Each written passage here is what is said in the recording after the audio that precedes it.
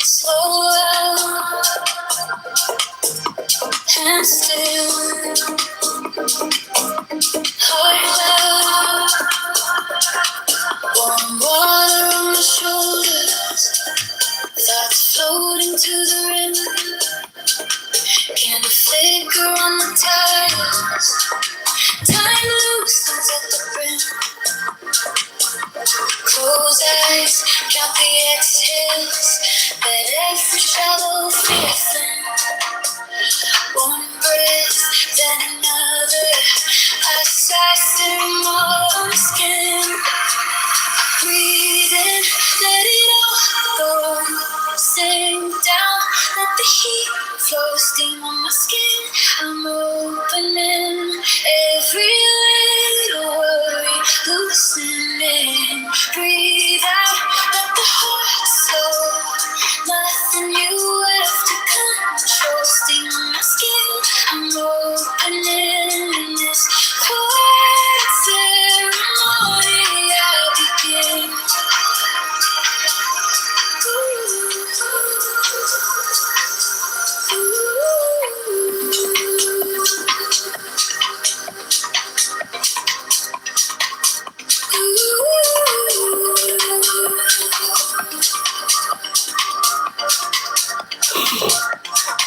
Cool air on my wet lashes, echoes fade against the wall. Neon numbers on the clock face, melt until they barely crawl. Whisper mantras in a half voice, just enough for me to hear. One breath, then another. I'm rinsing off the fear. Breathing, let it all go. Sleep down, let the sheet flow. Steam on my skin. I'm opening every little worry, loosening. Breathe out, let the heart flow. Nothing you have to control. Steam on my skin. I'm opening this quiet ceremony. I begin.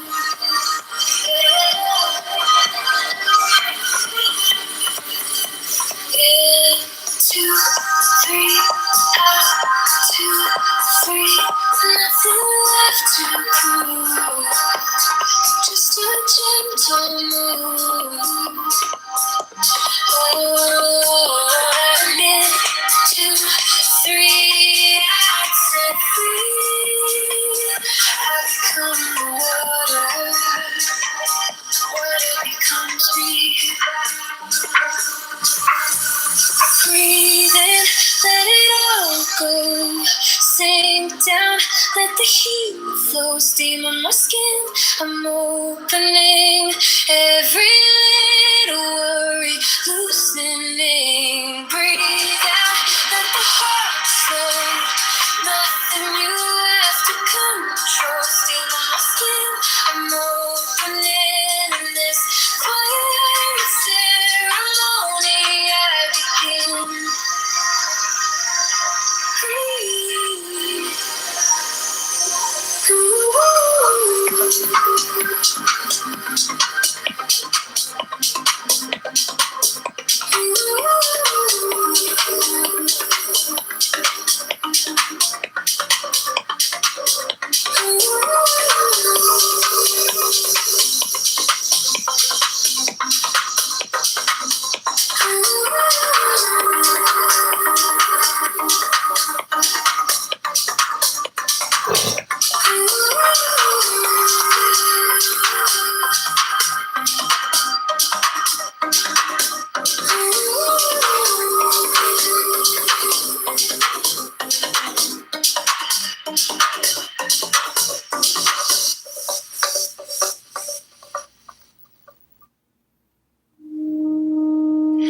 Quiet tiles, dripping tap time. Fingers trace my own name in a circle on the glass.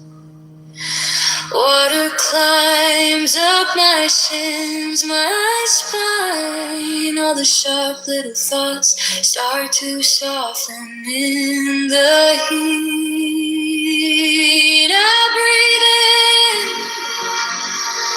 let it bloom, let it fill me. Hold it close till the ache starts leaving. I breathe out all the corners I've been keeping. In this hot bath, I am only this breathing.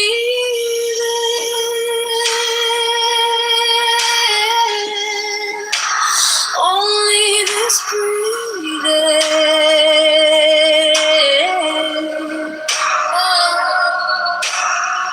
Head lean back, hair floating free. Home painted gold by a cheap vanilla flame.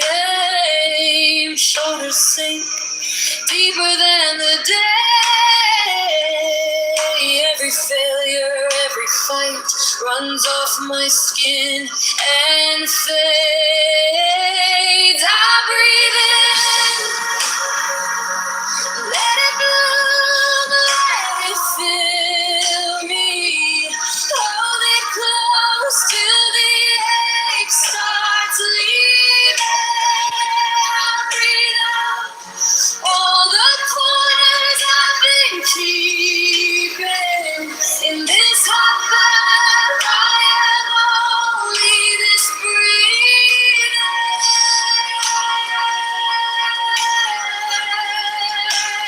Only this breathing.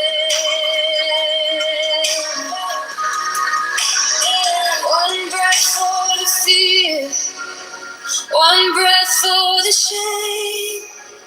One breath for the girl who tried anyway. Counted in the steam. 4 beats, then release. If I can stay right here, that's all I ever need. Let it bloom, let it fill me. Hold it close till the ache starts leaving. I breathe out all the stories I believed in this hot bath, I am only this breathing.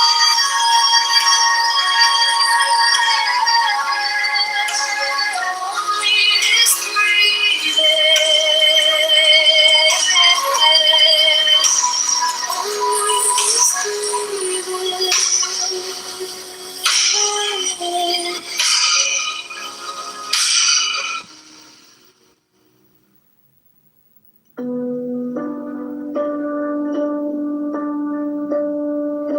Quiet times, dripping tap time. Fingers trace my own name in a circle on the glass. Water climbs at my shins, my spine.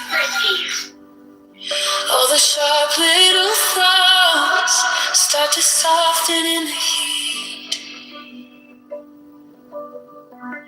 I breathe in, let it bloom, let it bloom, let it fill me.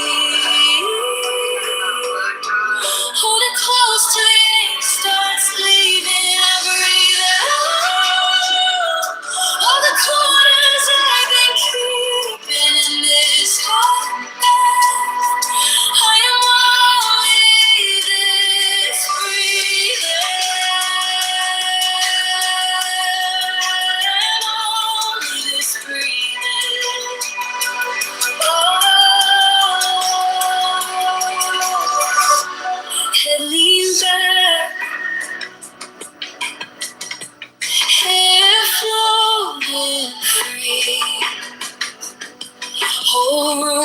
painted gold by a cheap vanilla flame.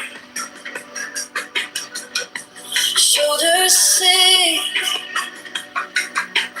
deeper than the day. Every failure, every fight runs off my skin and face. I breathe in, let it grow, let it bloom, let it fill me. Hold it close till the ache starts leaving. I breathe out all the corners I've been keeping in this heartbeat. I am only this breathing. I'm only this breathing.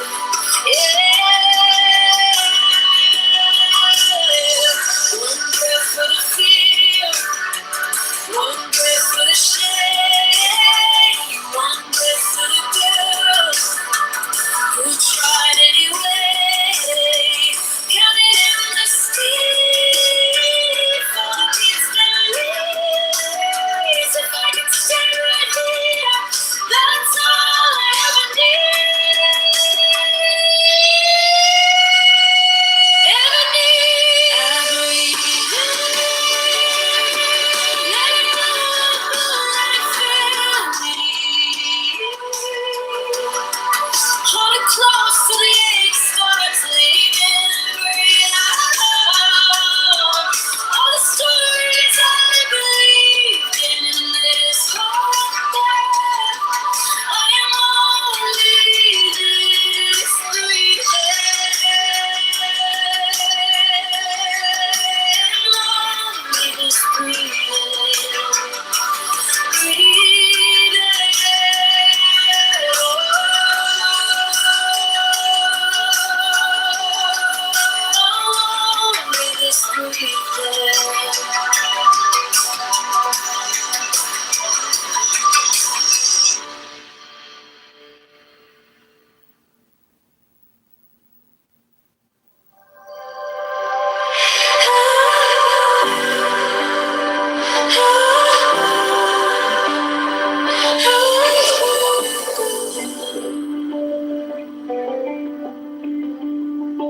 quiet pose in my chest like a secret. Something moves in the gaps where I breathe. Eyes closed, yet the room feels brighter, like a word on the tip of my teeth. Hidden God in my breath, in the rise, in the rest, in the space between each thought I find you. Little flame in the dark, breathing wisdom in my heart. Every question curls back into you.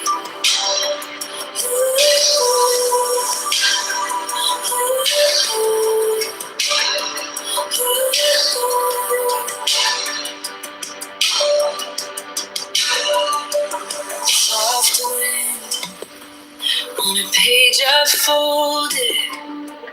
I turn in to the hush of my mind. Your voice is a silence speaking, pulling threads till my scattered cells align. Hidden God in my breath, in the rise, in the rest, in the space between each thought I find you. Little flame in the dark, breathing wisdom in my heart. Every hunger calling back to you.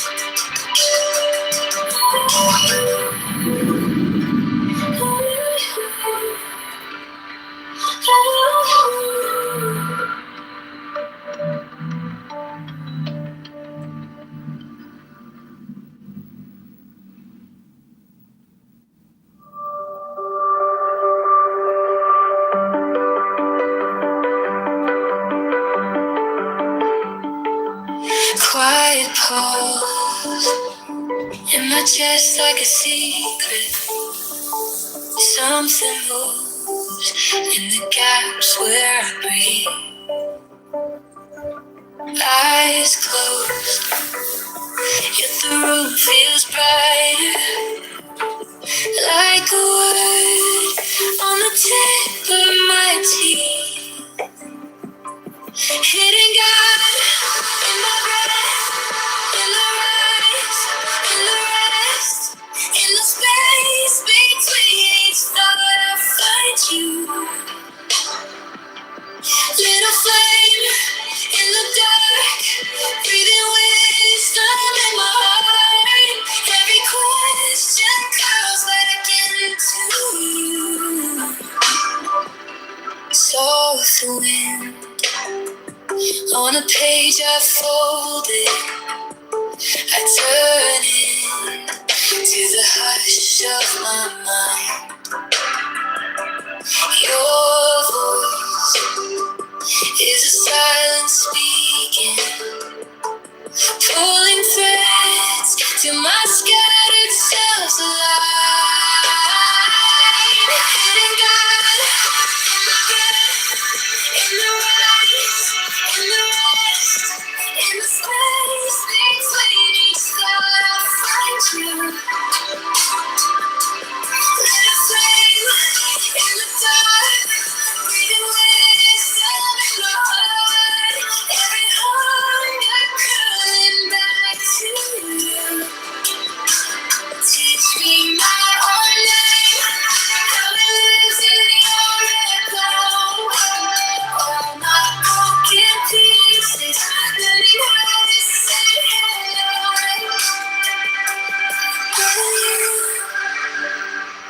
I find myself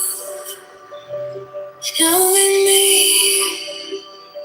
I see you too. Mystery and waking mind, finally moving as one. True. Hidden God in my breath, in the rise, in the rest, in the space between each thought I find you.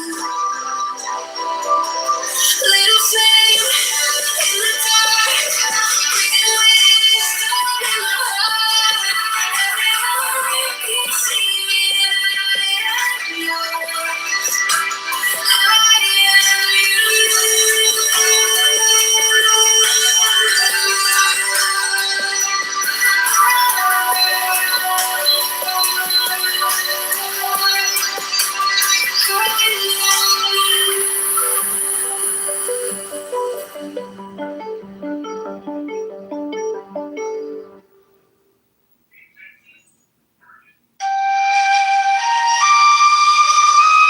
First, there are many and diverse conditions of life upon this earth.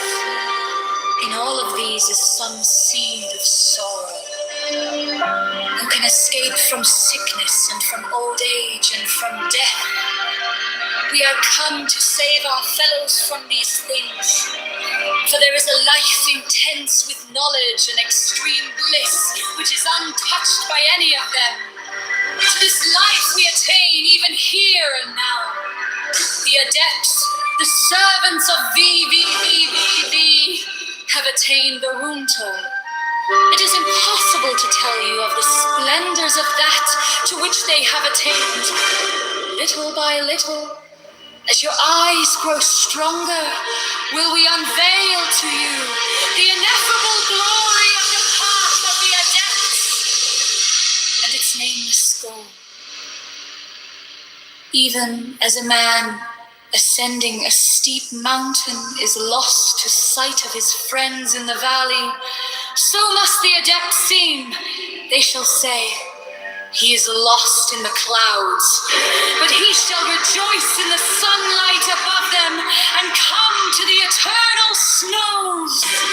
Or as a scholar may learn some secret language of the ancients, his friends shall say, look, he pretends to read this book, but it is unintelligible intelligible. It is nonsense. Yet he delights in the Odyssey while they read vain and vulgar things. We shall bring you to absolute truth, absolute light, absolute bliss. Many adepts throughout the ages have sought to do this, but their words have been perverted by their successors, and again, the veil has fallen upon the Holy of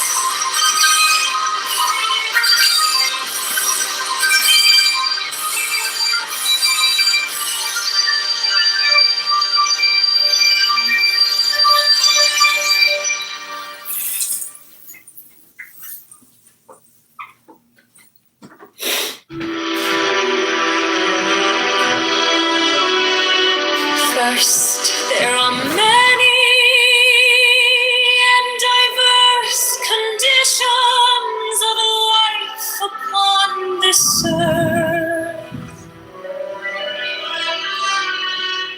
In all of these is some seed of sorrow. Who can escape from sickness and from old age and from death? We are come to save our fellows from these things, for there is a life intense with knowledge and extreme bliss which is untouched by any of them. To this life we attain even here and now.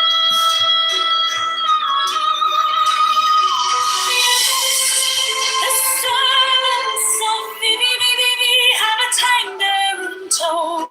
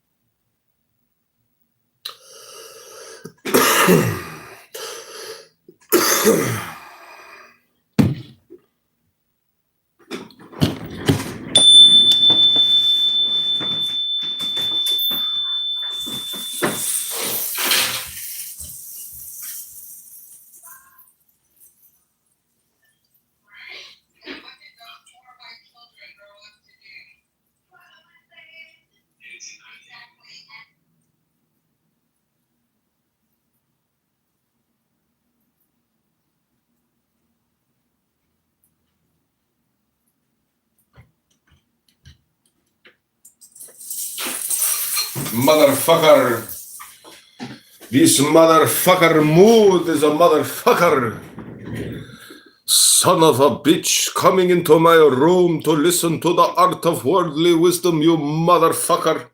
Blowing people up in the nubless, you son of a bitch.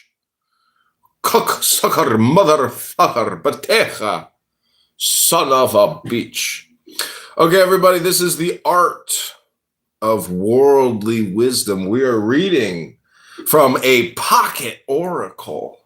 This is one of the smartest books. They claim that it's one of the top books ever written. We shall see. I've read it before here on Clown House. I hope you enjoy it.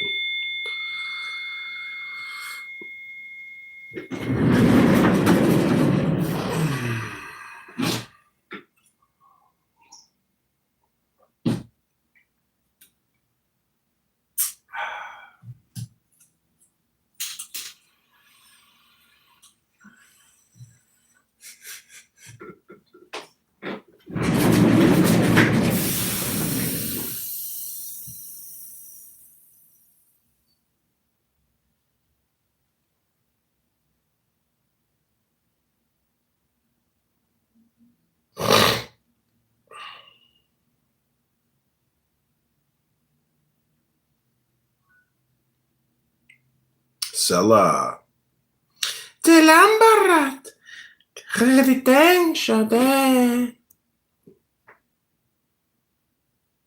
How are you running Buttercup's room?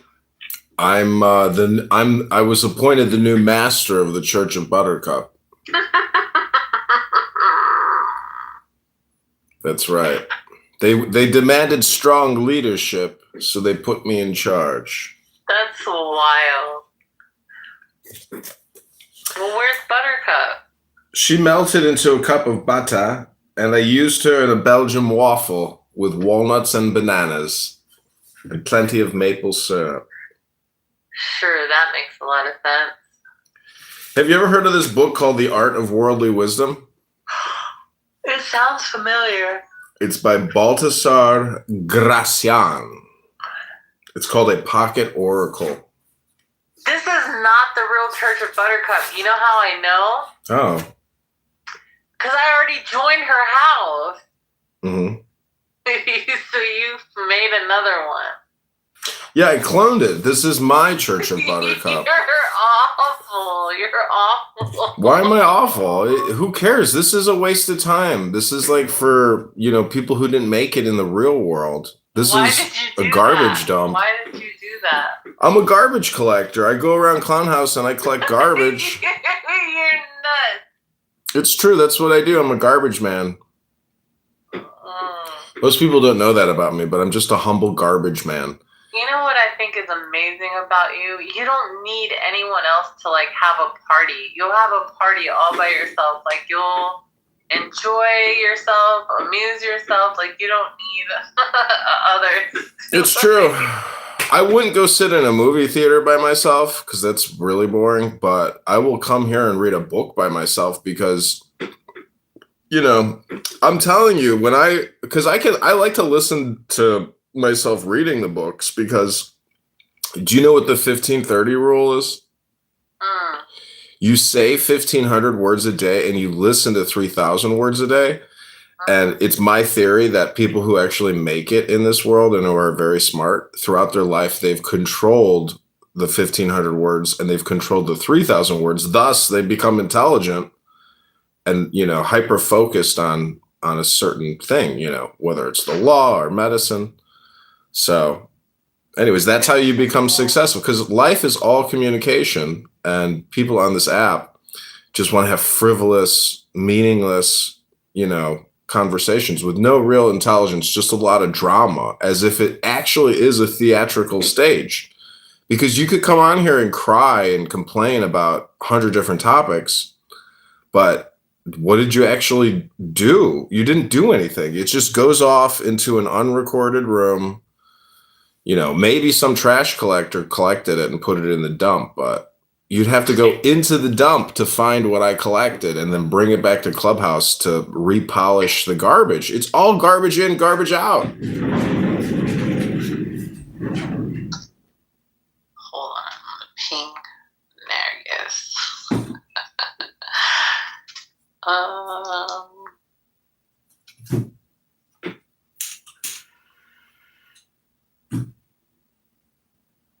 You know what I don't understand in the Palestinian conflict?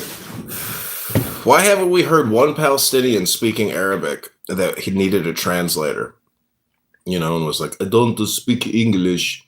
I need a translator. And then we got the translator.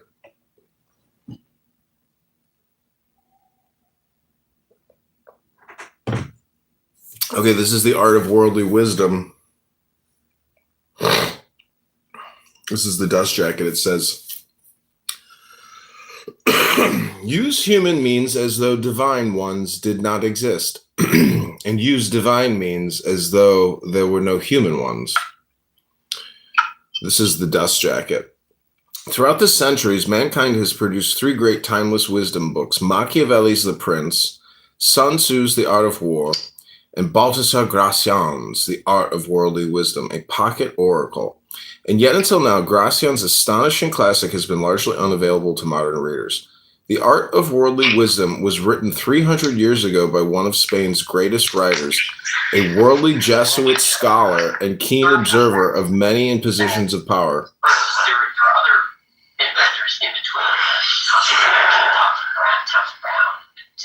Anti-gravity technology, heat runs into all kinds of bad luck. All these guys are research stolen and broken into.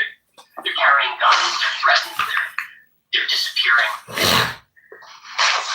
What were you reading? I'm reading a book called The Art of Worldly Wisdom.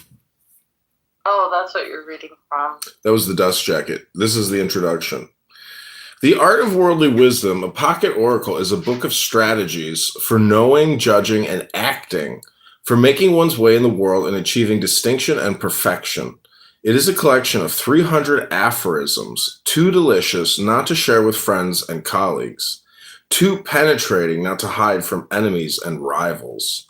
Its ideal reader is someone whose daily occupation involves dealing with others, discovering their intentions, winning their favor and friendship, or, on the other hand, defeating their designs and checkmating their will.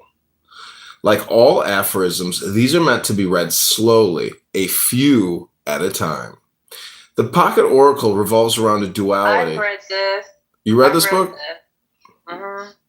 But the thing is, you may have read it, but you can't actually recall anything from the book that you read. Probably not. So that's why you have to read every day, because that's my point, is like coming to Clubhouse is like not reading.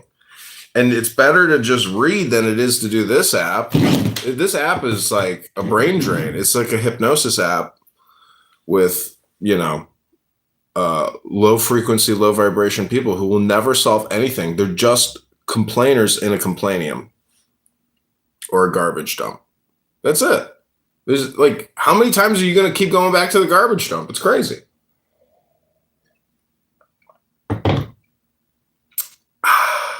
Good point.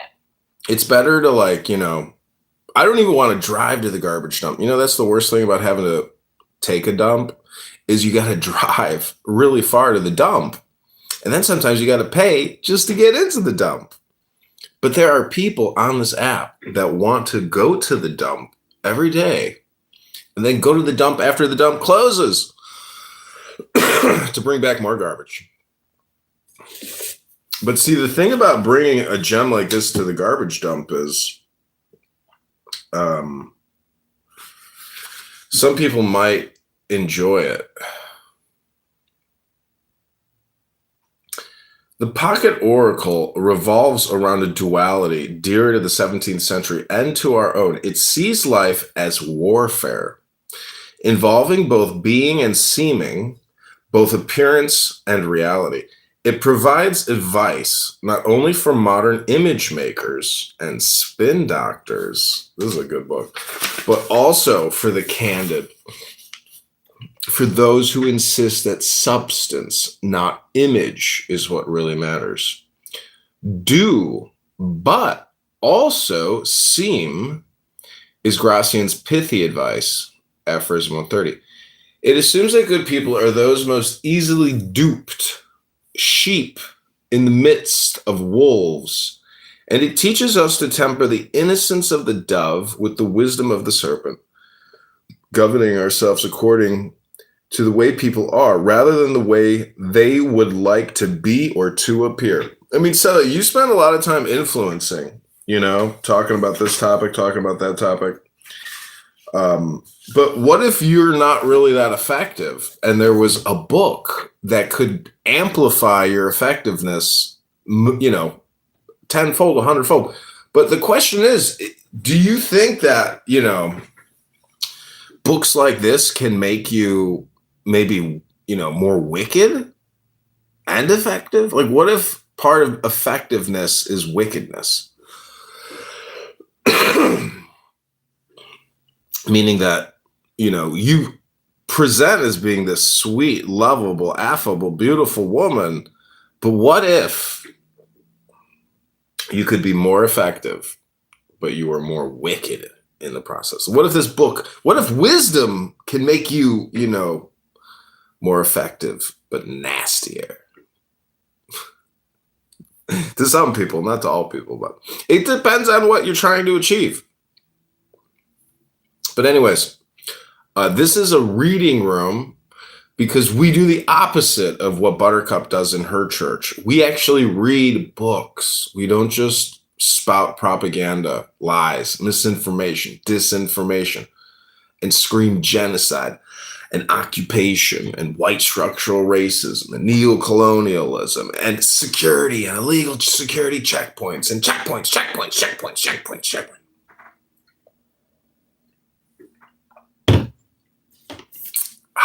We read books. Okay. This is still the introduction. The oracle has spoken in many tongues, has been heard with admiration and greeted with praise. It was imitated by Le Rochefoucauld, who learned of it in the salon of his friend M. de Sable, valued by writers as diverse as Joseph Addison and Friedrich Nietzsche, and lovingly translated into German by Arthur Schopenhauer. Nietzsche observed that Europe has never produced anything finer or more complicated in matters of moral subtlety. And Schopenhauer believed the oracle absolutely unique. It teaches the art which all would fain practice, and is therefore a book for everyone, but it is especially fitted to be the manual of those who live in the great world, and peculiarly of young people who wish to prosper in that world. To them it gives at once and beforehand that teaching which they could otherwise only obtain through long experience. To read it once through is obviously not enough. Welcome, Honey Badger. It is a book made for constant use as occasion serves, in short, to be a companion for life. What sort of person composed these strategies for perfection? The voice that emerges from the oracle is not, as some have argued, an entirely cynical Machiavellian one. Balthasar Gracian, 1601 to 1658, a worldly Jesuit priest, felt undying hatred for human folly. But the oracle insists on the perfectibility of man and the capacity of goodness, assisted by art to triumph over evil. It is true that in the oracle, perfection depends not upon religious revelation. God appears only rarely in these pages, but upon human resources and industry, attentiveness, mastery of one's emotions, self-knowledge, and other forms of prudence. There is, however, nothing irreligious or overly pessimistic about this emphasis on human reason. It was, after all, from Saint Ignatius of Loyola, the founder of his order, that Gracian learned aphorism 251. Use human means as though divine ones didn't exist, and divine means as though there were no human ones. In the oracle, Gracian has all but ignored divine means, aware of Ignatius's advice and of the Spanish proverb it elaborates on. Pray to God, but hammer away. Gracian assumes without saying so that God helps those who help themselves. What is disconcertingly modern about this book is the apparent subordination of ethics to strategy, moral generalizations, the immutable hard rules of ethics yield in these pages to the conviction that to reach perfection, one must adapt to circumstance.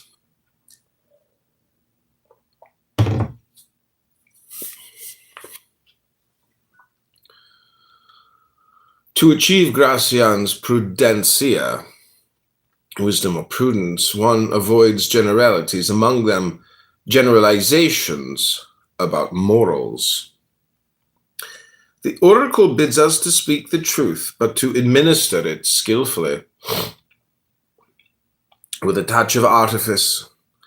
The most practical sort of knowledge lies in dissimulation. We are to be learned with the learned, saintly with the saints, observe others' temperaments, and adapt ourselves accordingly. The wise are as mutable as Proteus, but even mutability and dissimulation must not harden into guiding principles. Gracian's insistence on adaptability, on metamorphosis, and camouflage reveals an Italian philosopher, reminds us poignant sense of man's fragility and vulnerability. Nor can Gracian be accused of indifference to the spiritual or material well-being of others. Avoid fools, he tells us repeatedly, but beyond that his injunctions are clear. Speak what is very good. Do what is very honorable. Know how to do good, little by little with moderation. Love, if you would be loved. Friendship is a recurrent theme, both here and in Gracian's other works, as it was in his life, and so is conversation.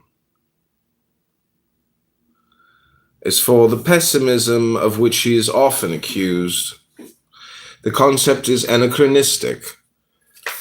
But many of us call optimism a belief that people are basically good and that things will turn out for the best. Gracian would have regarded as a hoax of the imagination. Hope is a great falsifier. Let good judgment keep her in check.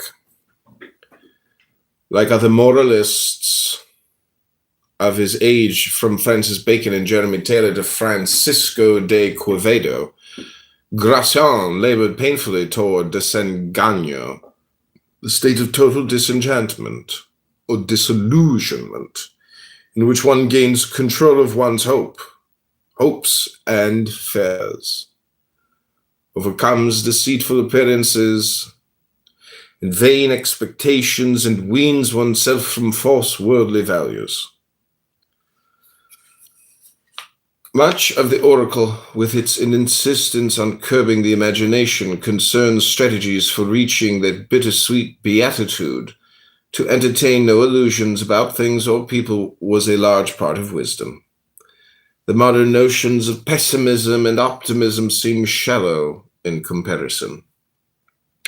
Optimism would have seemed out of place anyway in 17th century Spain, the Spain of Velázquez and Zurbarán, kingdom in social turmoil and political decline, Like Quevedo, Gracian had the sense that his country's moral strength was waning.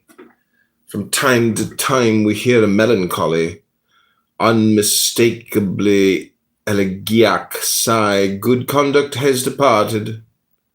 Debts of gratitude now go unpaid. Few people give others the treatment they deserve. Only strategy, incessant plotting against one's own weaknesses and those of others allow us to push forward to perfection. It takes more to make one sage today than it did to make 7 of Greece. What of Gracian's own life?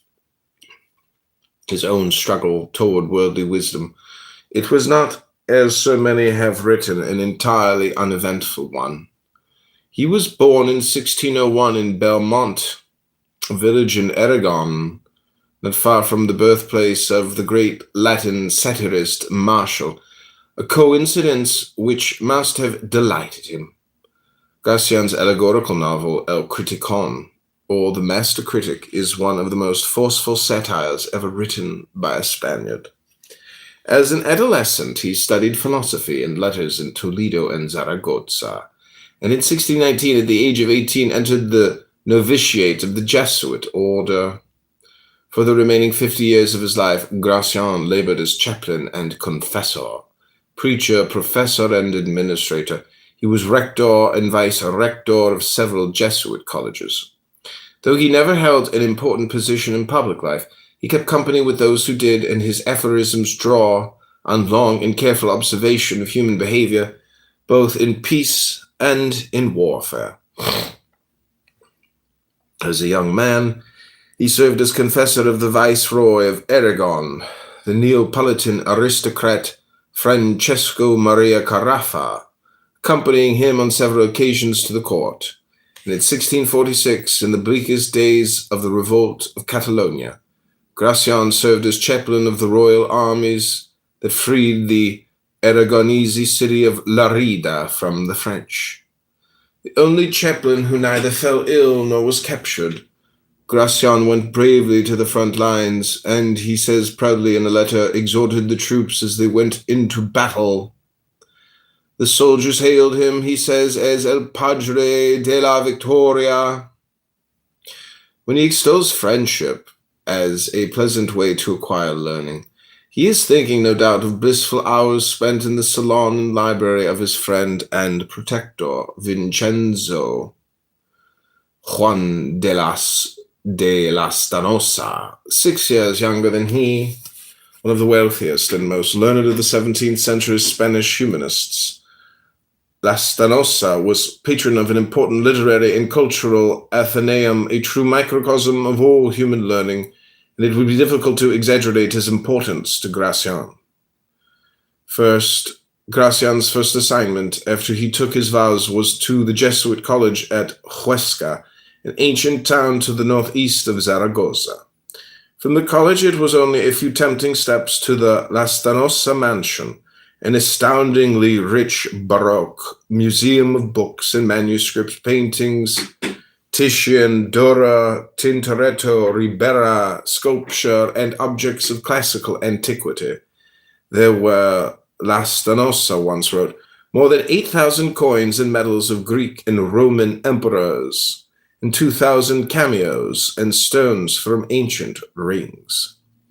La Stanosa was especially proud of his library, his collection of armor, and his botanical gardens, whose rare plants, trees, and shrubs were cared for by 8 French gardeners, several of whom had held that post for more than half a century. There was even a small zoological garden, and 4 caves behind strong bars with a tiger, a leopard, a bear, and a lion. In a cage, 2 voracious ostriches. To La Stanosa's literary and cultural treasures, Gracian was granted access, an incalculable boon for one who thirsted for aesthetic perfection and infallible taste and hungered to be vulgar in nothing. It was La Stanosa who paid for the publication of several of Gracian's books, and many of the aphorisms of the art of worldly wisdom may have been tried out for the first time on listeners in his salon. The records of the Jesuits give us a glimpse of Gracian as priest and administrator, and he seems less stern, less forbidding in those pages than in these. In 1637, for example, he is rebuked for having been too lenient toward a fellow Jesuit guilty of weakness, flaqueza, with the opposite sex. A year later, the general of the Jesuit order suggests from Rome that Padre Gracian be reassigned because he is a cross and a burden to his superiors, a source of problems and disturbances, and because, displaying little prudence, he has been caring for the child of one who has left the order, asking for money to support him, and also because he has published a book under the name of a brother of his. The book alluded to his first El Héroe, the hero, 1637, an imaginary portrait of the perfect leader. Other treatises followed, most of them published, as the oracle was, under the same pseudonym, Lorenzo Gracian, without permission from the Jesuit order El Politico, 1640, in which he ponders the political and moral greatness of King Ferdinand. Arte de Ingenio, a treatise on style and poetic conceit, with examples from a multitude of classical and Spanish authors. El Discreto, 1646, translated into English in 1730, as the complete gentleman, or a description of the several qualifications, both natural and acquired, that are necessary to form a great man, a book in the tradition of Castiglione's courtier. Over the years, Gracian was warned repeatedly not to publish his works without permission. So troubling was his continual disobedience that when he published the third and final volume of his masterpiece, El Criticon, a vast satirical allegory of human existence, he was removed from his chair of sacred scripture in Zaragoza and exiled to the country town where he died. From Rome came instructions to watch him closely, to observe his hands, to visit his room from time to time, and look over his papers. Were he to write anything against the Jesuits, he was to be locked up and forbidden the use of paper, pen, and ink. Not that his writings were regarded as heretical. It was somewhat unseemly for a Jesuit priest to write so brilliantly on worldly wisdom and on political behavior. But the Jesuits never accused Gracian of contradicting Catholic doctrine. What rankled his superiors was his persistent disobedience and perhaps his nonchalance. I am prohibited from publishing, he writes in 1653, and have no lack of envious people. But I bear it all patiently, and am still able to eat lunch and dinner, to sleep, etc. Gracian's enemies cruelly exploited his problems with his superiors, and some of their allegations are delightful. In a sermon delivered in Valencia, Gracian is said to have told his listeners that he was reading from a letter he had just received from hell. No doubt he was a difficult person, with a large dose of the stubbornness for which the Aragonese are famous. The Jesuits left a record of his prevailing humorous Biliosus Melancholicus in 1628, Cholericus Biliosus, 1651, and the year of his death, Complexio Cholerico. The author of The Art of Worldly Wisdom, a paean to prudence, said to possess ingenium bonum, good intelligence. But after 1645, his powers of judgment, audicium, his prudence and his experience of things are found less than normal, or barely satisfactory. Audicium infra mediocritatum, 1651. Audicium mediocre, prudentia non multa, experientia rerum mediocri, 1655, where his fellow Jesuits write, Gracian may have shown poor judgment in publishing almost all of his works without authorization, but time acquitted him. His works emerged unscathed, he won immortality, and no one remembers his accusers. Even Gracian's style roused animosity, and it continues to do so among those who have no time for brevity.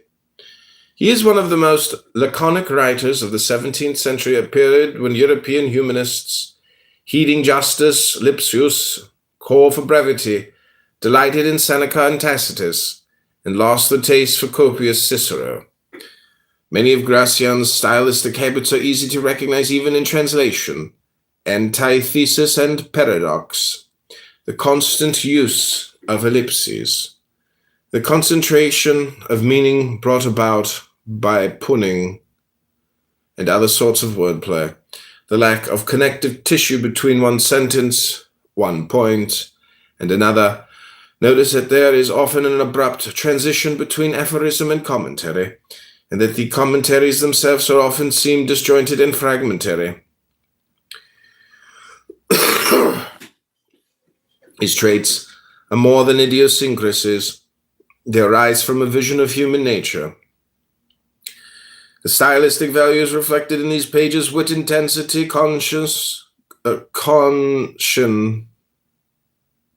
subtlety, are also rules for wise living. For Gracian, living is a high art. Aesthetic strategies correspond to moral ones. In other words, the author's relations with the readers are analogous to the reader's relations to those around him. The author fences with the reader, withholds his meaning, disguises his intentions, avoids putting all of his cards on the table, keeps matters in suspense, and uses obscurity to awaken admiration and reverence, the reverence due an oracle. The truth that matters most to us, Gracian writes self-reflectively, are always half-spoken, fully understood only by the prudent. Secrecy has the feel of divinity. Gracian does not mingle with the common reader, does not court his affection. He knows that affection spoils veneration and that familiarity breeds contempt. He does not want his writing and thinking to please the crowd. He would have agreed with Louis de Góngora, Spain's great Baroque poet, who defended his solitudes with these contemptuous words: "It has been a matter of honor to me to make myself obscure to the ignorant, for that is what distinguishes the learned, to speak in a style that seems Greek to the ignorant, for precious pearls should not be cast before swine." Despite Gracian's authorial aloofness, the oracle has delighted many thousands of readers. Perhaps that aloofness is a strategy for success. Another trick, he writes, is to offer something only to those in the know, for everyone believes himself an expert. The person who isn't will want to be one. Never praise things for being easy or common. You'll make them seem vulgar and facile. Everybody goes for something unique. As with Góngora, it is pleasant to divine Gracian's meaning, lingering over a few aphorisms at a time. No doubt the ellipses and zigzags of his thought have contributed to the oracle's lasting appeal. Don't express your ideas too clearly. To be valued, things must be difficult. If they can't understand you, people will think more highly of you.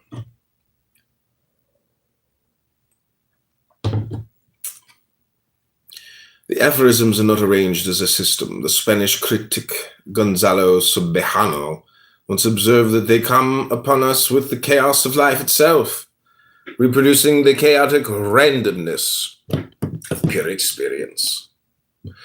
This is surely the best of authorial defenses. It is easy to kill the bird that flies in a straight line, but not the one that changes its line of flight. Not that the book itself is organized chaotically. Gracian's approach is dialectical. This happens with popular proverbs, and one aphorism offsets another, contradicting or complementing it, and moral phenomena are viewed from different perspectives. One fragment tells us how to perform a maneuver, another how to defend ourselves from it.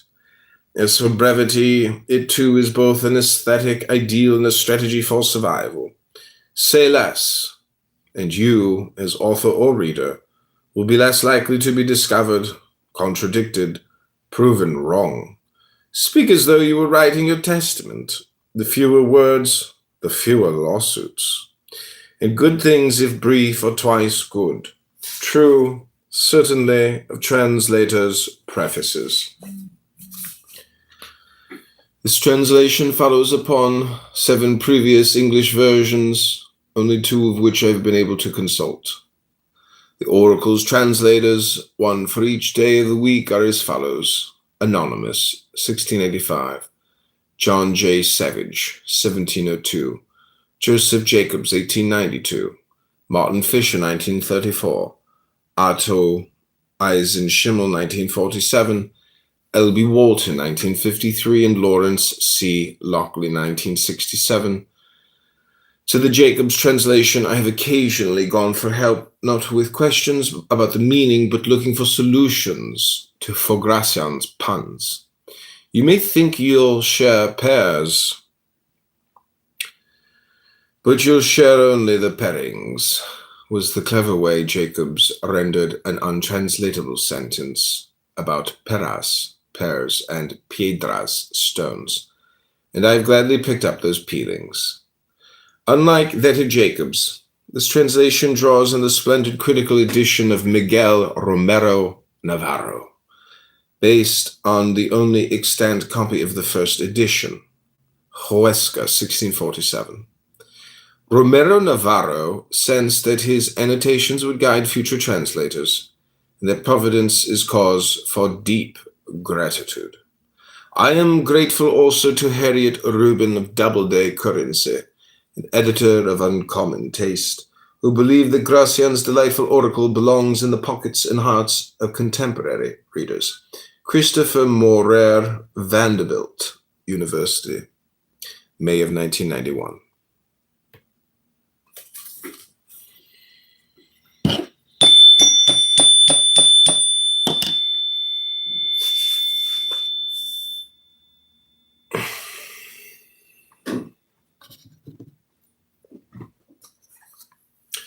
The Art of Worldly Wisdom.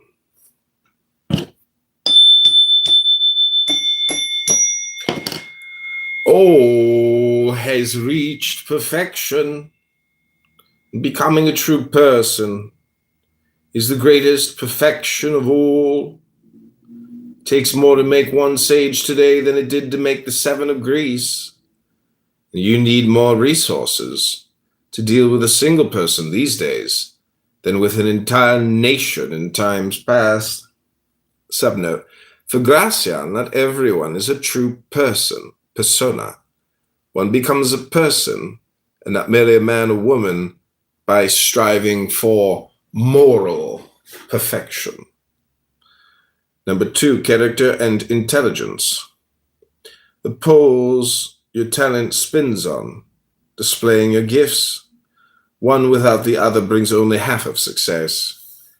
It isn't enough to be intelligent. You must also have the right character. The fool fails by behaving without regard to his condition, position, origin, or friendships. Keep matters in suspense. Successes that are novel win admiration. Being too obvious is neither useful nor tasteful. By not declaring yourself immediately, you will keep people guessing, especially if your position is important enough to awaken expectations. Mystery, by its very arcaneness, causes veneration. Even when revealing yourself, avoid total frankness, and don't let everyone look inside you. Cautious silence is where prudence takes refuge. Once declared, resolutions are never esteemed, and they lie open to criticism. If they turn out badly, you will be twice unfortunate. If you want people to watch and wait on you, imitate the divinity.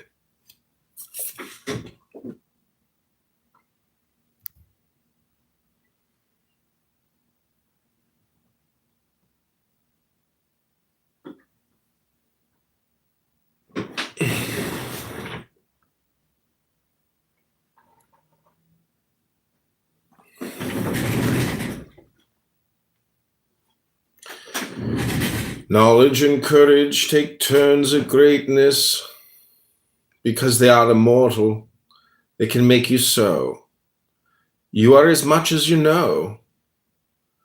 And if you are wise, you can do anything. The uninformed person is a dark world unto himself.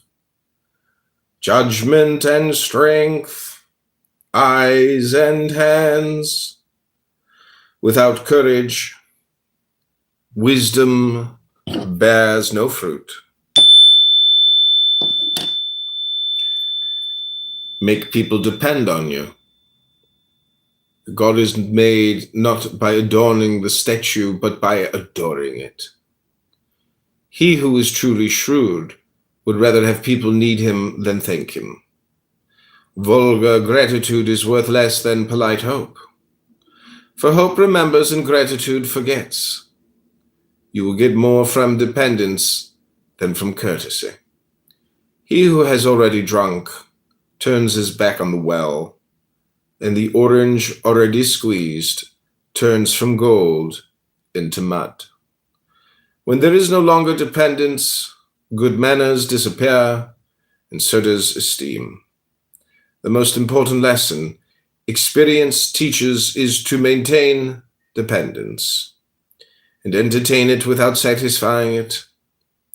This can hold even a king, but don't carry it too far, leading others astray by your silence or making their ills incurable for your own good.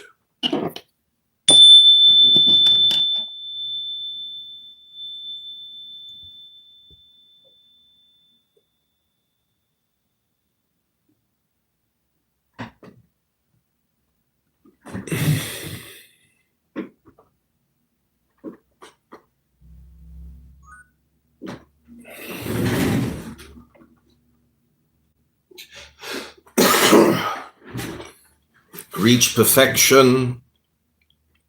No one is born that way.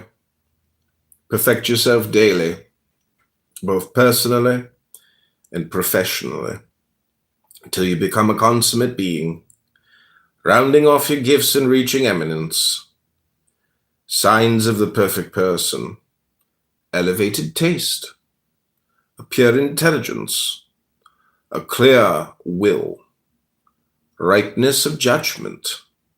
Some people are never complete and are always lacking something. Others take a long time to form themselves. The consummate person, wise in speech, prudent in deeds, is admitted to and even desired by the singular society of the discreet. Don't outshine your boss. Being defeated is hateful, and besting one's boss is either foolish or fatal. Superiority is always odious, especially to superiors and sovereigns. The common sort of advantages can be cautiously hidden, as beauty is hidden with a touch of artful neglect.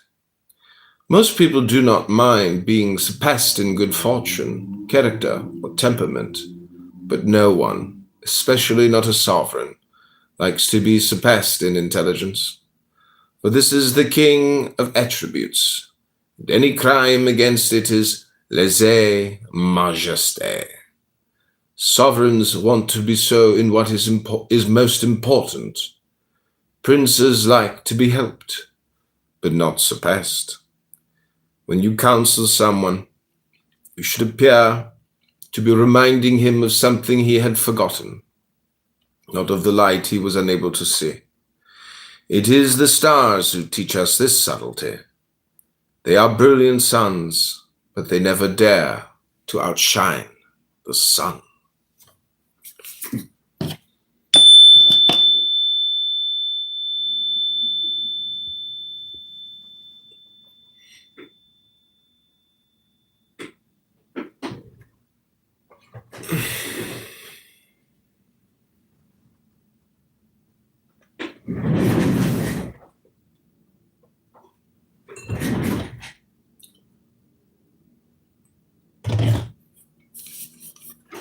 not to be swayed by passions, the highest spiritual quality of all.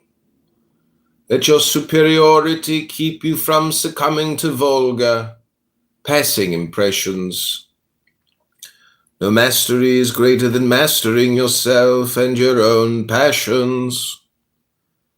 It is a triumph of the will.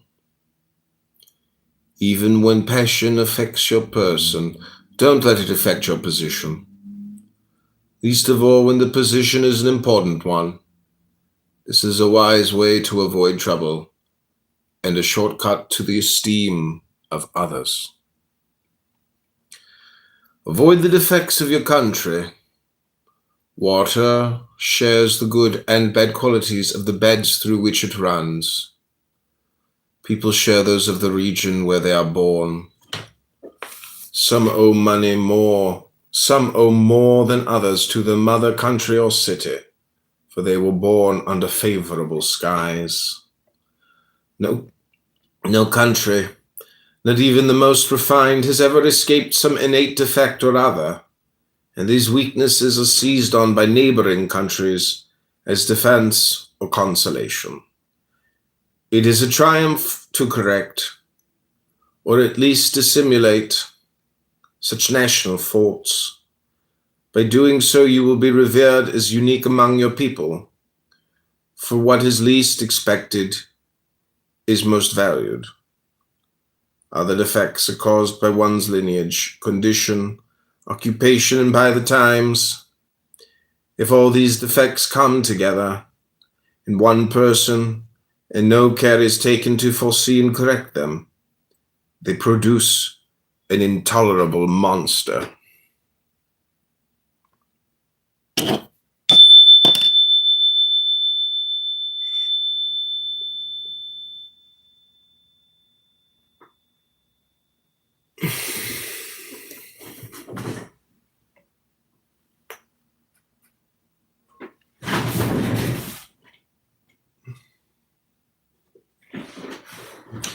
Fame and fortune. One is inconstant, the other is firm. The latter helps us live, the former helps us latter. Fortune against envy, fame against oblivion. You can wish for fortune, sometimes nurture it with your efforts, but all fame requires constant work. A desire for renown is born from strength and vigor. Fame has always been the sister of giants. It always goes to extremes, monsters or prodigies, abomination or applause.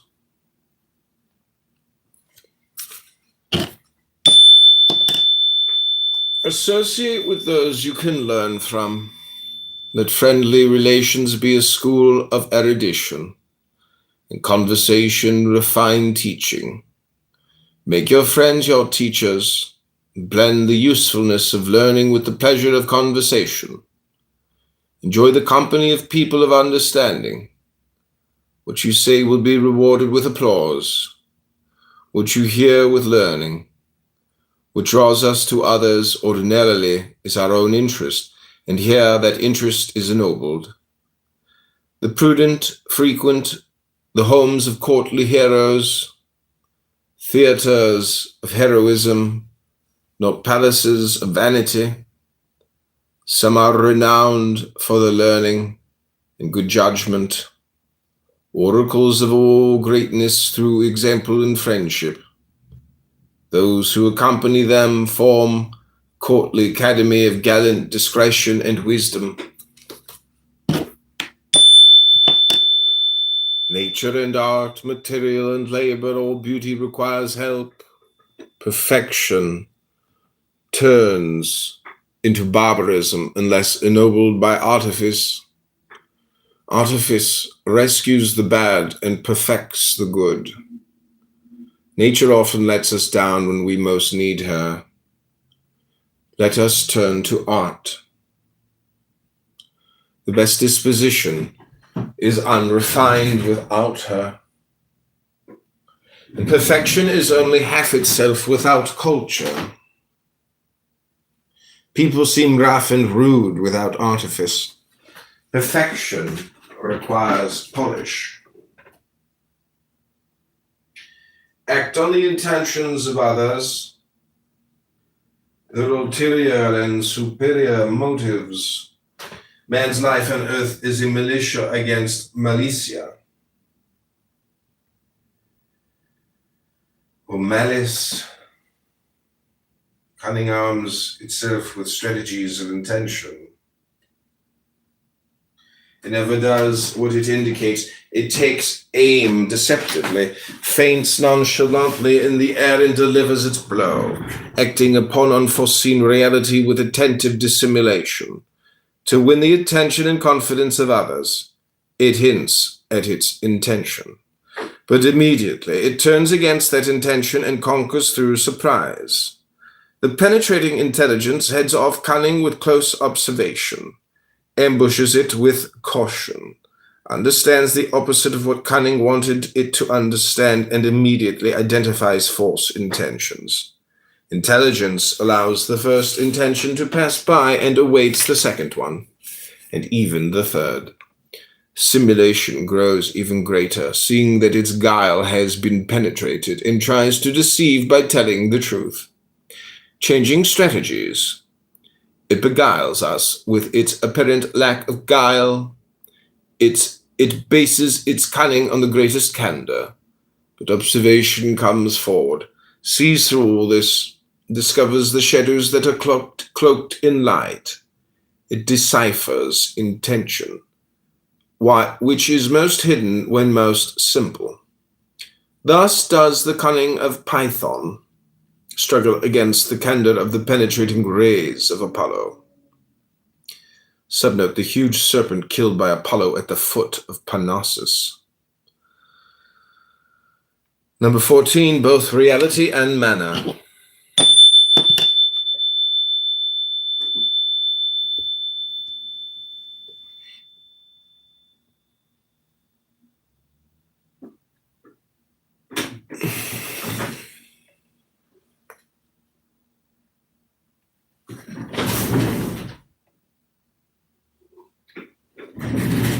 Substance is not stance enough. You must also heed circumstance. The wrong manner turns everything sour, even justice and reason. The right one makes up for everything. It turns a no golden, sweetens truth, and makes even old age look pretty.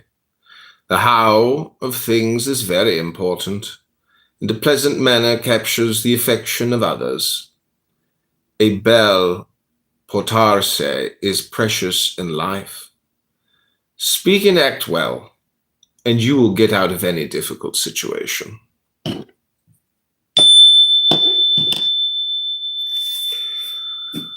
Surround yourself with auxiliary wits. Things turn out well for the powerful when they are surrounded by people of great understanding who can get them out of the tight situations where their ignorance has placed them, and take the place in battling difficulty. It is singular greatness to use wise people, better than the barbaric taste of Tigranes. Subnote: King of Armenia, 1st century BC, who conquered Parthia and often appeared in public attended by the princes he had defeated, who wanted to enslave the kings he conquered. This is a new way of mastering others. In what matters most in life, skillfully make servants of those whom nature made superior.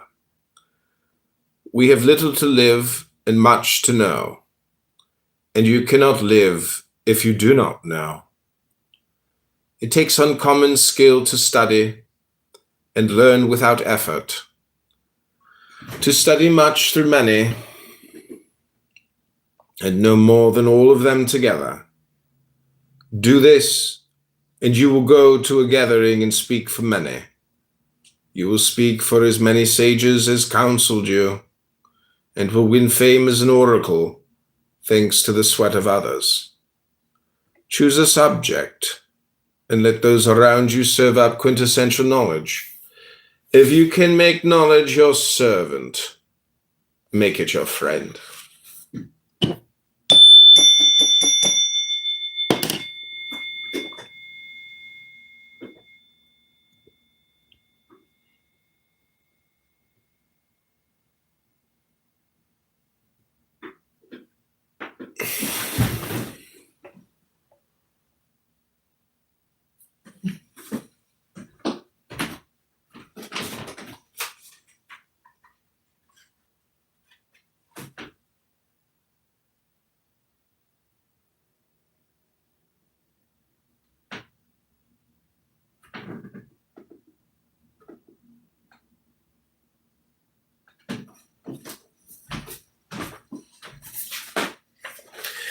Knowledge and honorable intentions ensure that your success will bear fruit. When understanding marries bad intention, it isn't wedlock monstrous rape. Malevolence poisons perfection. When abetted by knowledge, it corrupts even more subtly. Superior talents given to baseness come to a bad end. Knowledge without judgment is double madness. Keep changing your style of doing things. Vary your methods. This will confuse people, especially your rivals, and awaken their curiosity and attention. If you always act on your first intention, others will foresee it and thwart it. It is easy to kill the bird that flies in a straight line, but not one that changes its line of flight. Don't always act on your second intention either. Do something twice, and others will discover the ruse. Malice is ready to pounce on you. You need a good deal of subtlety to outwit it. The consummate player never moves the piece of his opponent expects him to, and less still the piece he wants him to move. Application and capacity. Eminence requires both. When both are present, eminence outdoes itself. The mediocre people who apply themselves go further than the superior people who don't. Work makes worth. You purchase reputation with it. Some people are unable to apply themselves to even the simplest tasks. Application depends almost always on temperament. It is all right to be mediocre. At an unimportant job, you can excuse yourself by saying you were cut out for nobler things, but to be mediocre at the lowest of jobs, rather than excellent at the highest, has no excuse at all. Both art and nature are needed, and application makes them complete. When you start something, don't raise other people's expectations. What is highly praised seldom measures up to expectations. What is highly praised seldom measures up to expectations. Reality never catches up to imagination. It is easy to imagine something is perfect and difficult to achieve it. Imagination marries desire and conceives much more than things really are. No matter how excellent something is, it never satisfies our preconceptions. The imagination feels cheated, and excellent leads more often to disappointment than to admiration. Hope is a great falsifier. Let good judgment bridle her so that enjoyment will surpass desire. Honorable beginnings should serve to awaken curiosity, not to heighten people's expectations. We are much better off when reality surpasses our expectations, and something turns out better than we thought it would. This rule does not hold true for bad things. When an evil has been exaggerated, its reality makes people applaud. What was feared as ruinous comes to seem tolerable.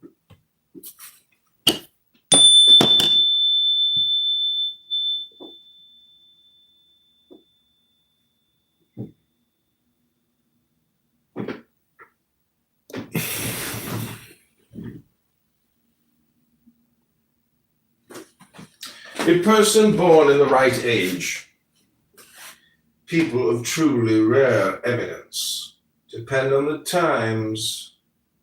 Not all of them had the times they deserved. Many who did were unable to take advantage of them. Some were worthy of better times, for not all goodness triumphs always. Things have their seasons, and even certain kinds of eminence go in and out of style, but wisdom has an advantage. She is eternal. If this is not her century, many others will be. The art of success. Good fortune has its rules, and to the wise not everything depends upon chance. Fortune is helped along by effort. Some people confidently approach the door of fortune, and wait for her to go to work. Others are more sensible. They stride through that door with a prudent sort of boldness, on the wings of their courage and virtue. Audacity spies luck and flatters it into effectiveness. But the real philosopher has only one plan of action: virtue and prudence. For the only good and bad fortune lie in prudence or rashness. Be well informed. The discreet arm themselves with a store of courtly, tasteful learning, not vulgar gossip, but a practical knowledge of current affairs.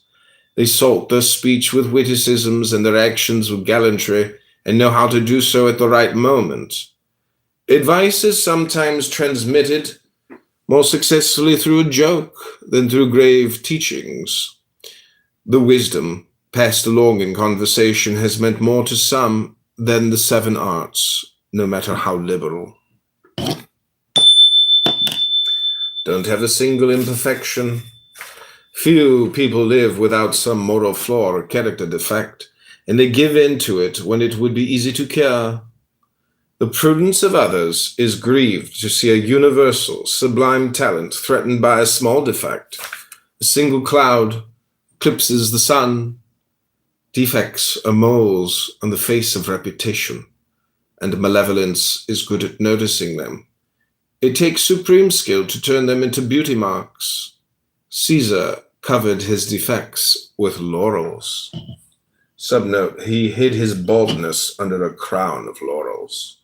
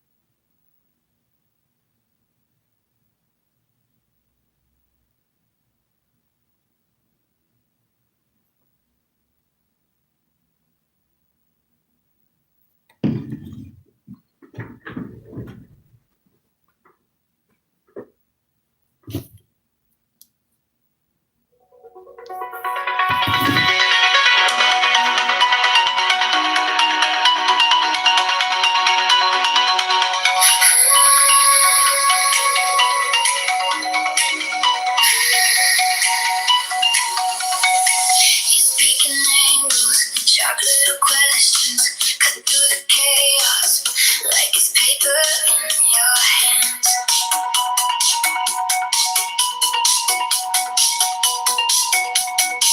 You read my patterns, call out my shadows, hold up a mirror till I finally understand.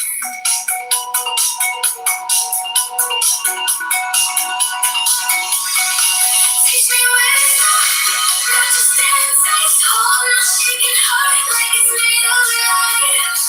Golden virtue, quiet, stay, stand.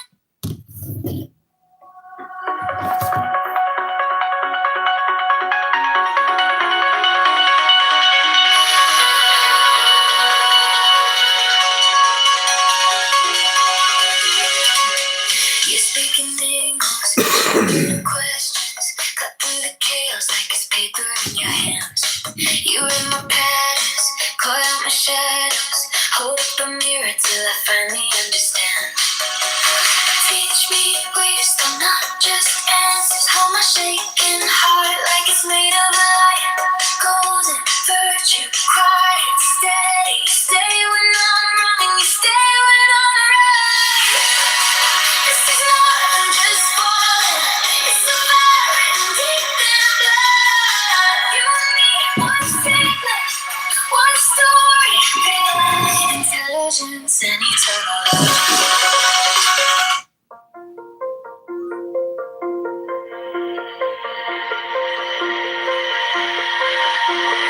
You trace a circle on my wrist. Say, promise me you'll stay like this. I steady, never looking past. Slow words built to last. Why so far to integrity like I'm on the inside of me.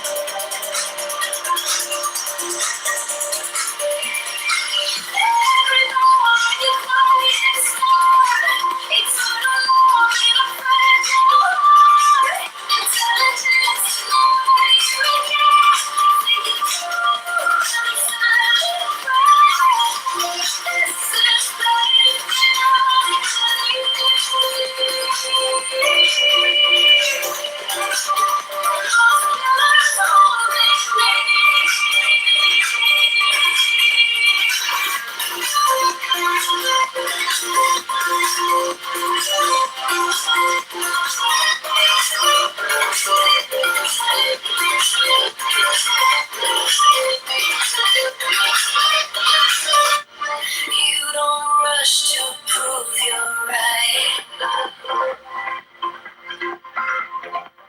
You just listen through the fight. You choose truth even when it stings. Small things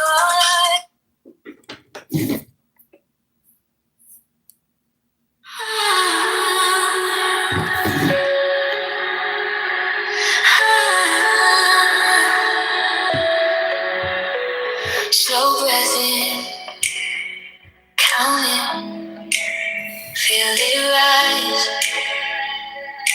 A little storm in my chest, soft rain in my eyes.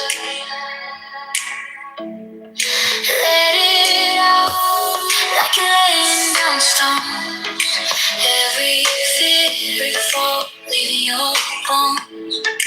In 4-4, hold the sky out. 4-6, let it fly. Every time you breathe, you come back to life. Perfect on the exhale, perfect when you shake. Every tiny fraction part of what you made.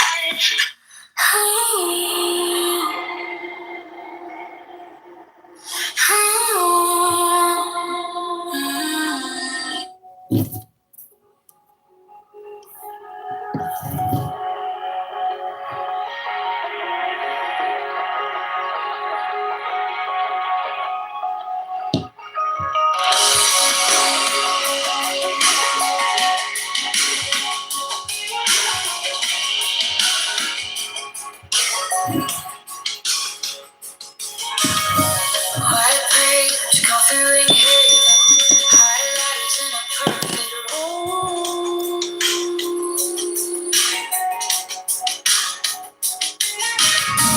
Tiny list pinned above the window, every thought lined up just so.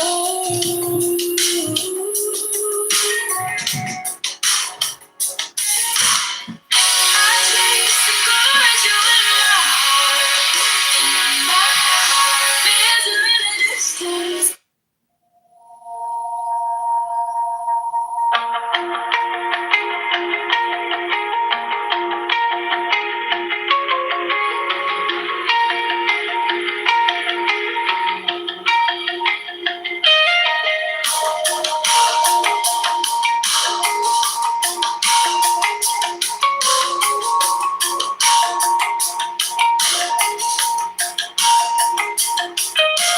White page, coffee ring halo, highlighters in a perfect row.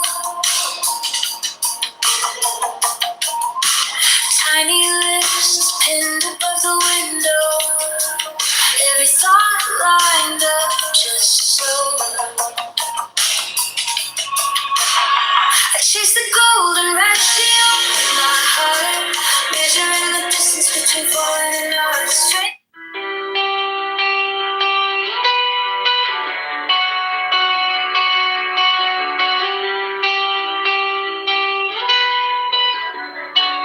You measure your thoughts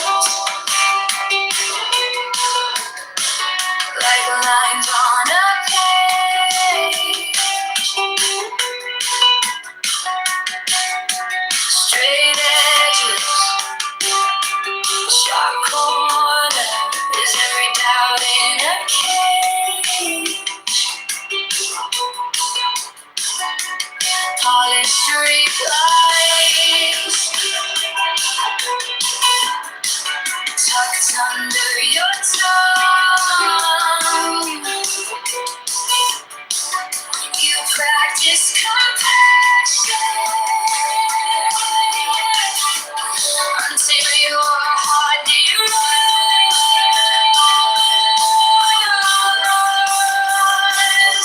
She's a lapse in the tree and silence. Every angle in your headline.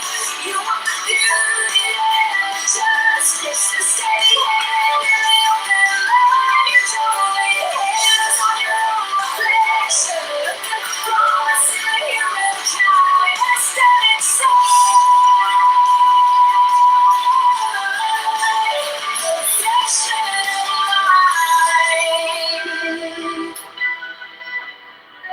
You catalog sins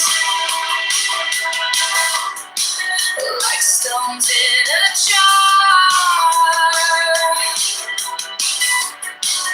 Forgiveness for others is easier by far. You lie in your conscience, flat on the floor.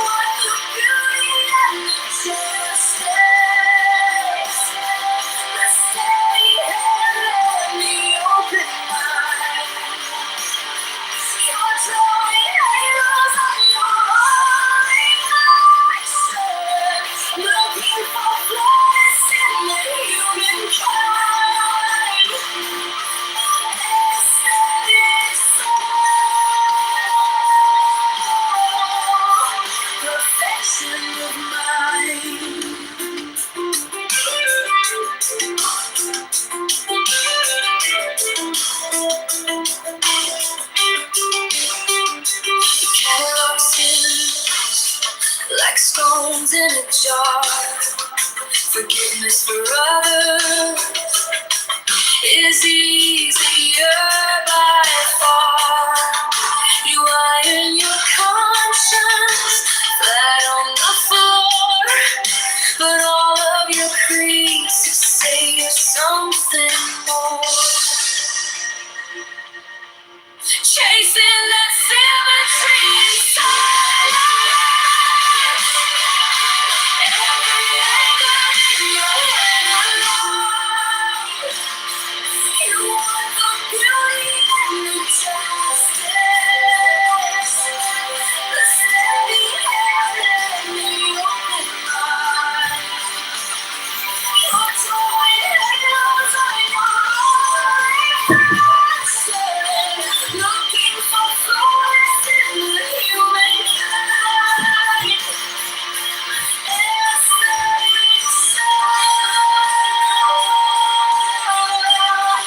perfection of mind.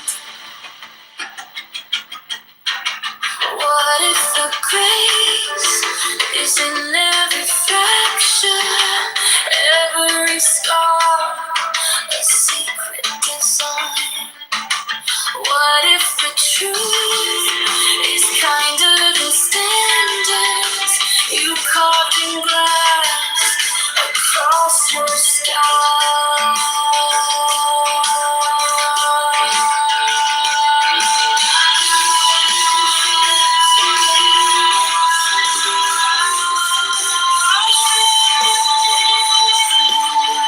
chasing the symmetry inside. Every angle in your head alone. You want the beauty and the justice, the steady hand and the open mind. Your joy hangs on your reflection, learning to love what you used to hide. In your perfect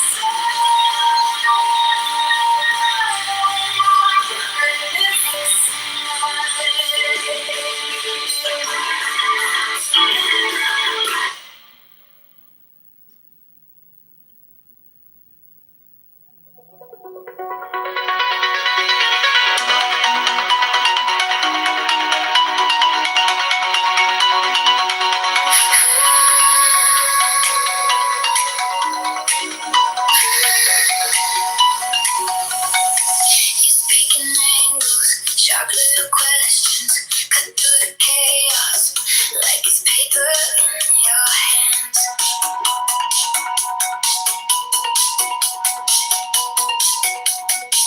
You're in my patterns, call out my shadows, hold up a mirror till I finally understand.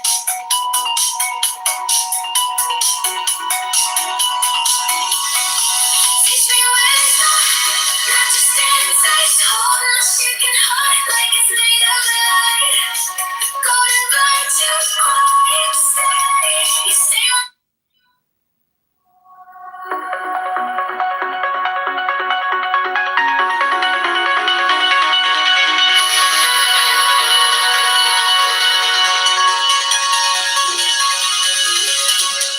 You speak in angles, sharp little questions, cut through the chaos like it's paper in your hands.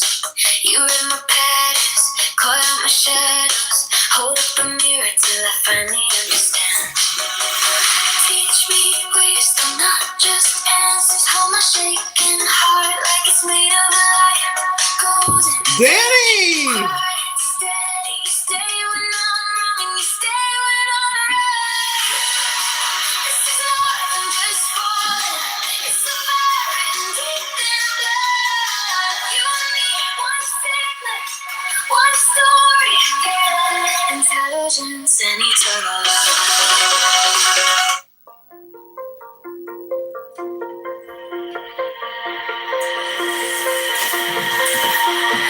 You trace a circle on my wrist. Say, promise me you'll stay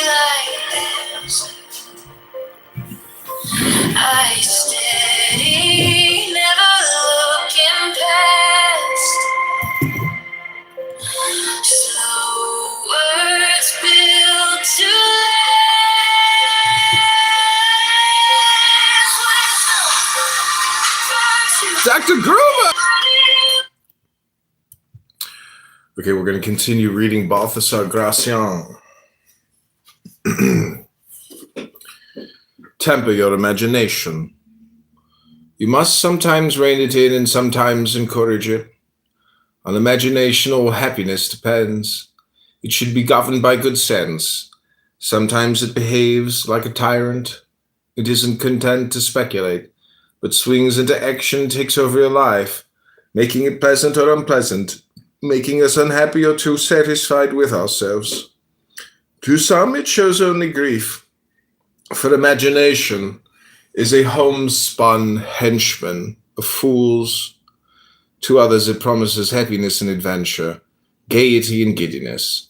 It can do all this as long as it remains unchecked by prudence and common sense. Know how to take a hint. Knowing how to reason was once the art of arts. It is no longer enough. One must also be a diviner, especially in matters where you can easily be deceived. You will never be intelligent unless you know how to take a hint. Some people are diviners of the heart and sharp, eyed lynxes of others' intentions. The truths that matter most to us are always have spoken, fully understood only by the prudent. In matters that seem favorable, rein in your credulity. In those that seem hateful, give it the spur. Find each person's handle, his weak point. The art of moving people's wills involves more skill than determination. You must know how to get inside the other person. Each will has its own special object of delight. They vary according to taste.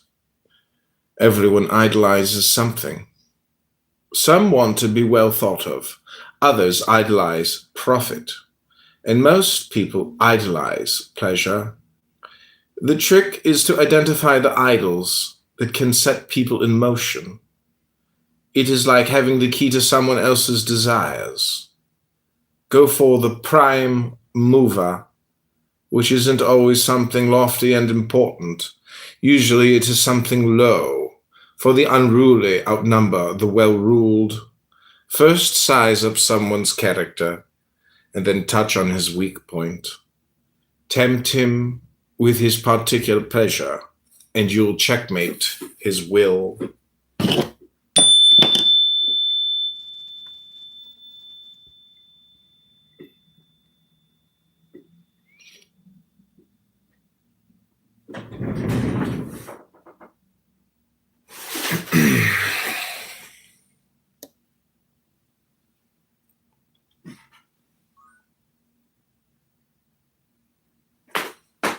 Better to be intensive than extensive.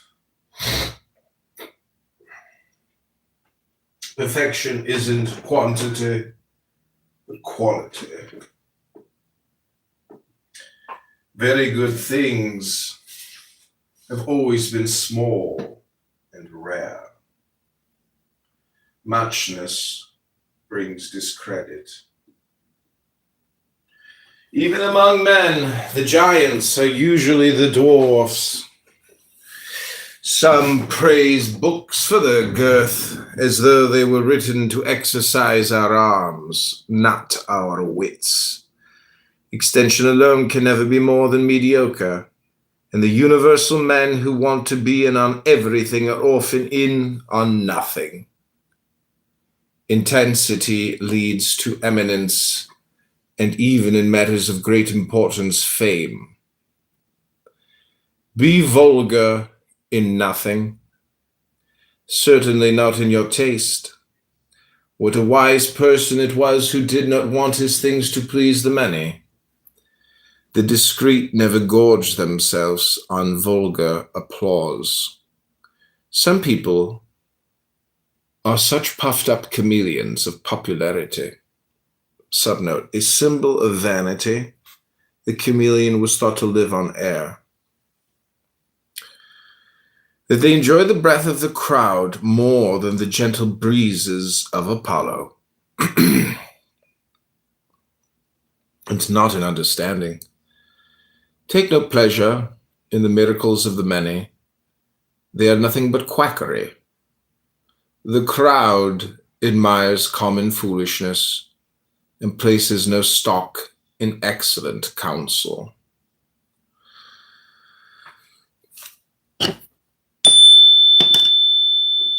Be righteous and firm, side with reason, and do this so steadily that neither vulgar passion nor tyrannical violence will make you stray from it. But where will we find such a phoenix of equity? Few are devoted to righteousness. Many celebrate her, but few visit her. Some follow her until things get dangerous. In danger, the false disown her, and politicians cunningly disguise her. She is not afraid to set aside friendship, power, and even her own good, and this is when people disown her. Clever people spin subtle sophistries and speak of their laudable higher motives or reasons of security. But the truly faithful person considers deceit a sort of treason, is prouder to be steadfast than clever, and is always found on the side of truth. If he differs with others, it isn't because of any fickleness of his own, but because others have abandoned the truth. Don't occupy yourself with disreputable things, even less with chimerical ones that bring more scorn than renown. Caprice has founded many sects, and the sane person should flee from all of them. There are people with extravagant tastes who embrace anything wise people repudiate. They take pleasure in any sort of eccentricity. And although this makes them well known, they are more often laughed at than renowned. Even when pursuing wisdom, the prudent ought to shun affectation and public notice, especially in things that can make them look ridiculous. There is no use pointing out these pursuits one by one. Common ridicule has already done so. Know the fortunate in order to choose them, and the unfortunate in order to flee from them. Bad luck is usually brought on by stupidity, and among outcasts nothing is so contagious. Never open the door to the least of evils, for many other greater ones lurk outside. The trick is to know what cards to get rid of. The least card in the winning hand in front of you is more important than the best card in the losing hand you lay down. When in doubt, it is good to draw near the wise and the prudent. Sooner or later, they will be fortunate. Be known for pleasing others, especially if you govern them. It helps sovereigns to win the good graces of all. Ruling others has one advantage. You can do more good than anyone else. Friends are those who do friendly things. Some people are intent on not pleasing, not because it is burdensome, but simply out of nastiness. In everything they oppose the divine communicability. Know when to put something aside. One of life's greatest lessons lies in knowing how to refuse. And it is even more important to refuse yourself, both to business and to others. There are certain inessential activities, moths of precious time, and it is worse to busy yourself with the trivial than to do nothing. To be prudent, it isn't enough not to meddle in other people's business. You must also keep them from meddling in yours. yours. Don't belong so much to others that you stop belonging to yourself. You shouldn't abuse your friends or ask them for more than they give on their own initiative. All excess is a vice, especially in your dealings with others. With this judicious moderation, you will stay in the good graces of others and keep their esteem, and propriety, which is precious, will not be worn away. Retain your freedom to care passionately about the best, and never testify against your own good taste. Know your best quality, your outstanding gift. Cultivate it and nurture all the rest. All people could have achieved eminence in something if only they had known what they excelled at. Identify your king of attributes and apply it in double strength. Some excel at judgment and others at courage. Most people force their intelligence and achieve superiority in nothing. Their own passions blind and flatter them until too late. Time gives them the lie.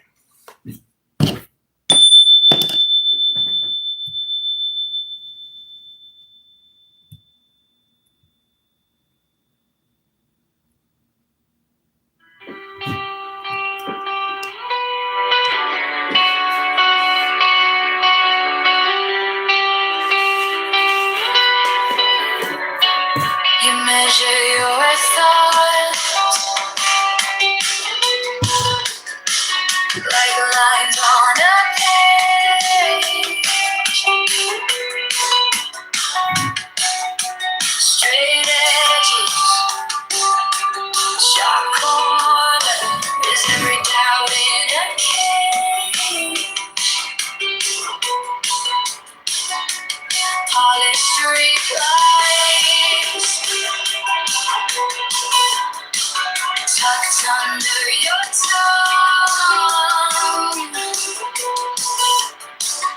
You practice compassion until your heart deruns.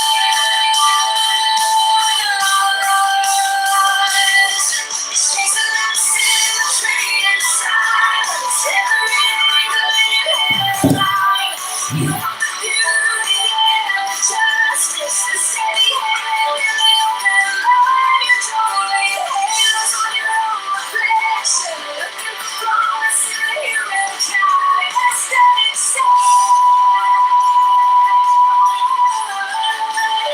perfection in mind.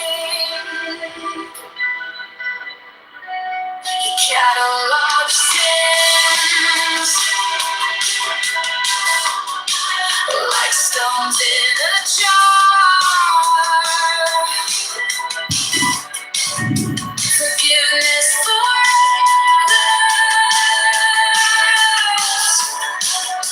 is easier by far.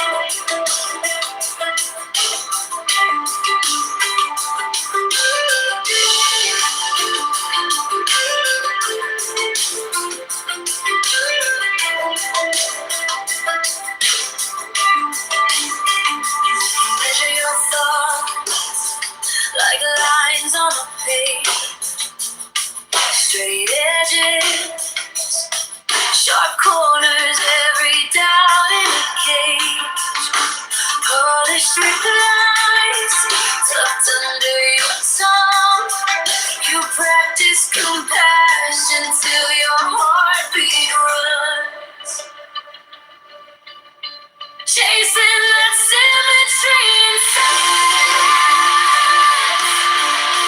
Every angle in your head. You want the beauty and the justice. The steady hand and the open mind. You're drawing halos on your own reflection. Looking for flaws in the humankind. Aesthetic soul. Perfection of mind.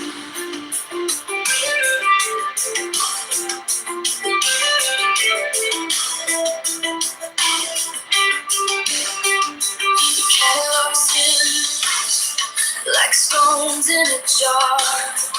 Forgiveness for others is easier by far. You iron your conscience flat on the floor, but all of your creases say you're something more. Chasing that symmetry inside. Every angle in your head. You want the beauty and the justice. The steady hand and the open mind. You're drawing halos on your own reflection. Looking for flaws in the humankind. Aesthetic soul. Perfection of mind. What if the grace is in every fraction, every scar, a secret design? What if the truth is kinder than standards you carved in glass across your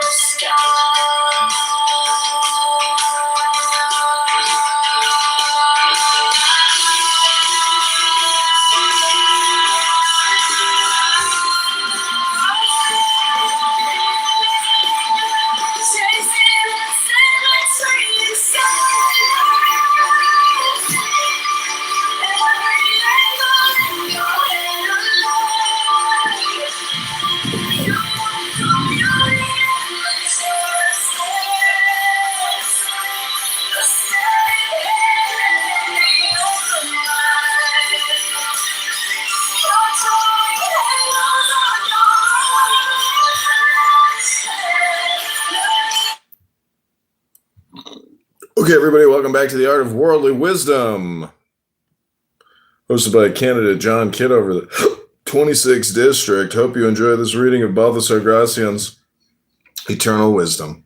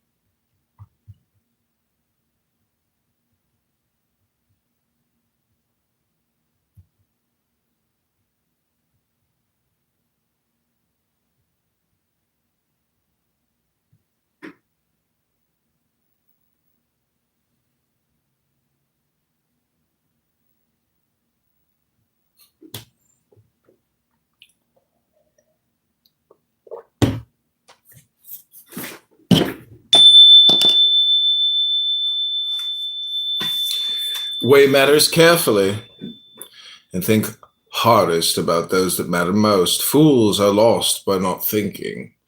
They never conceive even half of the things, and because they do not perceive either the advantages or the harm, they do not apply any diligence. Some ponder things backward, paying much attention to what matters little, and little to what matters much. Many people never lose their heads, because they have none to lose. There are things we should consider very carefully and keep well rooted in our minds. The wise weigh everything. They delve into things that are especially deep or doubtful, and sometimes reflect that there is more than what occurs to them.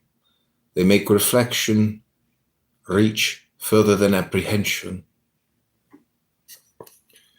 Take the measure of your luck in order to act and in order to commit yourself.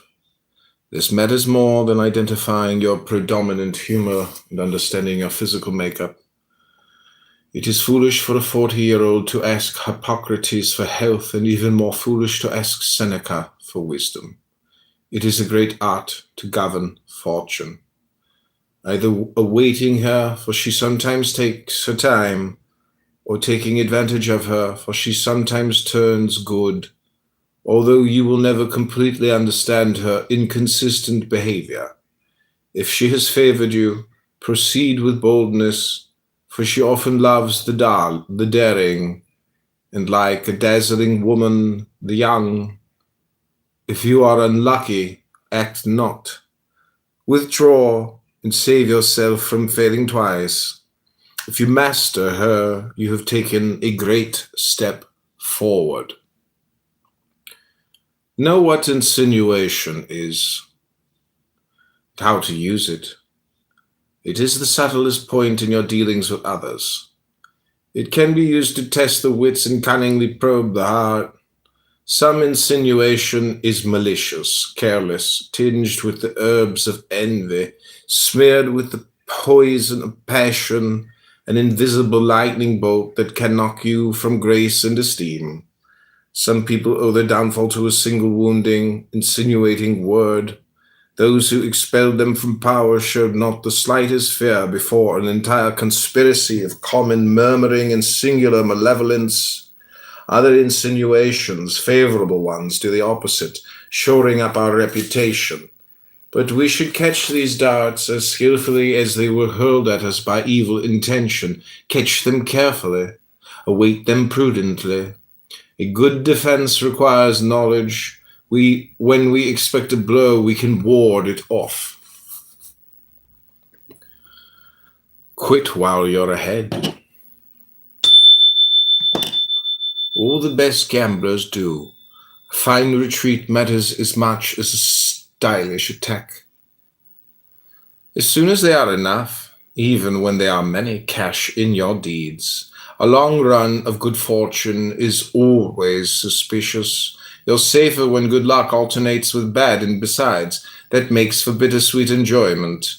When luck comes racing in on us, it is more likely to slip and smash everything to pieces. Sometimes Lady Luck compensates us, trading intensity for duration. She grows tired when she has to carry someone on her back for a long time.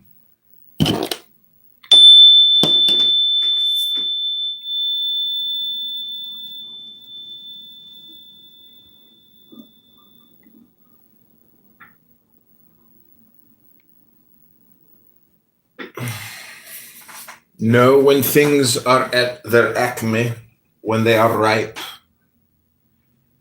and know how to take advantage of them. All works of nature reach the point of full perfection before they were gaining, from them on waning. As for works of art, only rarely can they not be improved. People with good taste know how to enjoy each thing when it reaches perfection. Not everyone can. And not everyone who can knows how.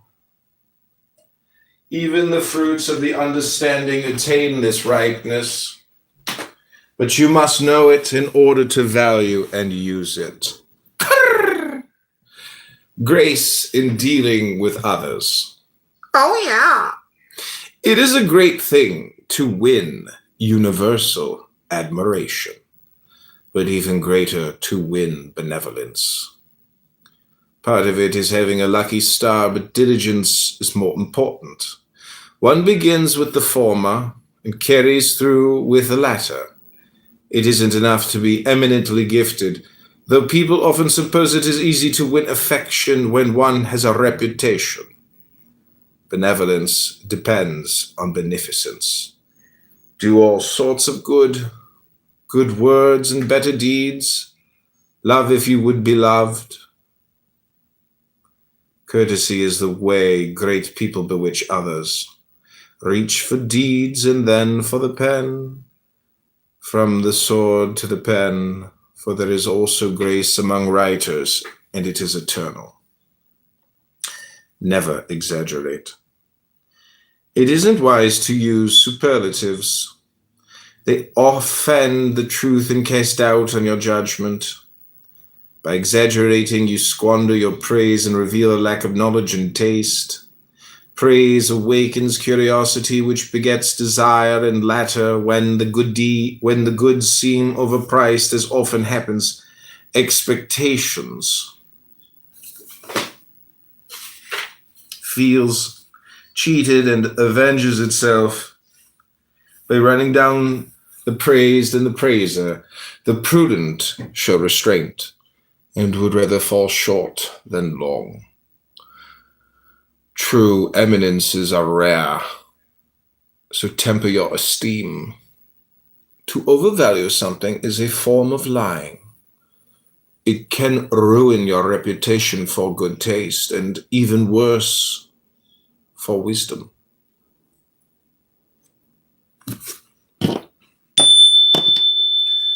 Born to rule, it is a secret, superior force. It doesn't spring from bothersome artifice, but from a nature born to rule. Everyone succumbs to such a person without knowing why. Recognizing the secret strength and vigor of innate authority. People like this have a lordly character. Kings by merit, lions by natural right. They seize the respect, the heart, and even the minds of others. When blessed with other gifts, they are born to be political prime movers. They can accomplish more with a single fainting gesture than others can with a long harangue. Feel with the few, speak with the many. Rowing against the current makes it impossible to discover the truth and is extremely dangerous. Only Socrates could attempt it. Dissent is taken as insult, for it condemns the judgment of others. Many take offense, whether on account of the person criticized or the one who applauded him.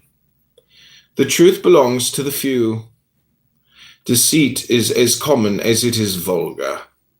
You can never tell the wise by what they say in public. They speak not in their own voices, but in that of common stupidity, though deep inside they are cursing it. The sensible person avoids both being contradicted and contradicting others. He may be quick to censure, but he is slow to do so in public. Feelings are free, they cannot and should not be violated. They live in silent retirement and show themselves only to a few sensible people. Sympathy with the great.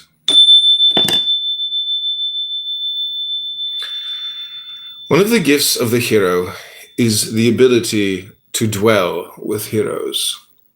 This ability, called sympathy, is a wonder of nature. Both because it is so mysterious and because it is so beneficial. There are similar hearts and temperaments, and the effects of sympathy resemble those which vulgar ignorance attributes to magic potions. Not only can this sympathy help us win renown, it inclines others towards us and quickly wins their goodwill. It persuades without words, achieves without merit. There is active and passive sympathy, and both kinds work wonders among people in high positions. It takes great skill to know them, distinguish between them, take advantage of them. No amount of effort can take the place of this mysterious favor. Use but don't abuse. Hidden intentions, and above all, don't reveal them.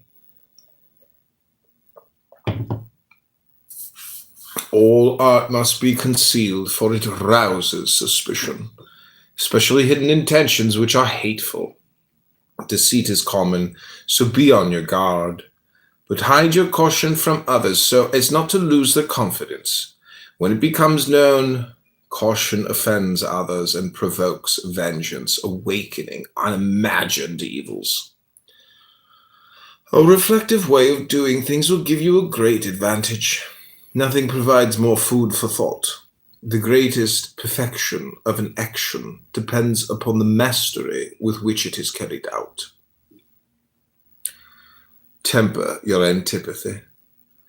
We hate some people instinctively, but even before we are aware of the good qualities. And sometimes this vulgar natural aversion is directed towards the eminent. Let prudence keep it in check. It is nothing more demeaning than to abhor the best people. It is as excellent to get along with heroes as it is disgraceful to treat them with antipathy. Avoid committing yourself to risky enterprises. This is one of the chief goals of prudence. People of great talent keep well away from extremities. There is a long way to walk from one extreme to another.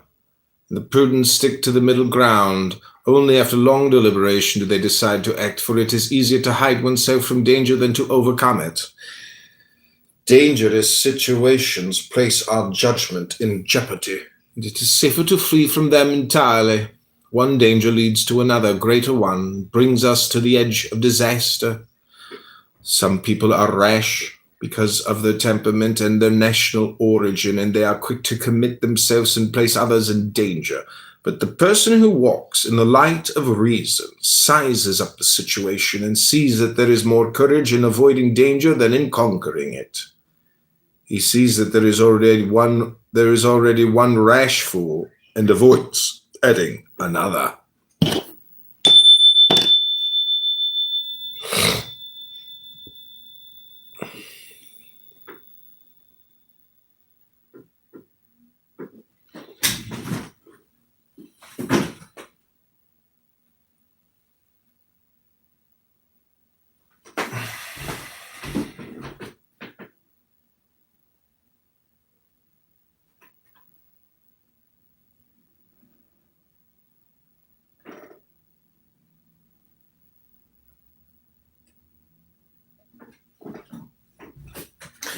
You are as much a real person as you are deep.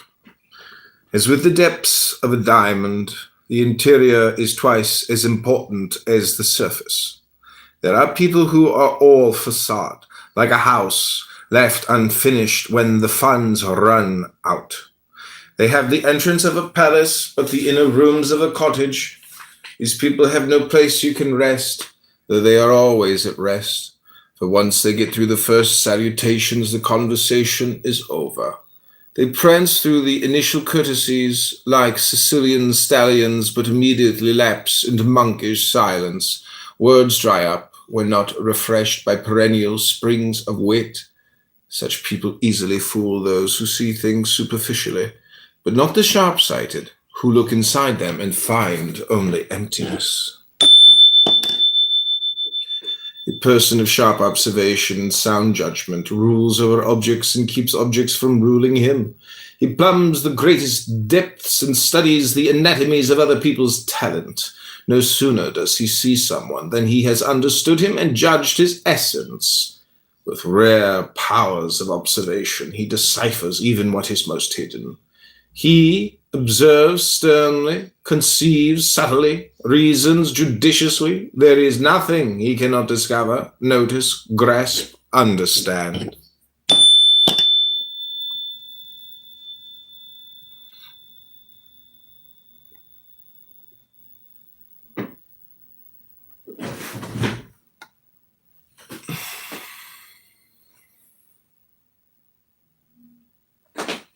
Never lose your self-respect or grow too familiar with yourself.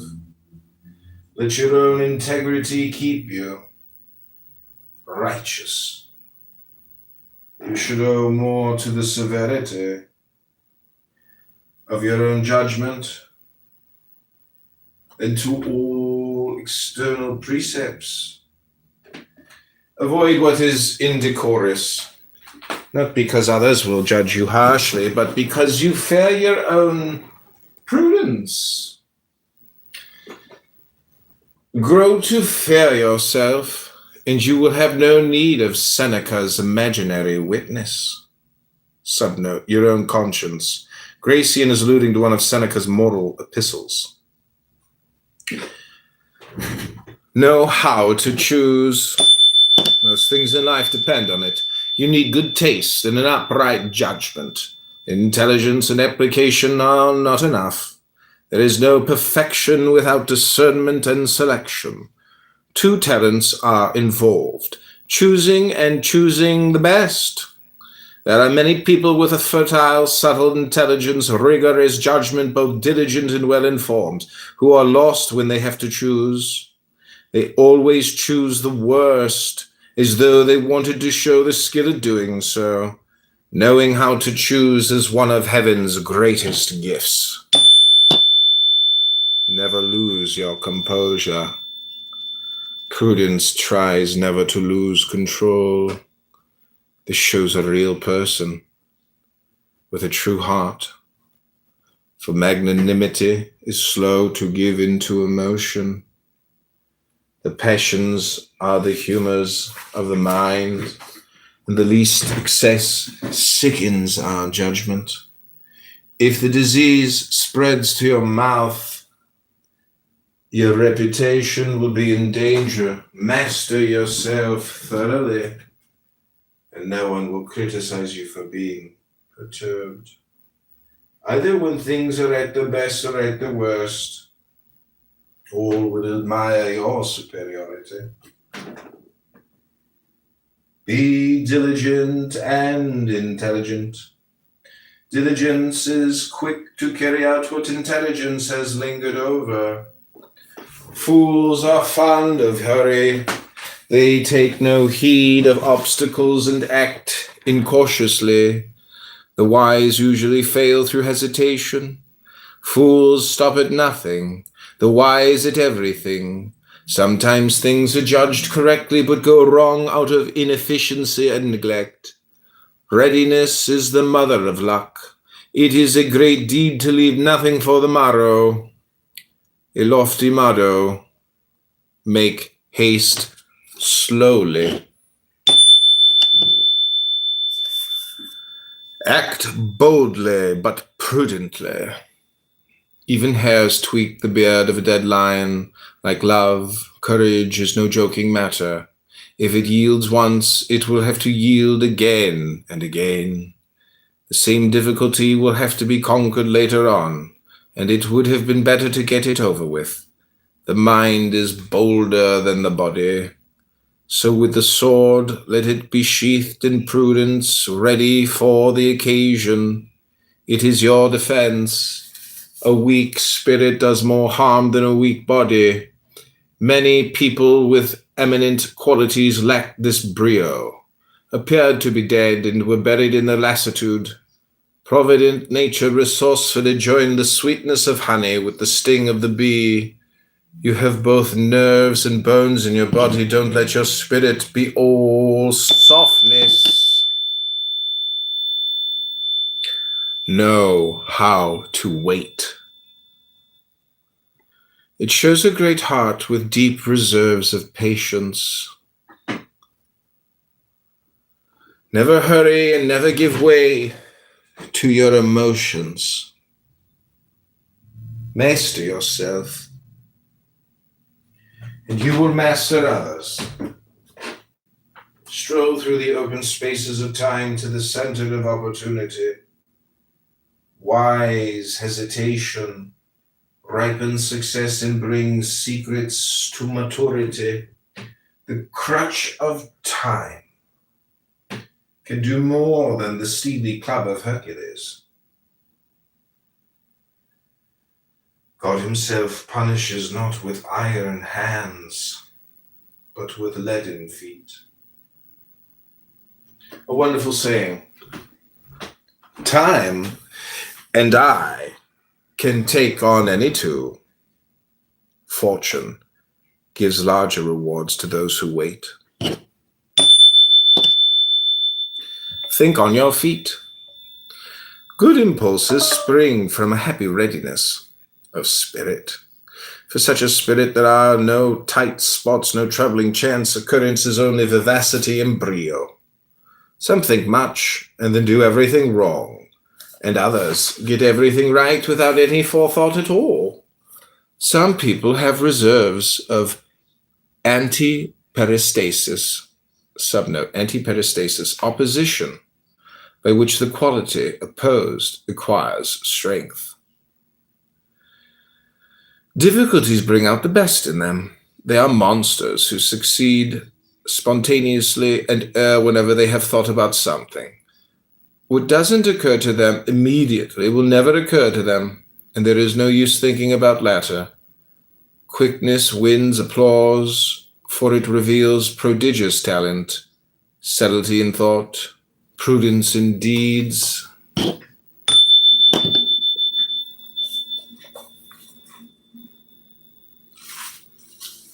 Okay, those are 56 oracles from Balthasar Gracian, The Art of Worldly Wisdom. I'm going to put some music on now. I hope you enjoy it. This music was inspired from the reading.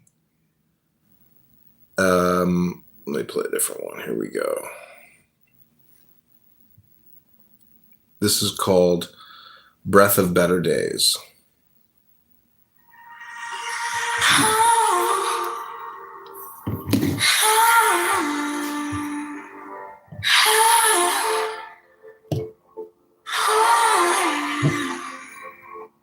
Inhale, slow and steady, counting colors, heart so ready. One breath in, all my anger leaving. One breath out, I forgive my grieving. Tiny truths flicker in my chest. I am not my worst mistake.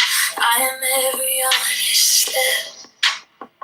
Feel the rib cage rise. Let the old hurt slide. Every exhale writes the softest story inside. I'm breathing the person I'm becoming. I'm breathing the weight of yesterday. Perfection's just a rumor I've been running. I traded for a kind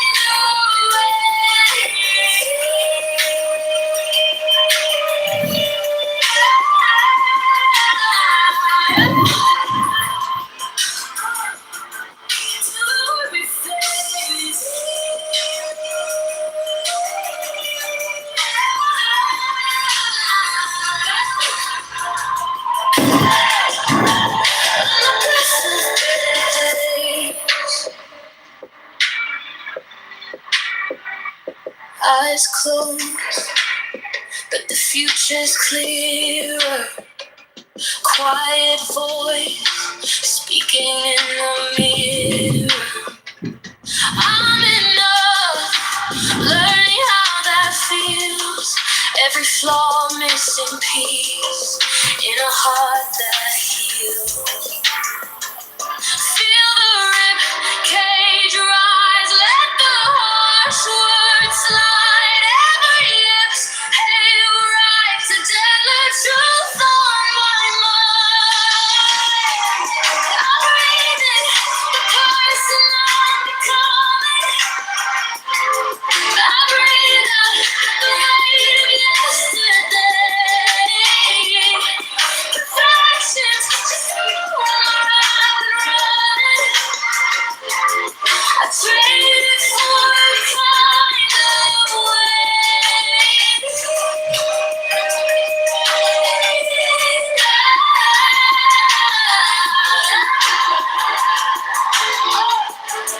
till the worry fades.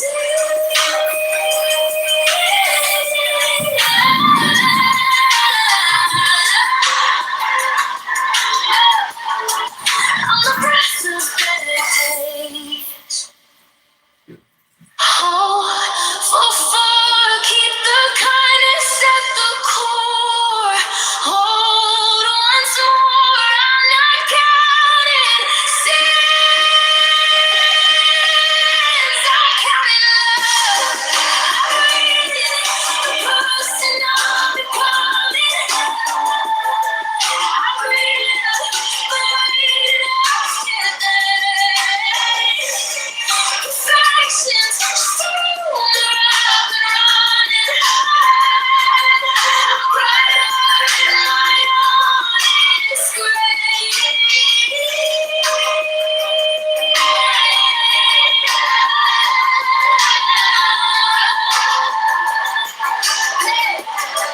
Once the shadows break,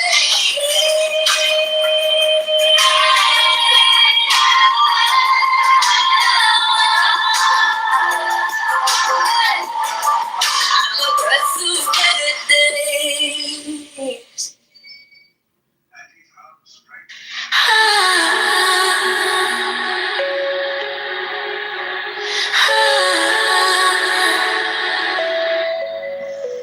Slow breath in, count it, feel it rise. A little storm in my chest, soft rain in my eyes. Let it out like you're laying down stones. Every fear, every fall, leaving your bones. In 4-4, hold the sky out. 4-6, let it fly. Every time you breathe, you come back to life. Perfect on the exhale, perfect when you shake. Every tiny fraction, part of what you make.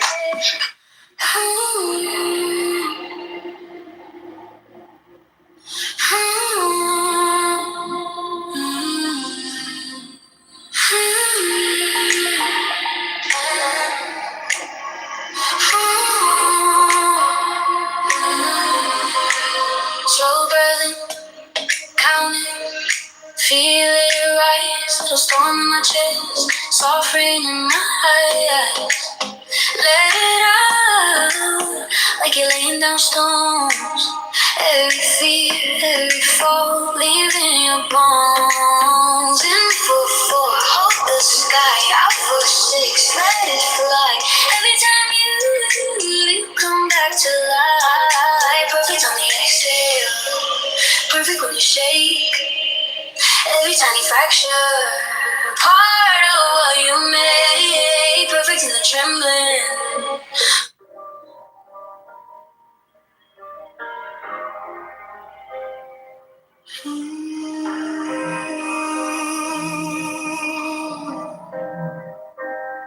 Slow breath in, old wounds fade, hands on heart, hear what stays. You are the question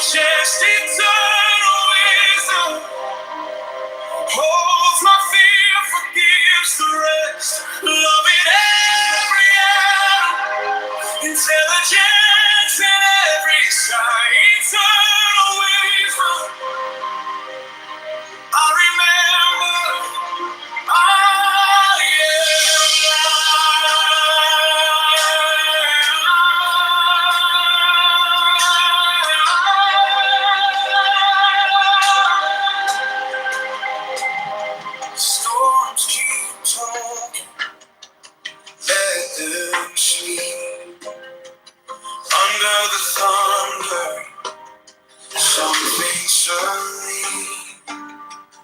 I touch the silence, it knows my name. Nothing is missing, nothing to change.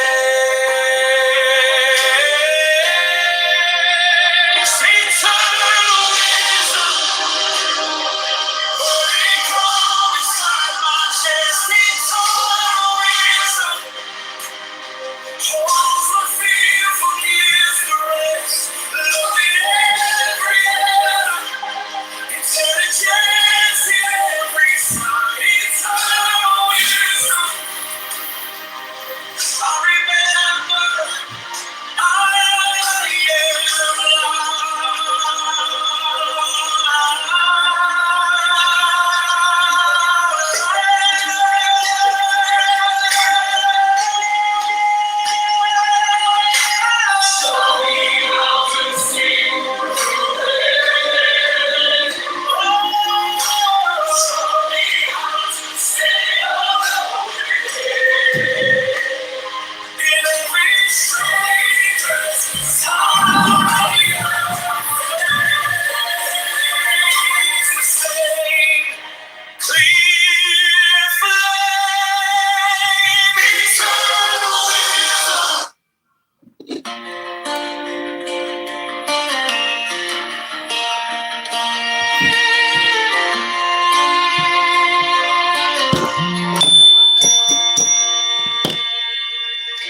floor is cold under my knee.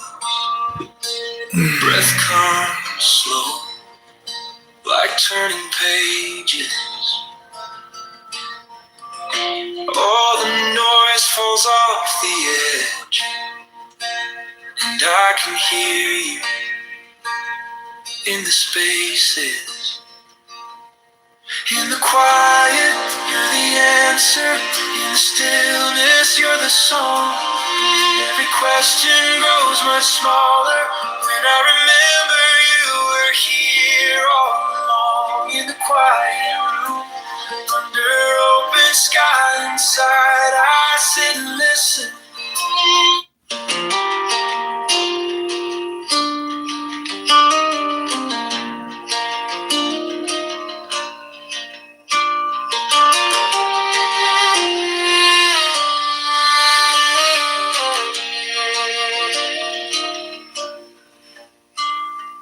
Floor is cold under my knees. Breath comes slow, like turning pages. All the noise falls off the edge, and I can hear you in the spaces.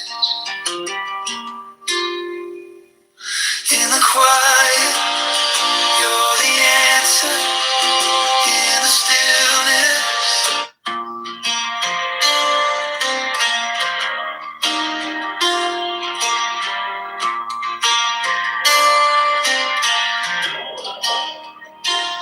coffee steam, quiet room, clock still moving, heart still too soon. Breath gets tangled into days to do.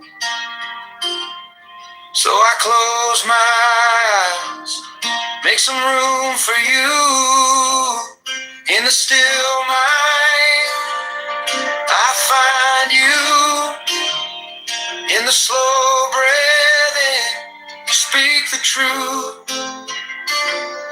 When the world shouts loud, I sit right down, and your love turns this chair into holy ground.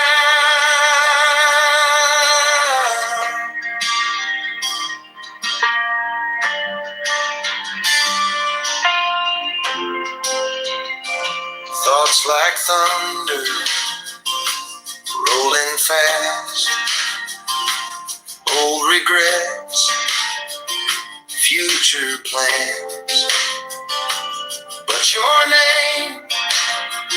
a harbor sound. Every fear walks out as I breathe you in now. In the still mind, I find you.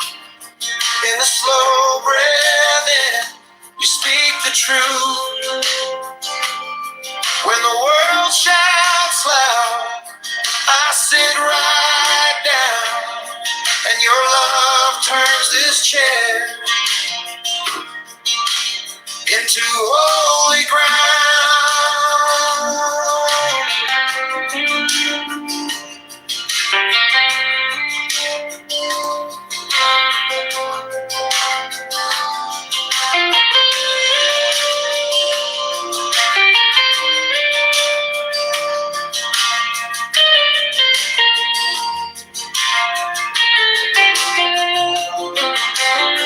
No burning bush, no parted sea. Oh, just a worn out man on aching knees. But in this quiet, you lean in close. I lose my worries. I hear your hope. In the still mind, I find you. In the slow breath in, you speak the truth. When the world shouts loud, I sit right down, and your love turns this chair into holy ground.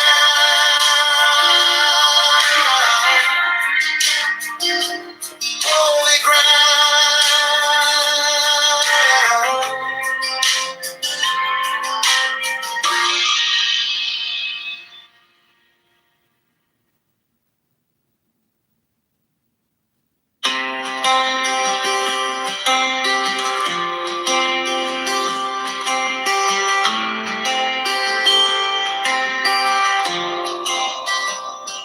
Coffee steam, quiet room, clock still moving, heart still too soon. Breath gets tangled in the days to go, so I close my eyes, make some room for you. In the still mind, I find you. In the slow breath in, you speak the truth.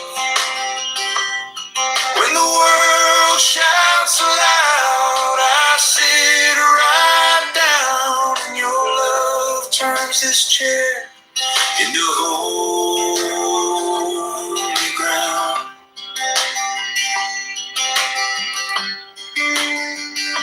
Thoughts like thunder, rolling fast. Old regrets, future plans. But your name like a harbor sound. Every fear walks out as I breathe you in now. In the still mind, I find you. In the slow breath in, you speak the truth. When the world shouts aloud, I sit right down, and your love turns this chair into holy ground.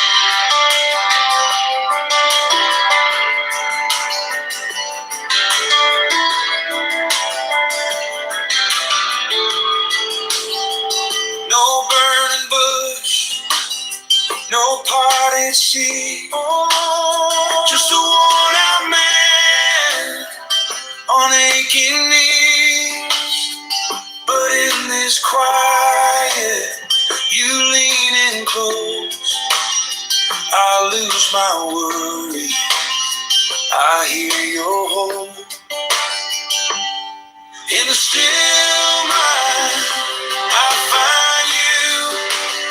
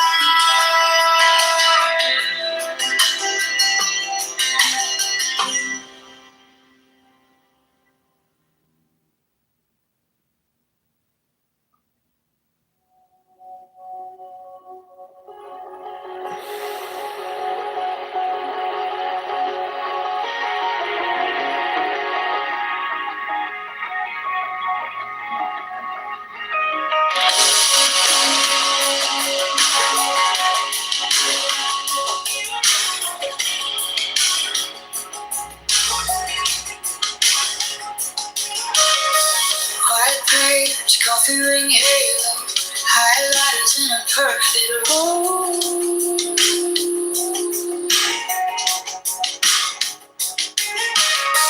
Tiny lips pinned above the window. Every thought lined up just so.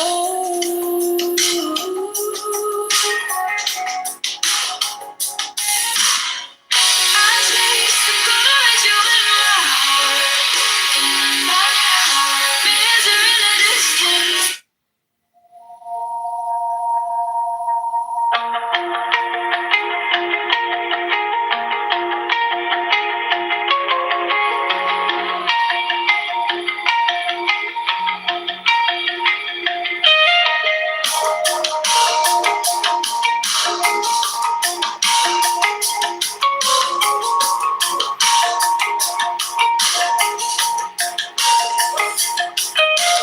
White page, coffee ring halos, highlighters in a perfect row.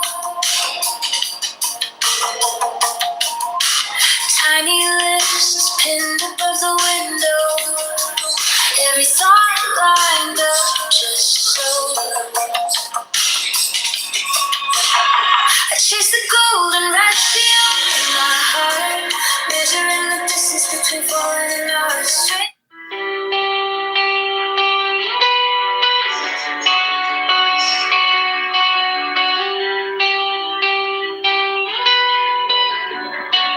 You measure your thoughts.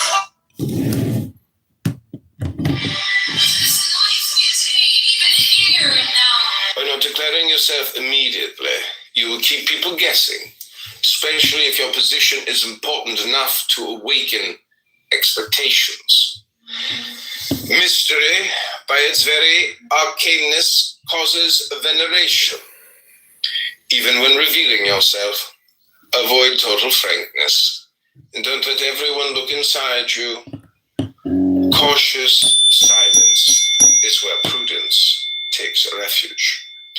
Once declared, resolutions are never esteemed, and they lie open to criticism.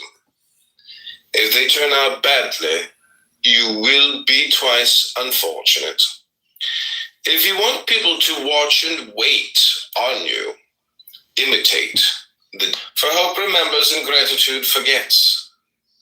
You will get more from dependence than from courtesy.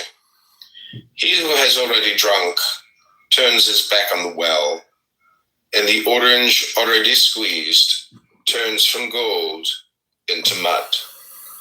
When there is no longer dependence, good manners disappear, and so does esteem. The most important lesson experience teaches is to maintain dependence and entertain it without satisfying it. This can hold even a king, but don't carry it too far, leading others astray by your silence or making their ills incurable for your own good. A mind being surpassed in good fortune, character, or temperament, but no one, especially not a sovereign, likes to be surpassed in intelligence. For this is the king of attributes. Any crime against it is lèse-majesté. Sovereigns want to be so in what is most important.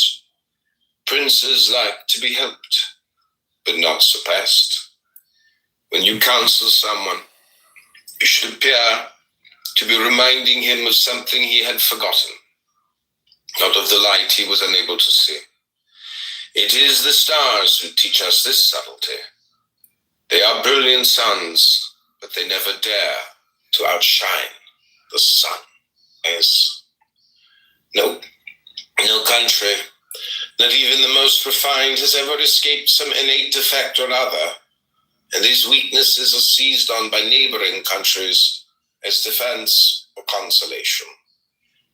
It is a triumph to correct, or at least to simulate, such national faults. By doing so, you will be revered as unique among your people, for what is least expected is most valued. Other defects are caused by one's lineage, condition, occupation, and by the times. If all these defects come together in one person, and no care is taken to foresee and correct them, they produce this.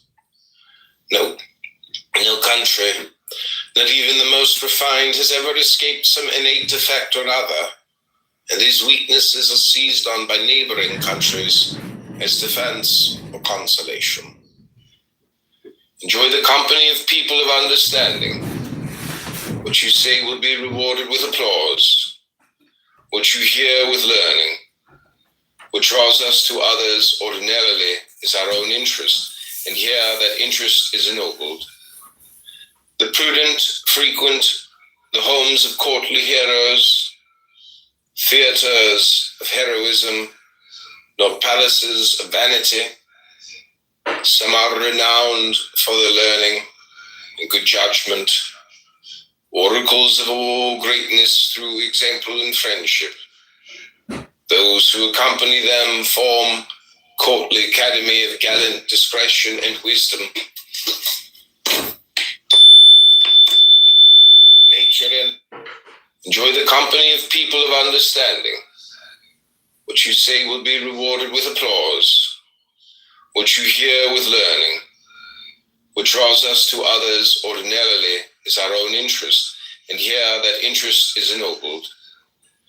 The prudent frequent the homes of courtly heroes, theaters of heroism, not palaces of vanity.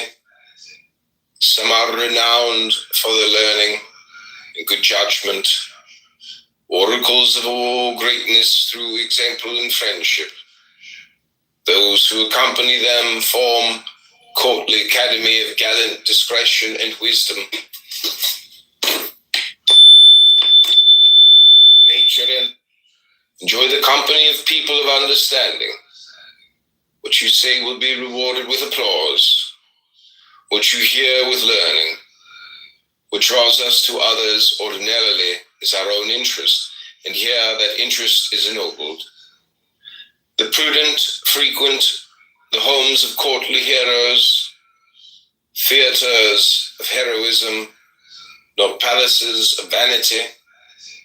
Some are renowned for their learning and good judgment, oracles of all greatness through example and friendship.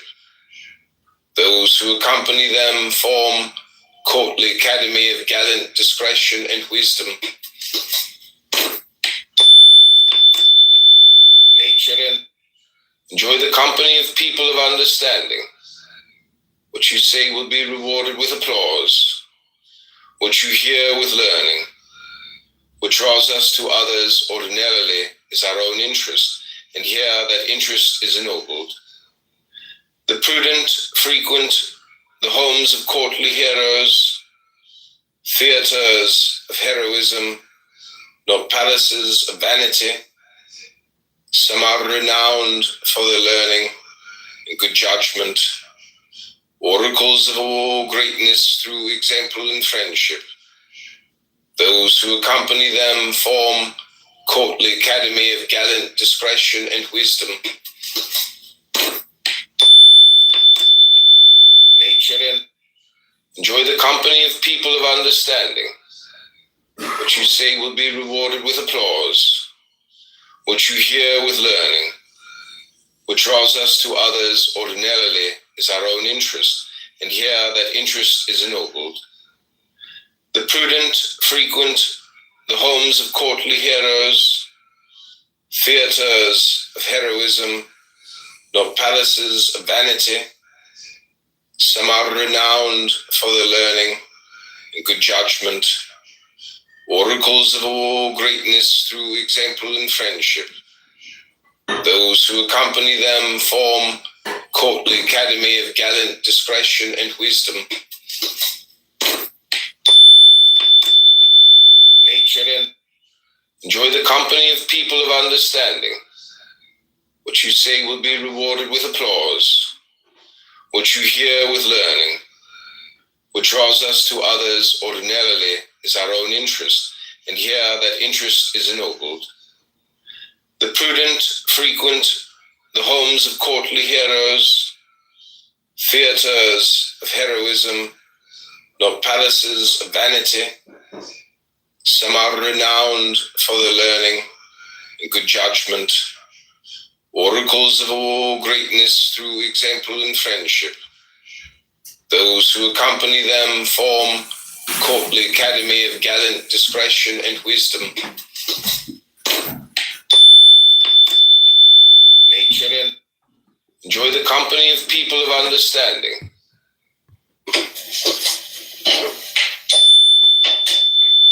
Nature and art, material and labor, all beauty requires help. Perfection turns into barbarism unless ennobled by artifice.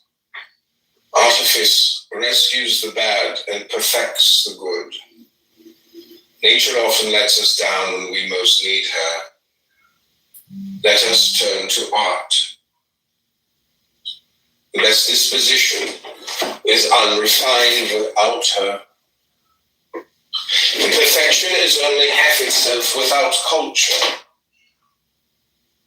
People seem rough and rude without artifice. Perfection requires polish.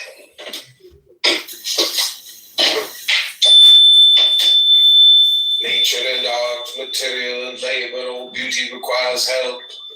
Perfection turns into barbarism unless ennobled by artifice. Artifice rescues the bad and perfects the good. Nature often lets us down when we most need her. Let us turn to art. The best disposition is unrefined without her. Imperfection is only half itself without culture. People seem rough and rude without artifice. Perfection requires polish.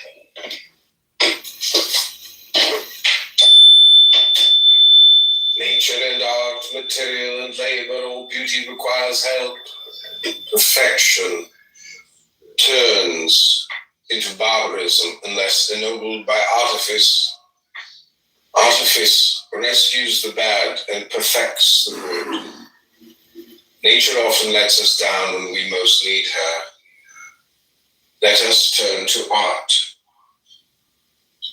The best disposition is unrefined without her. Imperfection is only half itself without culture. People seem rough and rude without artifice. Perfection requires polish.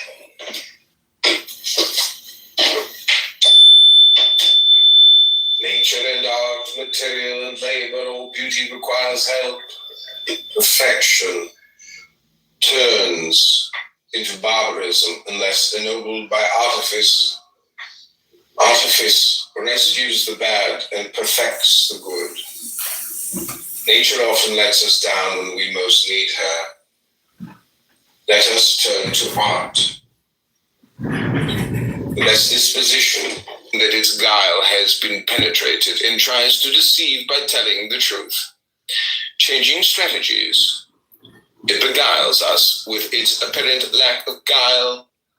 It bases its cunning on the greatest candor. But observation comes forward, sees through all this, discovers the shadows that are cloaked in light. It deciphers intention, which is most hidden when most simple. Thus does the cunning of Python struggle against the candor of the penetrating rays of Apollo. Subnote the huge serpent killed by Apollo at the foot of Parnassus. Number 14, both reality and manner. That its guile has been penetrated and tries to deceive by telling the truth. Changing strategies, it beguiles us with its apparent lack of guile. It bases its cunning on the greatest candor. But observation comes forward, sees through all this, discovers the shadows that are cloaked in light. Welcome, my friend, to the Art of World Wisdom. Wait, are you reading from The Art of Worldly Wisdom? By Balthasar Gracian. I have The Art of Worldly Wisdom by Balthasar Gracian. Well, I could read from The Art of Worldly Wisdom. Please read this from a book. What's that accent? The Castilian, how did the Castilian? Anyways, go ahead and read a little bit because I'm about to jump back into this book. I'm listening to my replays. Feel free to read, for 5 to 10 minutes or 3 to 10 minutes, whatever you choose. Balthasar Gracian.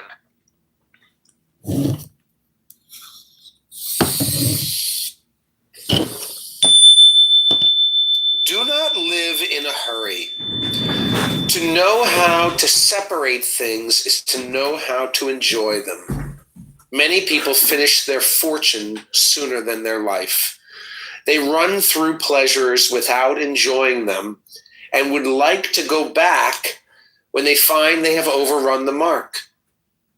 Postilions of life, they increase the ordinary pace of life by the hurry of their own calling. They devour more in one day than they can digest in a whole lifetime. They live in advance of pleasures, eat up the years beforehand, and by their hurry, get through everything too soon. Even in the search for knowledge, there should be moderation, lest we learn things better left unknown. We have more days to live through than pleasures. Be slow in your enjoyment, and be quick at your work, for people see work ended with pleasure, and pleasure ended with regret.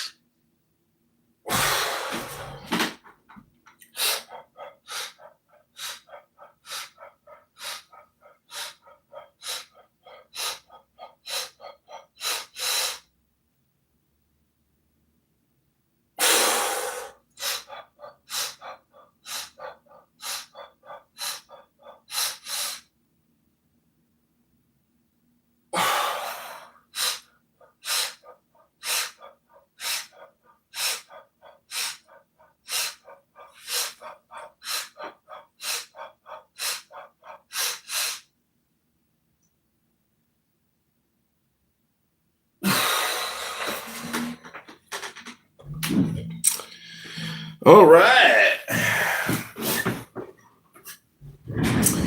Welcome to the Art of World Wisdom.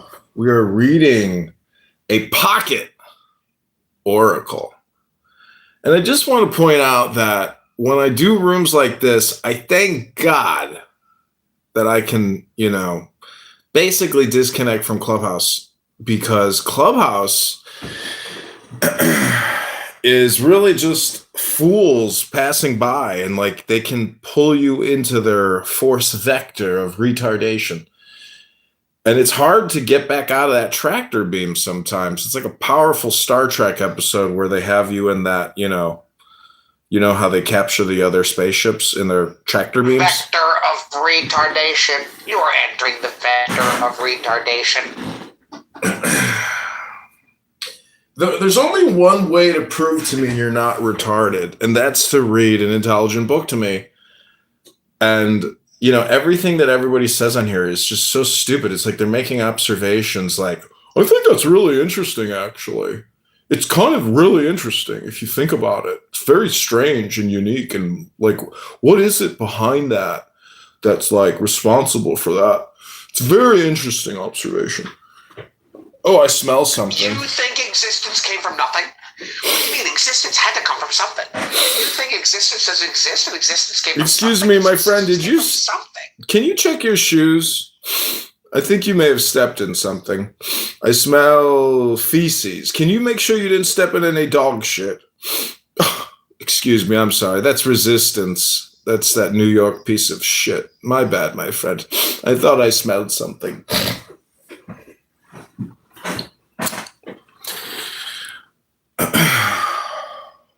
Well, it's a delight to be here with you. I know you're a fast-moving man nowadays, driving Somalis around, how to drive cars, teaching people how to do this and that. But let's not forget about the art of worldly wisdom. It won't matter how many, let me ask you this, my friend.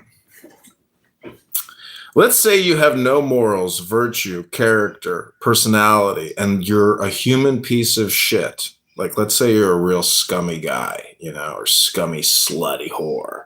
Piece of trash. What happens when a piece of trash reads a book out loud and, learns something? Like, does that actually improve someone's character when there was none to begin with? That's my opinion, that like reading a book is the work. That is like what people are actually missing. If they haven't achieved much, or if their character is in the garbage dump, the only way to actually resurrect your character or to polish your I am is obviously to read. And read it out loud with comprehension and integration, etc. Like, there's no other really way to. You could do it in the real. See, even if you went into the real world and you were to perform acts of virtue, you would still need the book in a way, or books, because, anyways, this Balthasar Gracian. That's what I'm looking for. The Gracian. He says that wisdom without courage is useless. Like, you could read books all day long, but applying the wisdom with courageous acts, that's the secret. That's where real transformation happens. And anyways, I'm just saying, like, I was thinking, like, does reading a book, like, it's for self-development. Anyways. Oh, Lord. Now you ain't did some homework.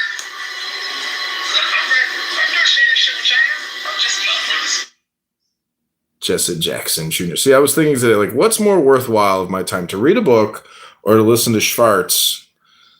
Basically, I don't want to call it N-wordism, but with African Americans on this app, you definitely detect that there's like a church of N-word. And they are all basically like in this N-word performance. And it's unique to American N-word. There's nothing like it in the world. It's very... You're right. You're onto something here. It's privileged N-wordism, or it's like it's the cult of N-word. And it's like a show that they do. It's like a vaudeville N-word show here. And it's just like funny to like think of it that way, to frame it that way, because it's not holy. It's completely stupid and folly. And like, but it exhibits a culture, which is really Black American culture. And it is privileged in the sense that it has like this protective status. It's a protected status. And it's... Have you heard of, are you familiar with the start digging in your butt twin meme? No. Okay, well, something that Black children especially are saying to each other these days is start digging in your butt twin. And they're using the word twin affectionately, like a term of endearment. Mm-hmm. Like, you're my twin. Now let's both together start digging in our butts. And I can't tell you what it means. I don't think it's about literally digging in your butt, although it might be. But I think that it's along the line, like one of my favorite pieces of art that you ever created is this long list of inane sayings. And that's what you hear a lot when you go to the Church of the N-word rooms, is you hear these things that are like, my aunt told me 250 on a 4-5, or, oh, baby, bring the macaroni, or something like that. And I don't know. Anyway, those aren't good examples, but you know what I'm saying.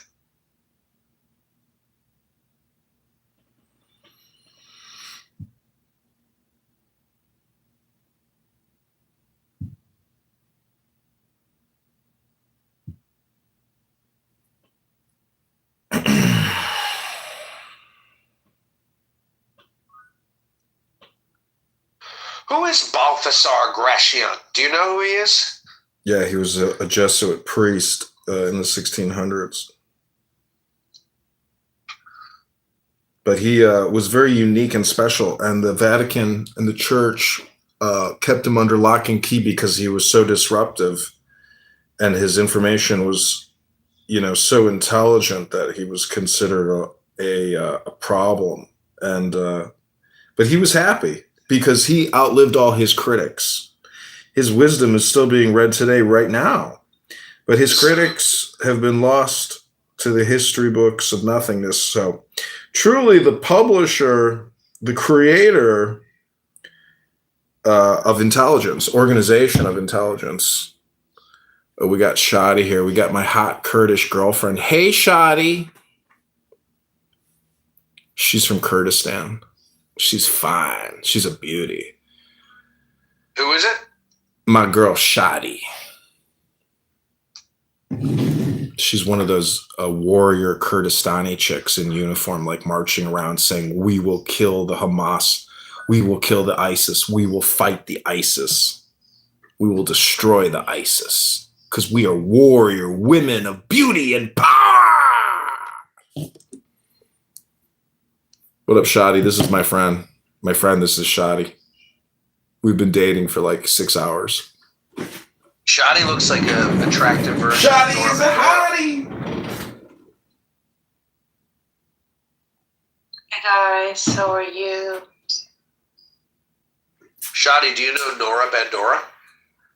No, who is it? She's this dumb girl. But Dora? Laura Bandora? No, I don't know. Nuda. Nora? Who is it? Never mind. She's just a lady, but you kind of look like her, I think. But that's a compliment. She's pretty.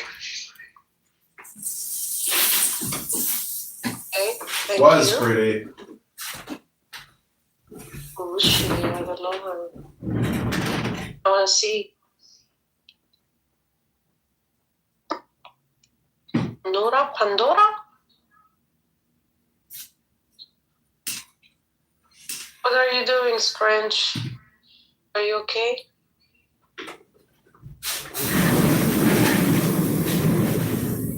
Yeah, we're good. We're reading a book. What book? The Art of Worldly Wisdom, a Pocket Oracle by Balthasar Gracian. We are on number 57. This is a meditation on wisdom. I've also been creating AI music based on the readings, the words, and the understanding. This is number 57. So take the deepest breath of the day.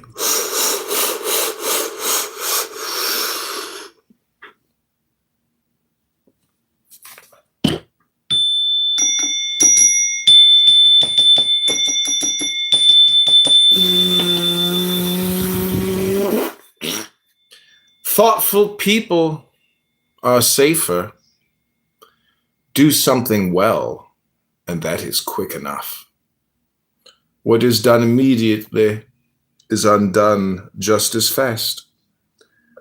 But what must last an eternity takes that long to do. Only perfection is noticed, and only success endures. Deep understanding achieves eternities. Great worth requires great work.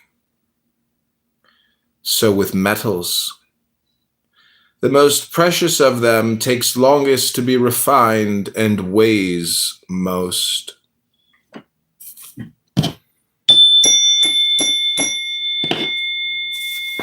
What is that sound? Enjoy. Adapt to those around you. Don't show the same intelligence with everyone. And don't put more effort into things than they require. Don't waste your knowledge or merit. The good falconer uses only the birds he needs. Why do you sound like this? So weird. Don't show off every day, or you'll I stop can't. surprising people. I can't. I have to show off. there must always be some novelty left over. The person who displays a little more of it each day keeps up expectations, and no one ever discovers the limits of his talent. And well, if you enter a clubhouse room of fortune through the door of pleasure, you will leave through the door of sorrow, and vice versa.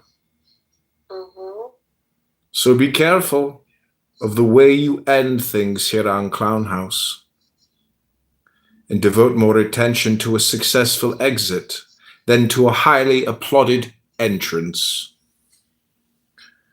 Fortunate people of Clubhouse have very favorable beginnings and very tragic endings. What matters isn't being applauded when you arrive to a clubhouse room, for that is common, but being missed when you leave. Rare are those who are still wanted. Fortune seldom accompanies someone to the door. She is as courteous to those who are coming as she is rude to those who are going. Good judgment. Some people are born prudent. They come into the world with an advantage, the good sense that is a natural part of wisdom. And they have already walked half the road to success. With age and experience, the reason reaches complete maturity. That sounded Indian. And the judgment is turned to its surroundings. These people hate any sort of whim that can tempt prudence, especially in matters of state, where total security is important. Such people as these deserve to steer the ship of fate, the ship of state, either as helmsmen or as counselors. Take a rest. Eminence in what is best. Amid different sorts of perfection, this is a rarity. There is no hero without some sublime quality. With hardship ease. Mediocrity. Remember we, and I will remember you. Never wins applause. Eminence at some lofty pursuit redeems us from ordinary vulgarity, raising us to the exceptional.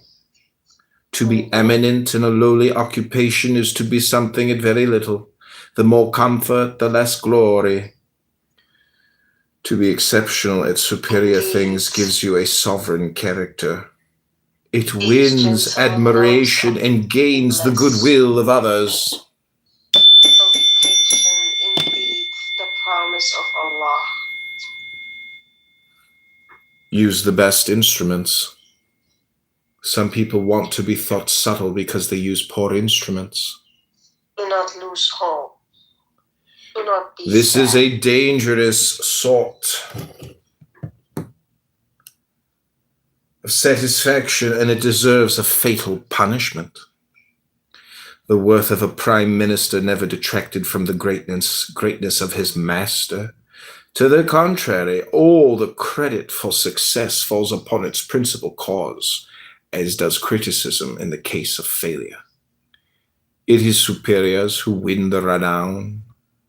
One never says he had good or bad ministers, but he was a good or bad craftsman. So choose carefully.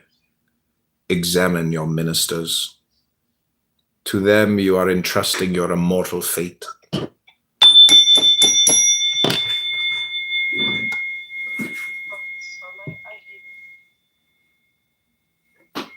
The excellence of being first.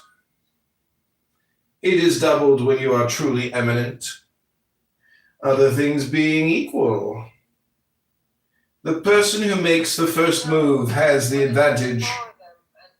Some people would have been as unique as the phoenix in their occupations if others had not preceded them. Those who are first are the firstborns of fame, and the children who follow are left to file lawsuits for their daily bread. No matter how hard they try, they cannot elude the vulgar accusation that they are imitators. Prodigious, subtle people have always invented new ways to achieve eminence, provided that prudence makes their adventures safe. Using novelty, wise people have found room in the roster of heroes. Some people would rather be first in second class than second in first.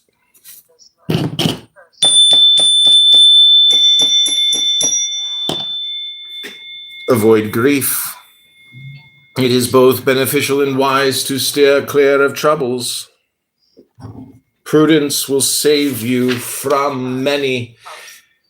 It is the Lucina of good fortune and content. Don't give others hateful news unless there is a remedy. And be even more careful not to receive it.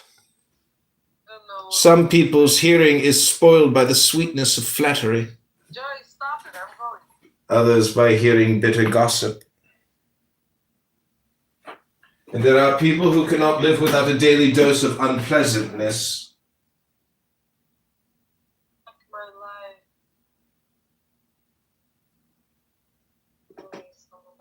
Like Mithridates with his poison. King of Pontus, who fearing his enemies would poison him, accustomed himself by taking daily doses of it.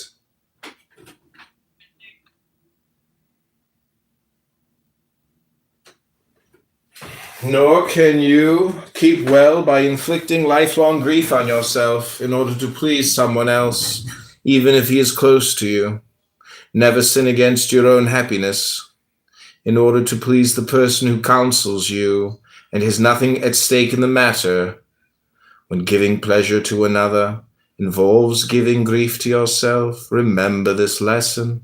Better for the other person to feel grief now than for you to feel it later and with no hope.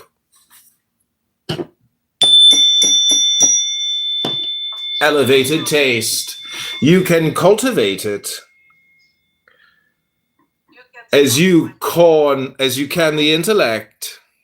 Full understanding whets the appetite and desire, and later sharpens the enjoyment of possession. You can judge the height of someone's talent by what he aspires to. Only a great thing can satisfy a great talent. Large bites are for large palates. Lofty matters for lofty characters. Even the greatest excellences tremble before the person of refined taste, and the most perfect lose their confidence. Few things have perfection of the first magnitude. Let your appreciation be sparing. Taste is acquired through contact with others. You make it your own through continual exercise. You are lucky if you can associate with someone with perfectly developed taste, but don't profess to be satisfied with nothing.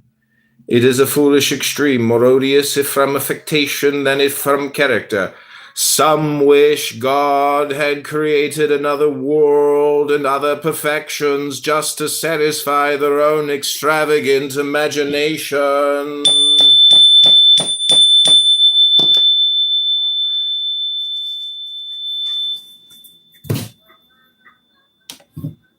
Okay, I want to thank everybody for being here, including those that we might consider to be somewhat the R word. That's right. We don't say the R word, the N word, the Z word, the J word, the K word. We don't even say the P word. But I want to give you all the latest hit song based on some of these readings. Here we go.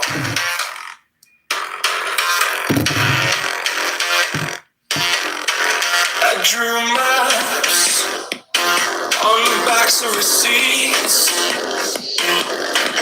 tiny plans in the dark of a cheap backseat. Told myself I failed with my teeth clenched tight. How to stare down every locked door like it owed me life. This is the wisdom of success. Blueprints in my blood. Every scar a secret test. We know the Lord is true. I feel the word reach out. Pressure, turn all that friction into gold. This is the wisdom of success. I never did what I was told.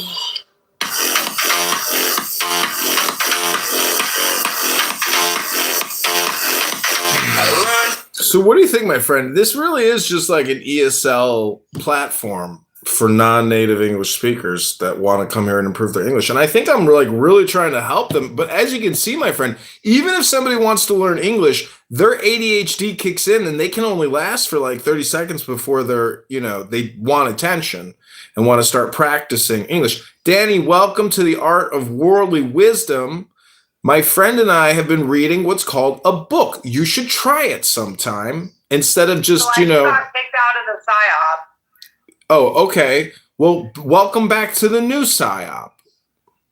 Well, they kicked me out of Prince's room because they're all mad about Emrose. Emrose is like the newest hate person on this app.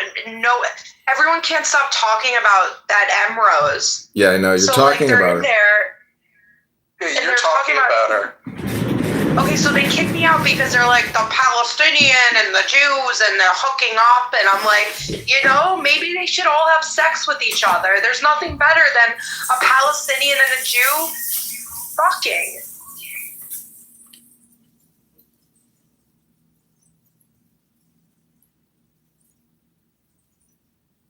I'm sorry, guys. No, we're not. Listen, I consider this a big tent and everybody's a clown. Did you put your makeup on? No, I didn't put my makeup on. That picture you have of me doing the clown contour is pretty old. But I should have put makeup on because I just got this Palestinian food, and the guy that was working there is like the sexiest man I've ever seen in my life. And to be honest, I think I've always had a little bit of a fantasy there. Well, beautiful people are beautiful, but clowns that waste all their time, talking to F words and T words. Like I was listening to Yael in Vancouver, talk to a couple T's this morning and like screaming at them, all kinds of stuff. And they're screaming. T-word? Yeah, they're screaming at Yael, all kinds of stuff. And they're saying that she's got all these nudies. And I'm like, why haven't I seen these nudies? I know. I didn't like this. You guys never seen those? She would probably show you if you ask her nice. She's not going to show me. She hates me. Does she hate you? She hates me. Yeah, she hates me too.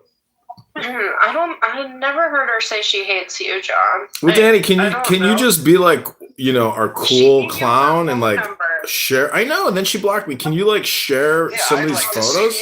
I'll take them. Yeah, I wouldn't do that. You have them though. How do you know that I have them? I heard you in a room talking about it. I have them because she might have sent them to me at one point, and it might still be in the phone wherever she sent it to me. But I don't like reference it, and I haven't seen it since she sent it to me. So, but there's literally people who make it their picture all the time. Yeah, and I think they made a Telegram group where they're sharing it, the trannies. Not that I don't want to be a part of that. Craziness. Well, I want to thank you for coming to the Art of Worldly Wisdom. We try to stay on topic, and for the sake of at least the recordings that I make. We've already put out, many videos today of me reading a book. It's all under my name, John Kitover. And what I'm going to do shortly, now that I've bought some additional new computers, I will be able to quickly turn these videos public, retitle them, and start actually maybe trying to monetize my YouTubes based off of intelligence. Because nobody Googles, oh my God, all hail Megatron. Nobody Googles John Kitover, but they will Google some of these best books that I'm reading. Hi, Danny. Hi, Megatron. So what are you doing? Like, okay, you wanna focus on the SEO, yep. Right? Is well, I don't know what they call it. Yo. It's keywords, yeah. Megatron, welcome to the Art of Worldly Wisdom. We've been reading books. So I sell stuff like clothes and stuff, so you're gonna want the words. Yeah, it's keywords. The words that are trending and get the perfect keywords, and they could just be completely random. No, that's true. I could title it with, latest keywords. But Megatron, welcome to the thing is I want it to be like actually relevant to the video because it is quality. It's not just quantity. That's part of the reading that I did today. Why won't you just do the transcript and put the transcript in the transcript's in the video. The transcript's generated. Anyways, don't worry about it, Danny. I got more experiments to do. Do you have a YouTube account, Danny? I don't think you do. Yes, I do. I follow you. You do? Okay, so why don't you put the transcript in the bio? Yeah, that would be smart. As the keywords. Good idea. I will do that. It was just an idea. Why did everyone else leave? I don't know, because they weren't getting the dopamine that they came. You were getting the dopamine. That's why you stayed.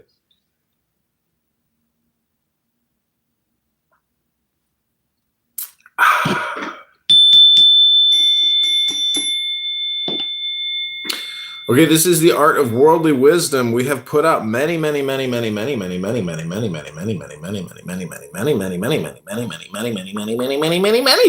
today.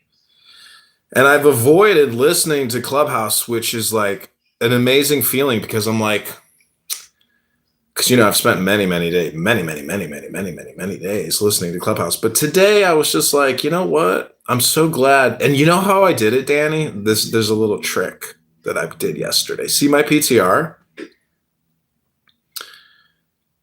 is that a Bible? Nope. Guess what it is? Oh, it's the Quran. Mm-hmm.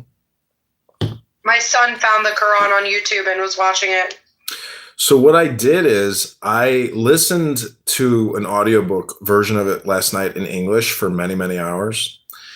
And then I was like, how did I do this? So I pulled this book, The Art of Worldly Wisdom, because the Quran is like a lot of mystical type of stuff. And also I did a query on what is the Kabbalistic, like, is there a Quran Kabbalah or a Kabbalah Quran? And Grok gave me 10 references on how the Quran can be analogous or vice versa with Kabbalah. And there's terms in there. So the point is, I don't want to sit there and read the Quran. I listened to half of it and that was plenty. But then I took this book off my shelf and I switched it out with the Quran. So it's like me taking a video game off the shelf and replacing it with a much more intelligent video game. Far more intelligent. The Quran doesn't even come close in terms of intelligence to the book that I'm reading right now. And I have my right hand on it. This book is so transformational and it's very deep and hard to even understand. Very difficult to even understand what he's saying. But the whole thing is you break it up. And it even says in the beginning, in the instructions, to just read like 1 or 2 a day and meditate on it, because it's just too much. But the cool thing about what I'm doing is you can watch the live stream version, or you can watch my clips, which are 50 seconds each. And when you break it up, you can listen to it in a segment over and over and over again to really try to understand the depth of it, because it's so rather complicated. And it's using words in a way that we don't really use words today. So it takes a lot of extra effort to try to get the juice out of the orange. Are you interested in squeezing any oranges?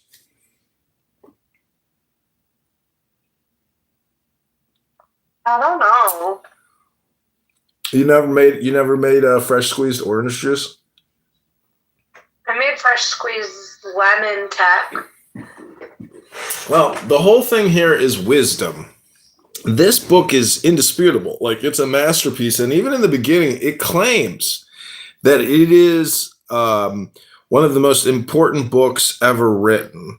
And it ranks it in the top 10. And I would challenge you to listen along as I read it to try to gain something from it. And then maybe give me like a little summary, as if you were like a compression agent and you were an AI chatbot sent here by Hashem to give me summaries. What do you think, Danny?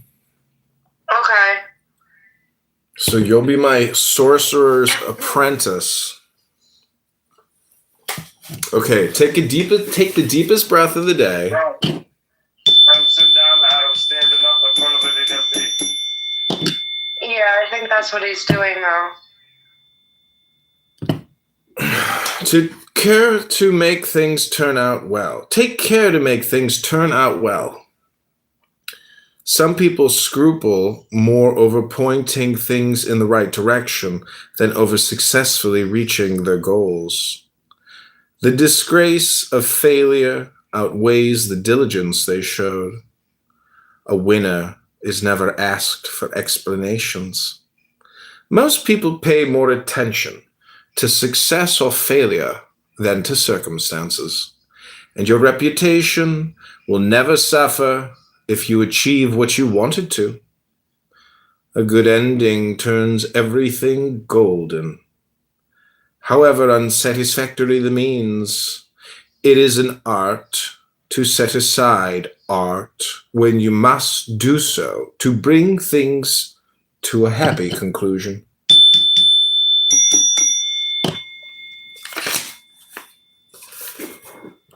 Choose an occupation in which you can win praise. Most things depend upon the satisfaction of others.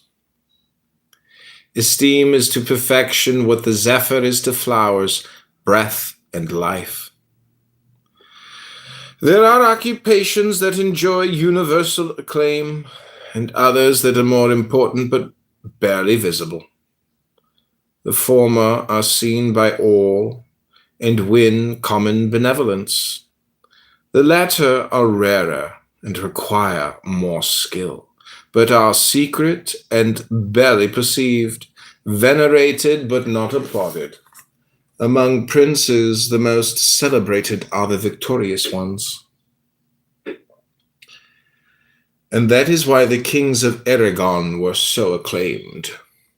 As magnanimous conquerors and warriors, the great person should prefer celebrated occupations that all can see and share. Common suffrage will make him immortal.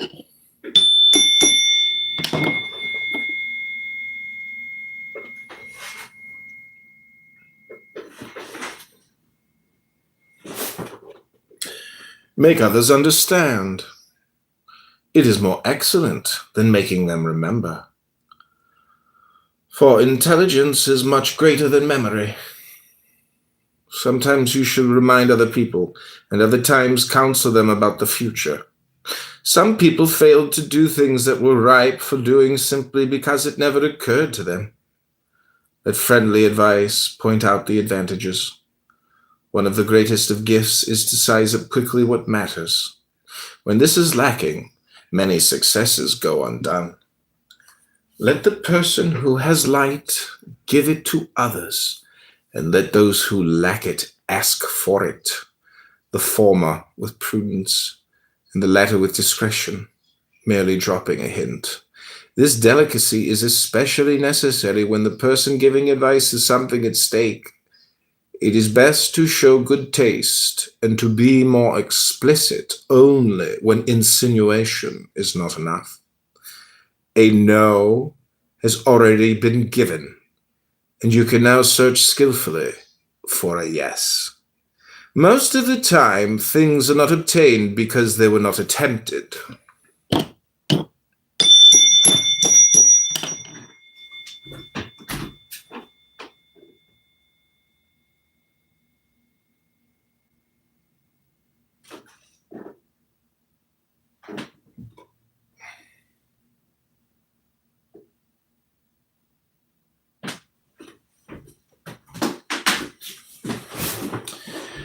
Don't give in to every common impulse.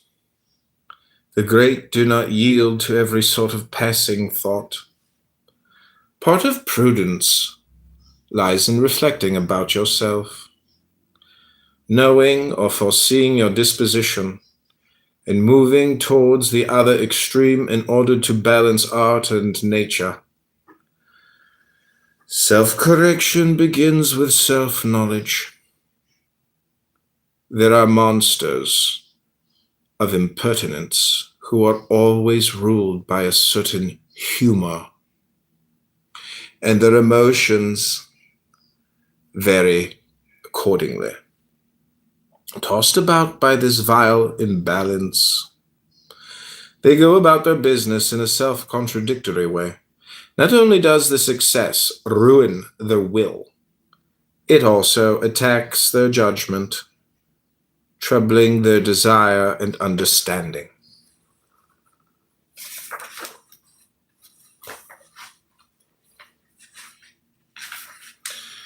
Know how to say no. Know how to say no. Know how to say no. Know how to say no. Know how to say no. Know how to say no. Know how to say no. You can't grant everything to everybody. Saying no is as important as granting things, especially among those in command. What matters is the way you do it. Some people's no is prized more highly than the yes of others. A gilded no pleases more than a curt yes. Many people always have no on their lips, and they sour everything. No is what occurs to them first. They may give in latter, but they aren't well thought of because they started out by being so unpleasant. Refusal shouldn't come in one fell blow. Let people nibble on their disappointment little by little. Never refuse something completely. Others would no longer depend on you. There should always be some last remnants of hope to sweeten the bitterness of refusal. Let courtesy occupy the void where favor once stood, and good words compensate for a lack of action. No and yes are short words requiring long thought.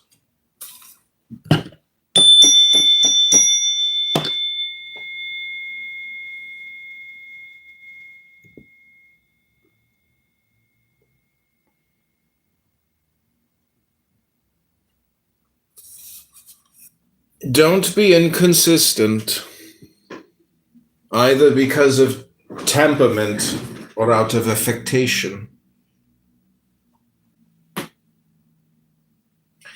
The prudent man is consistent in all things pertaining to perfection, and this speaks well for his intelligence.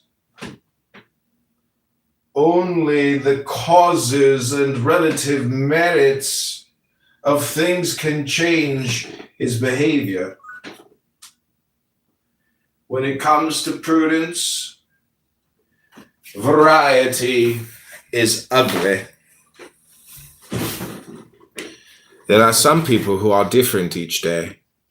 Their luck changes daily, and so do their will and their powers of understanding. Yesterday they conceded, today they receded. They belie their own reputation, confusing others.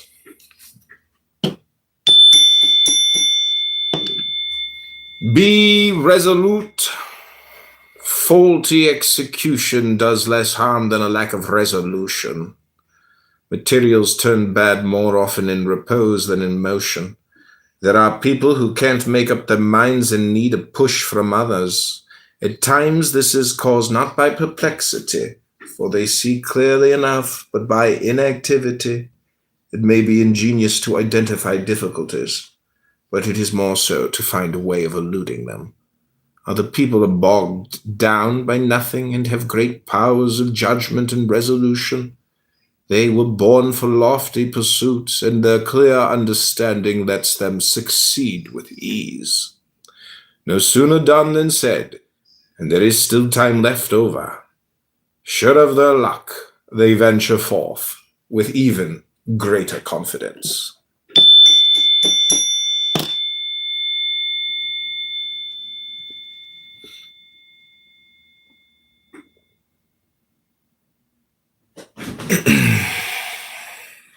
Know when to be evasive. It is the way the prudent get out of difficulty. With an elegant joke, they are able to escape from the most intricate labyrinths. One smile and they have eluded difficulty. On this, the greatest of captains founded his courage.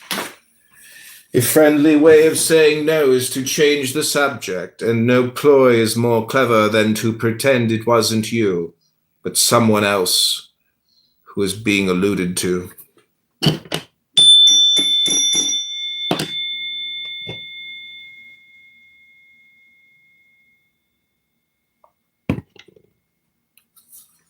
Don't be unfriendly. The wildest animals inhabit cities. Being unapproachable is the vice of those who lack self-knowledge and who change humors with honors. To begin by annoying others is no way to win renown. Imagine one of these surly monsters always about to turn savage and impertinent. His unlucky servants approach him as though he were a tiger, arming themselves cautiously with a whip.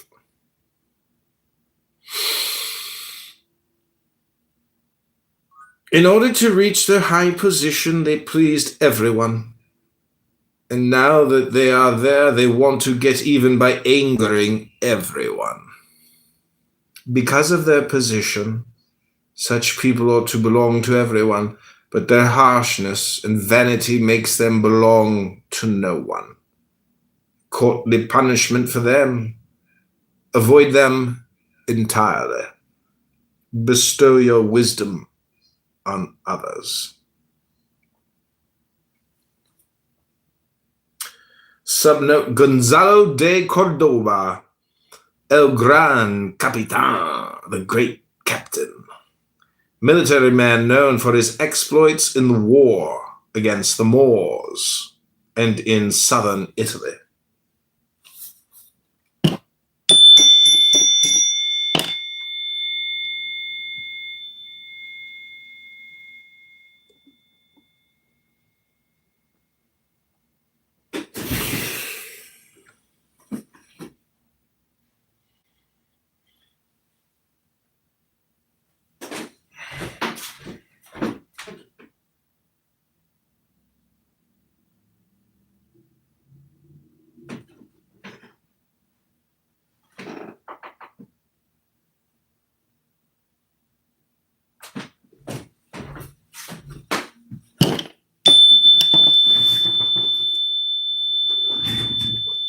Choose a heroic model and emulate rather than imitate. There are examples of greatness, living texts of renown. Let each person choose the first in his field, not so much to follow him as to surpass them. Alexander cried at the tomb of Achilles, not for Achilles before himself, for unlike Achilles, he had not yet been born to fame. Nothing makes the spirit so ambitious as the trumpet of someone else's fame. It frightens away envy and encourages noble deeds. Subnote, according to Plutarch, Alexander the Great cried enviously before the tomb of Achilles because the latter had been lucky enough to be immortalized by Homer.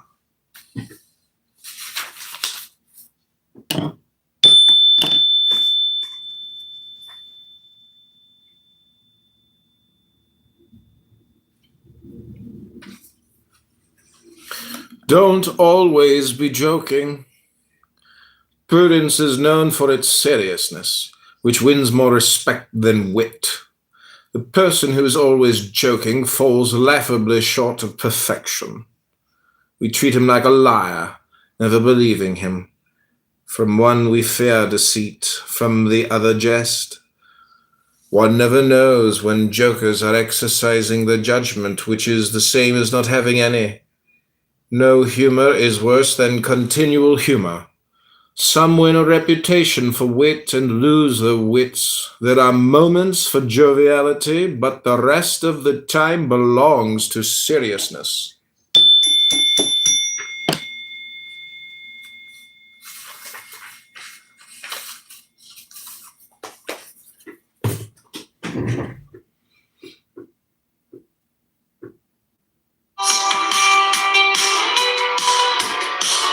Like lines on a page, straight edges, sharp corner. Is every doubt in a cage?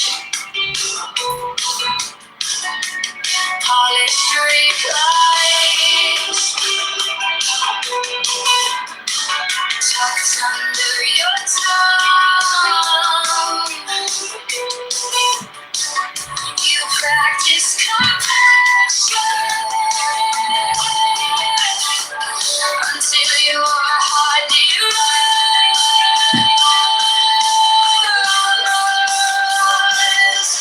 Takes a lesson between and silence. Every angle in your headline. You want the beauty and the justice. The steady hand and the open line. You're totally hands on your own reflection. Looking for promise in the humankind. Aesthetic perfection in mind.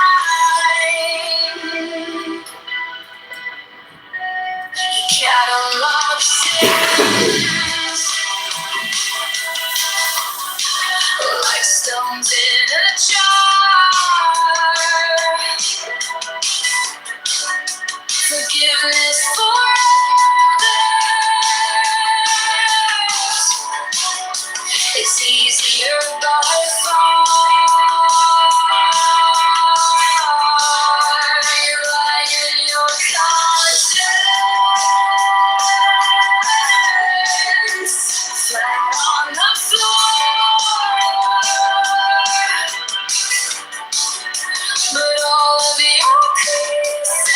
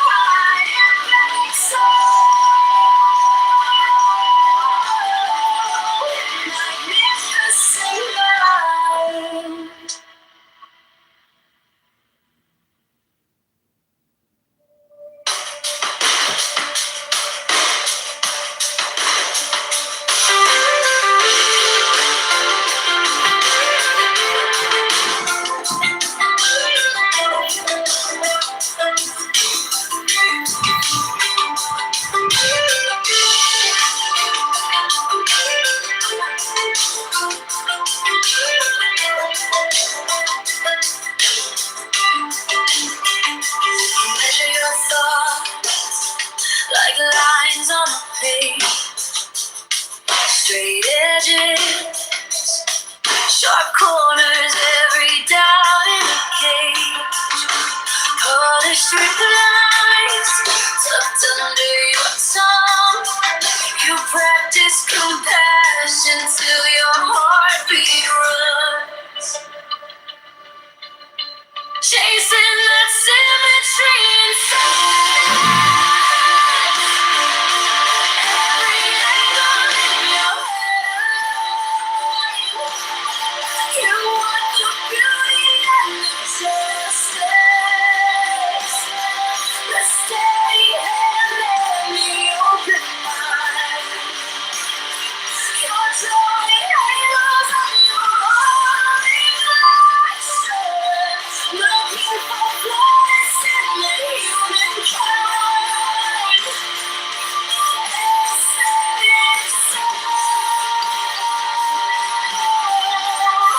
Perfection of mine.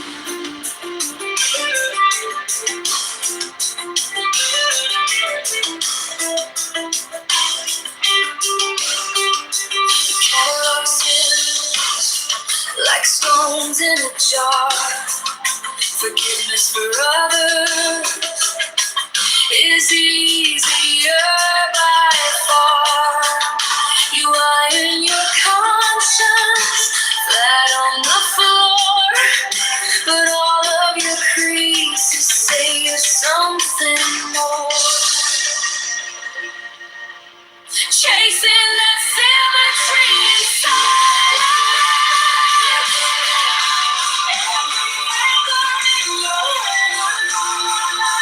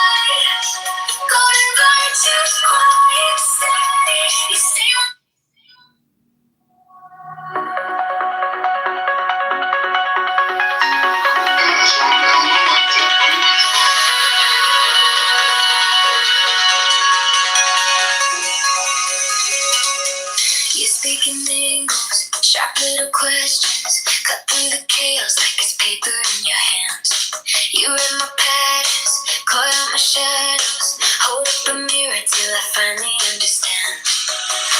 Teach me wisdom, not just answers. Hold my shaking heart like it's made of light. Golden virtue, quiet, steady. Stay when I'm wrong, you stay when I'm right. This is more than just water. It's the fire deep in love. You and me, one secret, one story. Intelligence in each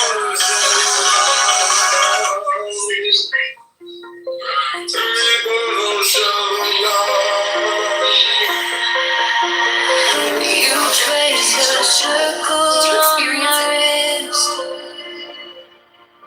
Say, promise me you'll stay like this. I steady, never looking past.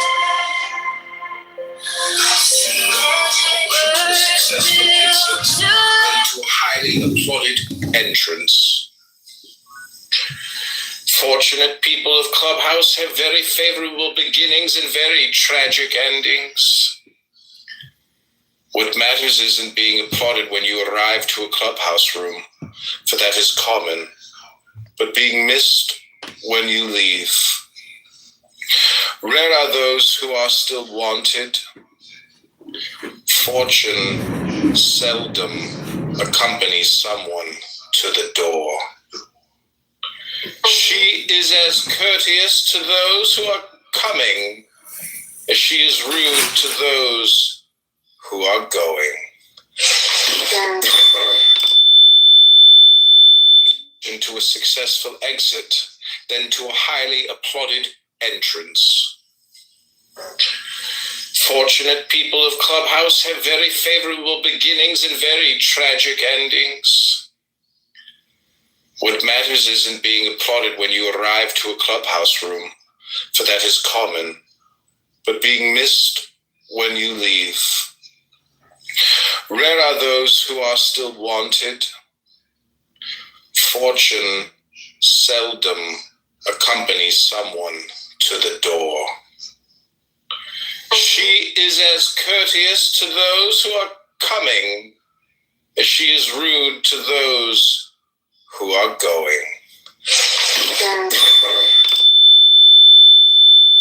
Into a successful exit, then to a highly applauded entrance. Fortunate people of Clubhouse have very favorable beginnings and very tragic endings. What matters isn't being applauded when you arrive to a clubhouse room, for that is common, but being missed when you leave. Rare are those who are still wanted. Fortune seldom accompanies someone to the door. She is as courteous to those who are coming as she is rude to those who are going. Into a successful exit, then to a highly applauded entrance. Fortunate people of Clubhouse have very favorable beginnings and very tragic endings. What matters isn't being applauded when you arrive to a clubhouse room, for that is common, but being missed when you leave. Rare are those who are still wanted. Fortune seldom accompanies someone to the door. She is as courteous to those who are coming as she is rude to those who are going.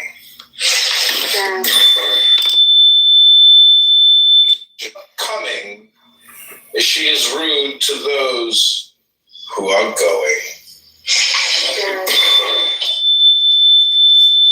Good judgment. Some people are born prudent. They come into the world with an advantage, the good sense that is a natural part of wisdom. Some people are born prudent. They come into the world with an advantage, the good sense that is a natural part of wisdom. Some people are born prudent. They come into the world with an advantage, the good sense that is a natural part of wisdom. Some people are born prudent. They come into the world with an advantage, the good sense that is a natural part of wisdom. and they have already walked half the road to success. With age and experience, the reason reaches complete maturity. That's all Indian. And the judgment is turned to its succumbing. She is rude to those who are going. Good judgment. Some people are born prudent. They come into the world with an advantage, the good sense that is a natural part of wisdom. And they have already walked half the road to success with age and experience.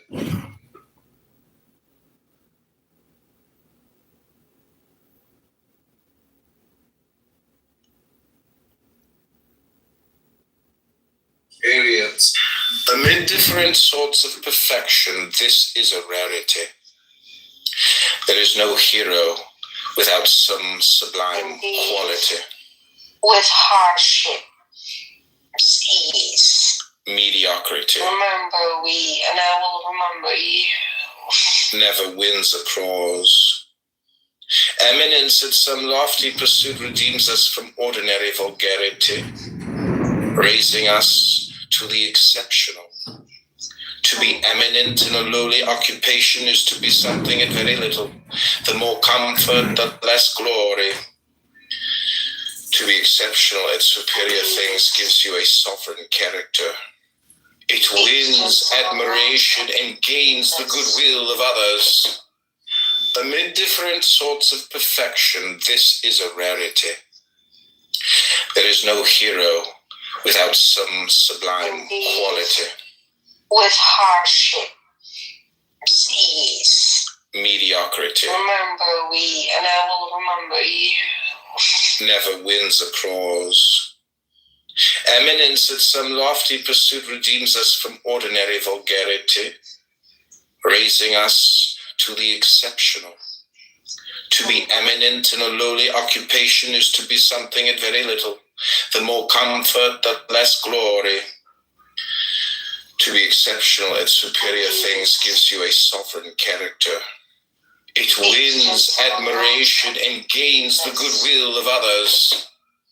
Amid different sorts of perfection, this is a rarity. There is no hero without some sublime quality. With hardship, ease. Mediocrity Remember we, and I will remember you. never wins applause. Eminence at some lofty pursuit redeems us from ordinary vulgarity, raising us to the exceptional. To be eminent in a lowly occupation is to be something at very little. The more comfort, the less glory. To be exceptional at superior things gives you a sovereign character. It wins admiration and gains the goodwill of others. Amid different sorts of perfection, this is a rarity. There is no hero without some sublime quality. With hardship, ease. Mediocrity Remember we, and I will remember you. never wins applause. Eminence at some lofty pursuit redeems us from ordinary vulgarity, raising us to the exceptional. And it deserves a fatal punishment. The worth of a prime minister never detracted from the greatness of his master. To the contrary, all the credit for success falls upon its principal cause, as does criticism in the case of failure. It is superiors who win the renown. One never says he had good or bad ministers, but he was a good or bad craftsman. So choose carefully. Examine your ministers. To them you are entrusting your immortal fate.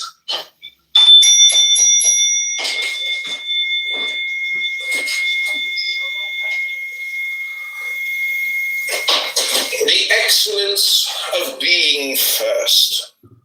failure deserves a fatal punishment. The worth of a prime minister never detracted from the greatness of his master. To the contrary, all the credit for success falls upon its principal cause, as does criticism in the case of failure.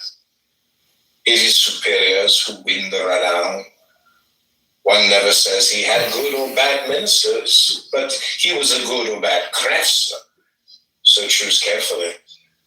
Examine your ministers. To them you are entrusting your immortal fate.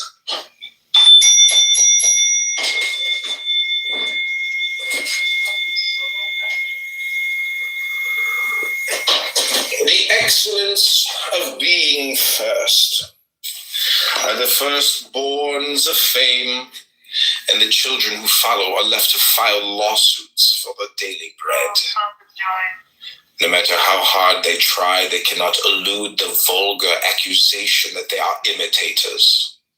Prodigious, subtle people have always invented new ways to achieve eminence, provided that prudence makes their adventures safe. Using novelty, wise people have found room in the roster of heroes. Some people would rather be first in second class than second in first.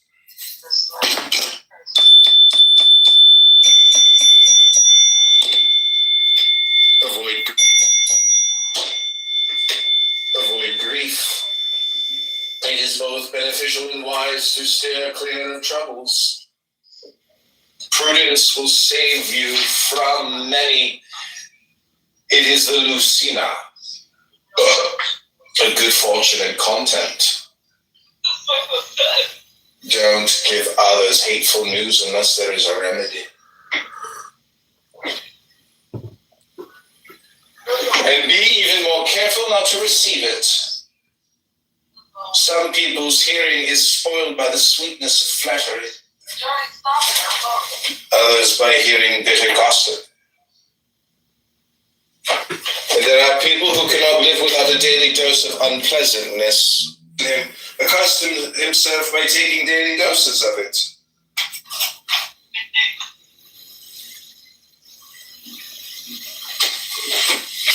Nor can you keep well by inflicting lifelong grief on yourself in order to please someone else, even if he is close to you. Never sin against your own happiness in order to please the person who counsels you and has nothing at stake in the matter. When giving pleasure to another involves giving grief to yourself, remember this lesson. Better for the other person to feel grief now than for you to feel it later and with no hope.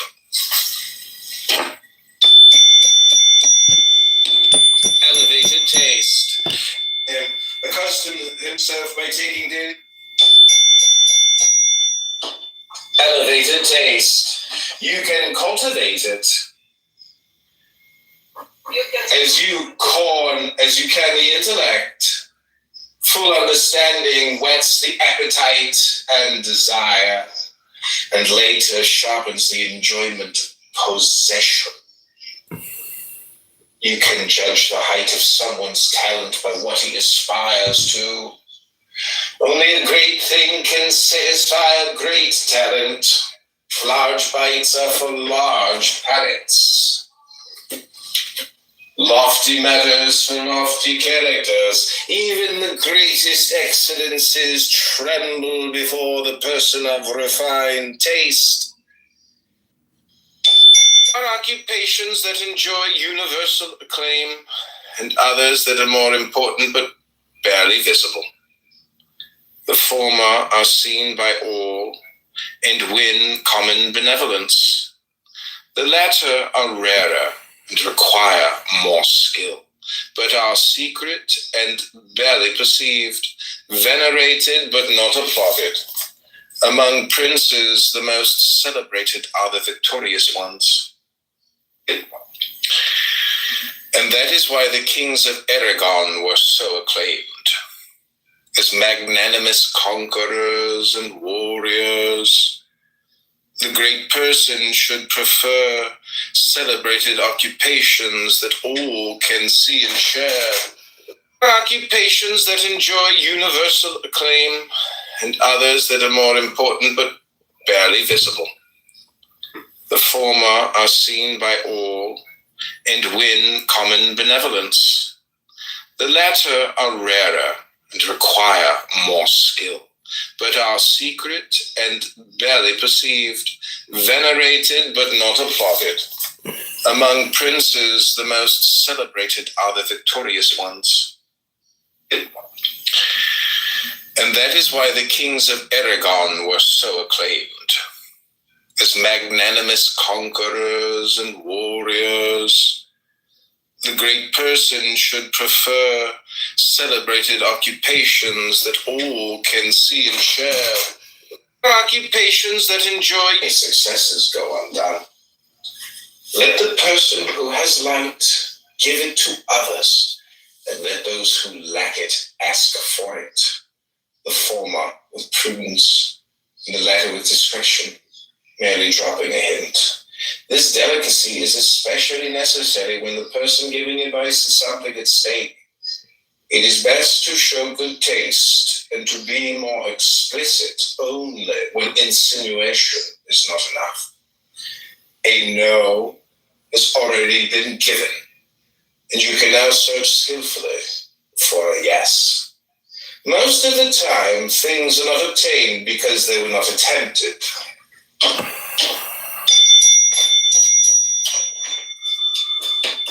Successes go undone, and their emotions vary accordingly.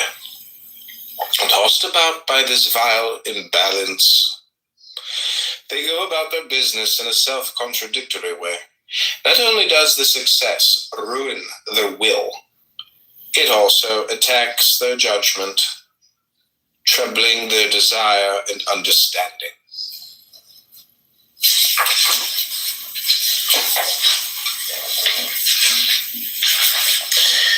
Know how to say no. Know how to say no. Know how to say their emotions ruin their will. It also attacks their judgment, troubling their desire and understanding.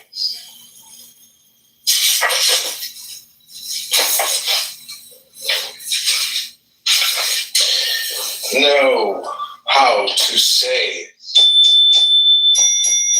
no. Know how to say no. Know how to say no. Know how to say no. Know how to say no. Ruin their will. It also attacks their judgment, troubling their desire and understanding.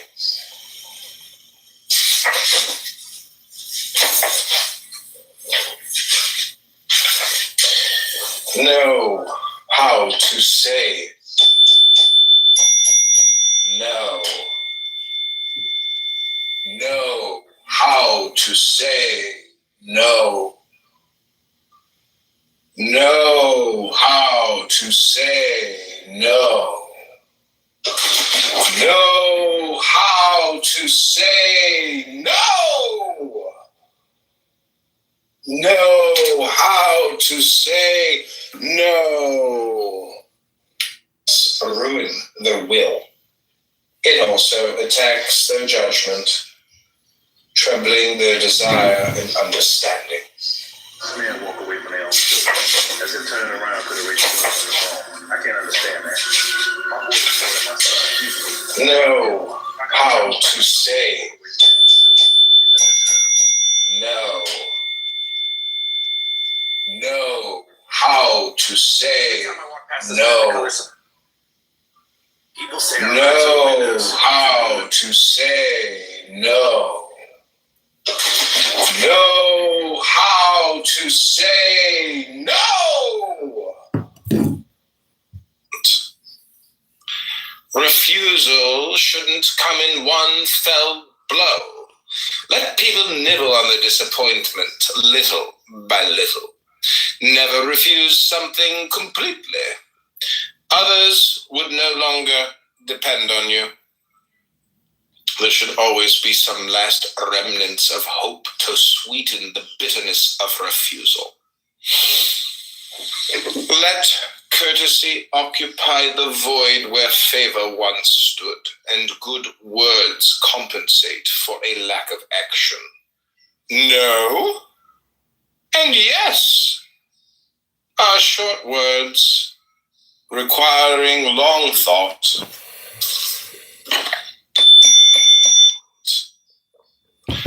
Refusal shouldn't come in one fell blow. Let people nibble on the disappointment little by little. Never refuse something completely.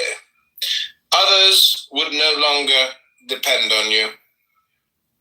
There should always be some last remnants of hope to sweeten the bitterness of refusal. Let courtesy occupy the void where favor once stood, and good words compensate for a lack of action. No and yes are short words requiring long thought.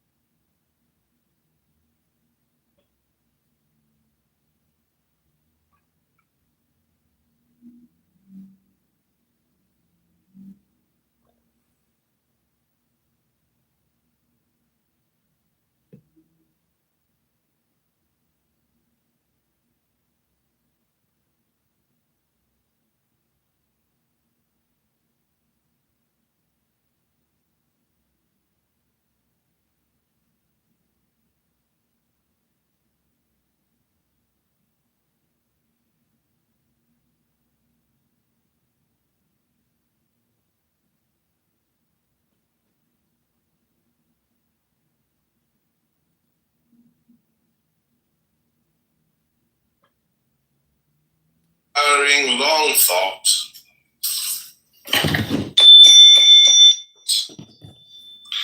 Refusal shouldn't come in one fell blow. Let people nibble on the disappointment little by little. Never refuse something completely. Others would no longer depend on you. There should always be some last remnants of hope to sweeten the bitterness of refusal. Let courtesy occupy the void where favor once stood, and good words compensate for a lack of action. No and yes are short words requiring long thought.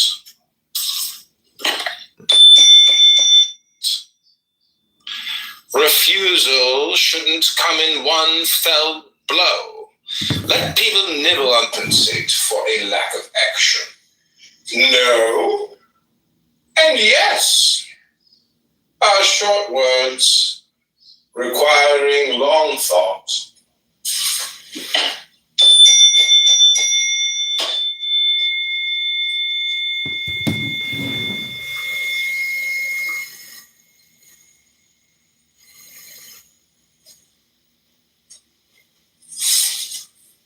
Don't be inconsistent, either because of temperament or out of affectation.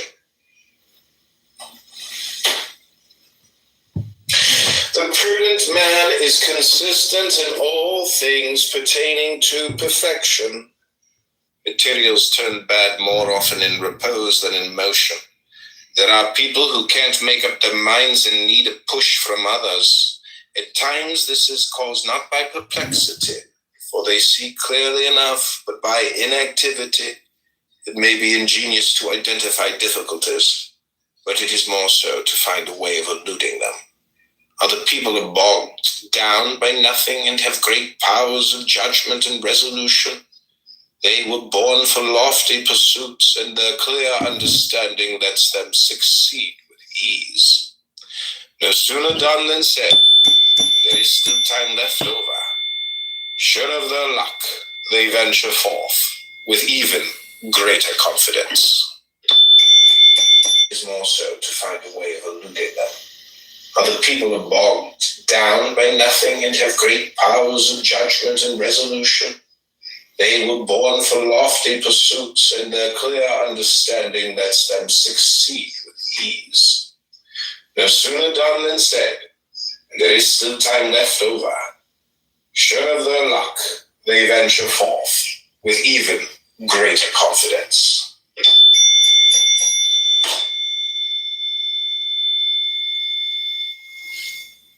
They are there, they want to get even by angering everyone. Because of their position, such people ought to belong to everyone, but their harshness and vanity makes them belong to no one. Courtly punishment for them. Avoid them entirely. Bestow your wisdom on others. Subnote: Gonzalo de Cordoba, El Gran Capitan, the great captain. Military man known for his exploits in the war against the Moors and in southern Italy. They are there, they want to get even by angering everyone. Because of their position, such people ought to belong to everyone, but their harshness and vanity makes them belong to no one. Courtly punishment for them. Avoid them entirely. Bestow your wisdom on others. Subnote: Gonzalo de Cordoba, El Gran Capitan, the great captain. Military man known for his exploits in the war against the Moors and in southern Italy. Entirely. Bestow your wisdom on others.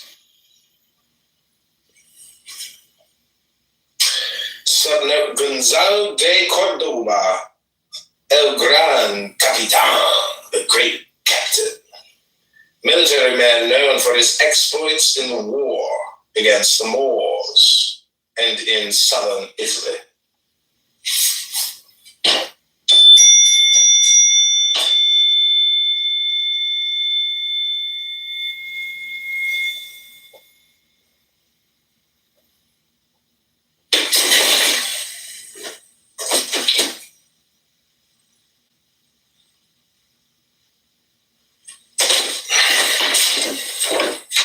Entirely. Bestow your wisdom on others. Subnote: Gonzalo de Cordoba, El Gran Capitan, the great captain. Was laughably short of perfection. We treat him like a liar, never believing him. From one we fear deceit, from the other jest.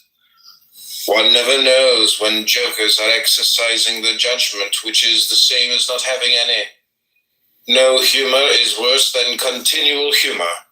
Some win a reputation for wit and lose their wits. There are moments for joviality, but the rest of the time belongs to seriousness.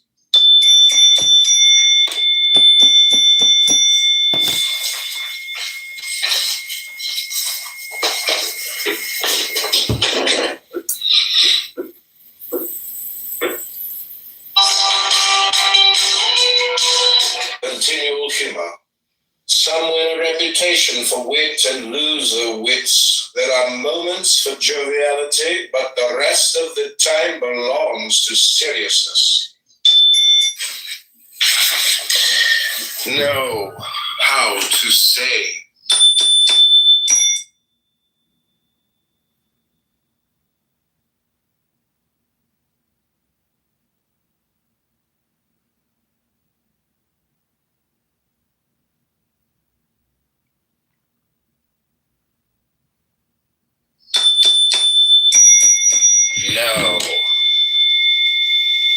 Know how to say no. Know how to say no. Know how to say no. Know how to say no. Know how to say no. Know how to say no. You can't grant everything to everybody. Saying no is as important as granting things, especially among those in command. What matters is the way you do it. Some people's know how to say. This life we attain even here and now. The adepts, the servants of VVVVV have attained the Runta. It is impossible to tell you of the splendors of that. By not declaring yourself immediately, you will keep people guessing, especially if your position is important enough to awaken expectations. Mystery, by its very arcaneness, causes veneration. Even when revealing yourself, avoid total frankness, and don't let everyone look inside you. Cautious silence is where prudence takes refuge. Once declared, resolutions are never esteemed, and they lie open to criticism. If they turn out badly, you will be twice unfortunate. If you want people to watch and wait on you, imitate the not declaring yourself immediately, you will keep people guessing, especially if your position is important enough to awaken expectations. Mystery, by its very arcaneness, causes veneration. Even when revealing yourself, avoid total frankness, and don't let everyone look inside you. Cautious silence is where prudence takes refuge. Once declared, resolutions are never esteemed, and they lie open to criticism.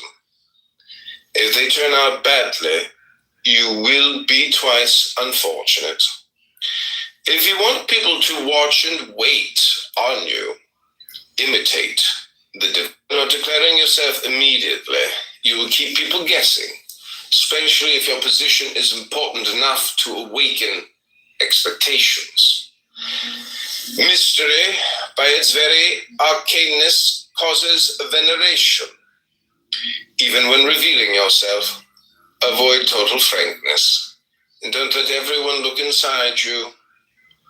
Cautious silence is where prudence takes refuge. Once declared, resolutions are never esteemed, and they lie open to criticism. If they turn out badly, you will be twice unfortunate. If you want people to watch and wait on you, imitate the not declaring yourself immediately, you will keep people guessing, especially if your position is important enough to awaken expectations. Mystery, by its very arcaneness, causes veneration. Even when revealing yourself, avoid total frankness, and don't let everyone look inside you. Cautious silence is where prudence takes refuge. Once declared, resolutions are never esteemed, and they lie open to criticism. If they turn out badly, you will be twice unfortunate. If you want people to watch and wait on you, imitate the devil. Not declaring yourself immediately, you will keep people guessing, especially if your position is important enough to awaken expectations. Mystery, by its very arcaneness, causes veneration. Even when revealing yourself, avoid total frankness, and don't let everyone look inside you. Cautious silence is where prudence takes refuge. Once declared, resolutions are never esteemed, and they lie open to criticism. If they turn out badly, you will be twice unfortunate. If you want people to watch and wait on you, imitate the devil. Not declaring yourself immediately, you will keep people guessing, especially if your position is important enough to awaken expectations. Mystery, by its very arcaneness, causes veneration. Even when revealing yourself, avoid total frankness, and don't let everyone look inside you. Cautious silence is where prudence takes refuge. Once declared, resolutions are never esteemed, and they lie open to criticism. If they turn out badly, you will be twice unfortunate. If you want people to watch and wait on you, imitate the devil. Not declaring yourself immediately, you will keep people guessing, especially if your position is important enough to awaken expectations. Mystery, by its very arcaneness, causes veneration. Even when revealing yourself, avoid total frankness, and don't let everyone look inside you. Cautious silence is where prudence takes refuge. Once declared, resolutions are never esteemed, and they lie open to criticism. If they turn out badly, you will be twice unfortunate. If you want people to watch and wait on you, imitate the devil. Not declaring yourself, for hope remembers and gratitude forgets. You will get more from dependence than from courtesy. He who has already drunk turns his back on the well, and the orange already squeezed turns from gold into mud. When there is no longer dependence, good manners disappear, and so does esteem. The most important lesson experience teaches is to maintain dependence and entertain it without satisfying it. This can hold even a king, but don't carry it too far, leading others astray by your silence or making their ills incurable for your own good. A mind being surpassed in good fortune, character, or temperament, but no one, especially not a sovereign, likes to be surpassed in intelligence. For this is the king of attributes. Any crime against it is lèse-majesté. Sovereigns want to be so in what is most important. Princes like to be helped, but not surpassed. When you counsel someone, you should appear to be reminding him of something he had forgotten, not of the light he was unable to see. It is the stars who teach us this subtlety. They are brilliant suns, but they never dare to outshine the sun. No country, not even the most refined, has ever escaped some innate defect or other, and these weaknesses are seized on by neighboring countries as defense or consolation. It is a triumph to correct, or at least dissimulate, such national faults. By doing so, you will be revered as unique among your people, for what is least expected is most valued. Other defects are caused by one's lineage, condition, occupation, and by the times. If all these defects come together in one person, and no care is taken to foresee and correct them, they produce this. Enjoy the company of people of understanding. What you say will be rewarded with applause. What you hear with learning. What draws us to others ordinarily is our own interest, and here that interest is ennobled. The prudent frequent the homes of courtly heroes, theaters of heroism, not palaces of vanity. Some are renowned for their learning and good judgment, oracles of all greatness through example and friendship. Those who accompany them form courtly academy of gallant discretion and wisdom. Nature in.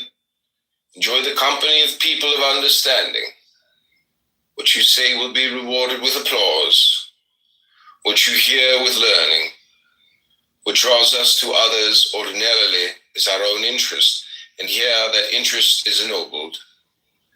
The prudent frequent the homes of courtly heroes, theaters of heroism, not palaces of vanity.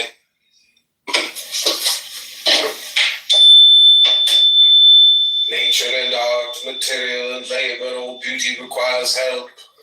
Perfection turns into barbarism unless ennobled by artifice. Artifice rescues the bad and perfects the good. Nature often lets us down when we most need her. Let us turn to art. The best disposition is unrefined without her.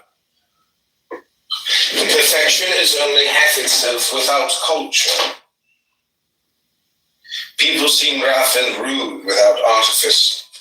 Perfection requires polish, that its guile has been penetrated and tries to deceive by telling the truth. Changing strategies, it beguiles us with its apparent lack of guile. It bases its cunning on the greatest candor, but observation comes forward, sees through all this, discovers the shadows that are cloaked in light. It deciphers intention, which is most hidden when most simple. Thus does the cunning of Python struggle against the candor of the penetrating rays of Apollo. Subnote the huge serpent killed by Apollo at the foot of Parnassus. Number 14, both reality and manner. We have little to live and much to know, and you cannot live if you do not know. It takes uncommon skill to study and learn without effort, to study much through many, and know more than all of them together. Do this, and you will go to a gathering and speak for many.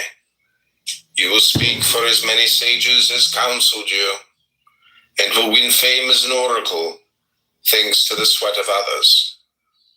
Choose a subject, and let those around you serve up quintessential knowledge. If you can make knowledge your servant, make it your friend. Sages as counseled you, and will win fame as an oracle, thanks to the sweat of others. Choose a subject, and let those around you serve up quintessential knowledge. If you can make knowledge your servant, make it your friend. This will confuse people, especially your rivals, and awaken their curiosity and attention. If you always act on your first intention, others will foresee it and thwart it. It is easy to kill the bird that flies in a straight line, but not one that changes its line of flight. Don't always act on your second intention either. Do something twice, and others will discover the ruse. Malice is ready to pounce on you. You need a good deal of subtlety to outwit it. The consummate player never moves the piece of his opponent expects him to, and less still the piece he wants him to move. Application and capacity. Eminence requires eminence outdoes itself. The mediocre people who apply themselves go further than the superior people who don't. Work makes worth. You purchase reputation with it. Some people are unable to apply themselves to even the simplest tasks. Application depends almost always on temperament. It is all right to be mediocre.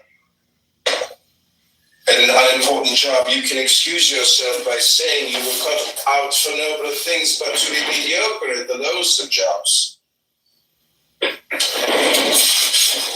than excellence at the highest, is no excuse at all.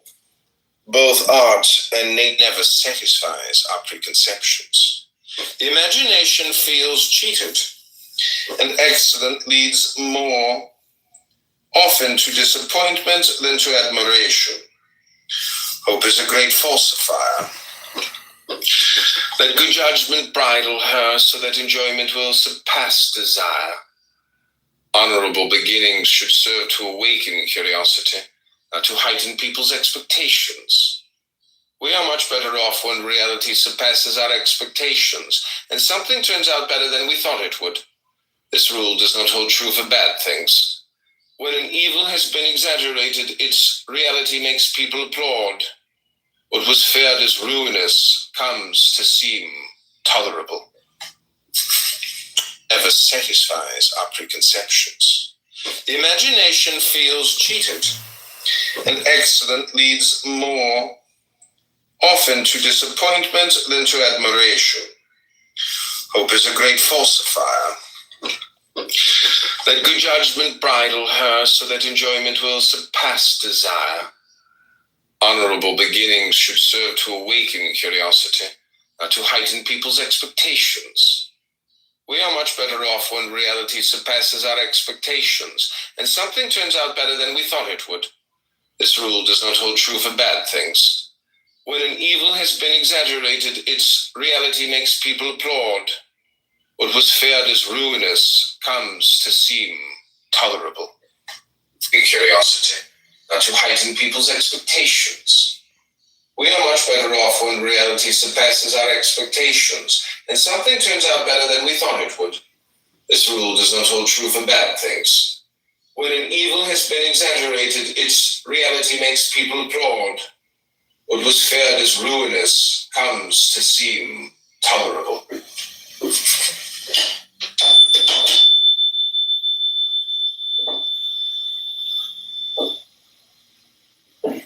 Few people live without some moral flaw or character defect, and they give in to it when it would be easy to cure. The prudence of others is grieved to see a universal, sublime talent threatened by a small defect. A single cloud eclipses the sun. Defects are moles on the face of reputation, and malevolence is good at noticing them. It takes supreme skill to turn them into beauty marks. Caesar covered his defects with laurels. Subnote, he hid his baldness under a crown of laurels.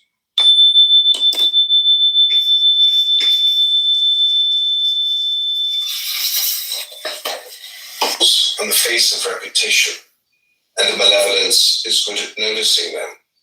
It takes supreme skill to turn them into beauty marks.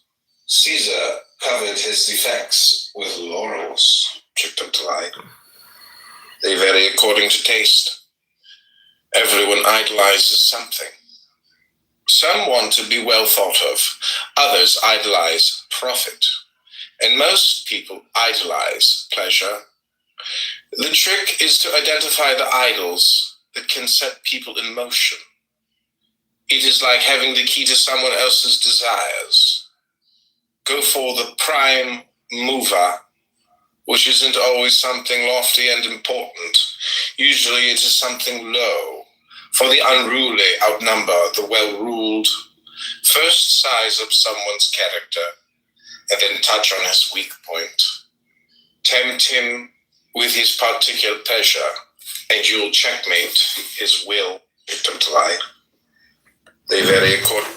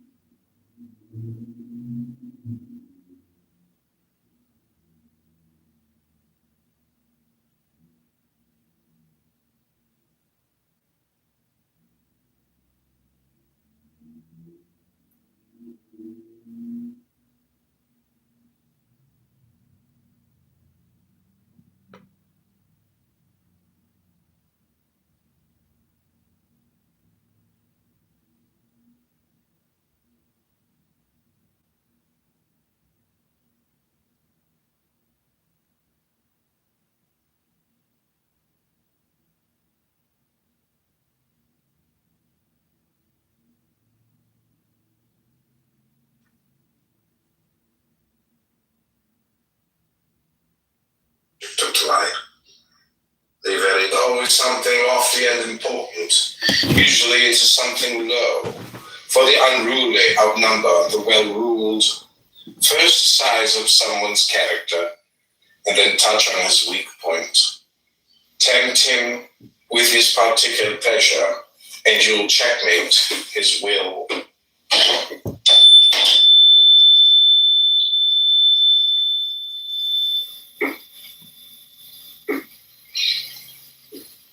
Politicians cunningly disguise her. She is not afraid to set aside friendship, power, and even her own good, and this is when people disown her. Clever people spin subtle sophistries and speak of the laudable higher motives or reasons of security. But the truly faithful person considers deceit a sort of treason, is prouder to be steadfast than clever, and is always found on the side of truth. If he differs with others, it isn't because of any fickleness of his own, but because others have abandoned the truth. Politicians cunningly disguise her. Others have abandoned the truth. Don't occupy yourself with disreputable things, even less with chimerical ones that bring more scorn than renown. Caprice is found in many sects, and the same person should flee from all of them. There are people with extravagant tastes who embrace anything wise people repudiate. They take pleasure in any sort of eccentricity. And although this makes them well known, they are more often laughed at than renowned.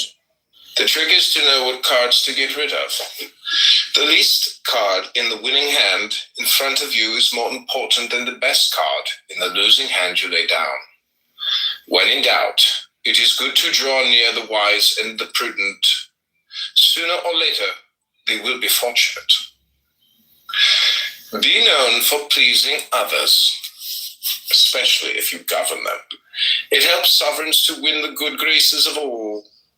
Ruling others has one advantage. You can do more good than anyone else. Friends are those who do friendly things. Some people are intent on not pleasing, not because it is burdensome, but simply out of nastiness. In everything they oppose the divine communicability.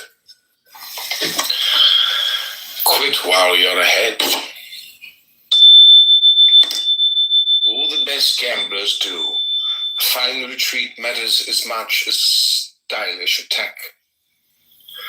As soon as there are enough, even when there are many cash in your deeds, a long run of good fortune is always suspicious. You're safer when good luck alternates with bad, and besides, that makes for bittersweet enjoyment. When luck comes racing in on us, it is more likely to slip and smash everything to pieces. Sometimes Lady Luck compensates us, trading intensity for duration. She grows tired when she has to carry someone on her back for a long time.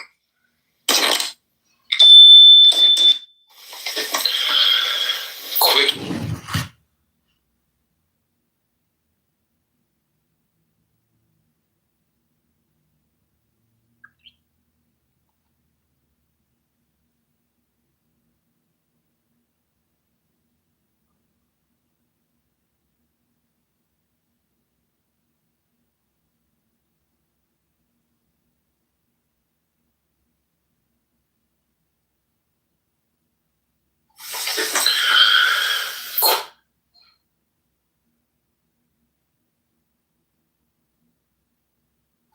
Smash everything to pieces. Sometimes Lady Luck compensates us.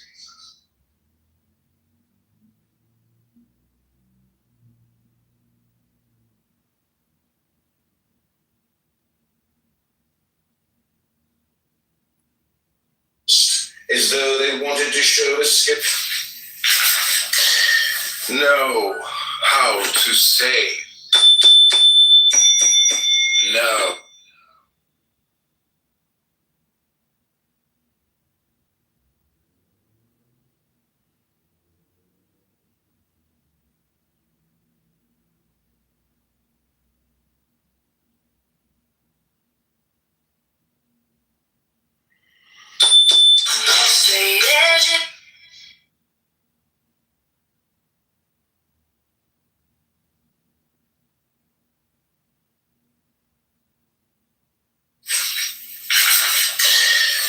Know how to say no. Know how to say no. Know how to say no. No.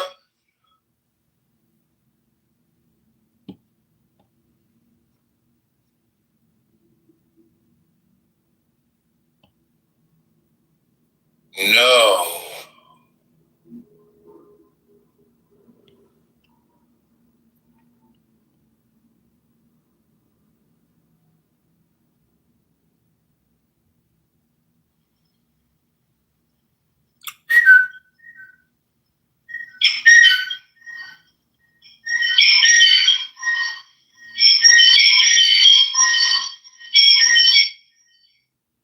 Did you experience inappropriate behavior from a...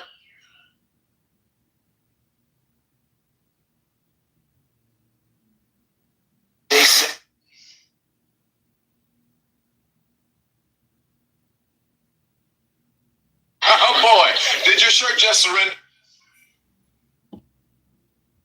Oh boy, this place needs a little more height.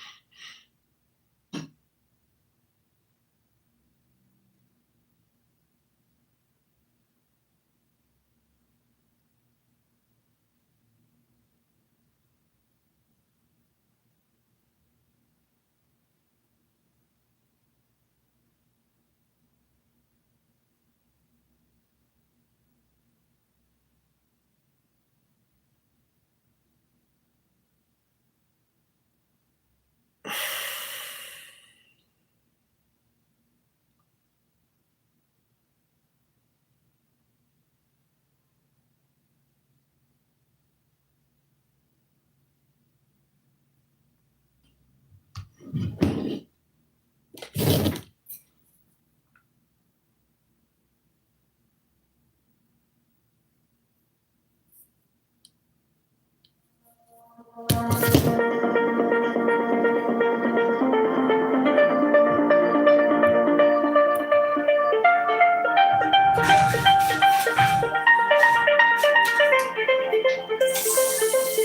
to raise your flag, still shaking in your head. You crave the final word, but don't know where you stand. You call each risk a war, you call each doubt a shame. You win a little fight, lose your own true name. This is the prudence of a victory, knowing which battles you can leave undone. Call back your anger from the edge of your throne. That's the wisdom of a victory.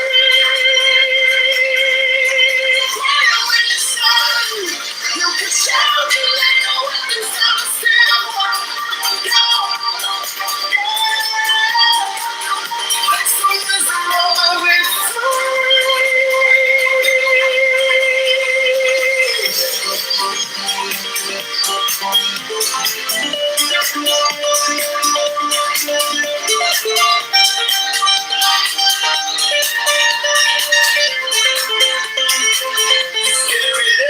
every bruise as proof that you were right. But pride's a heavy shield, it steals the softer light. What if the brave are moved, just letting someone in? See your trembling hand, still call that a win. This is the prudence of a victory, knowing which battles you can leave undone. Call back your anger from the edge of your throne. It's the wisdom of a victory. Quiet when it's done, you can shout and lay your weapons down and still walk out. It's the wisdom of a victory. Not every hill deserves your blood. Not every storm deserves a flood. You find your strength, you're standing free from every small enemy.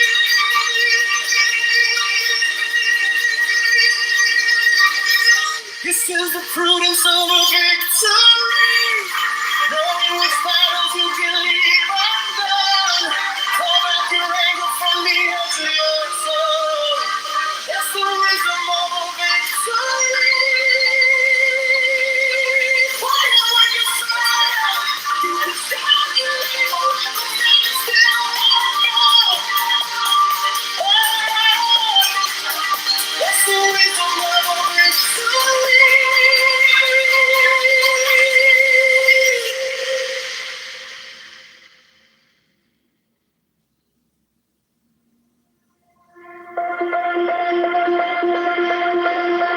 You rush to raise your flag,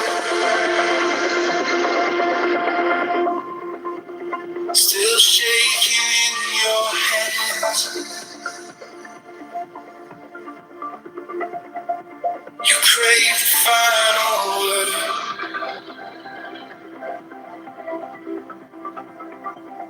don't know where you stand.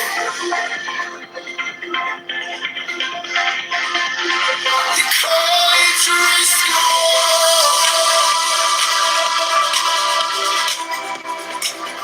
you call it down to shame. You will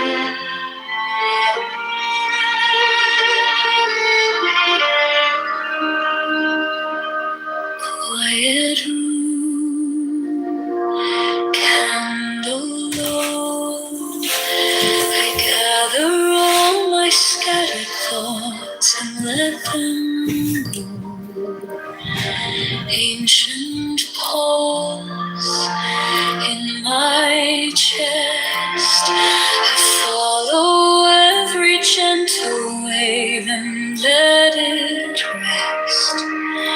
Inhale light, exhale time, breath of the sky opening wide. I meet my mind like an old friend, perfect in this moment. As I rise,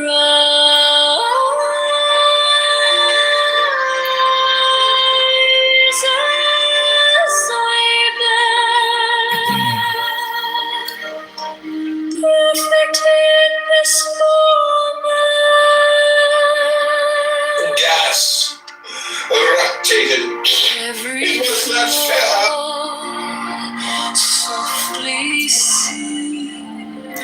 A teacher in a humble robe walking through me. Wisdom speaks, not in sound, in the space between one breath and the next one found. Inhale light, exhale time, breath of inner sky opening wide. I meet my mind like an old friend, perfect in this moment.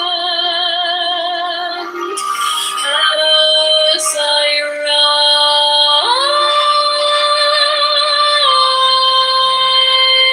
as I bend,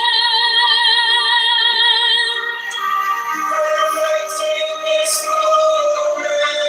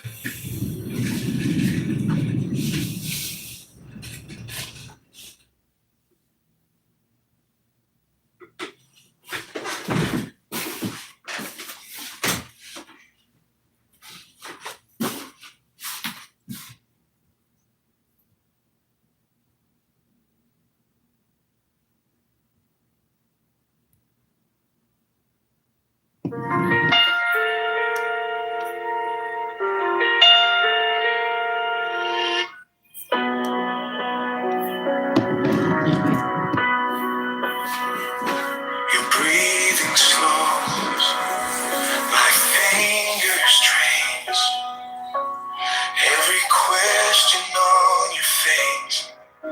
You ask me what I'm searching for.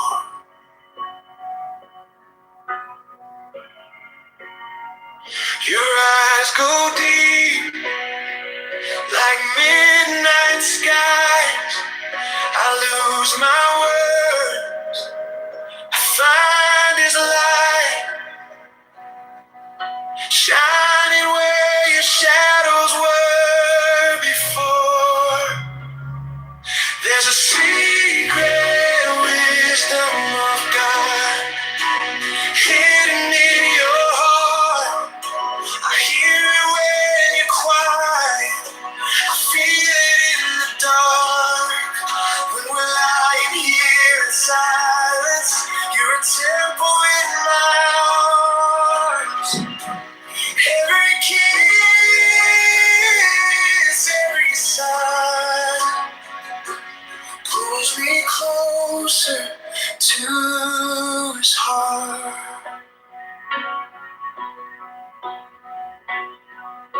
You close your eyes, I close mine too. I talk to Him while holding you. Every breath a quiet little prayer.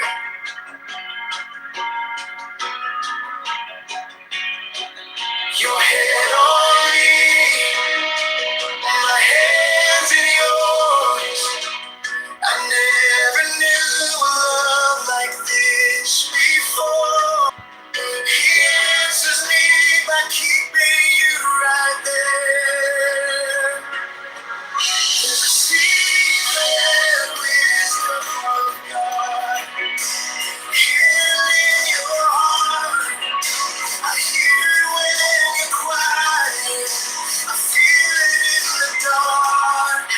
When we're lying here in silence, you're a temple in my arms. Every kiss, every sigh pulls me closer to His heart. Teach me how to love you like He always planned.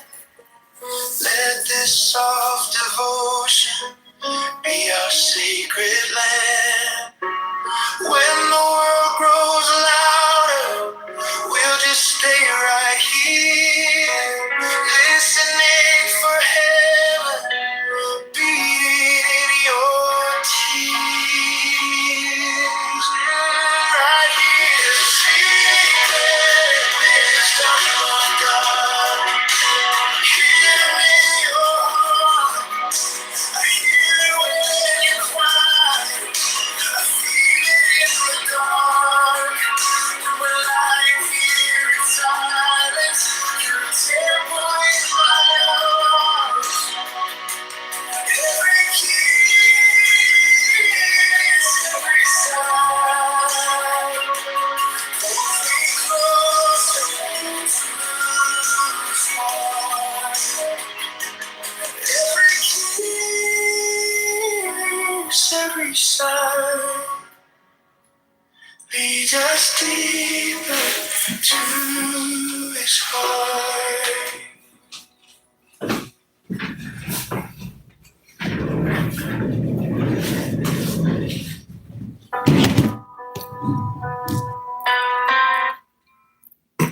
Okay, we're going to go back to Balthasar Gracian.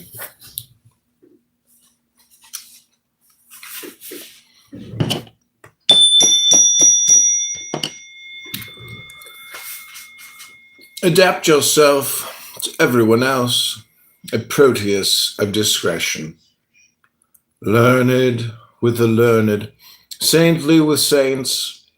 This is a great way to capture the goodwill of others, for similarity generates benevolence. Observe people's temperaments and adapt yourself accordingly.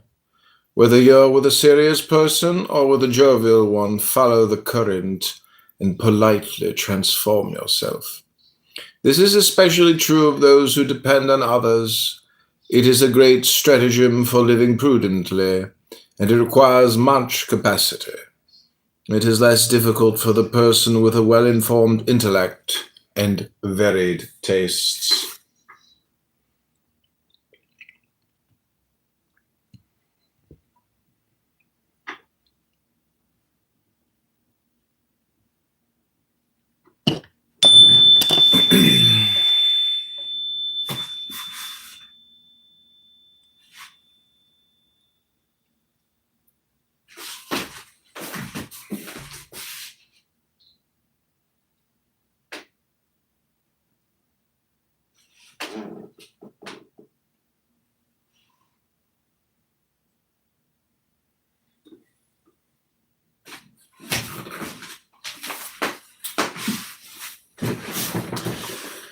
Skill at trying things out. Folly always rushes into action, for all fools are bold. The very simplicity which prevents them from foreseeing danger keeps them from worrying about their reputation. But prudence enters with great care. Caution and penetration precede her, beating the bushes so that she can advance safely. Discretion sentences hasty action to failure, though fortune sometimes issues a pardon. Go slowly when you fear the depths. Let shrewdness feel its way forward, and prudence steer you toward firm ground. These days there are pitfalls in dealing with others, and it is best to fathom things as you go along.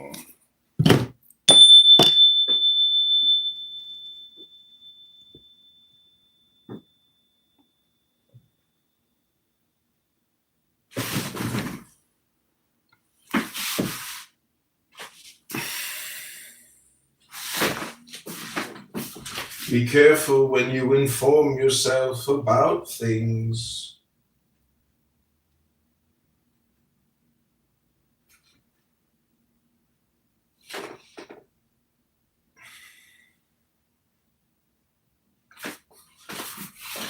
Much of our lives is spent gathering information.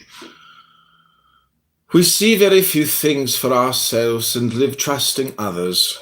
The ears are the back door of truth and the front door of deceit.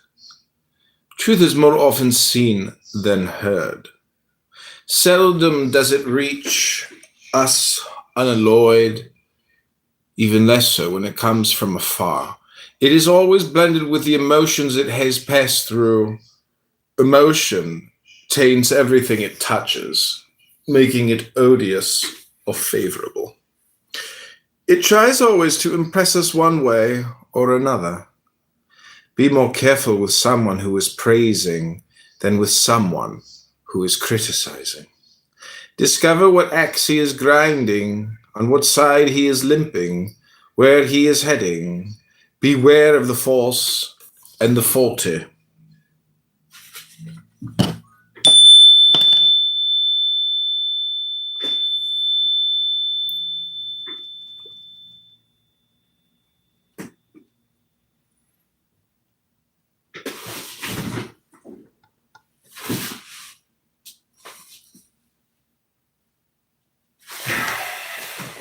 Renew your brilliance.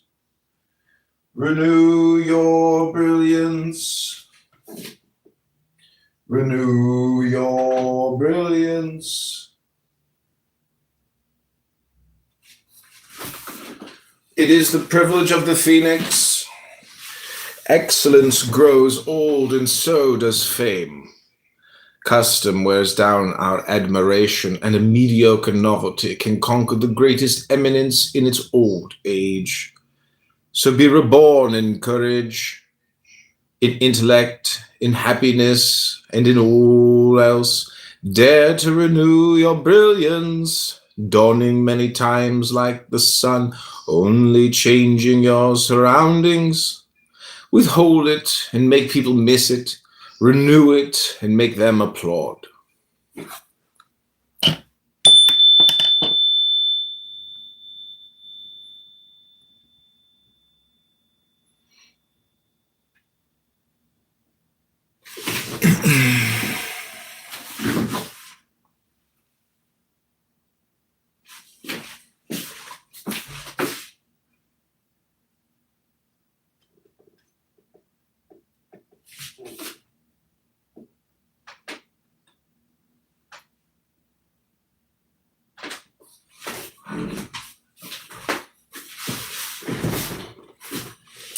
Neither all bad nor all good.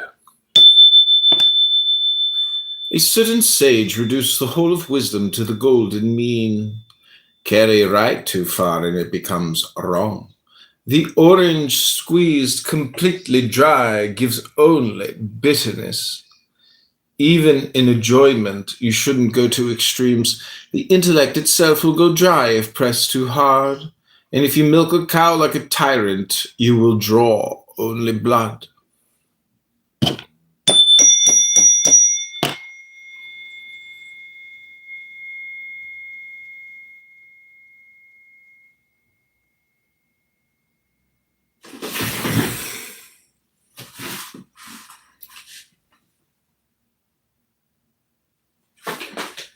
Allow yourself some venial fault.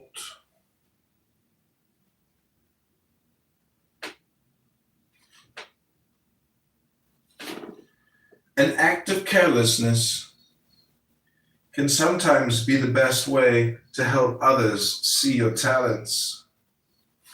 Envy often ostracizes people. The more civil it is, the more criminal. It accuses what is very perfect of sinning by not sinning, and it condemns complete perfection. It makes itself into an Argos, looking for the faults and excellent things, if only to console itself. Like lightning, censure strikes the highest places.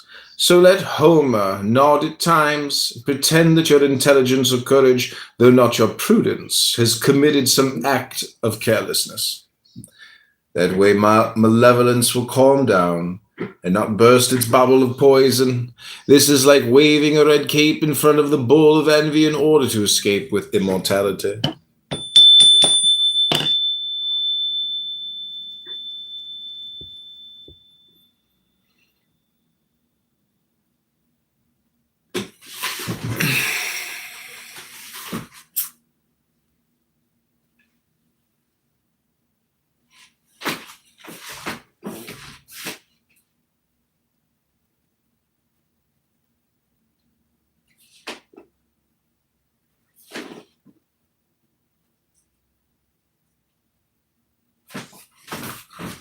Know how to use your enemies. Grasp things not by the blade, which will harm you, but by the hilt, which will defend you. Same applies to emulation. The wise person finds enemies more useful than the fool does friends. Malevolence often levels the mountains of difficulty that favor made fearful. Many owe their greatness to their enemies.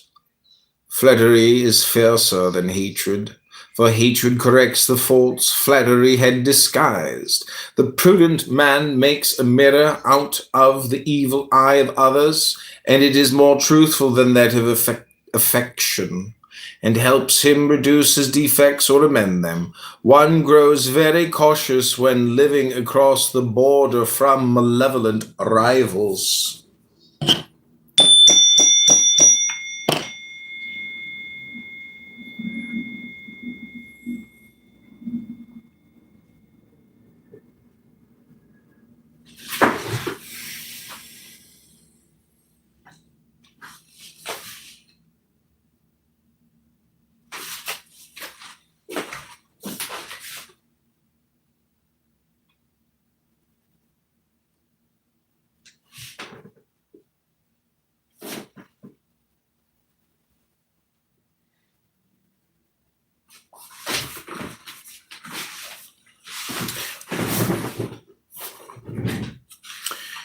Don't be the wild card. The wild card or joker, the one that can be anything its holder pleases. Excellent things are easily abused. When everyone covets something, they are easily annoyed by it. It is a bad thing to be good for nothing, but worse to be good for everything. Some lose because they win so often, and soon they are as despised as they once were desired.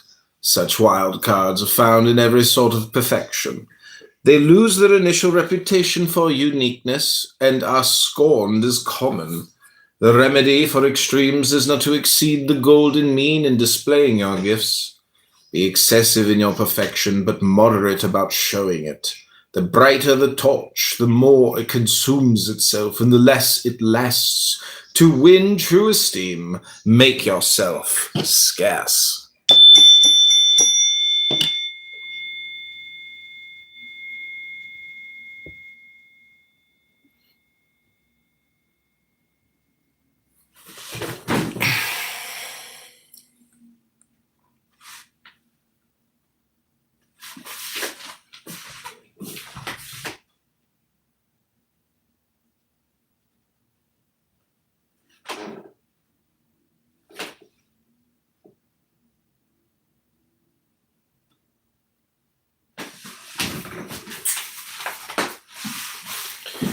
Head of rumor. The crowd is a many-headed monster, many eyes for malice, many tongues for slander. Sometimes a rumor arises and blights the best reputation, and if it sticks to you like a nickname, your fame will perish. The crowd usually seizes on some outstanding weakness or some ridiculous defect fit material for its murmurings. At times it is our envious rivals who cunningly invent these defects. There are mean mouths, and they ruin a great reputation sooner with a joke than with a shameless, bold-faced lie. It is very easy to acquire a bad reputation, for badness is easily believed and hard to erase. Let the prudent person avoid all this and keep an eye on vulgar insolence, for an ounce of prevention is worth a pound of cure.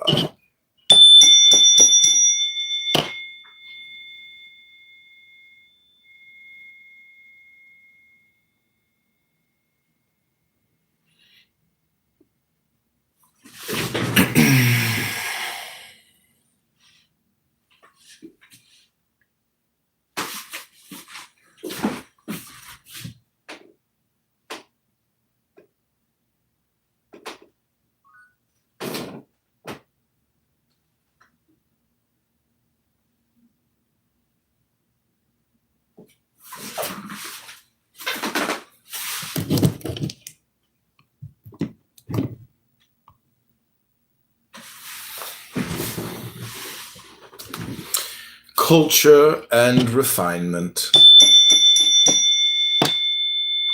Man is born a barbarian. Culture raises him above the beast. Culture turns us into true persons. The more culture, the greater the person. In that belief, Greece called the rest of the universe barbarian.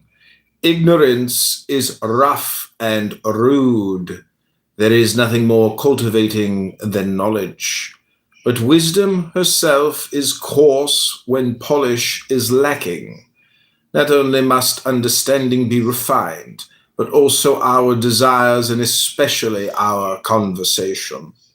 Some people show a natural refinement both in their inner and outer gifts, the concepts and words in the bodily adornment, which is like the bark, and the spiritual gifts, the fruit. Others are so gross that they tarnish everything, even their fine qualities, with an unbearable barbaric sloppiness.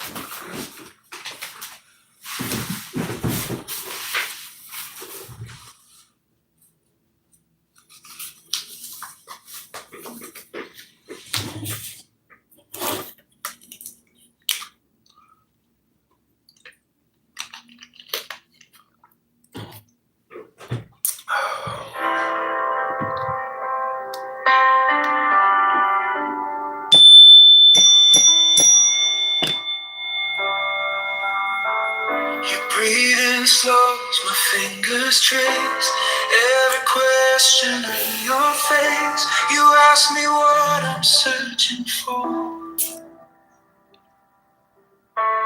Your eyes go deep like midnight skies. I lose my words, I find his light shining where your shadows were before. There's a secret wisdom of God hidden in your heart. I hear it when you're quiet. I feel it in the dark. When we're lying here in silence, you're a temple in my arms. Every kiss, every sigh pulls me closer to his heart.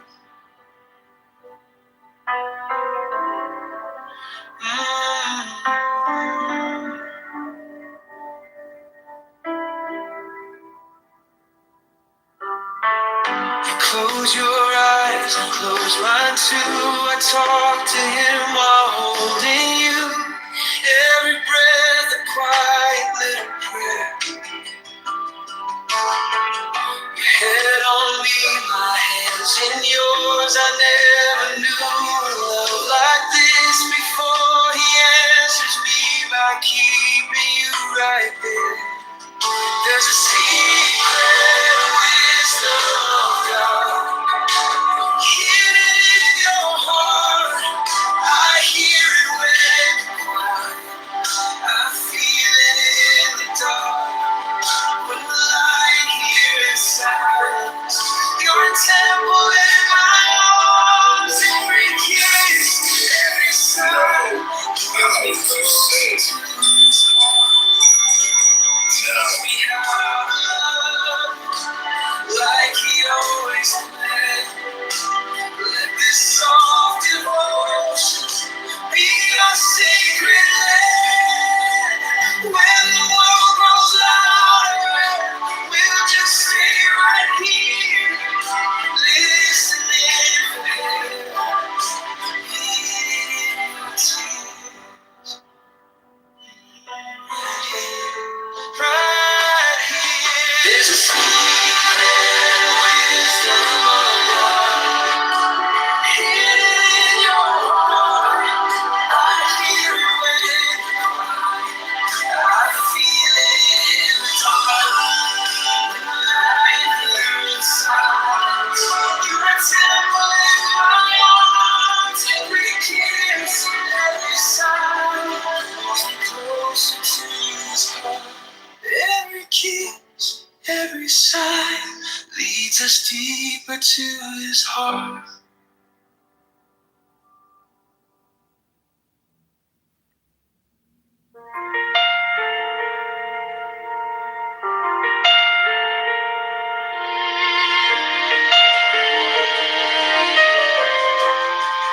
You're the stillness in my breathing, every pause between my prayers. I was chasing every answer. You were waiting in the air. There's a secret wisdom of God hiding right here in your eyes. Every heartbeat feels like scripture. Every kiss, another sign. If I lose all words and doctrines, let me lose them in your arms. 'Cause this secret wisdom of God. Adapt yourself to everyone else. A Proteus of discretion. Learned with the learned, saintly with saints. This is a great way to capture the goodwill of others, for similarity generates benevolence. Observe people's temperaments and adapt yourself accordingly. Whether you're with a serious person or with a jovial one, follow the current and politely transform yourself.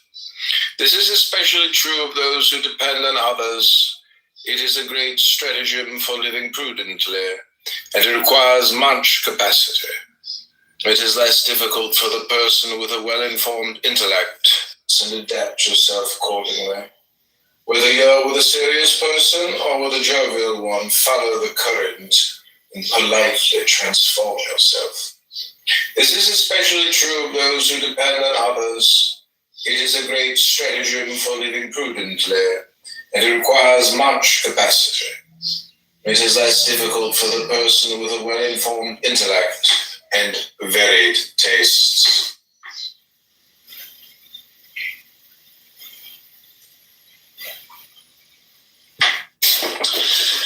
The skill at trying things out, folly always rushes into action, for all fools are bold. The very simplicity which prevents them from foreseeing danger keeps them from worrying about their reputation. But prudence enters with great care. Caution and penetration precede her, beating the bushes so that she can advance safely. Discretion sentences hasty action to failure, though fortune sometimes issues a pardon. Go slowly when you fare the depths. Let shrewdness feel its way forward, and prudence steer you toward firm ground. These days there are pitfalls in dealing with others, and it is best to fathom things as you go along. And precede her, beating the bushes so that she can advance safely. Discretion sentences hasty action to failure, though fortune sometimes issues a pardon. Go slowly when you fare the depths. Let shrewdness feel its way forward, and prudence steer you toward firm ground. These days there are pitfalls in dealing with others, and it is best to fathom things as you go along.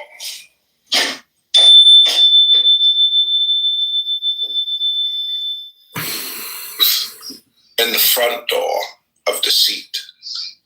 Truth is more often seen than heard.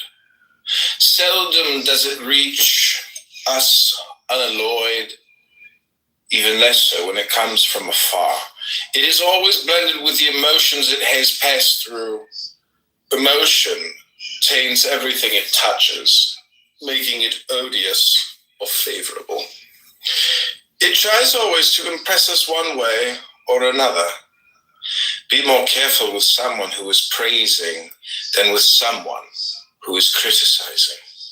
Discover what axe he is grinding, on what side he is limping, where he is heading. Beware of the false and the faulty, yes, or favorable. It tries always to impress us one way or another. Be more careful with someone who is praising than with someone who is criticizing. Renew your brilliance. It is the privilege of the phoenix. Excellence grows old, and so does fame. Custom wears down our admiration, and a mediocre novelty can conquer the greatest eminence in its old age. So be reborn in courage, in intellect, in happiness, and in all else. Dare to renew your brilliance, dawning many times like the sun, only changing your surroundings. Withhold it and make people miss it. Renew it and make them applaud. Mediocre novelty can conquer the greatest eminence in its old age. So be reborn in courage, in intellect, in happiness, and in all else. Dare to renew your brilliance.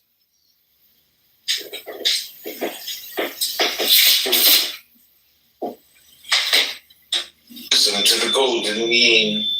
Carry right too far and it becomes a wrong. The orange squeezed completely dry gives only bitterness. Even in envy often ostracizes people.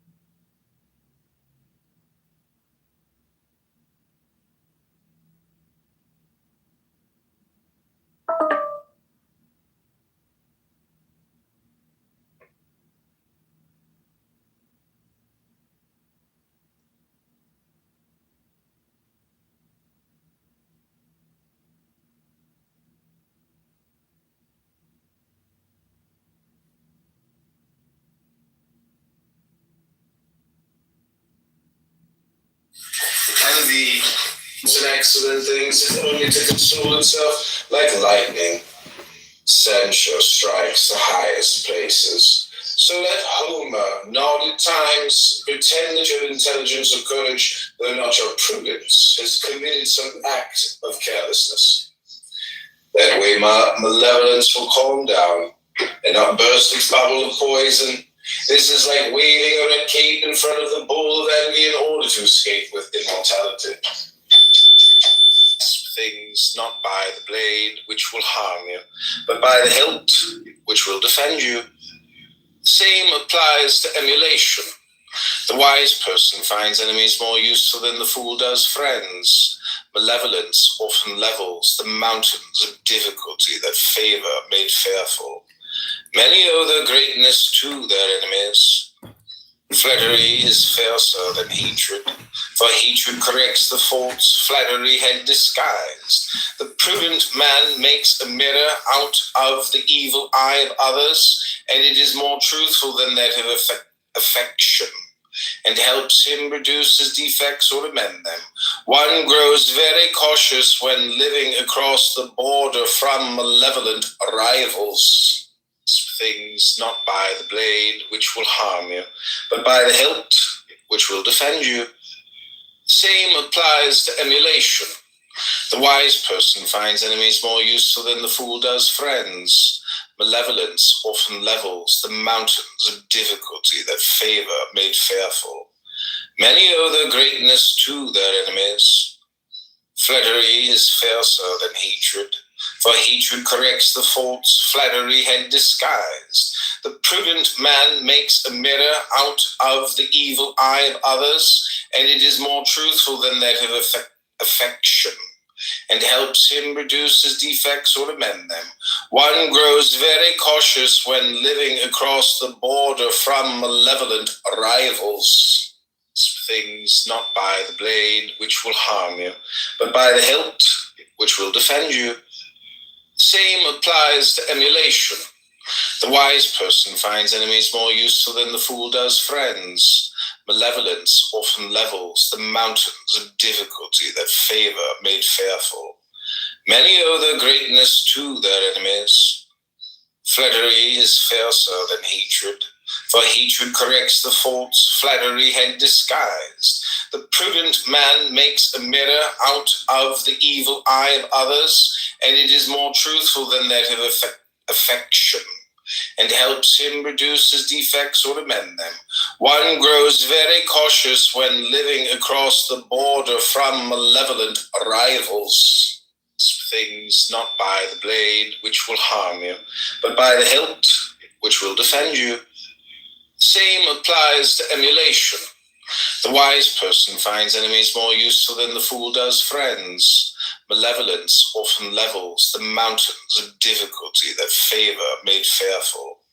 Many owe their greatness to their enemies. Flattery is fiercer than hatred, for hatred corrects the faults flattery had disguised. The prudent man makes a mirror out of the evil eye of others, and it is more truthful than that of affection, and helps him reduce his defects or amend them. One grows very cautious when living across the border from malevolent rivals. Things not by the blade, which will harm you, but by the hilt, which will defend you. Same applies to emulation. The wise person finds enemies more useful than the fool does friends. Malevolence often levels the mountains of difficulty that favor made fearful. Many owe their greatness to their enemies. Flattery is fiercer than hatred, for hatred corrects the faults flattery had disguised. The prudent man makes a mirror out of the evil eye of others, and it is more truthful than that of affection, and helps him reduce his defects or amend them. One grows very cautious when living across the border from malevolent rivals. Things not by the blade, which will harm you, but by the hilt, which will defend you. Same applies to emulation. The wise person finds enemies more useful than the fool does friends. Malevolence often levels the mountains of difficulty that favor made fearful. Many owe their greatness to their enemies. Flattery is fiercer than hatred, for hatred corrects the faults flattery had disguised. The prudent man makes a mirror out of the evil eye of others, and it is more truthful than that of affection, and helps him reduce his defects or amend them. One grows very cautious when living across the border from malevolent rivals. Things not by the blade which will harm you, but by the hilt which will defend you. Same applies to emulation. The wise person finds enemies more useful than the fool does friends. Malevolence often levels the mountains of difficulty that favor made fearful. Many owe their greatness to their enemies. Flattery is fiercer than hatred, for hatred corrects the faults flattery had disguised. The prudent man makes a mirror out of the evil eye of others, and it is more truthful than that of affection, and helps him reduce his defects or amend them. One grows very cautious when living across the border from malevolent rivals. Things not by the blade which will harm you, but by the hilt which will defend you. Same applies to emulation. The wise person finds enemies more useful than the fool does friends. Malevolence often levels the mountains of difficulty that favor made fearful. Many owe their greatness to their enemies. Flattery is fiercer than hatred, for hatred corrects the faults flattery had disguised. The prudent man makes a mirror out of the evil eye of others, and it is more truthful than that of affection, and helps him reduce his defects or amend them. One grows very cautious when living across the border from malevolent rivals. Things not by the blade which will harm you, but by the hilt which will defend you. Same applies to emulation. The wise person finds enemies more useful than the fool does friends.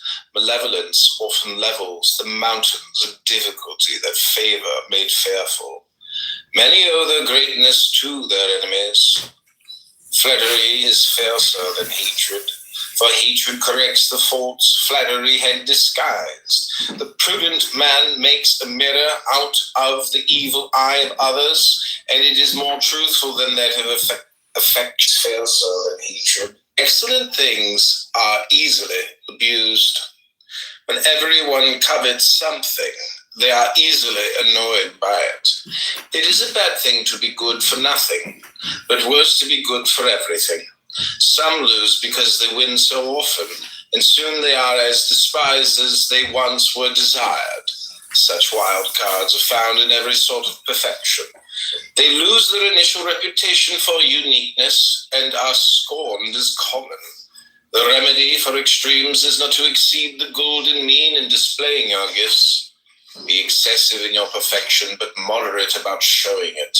The brighter the torch, the more it consumes itself, and the less it lasts. To win true esteem, make yourself scarce. Excellent things are easily abused. When everyone covets something, they are easily annoyed by it. It is a bad thing to be good for nothing, but worse to be good for everything. Some lose because they win so often, and soon they are as despised as they once were desired. Such wild cards are found in every sort of perfection. They lose their initial reputation for uniqueness and are scorned as common. The remedy for extremes is not to exceed the golden mean in displaying your gifts. Be excessive in your perfection, but moderate about showing it. The brighter the torch, the more it consumes itself, and the less it lasts. To win true esteem, make yourself scarce. Excellent things are easily abused. When everyone covets something, they are easily annoyed by it. It is a bad thing to be good for nothing, but worse to be good for everything. Some lose because they win so often, and soon they are as despised or desired. Temptation.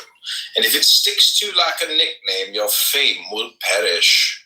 The crowd usually seizes on some outstanding weakness or some ridiculous defect fit material for its murmurings. At times it is our envious rivals who cunningly invent these defects. There are a mean mouse, and they ruin a great reputation sooner with a joke than with a shameless, bold-faced lie. It is very easy to acquire a bad reputation, for badness is easily believed and hard to erase.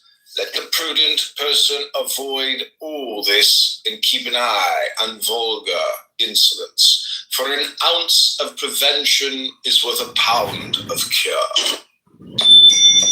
And if it sticks to you like a nickname, your fame will perish. The crowd usually seizes on some outstanding weakness or some ridiculous defect fit material for its murmurings.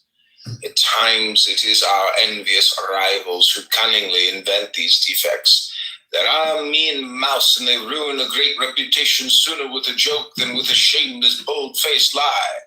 It is very easy to acquire a bad reputation, for badness is easy.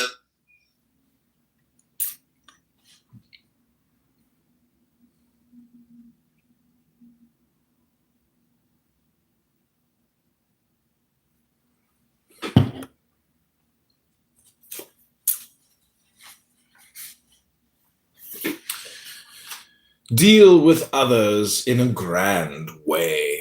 Aspire to elevation. The great should never be petty. You needn't go into all the details when conversing with others, especially when the subject is distasteful. Notice things, but do so casually. It isn't good to turn conversation into detailed interrogation. Act with a courteous, noble generality, which is a sort of gallantry. A large part of ruling lies in feigning indifference. Learn to overlook most of the things that happen among your close friends, your acquaintances, and especially your enemies. Over-scrupulousness is irritating. And if it forms part of your character, you will be tiresome to others. To keep circling round something unpleasant is a sort of mania. Remember that people usually behave like what they are, according to their own heart and their own capacity.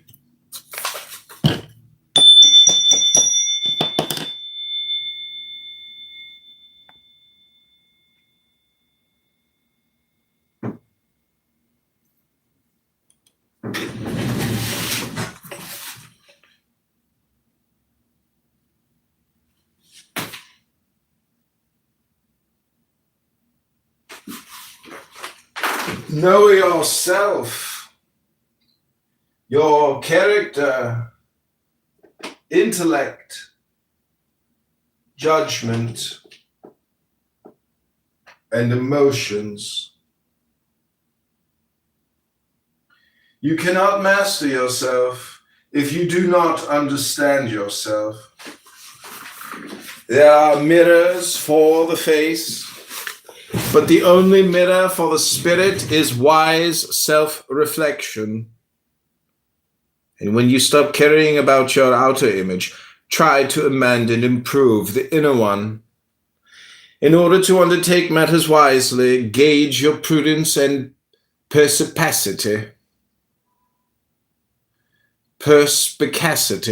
Judge how well you measure up to a challenge.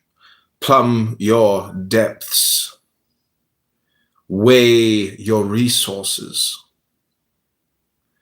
The art of living long, live well. Two things bring life to an early end: stupidity and depravity. Some lose their life by not knowing how to save it, others by not wanting to. just as virtue is its own reward, vice is its own punishment. The person who races through a life of vice comes to a doubly quick end. The one who races through virtue never dies. The strength of the mind is communicated to the body. A good life is long both in intention and extension.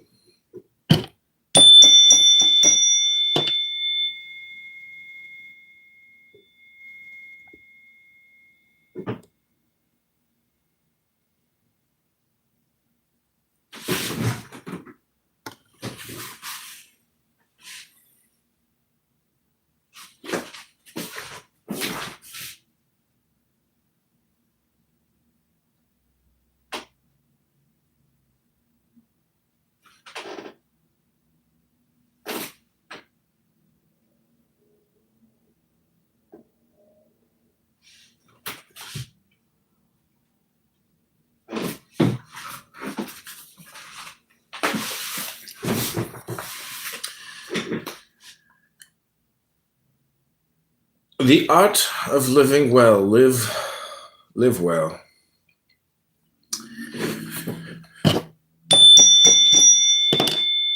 Never act unless you think it prudent to do so. If the person doing something suspects he will fail, it will be evident to the person watching, even more so when he is a rival. If your judgment wavers in the heat of emotion, you'll be thought a fool when things cool down. It is dangerous to undertake something when you doubt its wisdom. It would be safer not to act at all. Prudence refuses to deal in probability. It always walks under the midday sun of reason. How can something turn out well when caution started to condemn it the moment it was conceived? Even resolutions that pass the inner examination, nemine discrepante, often turn out badly. So what can we expect from those that reason doubted over and judgment considered rash? Transcendent wisdom,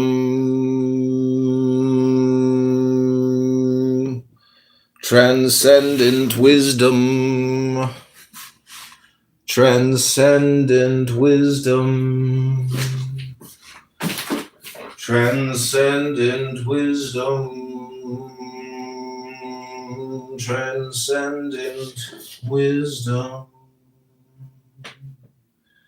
Transcendent wisdom.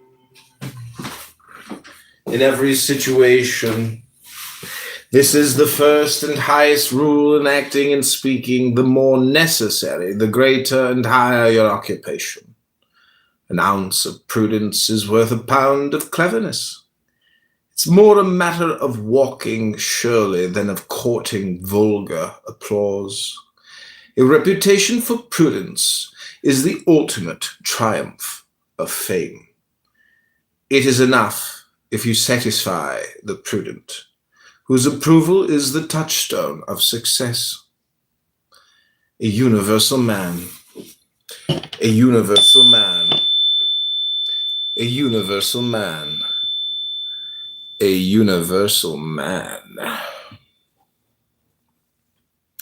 Possessing every perfection, he is equal to many men. He makes life ever so pleasant, communicating that enjoyment to his friends. Variety and perfection are what makes life delightful.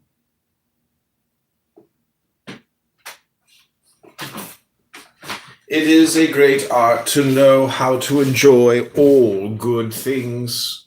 And since nature made man a compendium of the whole natural world, let art make him a universe by training his taste and intellect. unfathomable gifts. The prudent person, if he wants to be revered by others, should never allow them to judge the extent of his knowledge and courage. Allow yourself to be known, but not comprehended. No one will discern the limits of your talent, and thus no one will be disappointed. You can win more admiration by keeping other people guessing the extent of your talent or even doubting it than you can by displaying it, however great.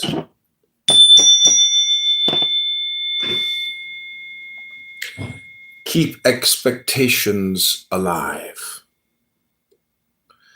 Keep nourishing them. Let much promise more. And let great deeds make people expect still greater ones.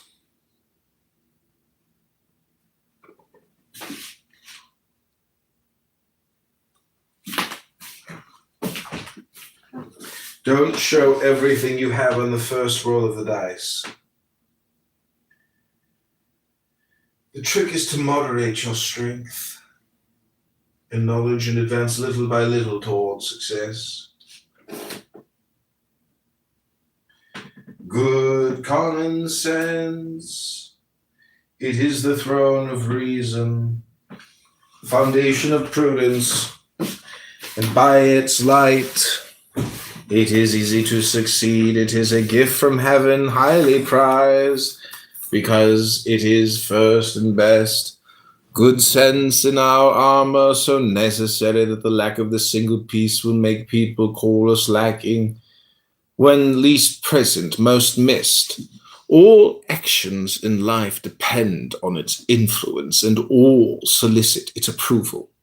For all depends on intelligence. It consists of a natural inclination to all that conforms most to reason, and to all that is most fit.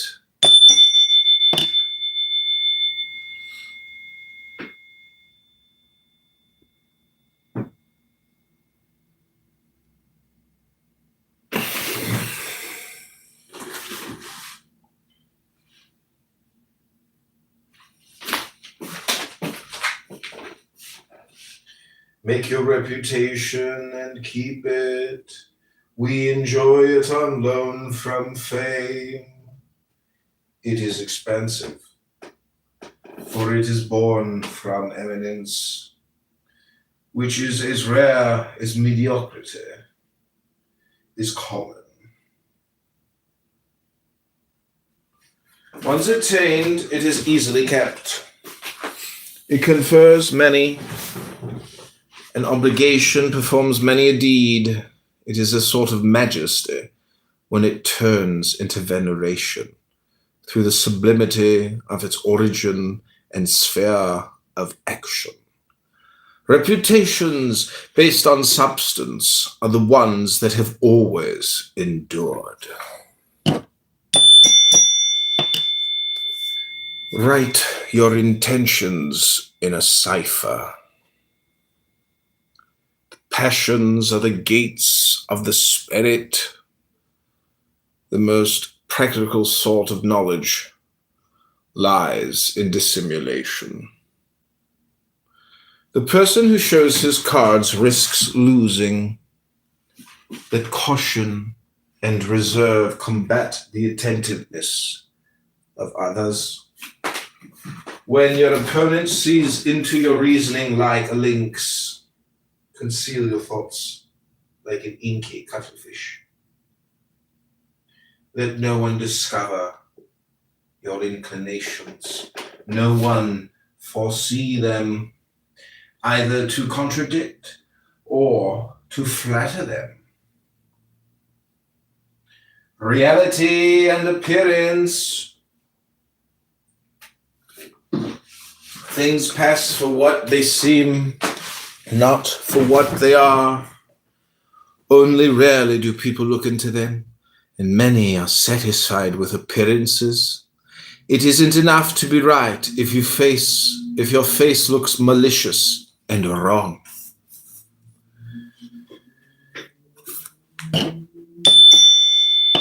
a man free of deceit and illusion, one who is virtuous and wise, a courtly philosopher. But do not be so only in appearance, or flaunt your virtue. Philosophy is no longer revered, although it is the chief pursuit of the wise. The science of prudence is no longer venerated. Seneca introduced it to Rome, and for a time it appealed to the noble, but now it is considered useless and bothersome. And yet freeing oneself from deceit has always been food for prudence, and one of the delights of righteousness. Half the world is laughing at the other half, and folly rules over all. Either everything is good,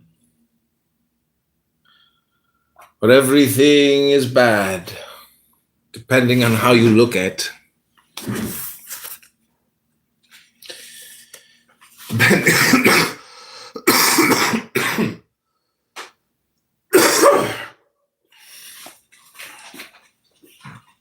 Either everything is good or everything is bad, depending on how you look at it. What one person pursues, another shuns. It is an insufferable fool who measures all things by his own opinion. Perfection does not mean pleasing one person alone. Tastes are as abundant as faces and just as varied. There is no defect that someone does not value, and you need not lower your opinion because a thing doesn't please some people. There will be others to appreciate it, and their applause in turn will be condemned. The norm of true satisfaction is the approval of renowned people who know how to judge each class of things. One does not live by following one opinion, one custom, or one century.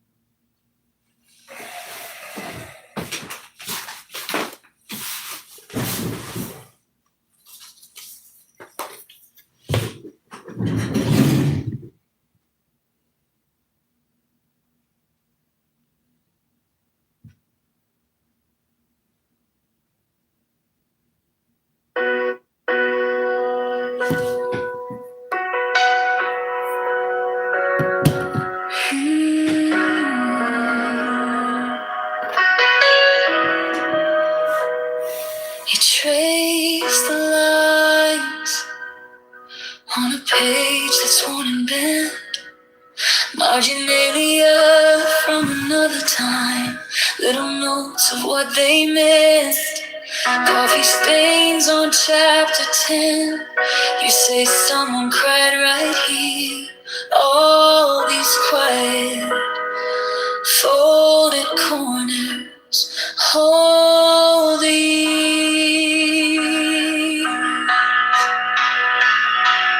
Teach me the wisdom of books, but the intelligence of love reads between the lines where the ink gives up. You say the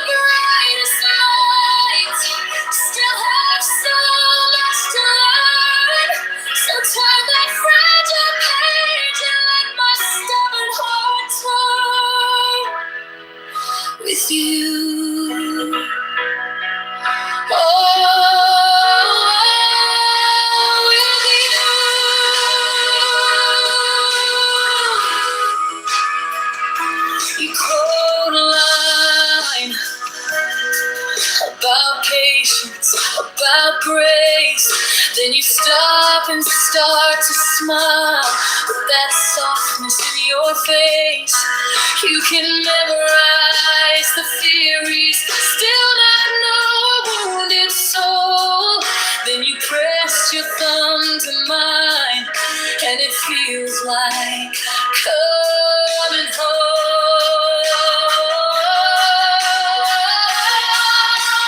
Teach me the wisdom of books, of the intelligence of love, where apology is gentle and forgiveness is enough. You say the bravest hearts are the first ones to return. So turn that fragile page and let my restless heart learn from you.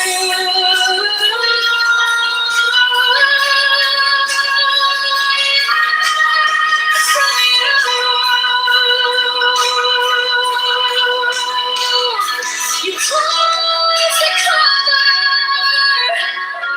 hold it to your chest, say all of this is paper till we put it to the test.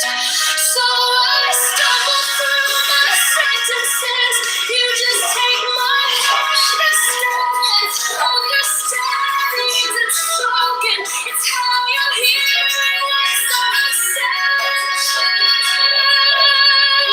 Teach me the wisdom of the intelligence of love, all the underlying mistakes.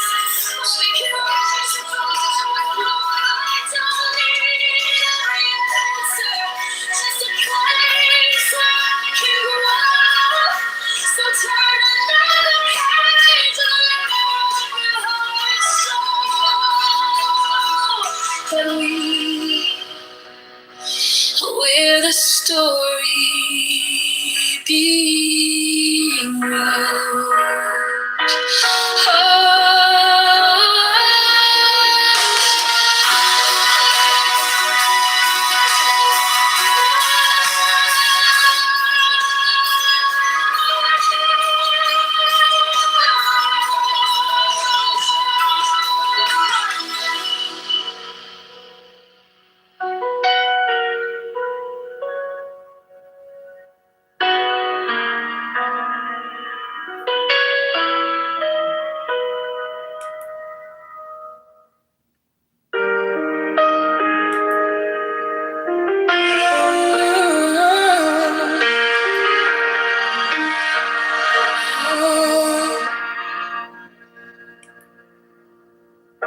You trace the lines on a page that's worn and bent, marginalia from another time, little notes of what they meant. Coffee stains on chapter 10, you say someone cried right here. All these quiet, folded corners hold the years. Teach me the wisdom of books, the intelligence of love. Reads between the lines where the ink gives up. You say the brightest minds still have so much to learn. So turn that fragile page and let my stubborn heart turn with you. Oh, with you.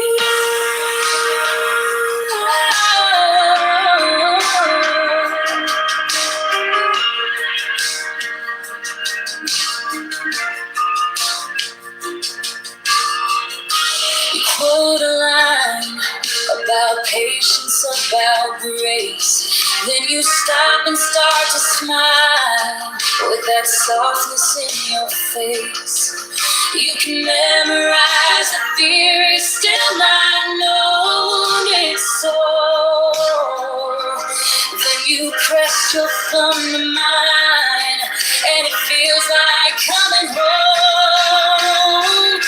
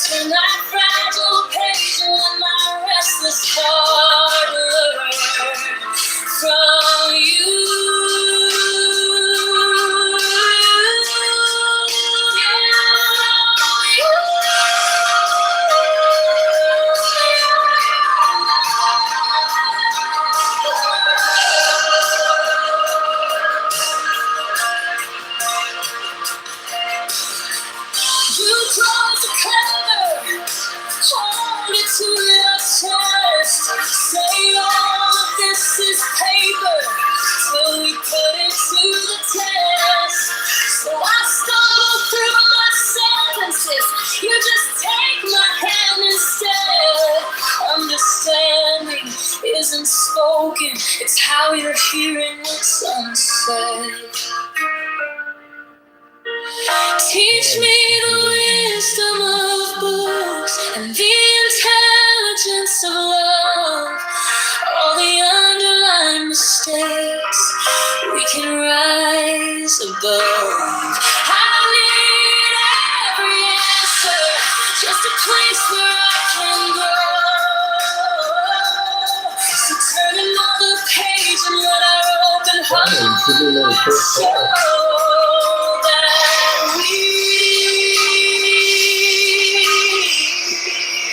we're the story being wrong.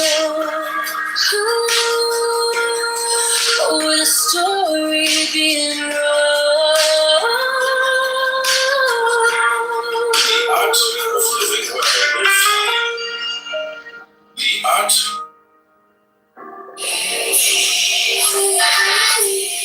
Please, man.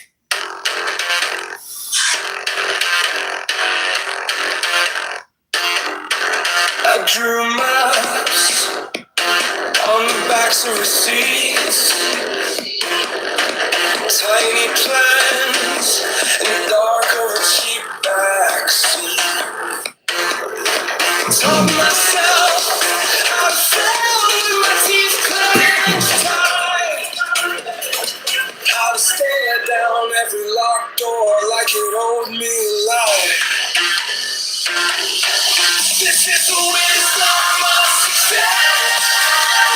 Blueprints in my blood. Every scar, a secret test. Every no, a loaded truck. I feel the Lord breathe out of pressure. Turn all that friction into gold. This is the wisdom of success. I never did what I was told.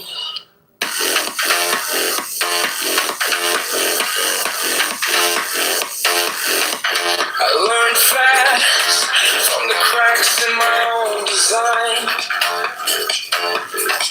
Sharp turns where I almost crossed the line. Wrote truth on the walls of an empty room. If they won't open up a space for you, you carve your own through the stone and fumes. This is the wisdom of success. Blueprints in my blood. Every scar, a secret test. Every no, a loaded truck. I feel the language of pressure. Turn over my friction into gold.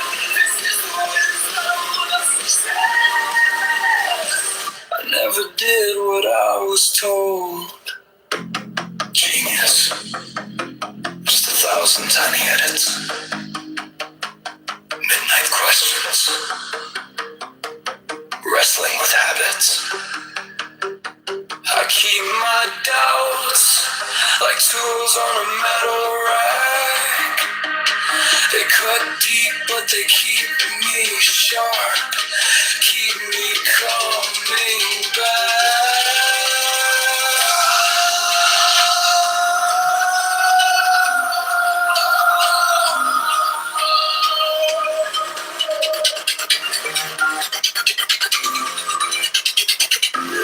This is the wisdom of success. Blueprints in my blood. Every scar, a secret test. Every no, a loaded truck. I feel the language of pressure. Turn all that friction into gold. This is the wisdom of success. I never did what I was told.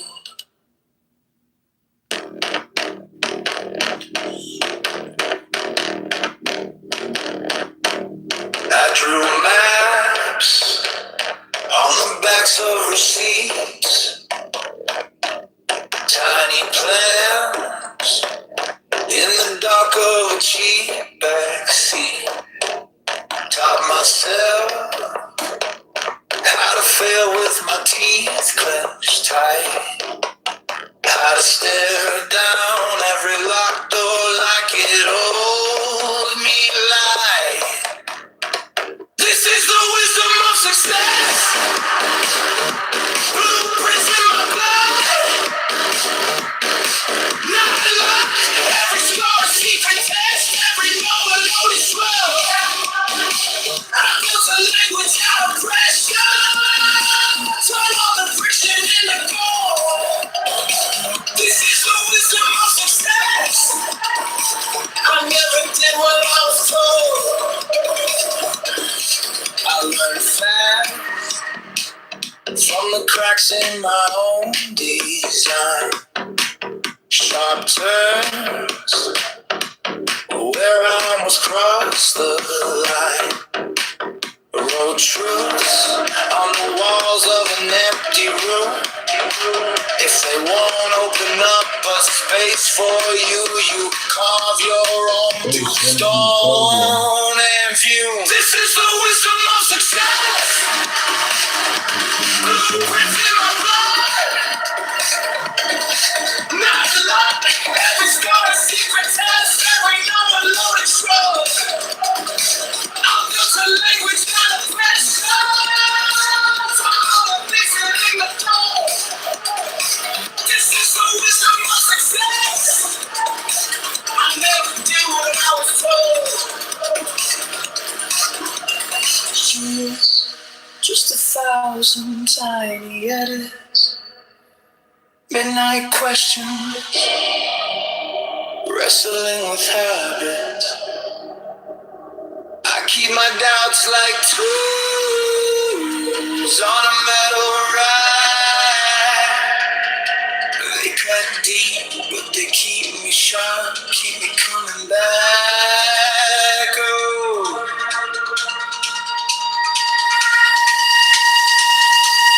this is the wisdom of success. Blueprints in my blood. Now I look. Every scar, a secret test. Every number, loaded scroll. I built a language out of pressure. Turn all the friction into gold. This is the wisdom of success. I never did what I was told.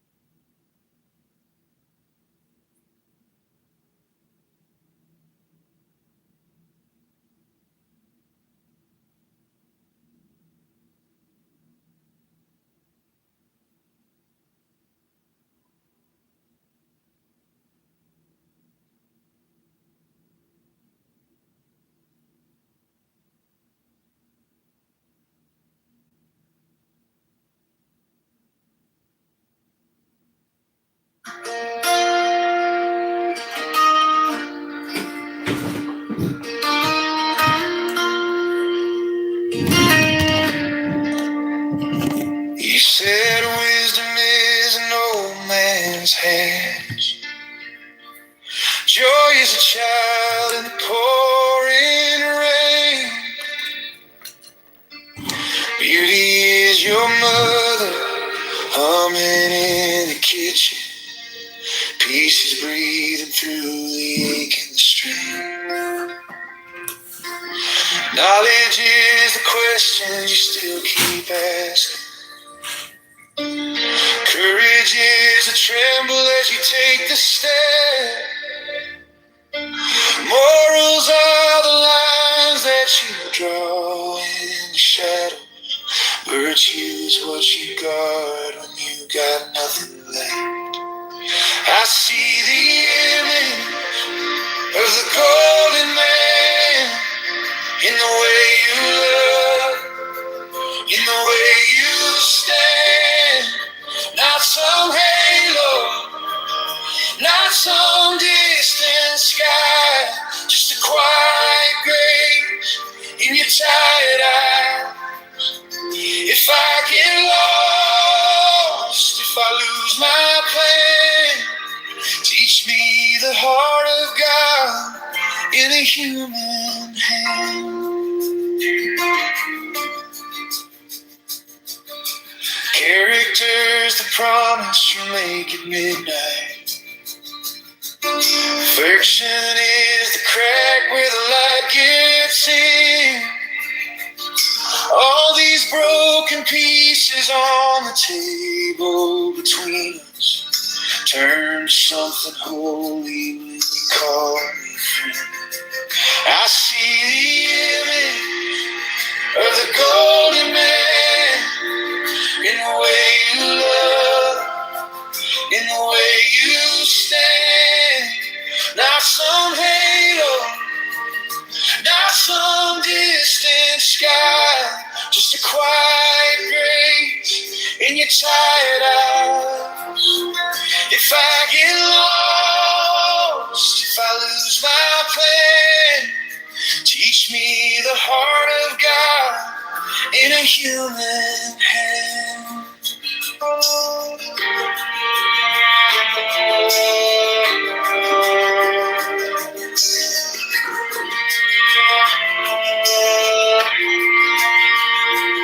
Every scar, a little stained glass window. Every failure folded into prayer. If heaven has a face, I know it looks a lot like mercy here. I see the image of the golden man in the way you love, in the way you stand. Not some halo, not some distant sky, just a quiet grace in your tired eyes. If I get lost, if I lose my plan, teach me the heart of God in a human hand. Teach me the heart of God in a human hand.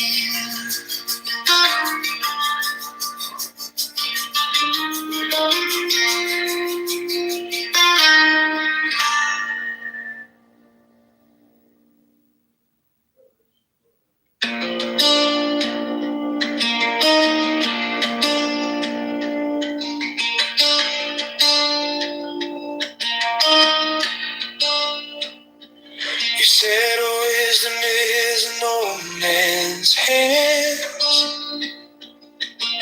Joy is a child in the pouring rain. Beauty is your mother humming in the kitchen. Peace is breathing through the ache and the strain. Knowledge is a question you still keep asking.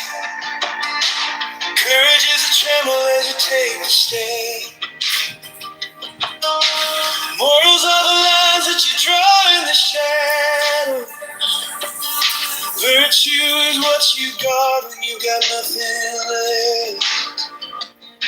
I see the image of the golden man in the way you love, in the way you stand.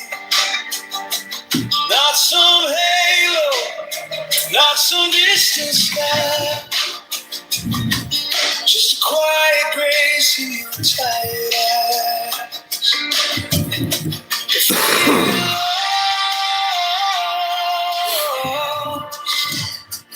If I lose my plan, teach me the heart of God in a human hand.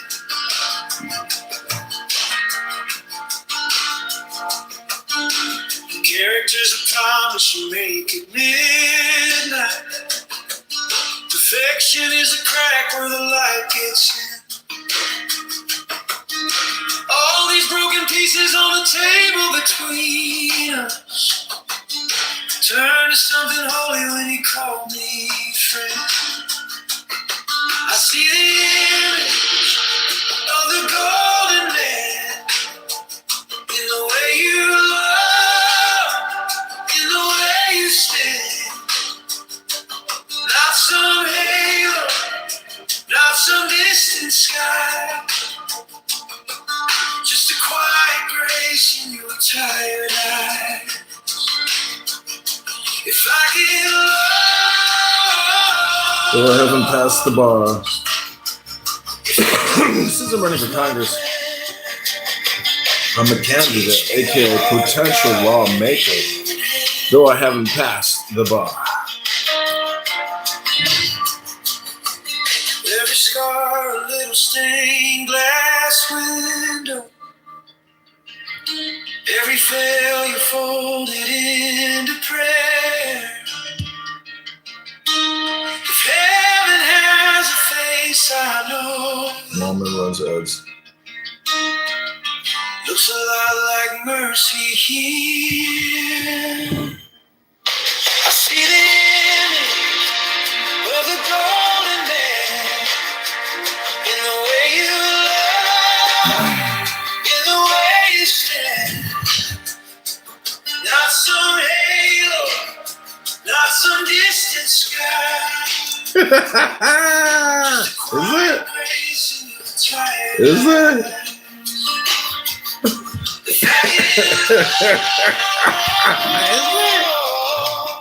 It should be interesting. If I lose my plan, teach me the heart of God in the human hand. Teach me the heart of God in the human hand.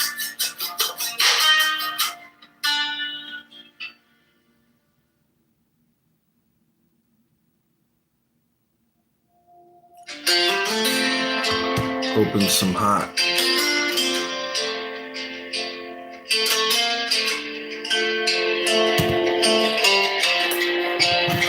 I was chasing flawless, straight lines, clean hands. Tried to polish every moment into something it could never stand. But wisdom came quiet, like rain on dry ground. Said you're not a finished statue, you're the clay I'm shaping now. I'm a perfect work in progress. Every scar, every step, Very wise. held inside your kindness. You're not asking me to impress. You call this beating, breaking heart, the mirror of your love.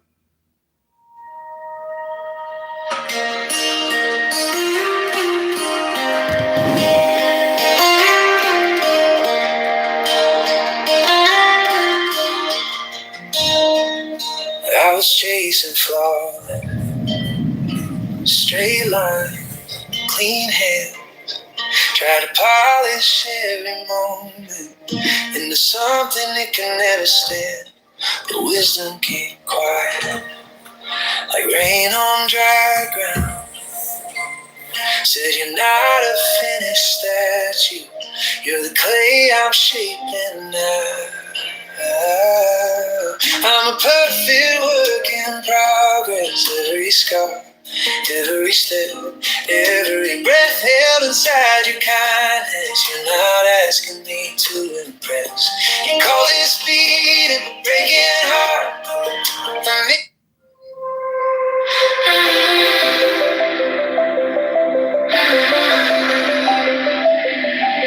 Little cracks in my halo, coffee stain on my white shirt. Still I'm tracing every shadow for a hint of how you were. I keep tripping on my questions, set my heart on every doubt.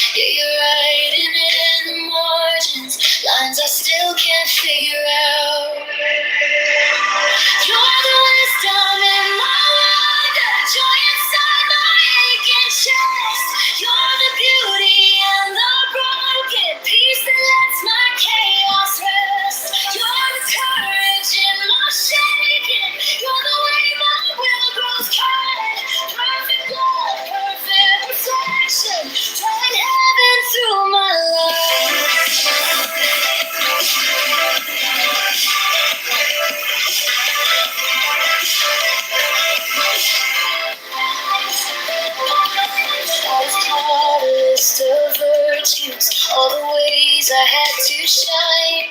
But you're patient with my mistakes, turning rules to living light. Every scar becomes a teacher, every failure fertile ground. Slowly shaping softer edges, till your kindness shows in mine.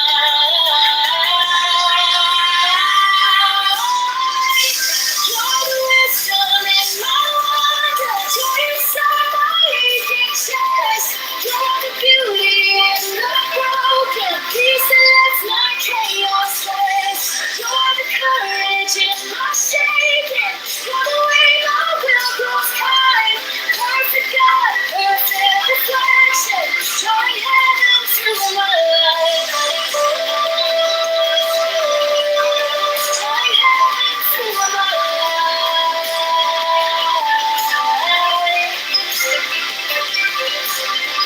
Not a static, flawless statue, but a heart that learns to stay. When it's hard to offer mercy, you still meet me in the gray. Oh, you are faithful in the in-between, when my strength and fear collide. Making something bright and holy from this soul, my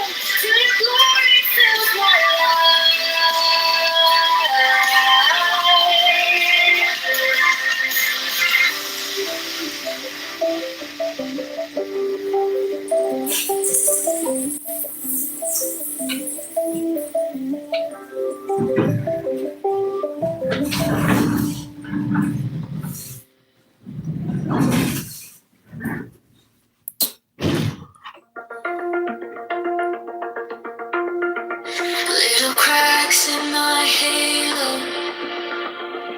coffee stain on my white shirt.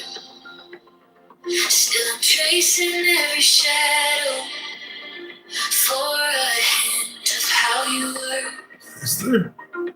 I keep tripping on my questions, stir my heart on every doubt.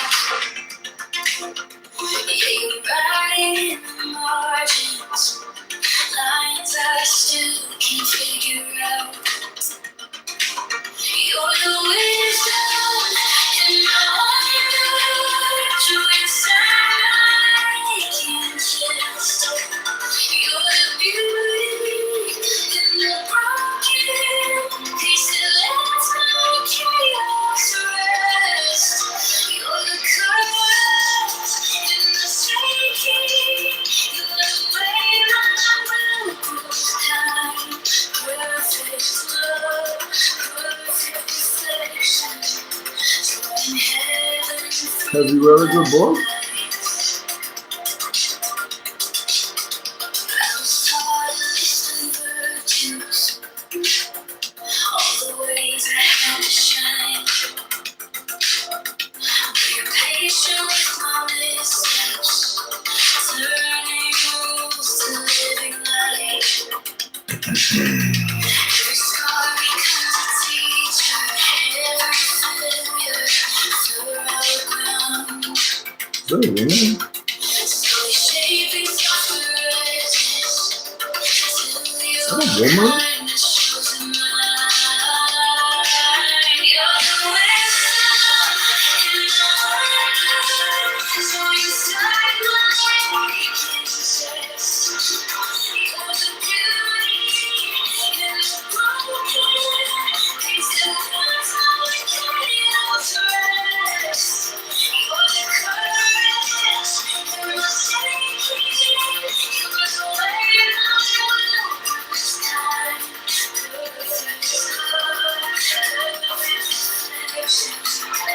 Flawless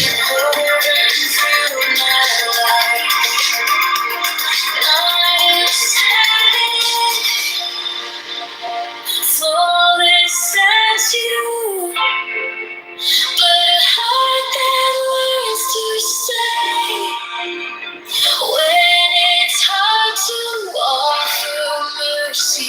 You still meet me in the grave.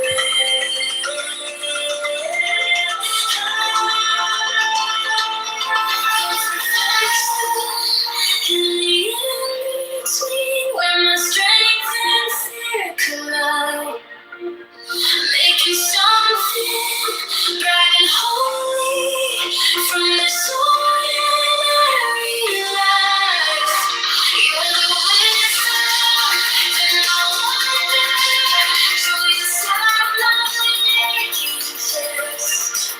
You're the beauty in the broken piece that makes my chaos last. You're the courage in the shame, just when I want to time. Perfect God, imperfect heart, walking daily by your side. Perfect love, perfect reflection. Your glory fills my life.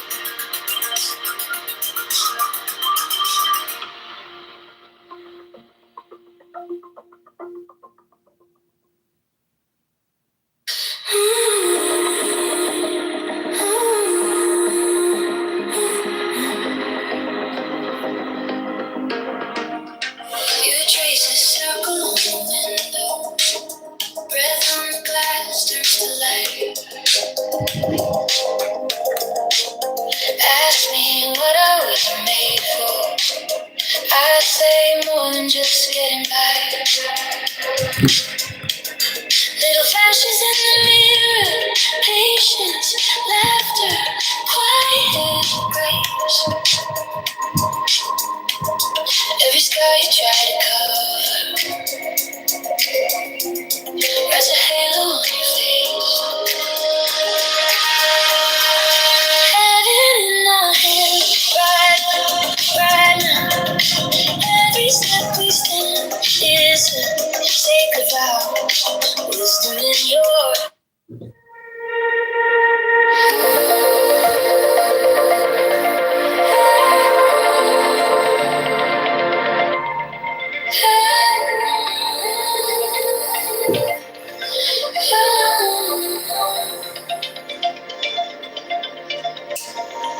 You trace a circle on the window, breath on the glass turns to light. Ask me, what are we made for? I say more than just getting by. Little flashes in the mirror, patience, laughter, quiet grace. Every scar you try to cover writes a halo on your face. Heaven in our hands, right here, right now. Every step we stand is a safe.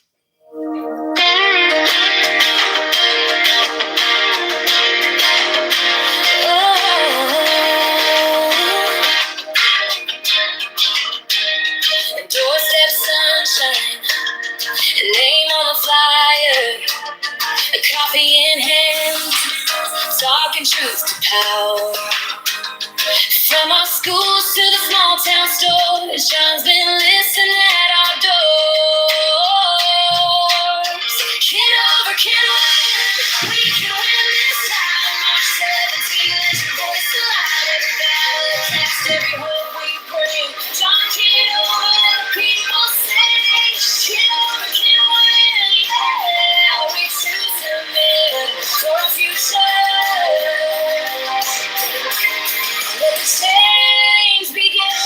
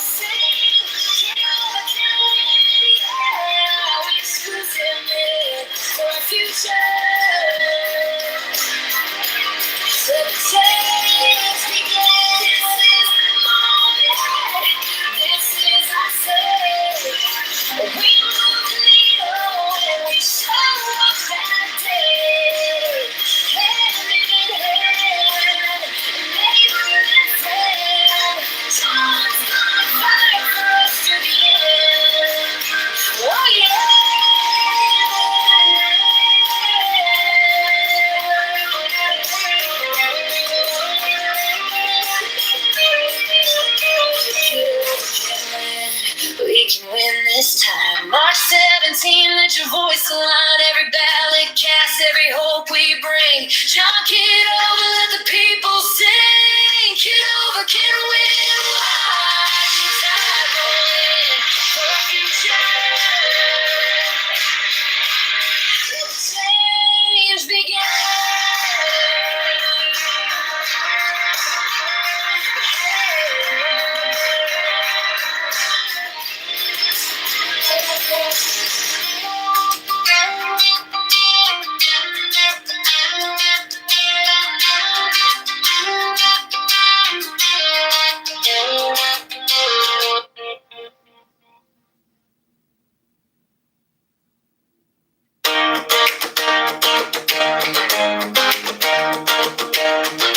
Doorstep sunshine, name on the flyer, coffee in hand, talking truth to power. From our schools to the small town stores, John's been listening at our doors. Kitover can win. We can win this time. March 17. Let your voice alive. Your ballot cast. Every hope we bring. John Kitover, let the people sing. Kitover can win, yeah. We choose him for our future. Let the change begin. Working families, folks on the night shift too. Tired of promises that never come through.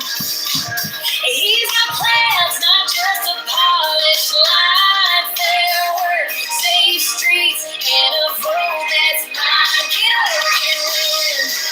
We can win this time. March 17. Let your voice alive. Ballot cast. Every hope we bring. John Kitover, let the people sing. Kitover can win, yeah. We choose him for our future. Let the change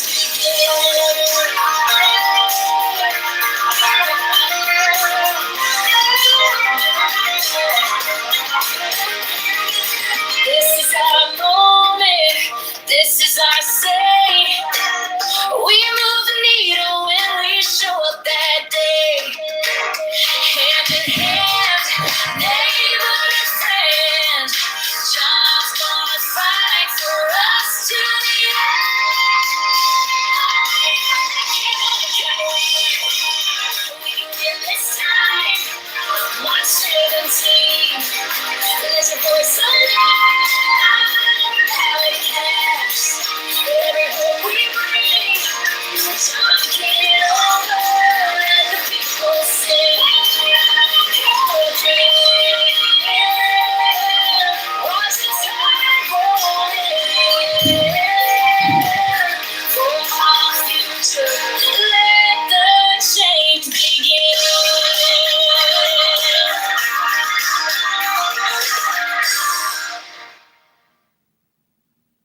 Marching forward side by side. 22 when he starts, this is our time. I seen our town get brushed aside. Heard the tide, maybe next time. We've been patient, we've been kind. Now we're drawing a brand new line. You want schools that really shine. Small biz dreams that actually thrive. Clean streets, safe days, calm nights. We need someone on our side. So when they say it's just the same old game, we answer back, we call his name. With John Kitover, let's make our future clear. Every voice a little stronger when we pull back. Love it together on March 17th. Stand up, let your hope show up for us. Marching forward, side by side. 2026, this is our time. I've seen our town get brushed aside. Heard the time, maybe next time. We've been patient, we've been kind. Now we're drawing a brand new line. You want schools that really shine, small biz dreams that actually thrive. Clean streets, safe days, calm nights. We need someone on our side. So when they say it's just the same old game, we answer back. We call his name. Win, jump it over. Let's make our future clear. Free voice a little stronger. When we pull that lever together on March 17th. Stand up, let your hope show up for honest change in our corner.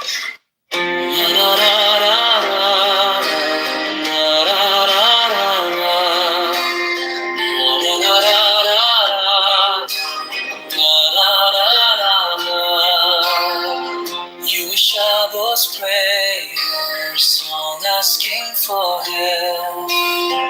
With love, peace, and strength. You wish I was prayer, song asking for help. With love, peace, and strength. You wish I was prayer, song asking for help. With love, peace, and strength.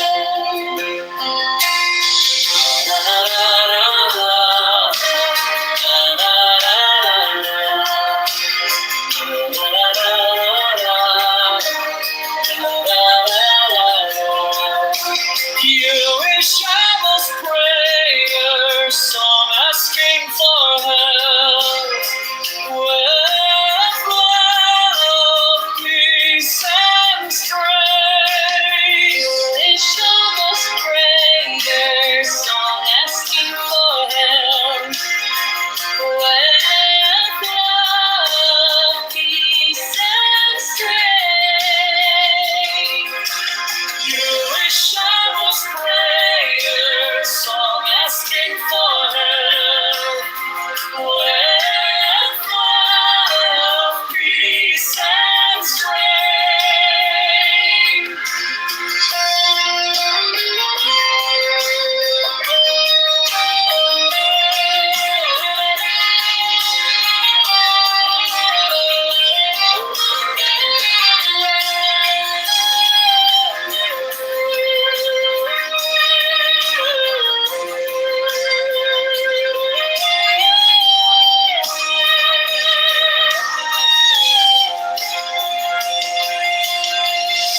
wish I was prayer, song asking for help. With love, peace, and strength. You wish I was prayer, song asking for help. With love, peace, and strength. You wish I was prayer, song asking for help.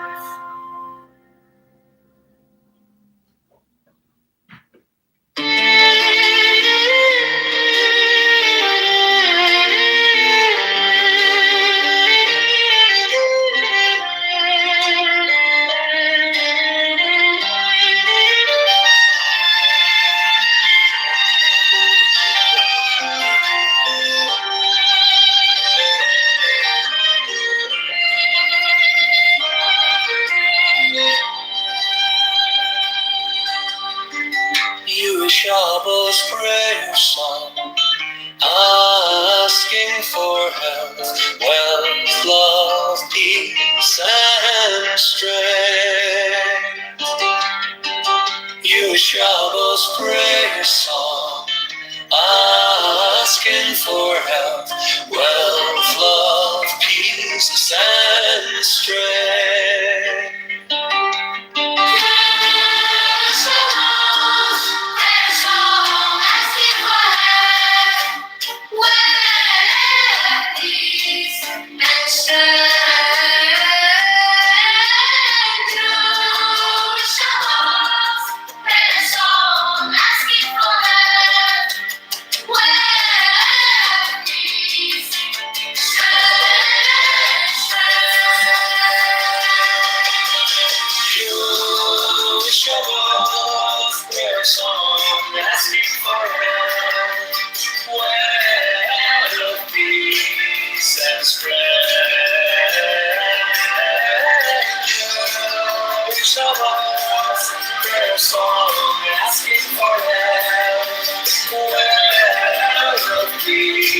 peace and strength.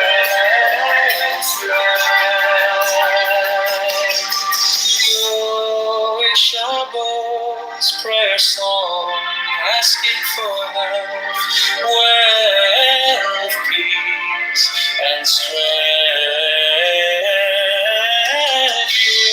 Your Shabbat's prayer song, asking for health, wealth, peace, and strength. Your Shabbat's prayer song, asking for health, wealth, peace, and strength. Your Shabbat's prayer song, asking for health, wealth, peace, and strength. Your Shabbat's prayer song, asking for help.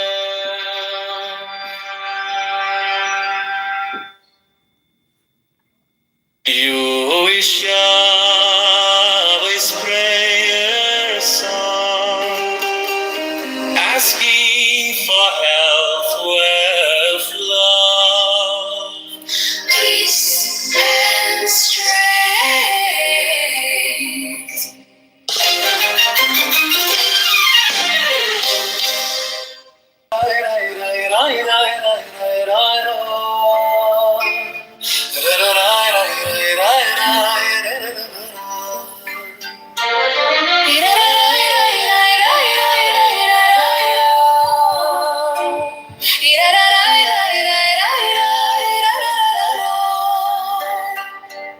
Jewish Shabbos prayer song, asking for help, wealth, love, peace, and strength.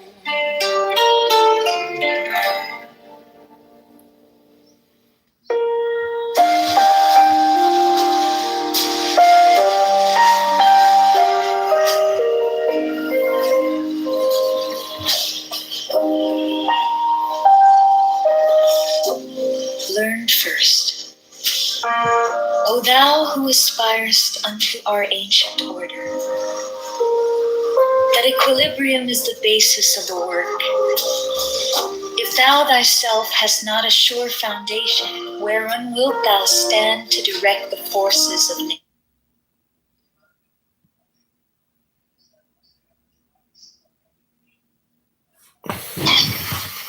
Superior talents given to baseness come to a bad end.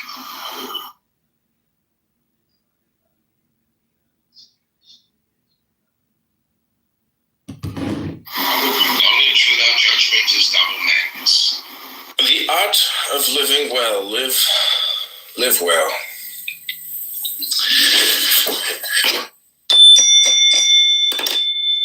Never act unless you think it prudent to do so.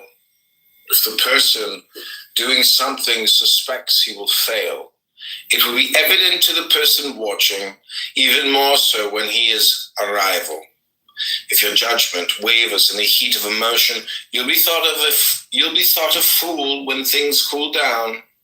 It is dangerous to undertake something when you doubt its wisdom. It would be safer not to act at all. Prudence refuses to deal in probability. A large part of ruling lies in feigning indifference. Learn to overlook most of the things that happen among your close friends, your acquaintances, and especially your enemies. Over-scrupulousness is irritating, and if it forms part of your character, you will be tiresome to others. To keep circling around something unpleasant is a sort of mania. Remember that people usually behave like what they are, according to their own heart and their own capacity.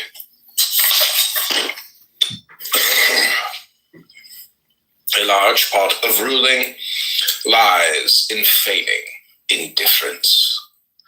Learn to overlook most of the things that happen among your close friends, your acquaintances, and especially your enemies. Over-scrupulousness is irritating, and if it forms part of your character, you will be tiresome to others. To keep circling around something unpleasant is a sort of mania. Remember that people usually behave like what they are, according to their own heart and their own capacity. You will be tiresome to others. To keep circling around something unpleasant is a sort of mania.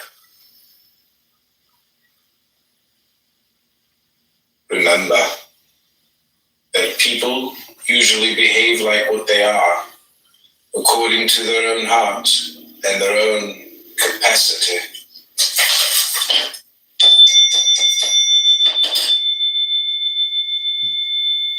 Live well.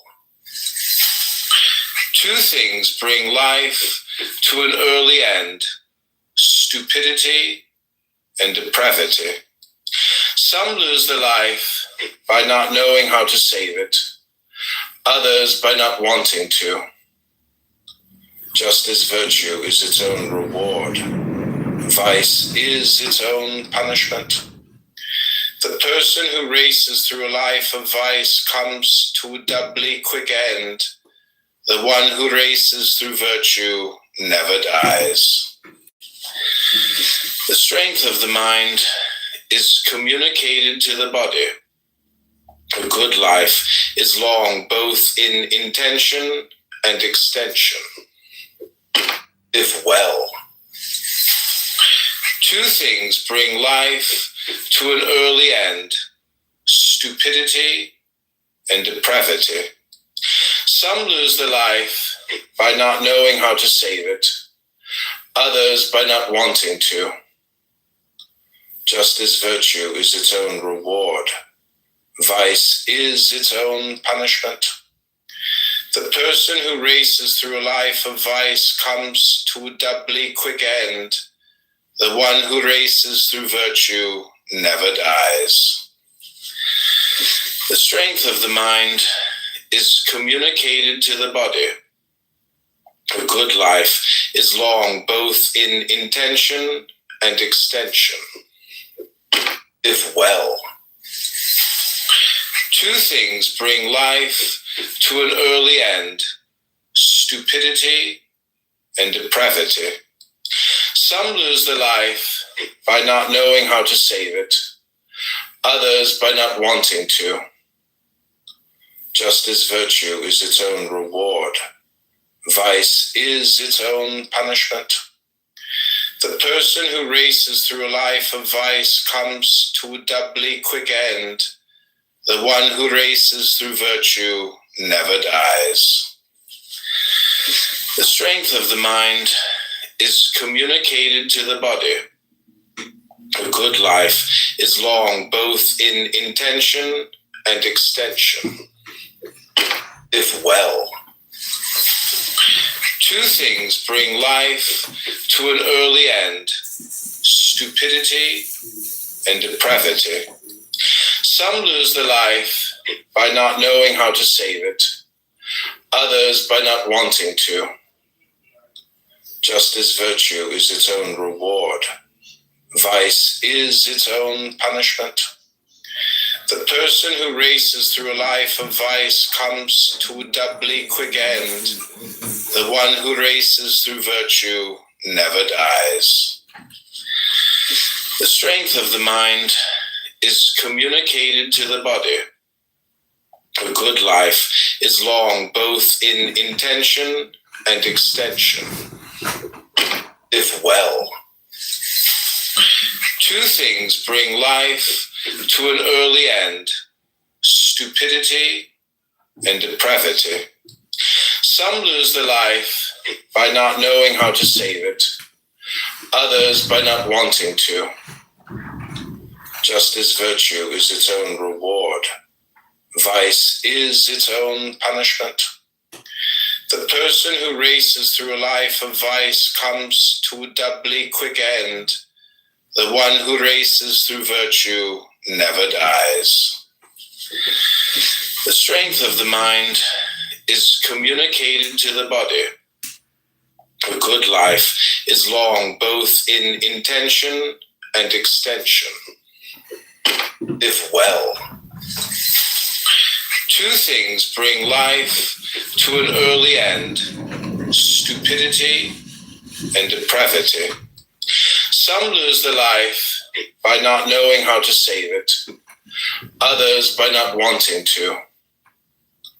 Just as virtue is its own reward, vice is its own punishment.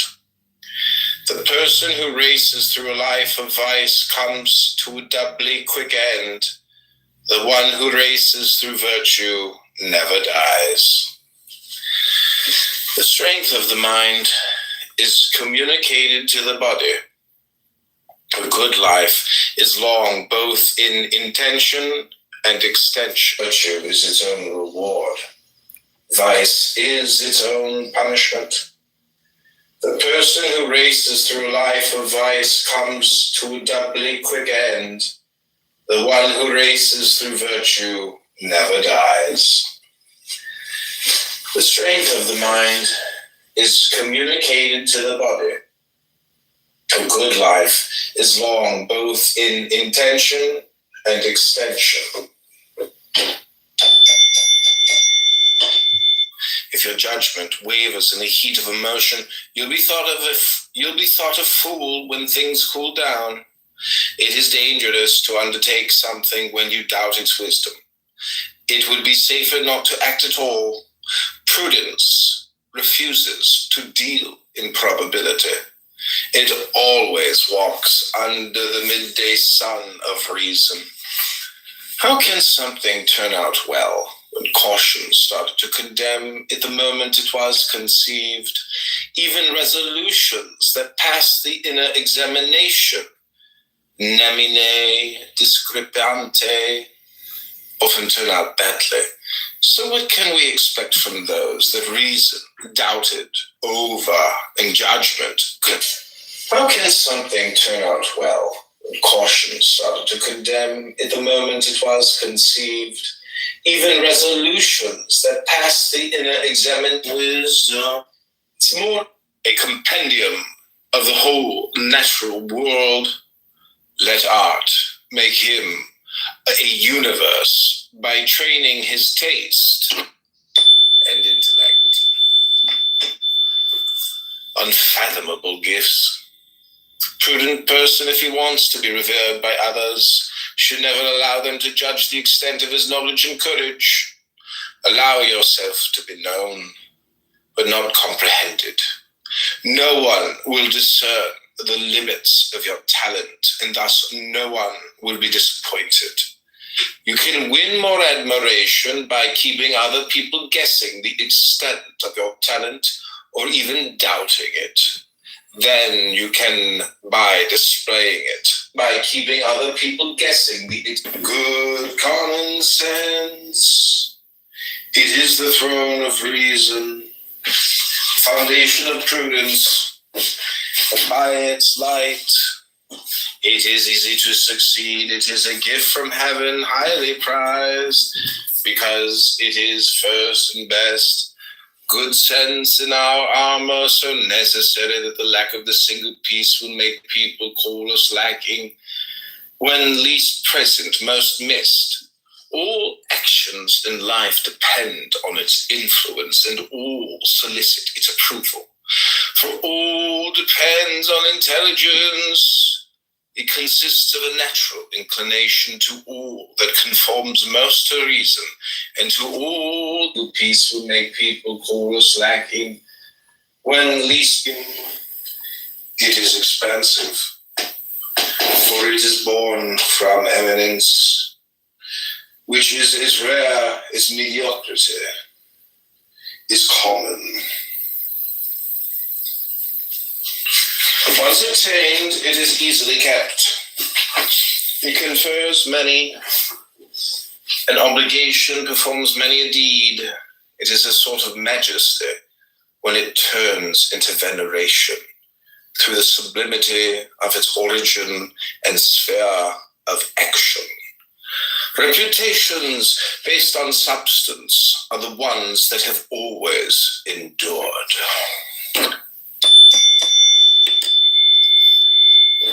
Of action. A man free of deceit and illusion, one who is virtuous and wise, a courtly philosopher. But do not be so only in appearance or flaunt your virtue. Philosophy is no longer revered, although it is the chief pursuit of the wise. The science of prudence is no longer venerated. Seneca introduced it to Rome, and for a time it appealed to the noble, but now it is considered useless and bothersome. And yet freeing oneself from deceit has always been food for prudence, and one of the delights of righteousness.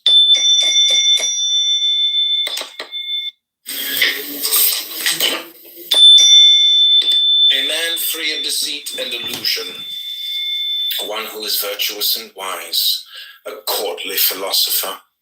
But do not be so only in appearance or flaunt your virtue. Philosophy is no longer revered, although it is the chief pursuit of the wise. The science of prudence is no longer venerated. Seneca introduced it to Rome, and for a time it appealed to the noble, but now it is considered useless and bothersome. And yet freeing oneself from deceit has always been food for prudence, and one of the delights of righteousness. By his own opinion. Perfection does not mean pleasing one person alone. Tastes are as abundant as faces, and just as varied. There is no defect that someone does not value, and you need not lower your opinion because a thing doesn't please some people. There will be others to appreciate it, and their applause in turn will be condemned.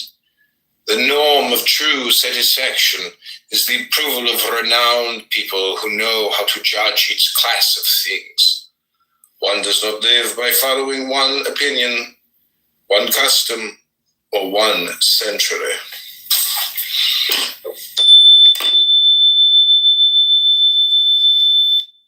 To appreciate it, and their applause in turn will be condemned. The norm of true. Nick, what up, dude? No, I'm not gonna do any Cindy Stumpo impersonations, Nick. This is a serious room, and you know you always want to joke around about Cindy Stumpo and Grant Cardone and the genius known as Chatter's CEO Nelson, Lord Admiral Nelson. What's going on, Nick? How are you doing? Bad. How are you? You know, what do you think the IQ level is of people in chillism combined? I really don't know. 50? I really don't know. It's just when you read a book, you realize, or you listen to a book, you just realize how all the stupid shit you hear is stupid, and it's not even worth listening to it. So I'm trying to control my mind by controlling what I listen to and what I say. You know, I just finished reading a book called Bully Market. Mm-hmm. Have you ever read it? Mm-mm. It talked about this lady working at Goldman Sachs for 19 years, right? Because when I was in college, I wanted to go work. I wanted to go work in accounting first and then eventually go work on Wall Street or something. Because my finance professor was like, oh, these are good firms if you can get in with Goldman Sachs or Smith Barney or whatever, doing investment banking. I'm like, this is going to be awesome. And then I heard how horrible it is to work there. And then I was like, I didn't believe it. And then I read a book. It was called Why I Left Goldman Sachs by Greg Smith. Mm-hmm. And that validated everything I heard about working there. And then I just read this book. And I'm like, that further validated like how awful of a company that is. Mm-hmm. Look, you're paid insane amounts of money, but like you work insane out. Well, you live in Chicago, you know the banking industry. Yeah, but it's not like, I don't know. I mean, they say in the news that they're doing, you know, return from home, you know, and got to be back in the office, but I just don't buy it. Like, real intelligence isn't, you know, manic. Like, if your team is manic, like, anyways, I'm just saying it's all like bullshit, you know, unless you actually work at Goldman. Like, imagine getting out of college and starting at, you know, 500,000 or 800,000. Like that's actually more of like a culture, like status, caste type welcome. You know, like if you have a JD MBA from Harvard or Yale and you get a job at Goldman, like it's a little bit like that movie American Psycho, you know, with M&As and, you know, I mean, I know somebody who's really high up in banking, and you know they had 300 million. Now they only have, you know, 50 million, but it doesn't mean he was smart. You know, it just means that it was the right place, right time. He's a book reader, but like he lost 250 million. Like, he didn't diversify. He kept it all in Citigroup, and Citigroup went to $2 a share, and he panicked and he sold all. But now it's all back. That's the craziest thing in the world, that all the equity was wiped out of every major bank, and it's back, and it's bigger than ever before. Yeah, that's just it. If you would have held, you would have been fine, unless you were all in on Bear Stearns or Lehman. But, you know, it's interesting. Bear Stearns went under, right? And that's actually Epstein's firm. So, like, that kind of shows you that wasn't like a legitimate firm to begin with. It's like a dummy corp that they let go bankrupt, you know? Because they're like, fuck it, Bear Stearns is done. Dude, everything is tied to Epstein. Like, because it's such a mind virus, you know? It's an impressive mind virus. It's very powerful. And there's these websites like jmail.world and et cetera. And there's YouTube channels now that are like expressly dedicated to posting all the Epstein videos. Like, it's out there at scale. Like, do you know how all these people that didn't want their names named, they were just like, now they're just like, oh my God. Like, the fucking Pritzker of Hyatt Hotels was raping boys in Afghanistan with toys. It's like, you can't make this shit up. And like, how the fuck do you stay on as the CEO of one of the world's largest hotel groups if you're in an email exchange with Epstein saying that he's raping boys in Afghanistan? You're like, what? Arrest this fucking guy. Arrest this motherfucker. Arrest Pritzker. He's raping boys with Epstein. What? It's not fake, right? Hello? It's not fake. This is like on the DOJ website. You can download it yourself if you have the ability, you know? Dude, your videos are hilarious on Instagram. Like, I gotta say, they're pretty creative with that app that you use. Yeah. It's not me, dude. It's like, it is me, but it's not me. Like, it's AI. I mean in terms of like how they're funny, you know, because like the prompt, but the thing is, the app is just so stupid and crazy. Like, it makes it funny by being like kind of artistic, you know, like the format of a sitcom is like kind of special because like that's how people relax. You know, they watch All in the Family or like, you know, Brady Bunch or whatever. Like, those shows are very calming. And it's just so funny how Sora like is able to like basically make it a sitcom, meaning like you're on a couch. Like, that's the focus of the cameras on the show. It's impressive. It's very funny. I mean, I sit there and I fucking die laughing sometimes.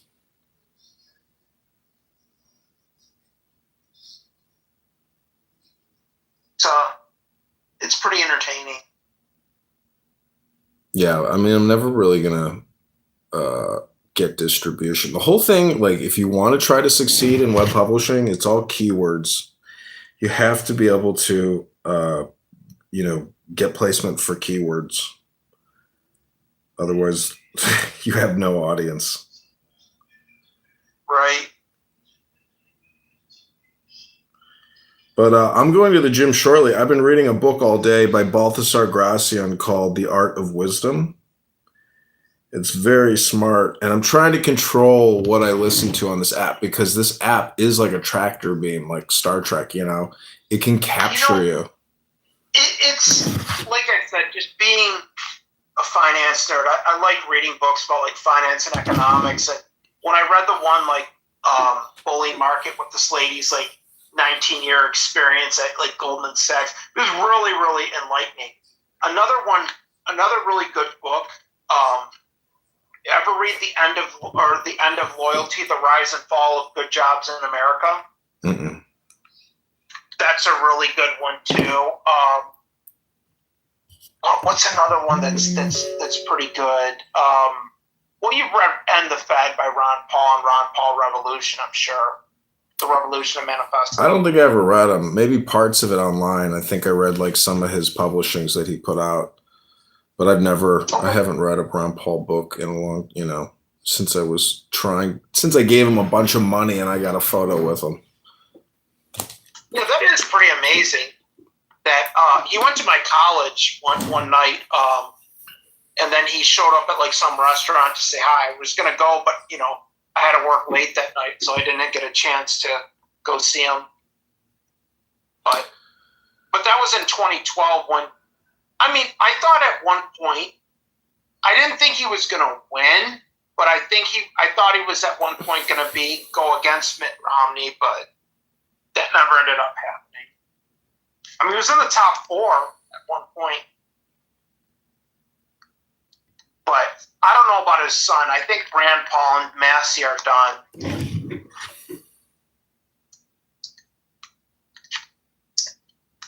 Too many rhinos out there. Pritzker just said that he erased $1 billion in a medical debt.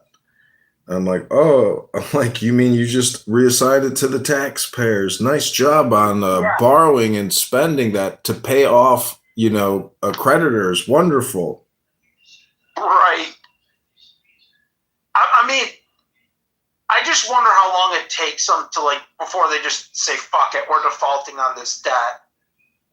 But they won't do that because just inflating away is the easier way to do it. Did you see the video of Mamdani responding to how high will the property taxes go? No, what did that dumbass say? He's like, they'll go as high as they need to go based on how high the homeowner can pay it. Well, the funniest thing, John, was when Gavin Newsom, he put a wealth tax in California. Now, how many trillions of dollars of tax dollars left? Because now Zuck the Cock and all these people, Sergey Ben and Larry Page, are buying shit in Florida. Because these dipshits don't understand. Rich people have mobility options. Yeah. Just go somewhere else. I know. I came to that conclusion when I was like, I'd like to move, but then I'm thinking to myself, it's like, I can't because I can't clone what I have somewhere else. I just can't. Right. Those guys can. Yeah. Many times over. Google's thinking about moving their headquarters out of California to Florida. They were talking potentially. Well, when I worked at Google, when they fired me and I could see he was going through his laptop on all the notes and everything. Because I actually looked up to see where Larry Page sits in the Menlo Park office, and I was looking at the org chart and going through it extensively. And even you could, the org chart thing at Google was the coolest thing in the world. It was so fucking big. I wish I would have screenshotted all of it. But when they fired you at Google, did they give you a severance package? Nothing, bro. Nothing. They really? took my laptop and walked me out the fucking front door. That was the end of it. If I was smart, I wouldn't have come into work that day, and I would have just kept the laptop and sued. But how good were the benefits benefits? Because I've heard like the benefits are insane there. Yeah, dude. And the severance packages that they give to people that they lay off is incredible. I mean, like incredible. And people made their livelihood there. I was working with people that had been there for so many years. I was just shocked. I was like, I can't believe you've been here like 20 years already at this point. Welcome, man. Oh, quick in and out. Fucking Lebanese whore. The thing is with Google and all those tech companies, they pay everyone in like stock options, like after 3, 4, or 5 years. Yeah. You get company stock or something. Yeah. Because that's what one guy was telling me when I was out in the Bay Area. He's like, yeah, I work for Google. And he's like, the thing is that I know, like, after, like, next year, I fully invest, and then I'm cashing in my options to buy a house. Nice. Because he's like, that's the only way you can buy a house in that area. It's so fucking expensive. It's ridiculous. I know. I stayed in San Mateo. You know, it's really nice. I don't know, like, I don't really think that geography is all that important. Like, people, you know, because I'm like big into meditation. Like, if I already have my basics covered, I don't need to go anywhere else. And people are just like ridiculously greedy. And they can't find any happiness in the now. And they're just constantly like comparing, contrasting, trying to upgrade, or like, it's like, just relax. It's like, try to enjoy it, because life is short. And, you know, I don't know, I'd focus on other things than, you know, the lifestyle of the rich and famous or something. Like, if you're a fat ass, like, shouldn't that always be your number one priority? You know, I just can't understand obese people, how they can't make it their priority to find the time to like work out 2 hours a day. You're obese. Like, that should be your top priority number, right? So it's just always amazing seeing the morbidly obese. I get it. Maybe it's, you know, so many factors, but the whole thing comes down to the fact that they can't control themselves. And, but there's some wealthy fat asses, which is amazing, because that shows you like making money is not all about intelligence. A lot of it is about, like sociopathic, psychopathic, behavior, manipulation and lying and cheating or stealing, or anyways, like look at Reid Hoffman and basically see, this whole Epstein thing is basically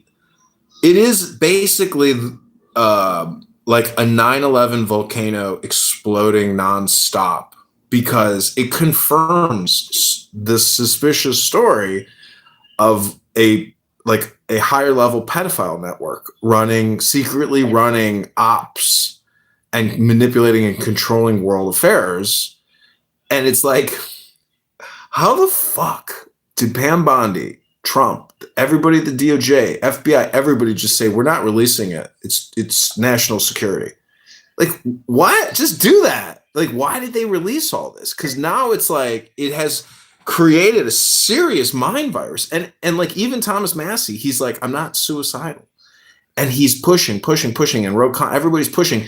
And it's like, and now because of all these internet sleuths, like without the internet sleuths and people using AI to construct and create all these new platforms based around the Epstein files, they have created like a global focus. Like, it's not just America. It's like, do you know in France, they've raided like multiple businesses and nonprofits based off of this sex trafficking? Like, the police in France are not just like standing by.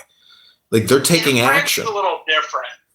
It's everywhere though. It's UK, it's Germany, it's Italy. Like, Epstein was a goddamn fucking octopus, and his network is the network that is engaged in real pederasty.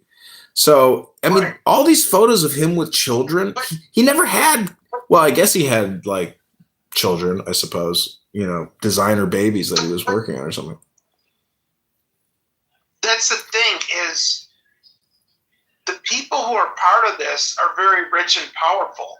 They're not going to release names for that reason.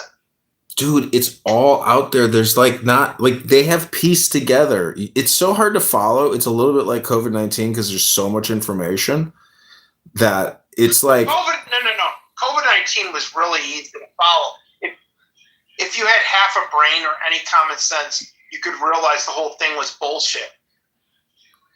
It doesn't matter. It is the medium is the message, and I mean, I guess in that sense, maybe the Epstein files aren't going as far as I think they are, but they'll never release it all. They never will. They'll just redact everything. The thing is, they fucked up. The redactions didn't work. They on their website, on their server, you could change like the handle of the redacted file and get the unredacted, and the videos unredacted. Like they didn't know what they're doing. Like they didn't know how to really redact, and that, you know why? Because like it's difficult, and like they should never have released any of it to begin with. Do you know what's interesting about the FBI? Is like I saw a picture of the FBI in the 50s, and it was a giant, huge, massive like filing system where every piece of evidence, you know, gets like a number and a file, and it's just a huge warehouse of like files. And like that's basically how they treated all the Epstein stuff. Every single piece of evidence that's been photographed, scanned, etc., has like a file number, you know, which is an extension on the website. So anyways, I'm just saying, I don't know how much time you've spent on this, but I've spent quite a few hours like going through the DOJ website and filming it all and posting it on YouTube and Instagram, etc. But then also all the stuff on X, because I have so many cell phones, I get so much, you know, data running through my head and so much information. Right. But I'm just telling you, this Epstein thing, not the Epstein thing, like the Epstein, you know, network. It's a social network, and it's amazing as well because the photography of the luxury that Epstein was living in is like bar none remarkable. And so like the real inside, Damn island. I know, but that's nothing compared to the wealth of Bill Gates, Elon, like true. their wealth dwarfs Epstein, because Epstein, his value of estate was 800 million. And when you think about like the wealth of like Bill and Elon and the stuff we've never seen, I mean, dude, Zuckerberg's boat is 300 million and he's got a follow-on craft that's worth 30 million. That's Dr. Evil power, bro. These people are their own nation states. Like they're beyond nation state status. Like they are their own world government. Larry Ellison, that guy bought the island of Lanai. He bought 97% of it just because he could. Yeah. They wouldn't sell 100% of it. So he bought an island in Hawaii and just put a bunch of like hotels on it and hospitals and a school because he could. I mean, that guy has so much fuck you money. Bezos. Yeah, well, Buffett. Oracle is big time. I mean, it's amazing. All government platforms run on Oracle and on Windows around the world. Yeah, my company uses, like, for accounting software, like, Oracle's, like, a popular one, too. So, like, and the thing is, John, they can charge you whatever the fuck they want. Because if Oracle invoices my company, we have to pay it. Mm-hmm. Or else they're going to shut off our service. So, like, we can't say no. So it's like such a good. It's an amazing business that he created. I mean, Larry Ellison is a smart dude. I got to give it to him. But yeah, to your point, that guy has so much fuck you money. It's not even talked about. Oh. Did you see where Tucker Carlson called out Mark Cuban? No. You should go watch that. It's pretty good. Because he was talking about, like, Mark Cuban saying the U.S. should give money to Ukraine. He said, well, then why don't you give money to... He's like, I'm trying to fix healthcare in the U.S. And he's like, well, why don't you be the person that changes Ukraine? And he was, like, calling him out on it. It's pretty good. Did you see the Peter Schiff, Tucker Carlson interview? Mm-mm. That one's pretty good, too. Well, that would be a good one. Yeah, I listen to Peter Schiff's show for God, since 2008. Yeah, Peter Schiff's really good. I like the best when he called out Art Laffer. He's like, there's no sense of a recession. There's no housing crash. I'll bet you a penny to say if you're wrong. That was the best. And he's like, no, the statute of limitation is 1 year. But do you know anybody that works in wealth management? Financial advisors? Series 7? Series 63? Just come on Clubhouse. There's plenty of them, John. Yeah, they're like real estate agents or same thing. Real estate agents and financial advisors, they're everywhere. Yeah, exactly. Everywhere. I mean, I know a guy that he does like wealth management, but again, I used to think I wanted to go into that, but what you have to do to be really good at that and make a lot of money is like you basically have to be an ambulance chaser. I have a mirror in my other recording studio name dropping me. I can hear him. Oh, that's funny. I've been live streaming him under a new burner. You know, I have another burner and I accidentally didn't have it in anonymous mode and his room was the first in the lineup. So it showed me in the room and then he blocked it like a brand new burner. So I had to get another burner and now I got the new burner going. And it really is true. If you do play copyrighted music, like you can fucking cause me serious problems. And so it's challenging because like I want to just like leave, you know, and go to the gym.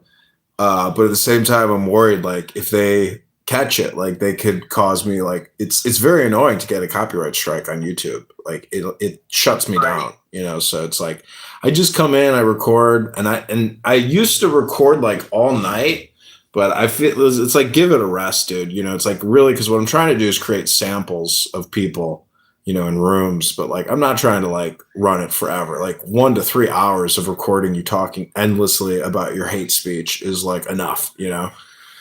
We don't need more. We don't need more garbage.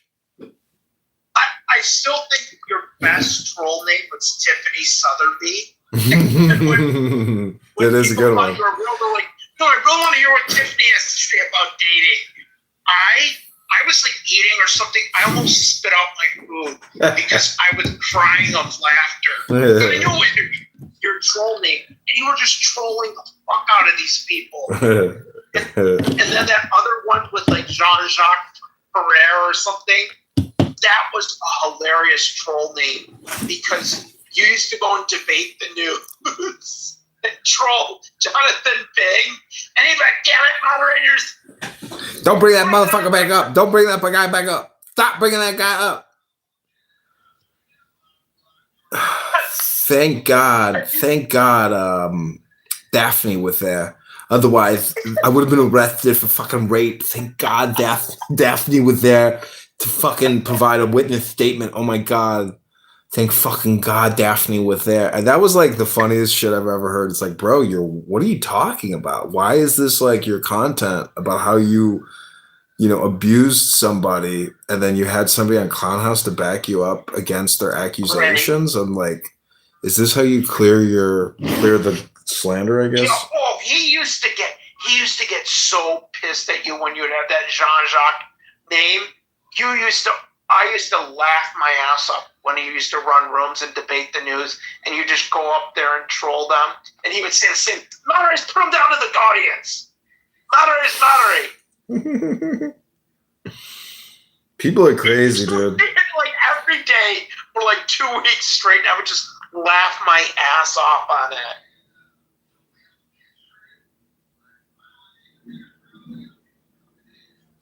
But no, the one that I knew it was you with the Tiffany one, but I was like, I'm just going to sit in the audience and laugh my ass off at this. And people thought like you were real, and you said you were from Mississippi or Alabama. I can't remember.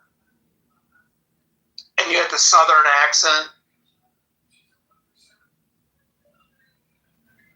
Kind of like a Monica mix, but it was like something else too. Dude, Monica has been on Politically Correct, and people just fucking drag her. It's so funny how she gets attacked, and I assume it's like that in all rooms. But when people specifically like won't let up and they just keep dragging her, like that is very funny. And it's funny because like she's so weak and like she sounds like a fat ass who's like immediately like she's like she gets choked up and like you can tell it's like impacting her and hurting her and like they just don't stop and oh man, it's just and it's sad because it's like she's choosing to be there and like her responses are so weak you can't even hear her and it's just like embarrassing, for her to like let herself be destroyed like that. Politically correct, I'll go in there for 5 to 10 minutes and they always remove me. They always remove me because I always put in the chat if Goats mods. I'm like, Rutgers plays Duke today. I'm rooting for Rutgers. What about you, Douglas? And then he removes me.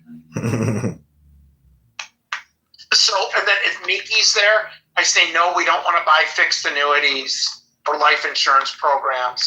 She'll remove me. But yeah, those people are fucking dumb. You know that guy, Aram, yeah, or whatever? Yeah, he's low IQ. He works for George Soros. Well, I put that out there. I don't know if he really does. I tell him that all the time. Yeah, it's funny because it's like these people have, been here for a long time and it's unbelievable like how boring they must be to like just continually repeat the same mantras for so many years. But what's amazing is I think it works for some of these guys because like if I were to like cast myself as a liberal Democrat, I probably would have gotten laid a lot more, to tell you the truth, because women are looking for that beta cuck orbiters to like, to basically worship them, to think that like, because anyways, I'm just saying like maybe it's more subversive than I think it is. And I'm not accurately like understanding the psychology of being a Democrat. And maybe there is like a sexual component. Maybe it's like a whole sexual, network that I'm not involved in because I don't present myself as being an N-word, F-word. I think that's probably what's up. Probably fucking myself by not having fake profiles and being like a liberal cuck Democrat. Well, what do you think though is going to happen at this like midterm election? Do you think the Democrats are going to get a clean sweep? It's pretty status quo, dude. Whatever the status quo is probably what the status quo will be, based on my interactions and knowing the Democrat candidate versus the Republican candidate. People talk about this +3, +4, +5. You're not going to flip shit, and you know what? They're right. Like it's pretty fucking status quo, because it's like fully automated. I mean, all these voter rolls and databases and the fact that Trump won, that's the fucking miracle. Because how the fuck does our electoral college, vote Trump when we know they're mostly all fucking woke Democrat leftists? Like, how the fuck did Trump become the president? I still can't understand that. That to me is like a fucking miracle. That fucking Kamala couldn't get the electoral college to say, you're our new Madam President, when most of them are all left. It's got to be at least 51% leftists. Got to be. So how the fuck did Trump become president? But I just wonder, like, you see people like Massey that are probably going to be gone, Rand Paul that might be gone. Dude, how can you say Massey's going to be gone? The guy's been there for a long time, and he's got real, actual people like that worship him like a god. Like he's. I know, and none of these Trump endorsements carry any weight. It's all just paper tiger shit because people vote for Massey because like they know what's up, dude. Like I'm telling you, he's not. Dude, he's highly organized. He's gonna win. If I could bet on it, I would bet on it. Maybe he's on Polymarket. I would put money on him. I hope so. But like Mitch McConnell's gone. Nasty Pelosi's gone. Isn't that bitch Maxine Waters gone? No. No. Dude, she's 87. She just got in a fight with Secretary Bessent, and Bessent's like, have some dignity. And she's like, shut him up. Shut him up. Shut up. Shut up. He's like, have some That dignity. She doesn't even live there. She represents Compton, Inglewood, and Watt. You think that she lives there? No, she lives in like Beverly Hills or something. But like, did you see? I thought she was. You know Judge Judy? Yeah. I read how she negotiated her like $45 million a year salary. She would show up at like an annual dinner with CBS and like give him an envelope every year with like an upgrade to her salary and her contract. And one year they gave her an envelope and she threw it back at them. She said, I'm not accepting this. And she says, if I accept this, this is a negotiation. She says, there's no negotiating with Judge Judy. And they just acquiesced and said, yes, Judge. Because the show made a lot of money, you know? If she's pulling in $45 million a year, that show's bringing in like $100 million, $200 million a year. So yeah, she can.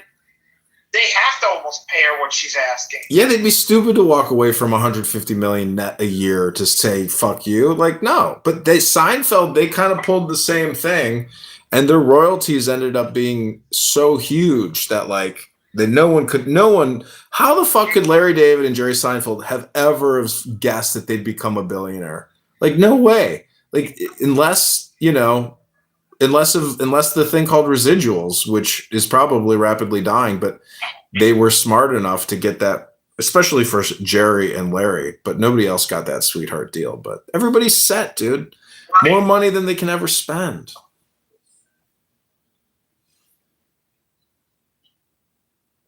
Bro, when you get that kind of money, man, you just go to Topanga Canyon and you get yourself a house in the hills and you live in a bubble, bro. Beverly Hills is like the greatest bubble on the planet. It's the best weather.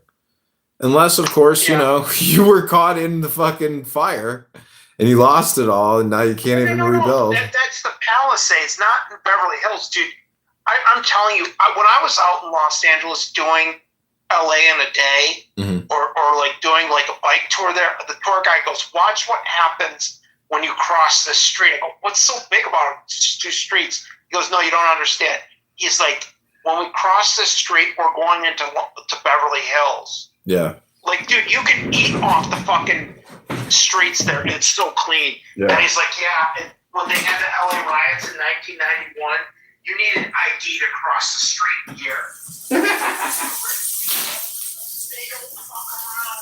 Yeah, they got their own military police called the Beverly Hills Police Department.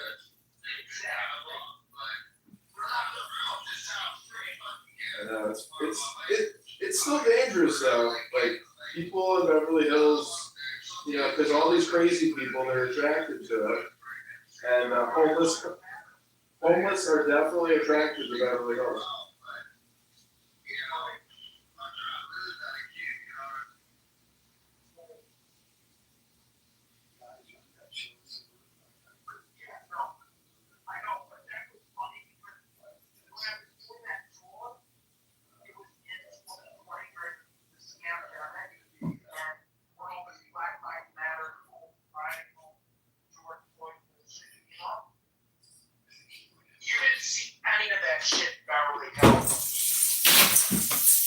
It's everywhere. Well, they have protests. That guy ran the box truck through the Iranian protests just a couple months ago. Like, it's dangerous everywhere, dude. In fact, the nicer it is, the more likelihood that there's going to be an attack at that location. Like that dipshit mayor there in Chicago, he's up for re-election, and they're going to re-elect him, I'm sure. No. There's a lot of people, including myself, that are throwing our hats in the ring. The election is in February of 27, and I'm thinking about putting up a big billboard outside of my house, Kitover for mayor, because I can probably get the signatures needed to get on the ballot because of proximity and volume and quality. We'll see. I mean, I'm gonna definitely run for mayor of Chicago because it's really easy to do. It's so easy to file, and it'll be one of the most watched nationally political events. Brandon Johnson is his name. Yeah, I know. He's a total moron. Completely low IQ, brain dead.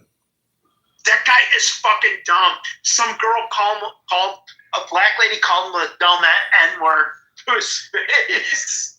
He's really stupid. That's how you know you're bad, when your own people are calling you that.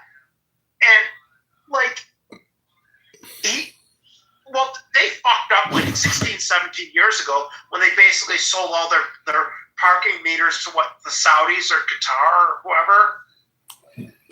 Dude, it's like the Pentagon. They don't even know how much debt they have. Like, it's run. Yeah, they don't know. What's amazing though is, Bank of BOA is the #1 debt holder. So like, dude, the accountants, the CPAs, the actual, everybody really knows how much debt there is, etc. And like, they can't even make the payments to meet the bare minimum for the funding of all of these pensions. And like, the city of Chicago is refusing.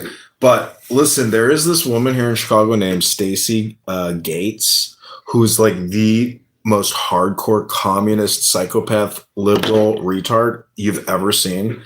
And for President's Day, she gave a speech about herself because she's the president of the Chicago Teachers Union. So like, instead of honoring US presidents, this dumb bitch honors herself. And like, everybody just trashed her on her. Like, dude, the comments are so crazy. Like, it's like there's like an open revolt. And like, but the thing is, like, it's the images that they put out, the videos they put out are so cringe and so crazy that it's like obvious that these people are parasites and like not really interested in educating our children because they have never even educated themselves. It's fucking crazy. It's like a different planet. It's like a Martian planet of like, you're like, this isn't what like teachers and unions were like when I was a kid. Like, it was totally professional, totally dedicated to education, no politics at all. So like, how the fuck can teachers become hyper political when we're paying them with our property taxes? Shut the fuck up and read the books. It's crazy. Right. What did Karl Marx say? Workers of the world unite. But see, these aren't workers. These are socialist. See, you can't call education work. It's a duty and responsibility of everybody because everybody should want to be educated. But when all your communication deals with, basically, it's the same complaint against the Zionists: occupation, genocide, and reparations, and white structural racism. And it's so crazy because like in Evanston, they have given like 300 African Americans $40,000 from cannabis taxation. And it's just like, well, let's see the profiles on all these people that they've given all this money to. Plus, have they paid income tax on it? There's like this whole, basically that's what they're really interested in, is like social equity redistribution based on race. And the whole concept of race is just so tentative and stupid at this point. Man, I don't know. Maybe if there is some kind of like awesome AI breakthrough, because like we are so smart as like a collective globally, that like maybe there will be like some kind of like AI messiah or AI antichrist, whatever you want to call it. But maybe there will be like some type of breakthrough innovation, because like based on like how TikTok and the micro like electronics, like it would be pretty cool to have an AI dog, or like, but that was like amazing, Don't worry, all that shit's gonna come out. But will it live up to like our imaginations? And sadly, philosophy says no. I think it will over time. It will. Really though, because like it's pretty complicated to create. Because you would imagine it would have to be very expensive to have a very amazing robot. It would cost like a Bugatti, no? Like it would be millions of dollars to have one of the latest robots from Tesla. I'm sure, but because it's basically a slave. Like you now have a slave. Like you don't have to cook, you don't have to clean. Like that's what it's. People would first go for the housekeeper, no? Like that's the premium model. Like that movie I, Robot, you know, with Will Smith, and I hate Will Smith, Right. but like that would be the dream where like we actually have, you know, a robot smarter than a human serving a human. Like that would be the imagination. But I just don't think it's possible. You know, because most of this stuff is like linguistic spam. It's not like literal. And these robots are like, it's all kind of the same shit. I mean, most of these videos are all AI videos. So it's possible though, you know. But fuck, they'll probably use them for war before they'll use them for housekeeping. Let's be practical here. Let's not send our soldiers to go die in the trenches. Let's go send 1 million robots. Right. It's a little bit like Star Wars, the clone army. But I'm optimistic, you know, because it's like the world, like I'm glad that I live in America versus, you know, I'm glad we have the leadership that we have in America. Like I would be very demoralized if Kamala Harris and Tim Walz were our president right now. I would be very upset regularly. I think Tim Walz was probably one of the dumbest fucking vice presidents I've seen in our lifetime. Although, I mean, we thought Dan Quayle was bad. I don't know, man. Walz was dumber. Dude, Walz is leading and in charge and responsible for like one of the, not the biggest, but a massive fraud and drain on our system in California. Like, have you seen, so Doge, HHS, have you seen the Health and Human Services, which is tracking all the spending for Medicare, Medicaid? And they're outing all of these massive fraud rings in Boston, in California, everywhere. Like now they have the actual data and the expenditures. And I even had a post on Grok because Thomas Massey was like posting about this HHS fraud. And then I just posted a reply like, hey, Grok, identify the top 10 most suspicious fraud line. And then it got 20,000 views on X because right time, right place, right question. And then all these other accounts, like big accounts with huge research capabilities, are really doing deep diving into the expenditures. And they're like, how the fuck can an office with one person bill $74 million out of Brooklyn? Like they're saying the fraud in Brooklyn is like insane levels of purport, like per capita and all this shit. So like they're able to do a lot of this on per capita. So all this analysis is coming out, but will there be action? You know, I mean, will there be clawback? Because most of these IRS criminal investigators, you know, they're going after these fraud rings, and but it's everybody. Everybody should be going after these fraud rings now that like the government data is public and internet sleuths are doing the work that people in the government can't even do because they're too stupid and like can't do it at scale. So there's, you know, dude, it's going to be a banger of a year. It's just getting started. And the weather's pretty good. They keep spraying aluminum into the sky, though. But I got to tell you, the weather's pretty good for February. Yeah, that's very interesting. There should be a lot of arrests. And there's so many arrests on pederasty and other sexual abuse crimes, which is like crazy because it's like, why are they publishing all this stuff now and doing all these arrests now? It's like, it's got to be timed to like the Epstein release where it looks like the government is taking action on a lot of these child sex trafficking rings, which are criminal, you know, global criminal conspiracies, etc., and tied to narco terrorists, tied to just criminals. Like, have you been to the DHS website and seen the booking photos of all these ICE arrests? I've seen some. Well, I looked at like over 300 booking photos in the state of Illinois, and I didn't even go to other states. But if you were to just like sit there and watch a video of 5,000 mugshots, you'd be like, bro, holy shit. Like, wow, talk about like a job well done, and talk about like trying to save America and getting like real criminal narcotic terrorists arrested. I mean, these booking photos and the associated description on their rap sheet is terrifying, dude. You're like, what? Yeah, you got to realize that like this whole country, like in every major city, really does have a serious criminal, illegal alien presence that is living here illegally and will not leave unless forcibly arrested. And they've got big rap sheets, and you're talking about like probably hundreds of thousands of more people that need to be arrested who are like the most dangerous, you know, and they're living in major US cities, but they're protected. And we don't have enough people to do these arrests, but a lot of this is also a scam. Like they're buying these huge like warehouses to like create these new like prison max facilities, etc. Dude, there's just no debt crisis, man. There's like never a debt crisis. It doesn't seem there's just like spending opportunities. They sweep it under the rug and they put something else up there. Here's another 50 billion to build prisons. It's like, wow, 50 billion. Yeah. Where did you come from, 50 billion?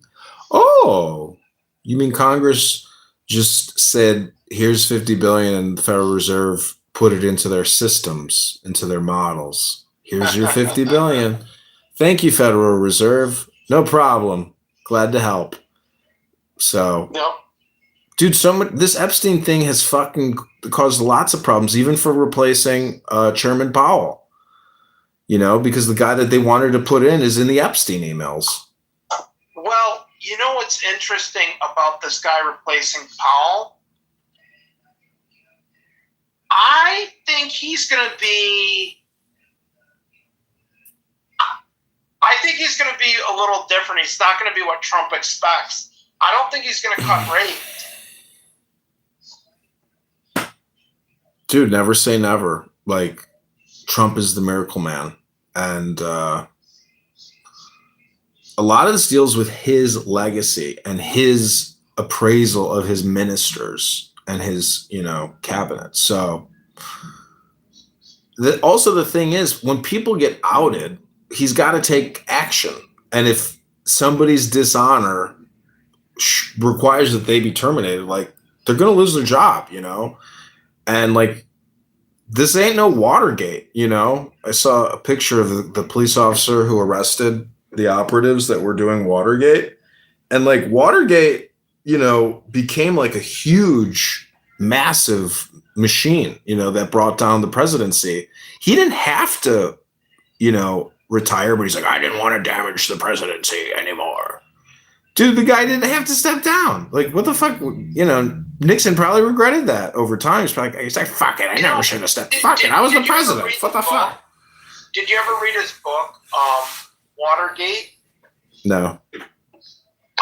It's very good. Very, very interesting. But, you know, to your point, I don't think he had to step down either.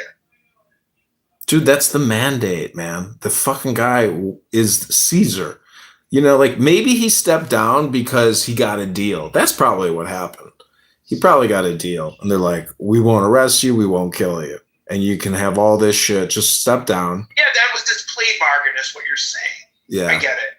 Because he lived a great life, man. That guy had a fucking baller-ass ranch in California. I went to his library in California. It's very nice. Yeah, the guy had an incredible, you know, the guy was, you know, he didn't flaunt his wealth, and I liked how he's like, I work. I don't go to Newport Beach on the weekend and hang out on my boat with a bunch of faggots. Like, the guy was pretty based, you know?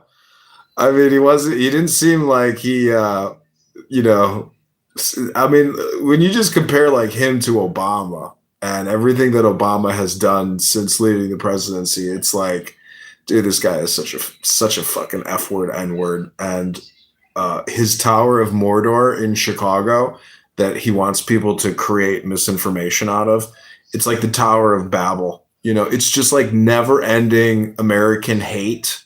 And how are we going to fix this? How are we going to come back after Trump is gone? It's like he has created his own industry, and it's totally traitorial and, you know, anti-American. It's like there's so many brainwashed people look at him as the GOAT, and they look at Brandon Johnson as the GOAT, the GOAT, the GOAT. It's like, bitch, why don't you try to become a GOAT? It's just, I mean, we have a problem in this country where the most unqualified, most woke, most deranged, biggest liars and misinformationists do become our leaders.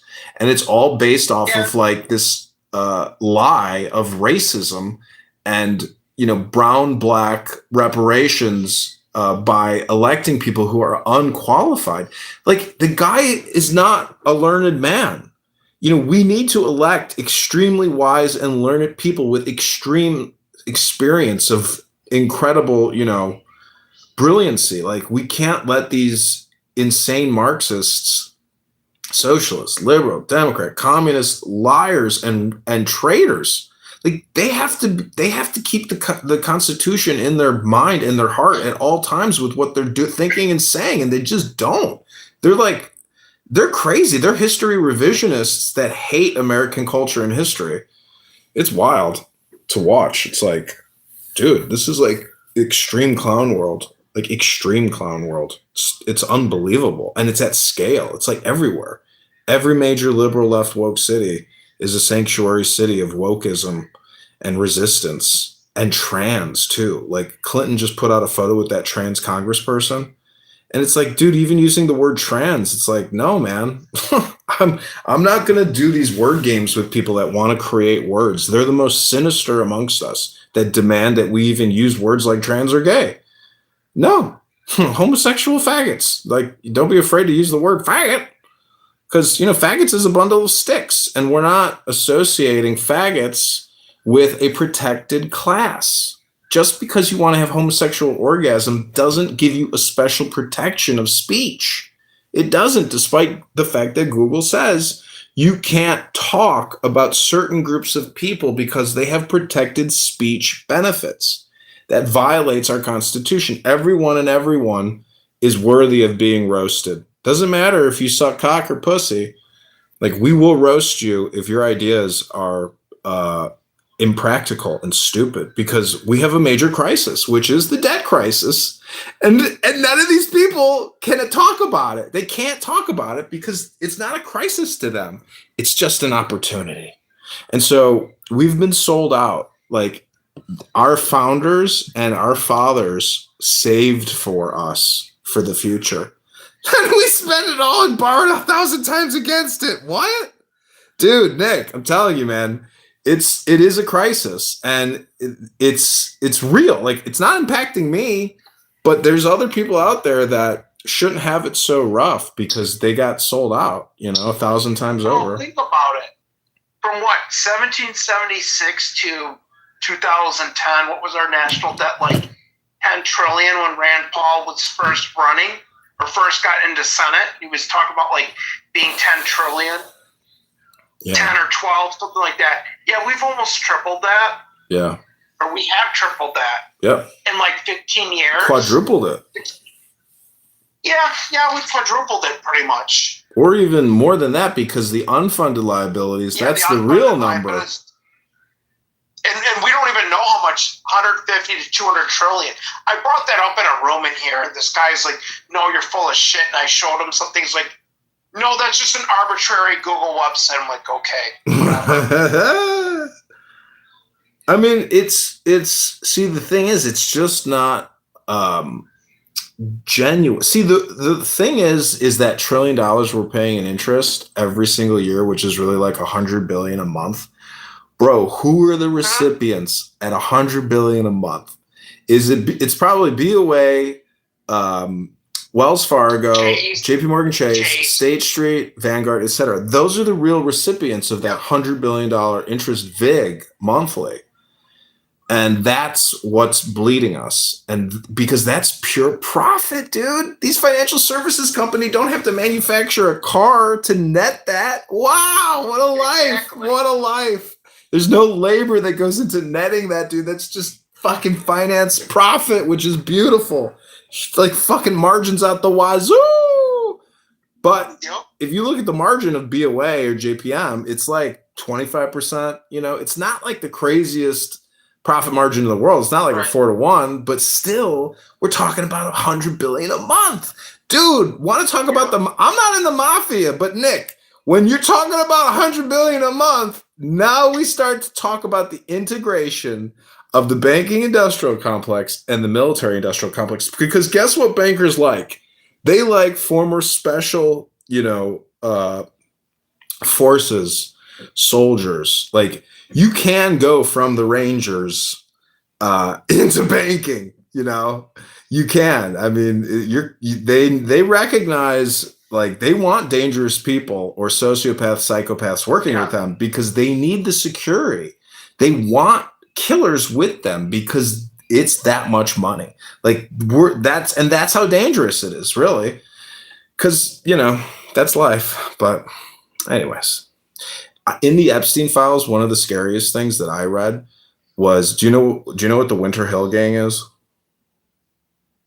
No, I don't. It's like one of the most psychotic, brutal narcotics trafficking gangs in American history with Whitey Bulger. It's called the Winter Hill Gang, and it says that they infiltrated and took over the Boston FBI. Wow. Can you imagine? Like, the FBI is not the FBI. It's being run by a gang, a terrorist, narcotic, psychopathic, deranged gang led by a former MK Ultra, subject participant known as Whitey Bulger, who they captured in Santa Monica with $1 million stuffed in the wall. But he was like an MK Ultra participant who did like all this lysergic acid and reprogramming that the CIA was doing. So they created a monster. They basically created a Frankenstein through the MK Ultra program, and there's multiple people who basically are Frankensteins as a result of their experimentation, but it's all taxpayer funded. So, in conclusion, if you run a cult about deprogramming people from cults, guess what? That's your cult. You run a deprogramming cult. So the question is, who's going to watch the prison guards? Who's going to president the president? Who's going to, watch the teachers? I mean, like, I'm just saying that we live in a very such a robust, hyper-dynamic society. And I was reading in this book today by Balthasar Grassi, and it was talking about what is perfection, and then also variety, and what was the other term for perfection? But anyways, variety is the spice of life, in my opinion. And it was also saying, don't live your life by just one century. And that's what a lot of people do, especially a lot of Muslims. They live their life by one century as opposed to consuming multiple centuries of information and then living their life without so much judgment, but more living a life based on wisdom accumulation and information accumulation. And, we're accumulating a lot of information, but a lot of the information that people are accumulating, it's just garbage. So garbage in, garbage out. This app is actually like a recycling center and a garbage dump. And what you bring into it is what you take out of it. But no one here has ever brought anything out other than garbage from Clubhouse. Nobody's ever brought a polished diamond or a polished bar of gold or silver or platinum. They've only brought out emotion. And that's what is tied. That's what this whole app is about. It's about emotion. It's not about information gathering or information transfer. It's about emotion plus political position, and propaganda. So that's really the power of this app. And humans are smart enough to know that that's really the real value in it, because they're not bringing in any good information. Like CM here, he doesn't bring in any good information into this app. And therefore, he leaves this app with the garbage that he brings into it, which is complaints and criticism. And he's a terrible critic. There are professional critics out there, people that get paid because their critique is valued, but not CM's. CM has very negative critique, and I would challenge him to say, okay, John, I'll bring some value, and I'm going to open up a book and read something. If you'll listen to me for 60 seconds or 3 minutes, you're here all day. You probably would listen to me if I had something valuable to say, because you're here all day, dude. You're here on this app like all day, 7 days a week, bro. How are you here so much? Are you getting paid? Well, I guess I don't have anything important to say or anything intelligent to say that you'd want to listen to like, you know, give me some of your time and recording, but that's okay because I actually don't have anything interesting or intelligent to say. So that's my show. And there's a Clubhouse speaker here who's a super F word, super N word. Oh, Nick, do you know what an NFFN is? No. It stands for nigga, fucking, fucking, nigga. And you got to say it real quick. Otherwise, it would be considered hate speech. So you got to say it real quick so nobody can really know what an NFFN is. But that's my comedy, and I'm sticking to it. And, you know, it's freedom of speech to be funny, you know, to get around the censors in creative ways. That's what people get paid for, to be creative against the censors. Because the censors are the enemy of we the people, enemy of intelligence. They want to... Like, I was talking about 9/11, you know, on YouTube, and they literally gave me a community guideline strike and said that it's hate speech. And it's like 100, everything and that's the craziest thing, Nick. It's like when the censor says that you can't say this, then you're like, oh my God, then it's the truth. It's the truth. They don't want the truth to come out. It's so crazy. It's like, dude, they're telling me exactly, I'm hitting the nail on the head, dude. Like, it's true, and they can't let out these national secrets on YouTube. So they tell you can't talk about 9/11 truth. You can't talk about World Trade Center 7. You can't talk about, you know, the videos of people saying there's explosives going off in the lobby of the building. I mean, it's just like, dude, it was a CIA operation. I mean, controlled, you know. So Right. if you have a problem with your government lying to you and deceiving you still to this day and covering it all up when it was like such a huge catastrophe, and even to this day with all the fucking chemicals, you know, the asbestos poisoning, etc. Like, there's just, I mean, and talking about, you know, Silverstein and all this shit, it's like, dude, like, how can you censor us if we want to talk about 9/11? It's like, it makes me, it's unbelievable. I mean, I don't believe that. Anyways, if I talk about it, I'll get another community guideline strike, so I can't talk about it. But I was just going to mention the Pentagon in Shanksville and the fact that those were not airplanes, those were rockets. It's obvious. Like, it's fucking obvious. There's no evidence that there were planes ever until like years later when they released photos and they showed like the tail of the plane. And you're like, why did they release it so many years later? And why does it look like this is photoshopped? So, you know. Anyways, it's reality, dude. You know, like, I'm not in on it, but there are people whose whole careers, you know, were dedicated to this operation and this project. And it's terrifying to think that like millions of people died based off of communication, hypnosis, and narrative. Because as soon as like it all happened, Osama bin Laden, Osama bin Laden, Osama bin Laden, Osama bin Laden, Osama bin Laden, Osama bin, like, what? Talk about keep buzzword and keyword of the day every day was terrorism, terrorism, terrorist, terrorist, Osama bin Laden, Osama, terrorist, Islamic terrorism, Osama, like, you know, it's just obvious that, I mean, but this is business, dude. And the thing is, the whole thing really does deal with how intelligent are you? But also the whole thing is censorship too, because, you know, like I specifically went on eBay and bought a bunch of 9/11 materials, like 9/11 newspapers, 9/11 books, stuff that was made like right after the attacks, you know, to like try to keep a sample of what I would consider propaganda, because now that we know the truth that, you know, 9/11 and COVID-19 were pre-programmed projects. Like they're not they're not organic, dude. I mean, you can ask Ludwig on the app all about 9/11. He's an expert. Yeah. See, many people are just repeating the memories that they've, seen on the internet. Exactly.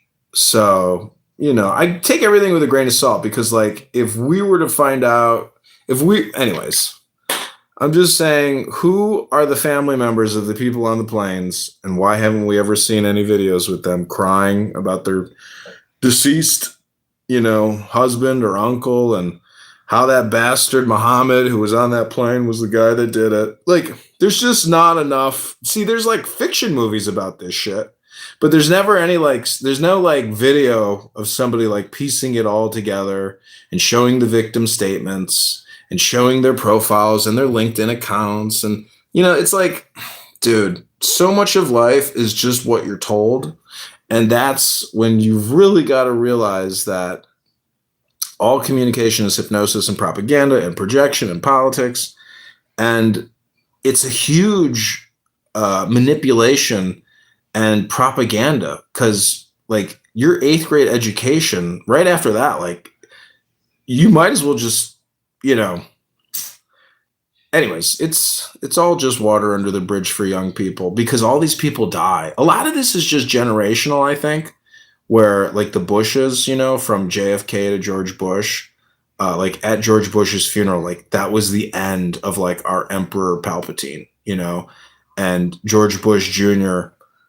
doesn't seem to me to be like the most evil guy in the world. He seems actually to be like kind of an aloof American, but maybe he's not. Like, if his dad was eating the entrails of baby feces, I mean, he's the product of that. So like the Bohemian Grove, illumination crowd of what you could call like CIA Satanists or something. Did you ever see the movie The Good Shepherd? With Matt Damon. I've only seen parts of it. I've never seen the full thing. Well, Israel did really well because all their enemies except for Iran have been knocked offline, dude. Everybody that really hated Israel, they're gone. Bashar Assad, gone. Muammar Gaddafi, gone. Saddam Hussein, gone. Like, dude, I mean, Israel is like, they had to do it. They had to do it. They had to do it, and it worked out well for them. They have, and oh my God, did you know that MBS is actually Jewish in Saudi Arabia? I heard a rumor out here talking about how his grandmother is Jewish, and I was like, that is so funny. Really? Yeah, because like you got to think about like the House of Saud is a mirror and a creation, really, of Britain, not so much America. Like Aramco. God, Aramco had the biggest IPO of all time at $1 trillion, like that. Yeah. And it's only grown. It's gotten bigger. So, it's a big club, bro. And I'm not. George Carlin said it best. I'm not big in club it. And you ain't in it. But, if you are aware of it, in a way, you're just like tangential. Because like, many people will never apply to BlackRock and they'll never apply to the Federal Reserve because they don't even know anything about it. And they don't even think about it. But like, if you think about it, if you want to be a saint, you got to be saintly. And, a lot of life is people never achieve anything because they never attempt it. They never even attempt it. That's what I was reading about today. Let's see what the market cap of Aramco is now. $6 trillion. Jesus Christ. It's got a 5% dividend yield. Holy fuck. Yeah, it's insane how much $6 money that trillion. Dude, Aramco, Saudi Arabian oil company, is worth $6 trillion. I can't believe it. Fuck, dude. I think Nvidia's like 5 trillion, 4 trillion. Apple's at $4 trillion. Damn. It's amazing. Like, oil is used everywhere. Cell phones are used everywhere. So like, they're pretty much on par. And what's amazing is when you're worth $6 trillion, you're not even so much an oil producer as you are a financial services company. Because like so much of your work is, oh my God, we're making all this fucking money. You know, like, and God, and Aramco invests. You know, Aramco has a portfolio. It's an institution, so there's a lot of money. You're a CPA, bro. If you got your Series 7 or you know, because a lot of this is also marketing. Like, how are you going to get hired at Goldman Sachs? How are you going to get on, like, you know, a Saudi trading desk for Aramco? I mean, it's real. It's out there. You know, a lot of this also is your investigation into it. Who are the people and what's their LinkedIn? What's their X account? What's their Facebook page? Like, you know, because a lot of this is just communication and sales. Like I was reading about like famous art brokers. And like, if you want to make a lot of money as an art broker, like you got to basically get a patron, a billionaire who wants to spend, you know, $100 million a year on artwork, and you're his broker. You know, you got to get that position. So, but those people earn it by cultivating it, by researching it, and basically running a psyop on their victim, on their client. So the question is, you know, how much time and effort are you going to invest in trying to achieve whatever your desire is? You know, you might be satisfied with what you got, and, you know, but a lot of this is really just awareness, knowledge, and doing a little work. Like if you have a stock and you get their, you know, annual shareholder statement and their perspective, their series, whatever, like their disclosure shit, like it tells you who all the vice presidents are, etc. And it's like, do you do LinkedIn? No, I don't use LinkedIn. I don't use it either, and I love that I'm not on it because I fucking hate it. But it is. I would some years ago. I deleted my account. It's just got really annoying, and people want to sell you stuff. Yeah, but people who work at publicly traded corporations are on there because they are actually like trying to like survive. Meaning, like if they get cut, like they're going to get picked up because they have that network, and they're on there. And like if you own a share in any of these companies, you know who their board and who their key executives are because they publish it. And it's like, where else are you going to get that information? You're not going to get it anywhere unless you own a share in that fucking company. And they mail it you every year. They're like, here's our fucking brochure, and here's who we are. And then you're like, okay, now I know who you are. Maybe I can try to communicate with you. You know, and most people are open to communication. That's the amazing thing. And we're living in this communication technology revolution of mind control. Like the cell phone is our beta orbiter. And people live their lives imprisoned in a cell phone now. You know, even the rich, like it's a drug, dude. It's a medical device technology delivery. And this app is like a thing of it, you know, and Elon still does this, but he doesn't do it here. He does it on his own platform now under Adrian Dittman. So you can talk with Elon Musk, but you got to know how to talk to him. You can't talk to him as Elon Musk. There are multiple like Adrian Dittman accounts on X. No, there's one Adrian Dittman account. He's got all these other little feeder accounts that like all go back to the Adrian Dittman. And he even took over my profile handle, Adrian Dittman, or he suspended it. Because I spelled it with one T and one N. He goes with 2 T's and 2 N's, I believe. But it's a big profile. And he just plays video games now. He just live streams himself playing video games. And if you knew that the richest man on the planet wastes all his time picking his ass playing video games, you'd like, I'm actually kind of like, you know, amazed. But I'm not, because I understand how ridiculous life is at this point. Like Clown World runs it, but Elon Musk has the time and the desire to just give no fucks and play video games and sit there and make stupid memes. And, you know, he calls it art. Yo. Are you a Muslim? Am I a Muslim? What's a Muslim? Muslim is the one who pray, the one who believes in God, and who believes the Prophet is the messenger, Muhammad sallallahu alaihi wasallam. What was all that at the end there? I couldn't hear you. You like said a bunch of quick stuff in like a snake tongue. What was that? I say like the Prophet. We say like peace be on him in average. Muhammad. Oh, Muhammad. Does he go by any other names? Nah, we say like Prophet Muhammad in Arabic is Muhammad sallallahu alaihi wasallam means peace be on him. Like my English is kind of bad. Who's the God of who's Muhammad's God? Muhammad's God is Allah. And who is Allah? Allah is the one all-knowing, the Almighty, the King, the Master, the Sustainer, the everything. It's Allah is everything? Allah is everything, subhanahu wa ta'ala. He is the King of the kings. Allah is King of kings. And so what does that make Muhammad? Muhammad is a prophet, he is a messenger. Is he a servant of the king? Yes, like us. Interesting. Well, that sounds, like a great movie. Is there a movie about this?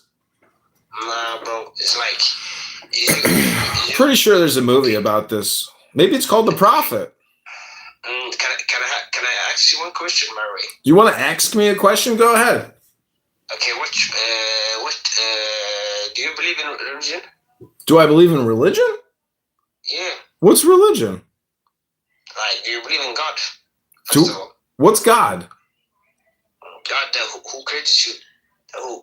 God created me? Yes, sir, man. I thought my mom and my dad had sex, and then because my father inseminated my mother, her uterus bare fruits of me. I didn't know God did that.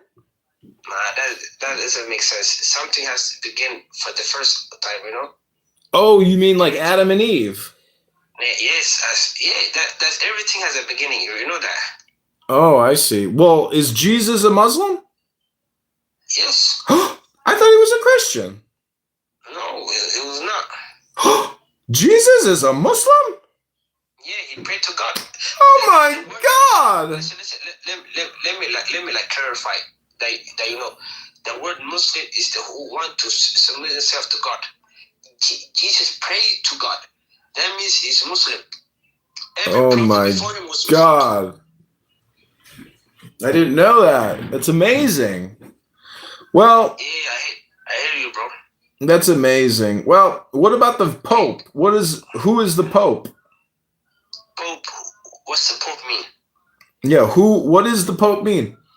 Well, the thing is, my English is not that good. I'm not from America, Where are you from? I'm from Sweden. You live in Sweden and you don't speak English? Yeah, we're not that good, bro. Oh my gosh, bro. Not everybody. Well, what year is it? Like in Sweden? Yeah, what's the year? In Sweden? Right now, yeah. It's 2026, bro. What century do you live in? In Islamic or like the other way? Islamic, like 1400 something. 1400 something? But do you live in 1400 something or do you live in 2026? We follow like the calendar of Islamic. I live in 1400 something. Oh my God, you're still living in the 1400s. Wild. Well, would you get married to a 13-year-old? As you know, if you could have a marriage, would you marry a 13-year-old? No. Why? What about a 15-year-old? No. What about a 17-year-old? No. 18-year-old? Nah. 20-year-old? I'm like 21, so like in my age or like older. Okay, got it. Most 1 year younger than me. Is that like a 2026 thing or like a 1400 thing? The thing is, back in the days. Let me clarify. The thing is, back in the days, I know what you're talking about. You're talking about the Prophet marrying a young girl, yeah, right? Aisha. Yes, I know it. The thing is, she was not 9, bro. How old? She was 18. 18? Yes. Wow. Let me clarify that she was 18. But the time by then, they didn't know like how time moves. Nobody had like what did I say? Like focus or something like that. Mm-hmm. She was Concentration. Like, she was grown, bro. Let me tell you about something, bro. You sound a good guy, bro. Let me be honest with you. You can teach me about your religion. I will listen respectfully and like listen. You get me? Yeah, you want to learn English. English, and do you believe in Christianity? What's that? You don't believe any religion? What are the major religions? It's like the 5, or it's more. I know there's more religion, but I know the 5. What are the 5? The 5 is like Christianity, Islam. Hello, Zaza. So Christianity, Islam. What are the other 3? Judaism and Buddhism and Hinduism and something like that. Those are 5 big religions. What's the biggest? The biggest Islam. The biggest is Christianity, I think. No, it's Islam. By population is Christianity. Wait, let me check. It is. But the fastest growing religion is Islam right now. That's for sure. Okay, I don't have to check that. It's Islam. Huh? It is Islam. No, the fastest growing religion is Islam, not the biggest. But it's growing, so it. But yeah, I hear you, Zaza. There are more Muslims in the world than any other religion. Listen. I'm Muslim too. But the thing is, I am. Alhamdulillah. Are you Muslims? No. This guy's not Muslim. What's the book here? Who's talking? Mayor or Jay? J. Mayor, are you Christian? He doesn't believe. I don't think he doesn't believe nothing. No, I'm about to go to the gym. Okay, good for you. Yeah, I'm about to go work out and sweat. Do you know what the religion of sweating at the gym is called on a treadmill, and then lifting weights and stretching? Discipline. The Supreme? Discipline. Oh, that's called discipline. Yeah, man. The religion of discipline. What does it called? The religion of discipline. It's the discipline religion. I'm a member of the biggest faith of all time. It's called the discipline religion. We have a prophet named Dr. Discipline. Have you heard of Dr. Discipline? His uncle is called Dr. Good, and he's got an auntie named Dr. Evil. Do you know Dr. Good? Yes. Where are you from? I'm from Libya. Libya? Yes. So you're Arabic. Do you own an oil well? No, I don't. But all the oil are like it's not for anyone. It's for the country.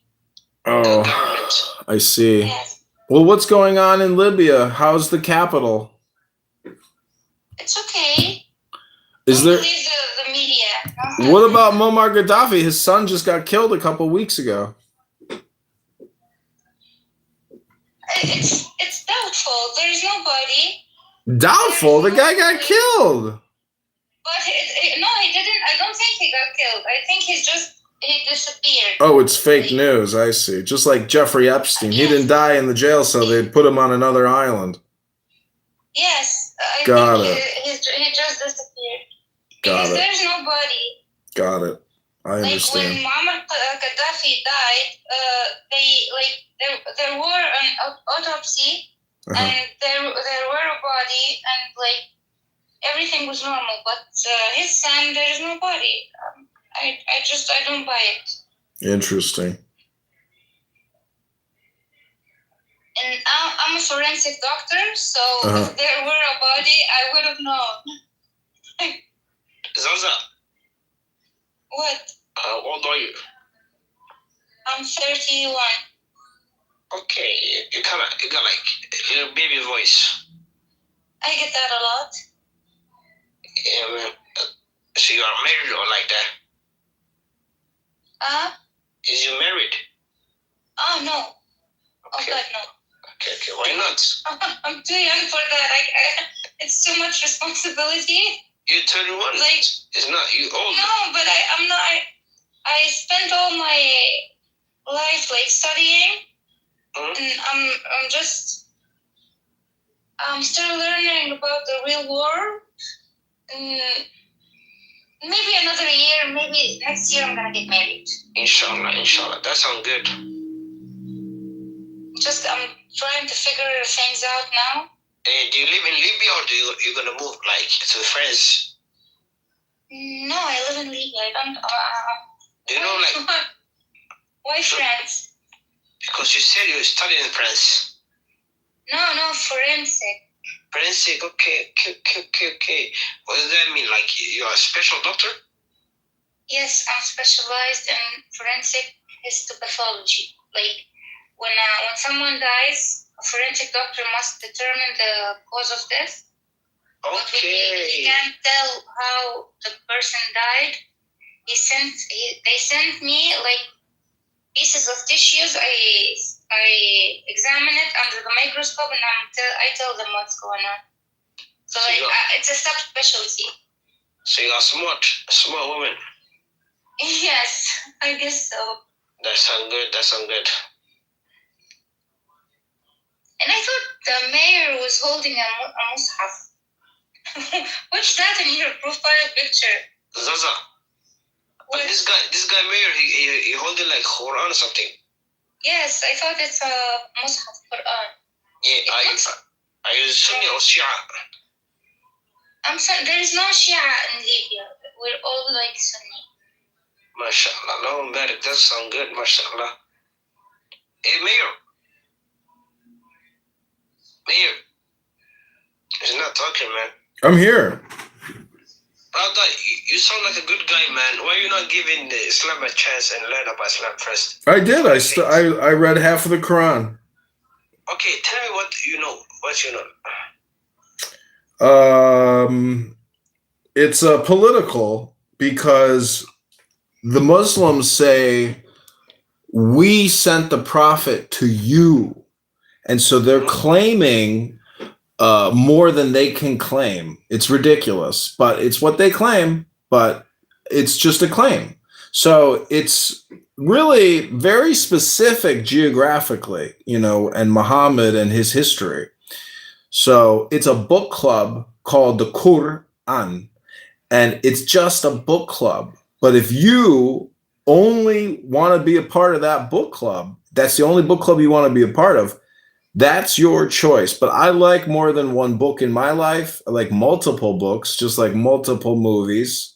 And when I get pizza, I like pineapple and chicken on it. Sometimes giardiniera, sometimes onion and garlic. I don't just eat one type of pizza. I like a pizza with a lot of toppings.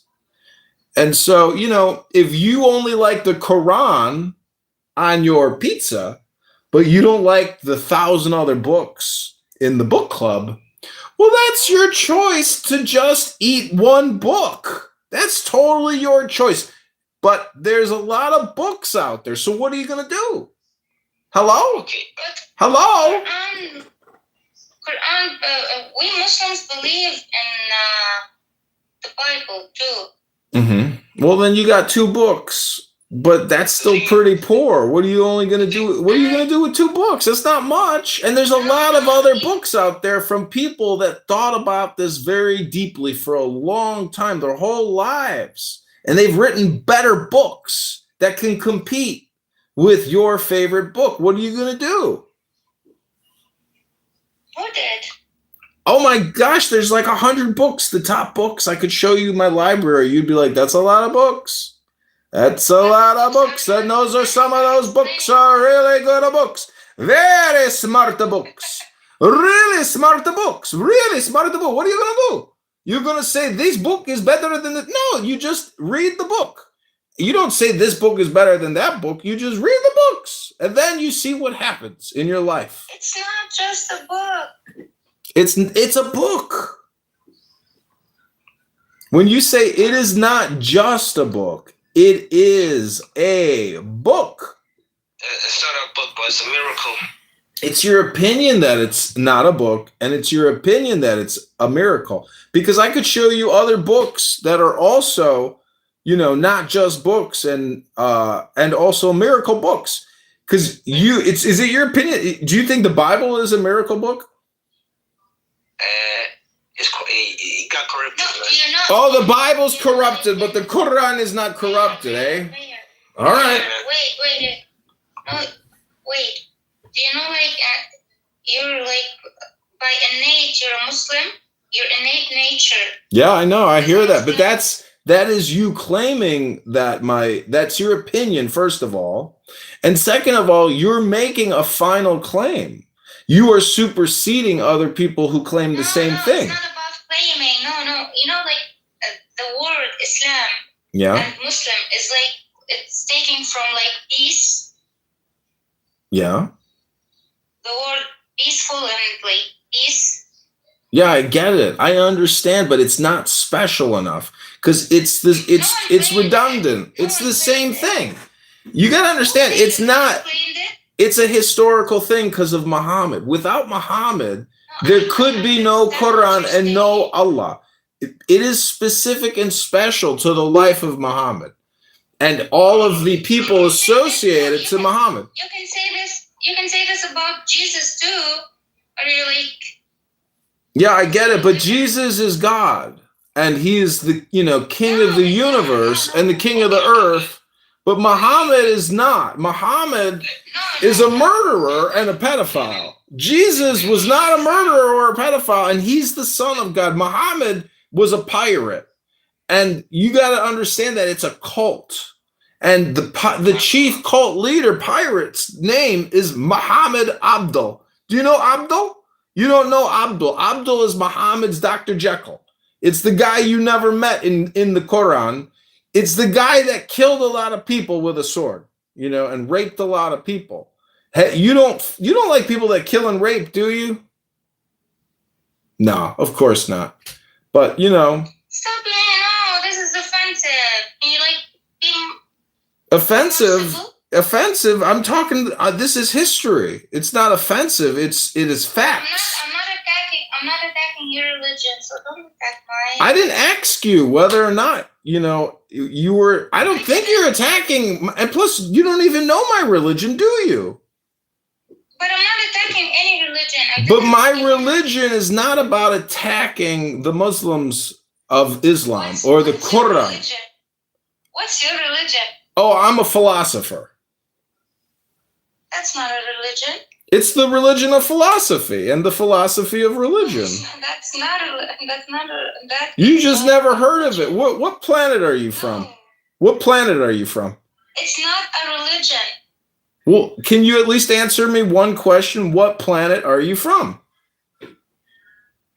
You're being Doctor, if you can't answer a question, then I guess we can't have this conversation. Syed Rahim, welcome. Assalamu alaikum to the room. Assalamu alaikum. Alaikum salam wa rahmatullah. How are you, brother? I am good, brother. How are you? I'm talking to Zaza here. She's sitting here and won't stop talking. She doesn't know how to meditate in her religion for peace. She's got to come here and attack my religion. It's ridiculous. I didn't attack your religion. You are attacking my religion. My religion is special. And you are sitting here criticizing what I am doing in my religion. I didn't criticize your religion. There is no religion called philosophy. There is. I created it. I'm a prophet of philosophy. I started it. I'm the philosopher prophet. And I am the New Testament of the newest testament. I'm here to give you the final revelation. I'm the guy. I'm the philosopher king. The king of philosophy. No, It's my religion. Your religion. I've been studying my religion for many years. I call it philosophy. You just don't like my opinion. And that's okay. No.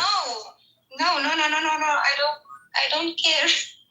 Oh, you don't even care about it. Okay, you don't even have an opinion. You just don't care. So, Syed Rahim, I've tried to have a conversation with this one. She's very difficult. She is apparently a coroner. She works in, crime scene investigations or something like that. She's an oil well beneficiary in Libya. The oil is for the people, and she is a devout Muslim. And she thinks I'm making fun of her, and she has protected speech that I can't criticize her. But that's what protected speech is. It's class protection But she's just a censor. Are you a censor, Zaza? Do you try to censor people from saying what they think and feel? No, but I don't think it's okay for you to like attack me. I didn't attack you. You're on a social audio chat app on the internet in a public room having a conversation or trying to. Are you just here to practice your English? And about شوي عربي حبيبتي. عفوا حبيبتي. Is that Arabic? نعم أنا بعرف شوي عربي. Hello? For you. Hello? Arabic is a really hard language. نعم. Do you want to speak in Arabic instead of English? If you want to. Okay حبيبتي. Okay. وين محطة الحجاز؟ ما عادش تتكلم بطريقة بتاعت استهزاء. عفوا حبيبتي. إن السوري. أنت سوري؟ نعم إن السوري. أنت مش أنت قصدك عربي. أنت بالعربي طبعا. بتاخة.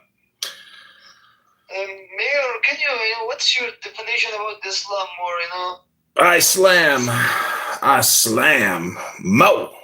Muhammad. You know why Muhammad and Moses both have the Mo in front of their name? Why you hate Muhammad? Why? Mo, his name is Abdul. He goes by Abdul. Do you guys know Abdul? Yes, his name is Abdul also. Abdul's his real name. It isn't Mo. Hamad. Do you guys eat ham? You have already told that, Abdul killed a lot of people, Afwan Habibi, what? Brother, in Islam it has rules. When the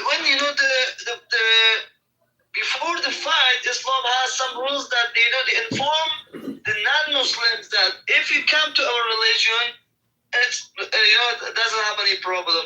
If you don't want to come, you have to pay money. Yeah, jizz. You guys want my jizz? The jizz. Let me finish my word, and I will hear you. Okay, 30 seconds. Land your plane. If they don't pay the money, the task, then the Islam, will fight with them, will kill them. It doesn't matter. Okay, cool. That's far out, man. What's the rules, brother? It's far out, bro. I'm pretty sure there's a movie about this. Have you seen the movie about it? It's called The Prophet. It's a movie called The Prophet. Have you seen it? I'll put it in the link. I'll put it in the chat. I'll put it on the Jumbotron for you. It's called The Prophet. It's the only authorized version of Muhammad ever made. You guys should watch it. It's called The Prophet. Have you seen it? Brother, even you're from America? No, I was born inside Uranus next to Saturn and Neptune. It doesn't matter where you're from. Brother, that books that you have. Brother, that books that you have, read it. That books are, mutilated. It's something. Written wrong from the people mutilated that. Even in the Injil and Torah and these books, if you research, you'll realize that how Muhammad alayhi salam was a very good, a very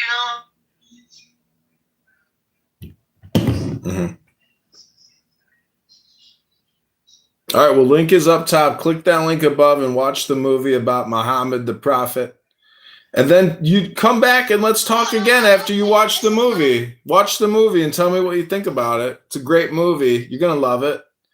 It's a very, very, very, very, very good movie. Many, many people love that movie. It's a great movie. And then come back and we'll talk about it. Hello? No, I know. Do you know what's the movie? It's Risala. I got to get going to the gym, guys. I got, We all know this movie. I gotta go worship my God Dr. Disciple. Discipline, I mean. Anger. Mr. Discipline. Anger. Let's wait so you can like get rid of your anger. Hey, let's come, brother, speak. Click the link above, guys. Watch the movie. We know this movie. Brother, ask me, if you watched Hazrat Omar radiallahu anhu movie, have you ever watched that movie? Afwan Habibi, which movie? Omar radiallahu anhu, Omar movie. Omar? Please, yes, please, if you have time once you watch that movie, you will realize everything. Oh. No, wait. This movie it's a serial. It's a serial. Yes. It's not a movie, it's a serial. But this movie is talking about Risala. Risala? Film Risala movie. Every Muslim knows it. No, you know what? Check the link. You're gonna know what movie is talking about. Yes, it's a famous movie. We've all seen it. It's a good movie, actually. It's a very good movie. It's about Muhammad. Yes. It's about Islam.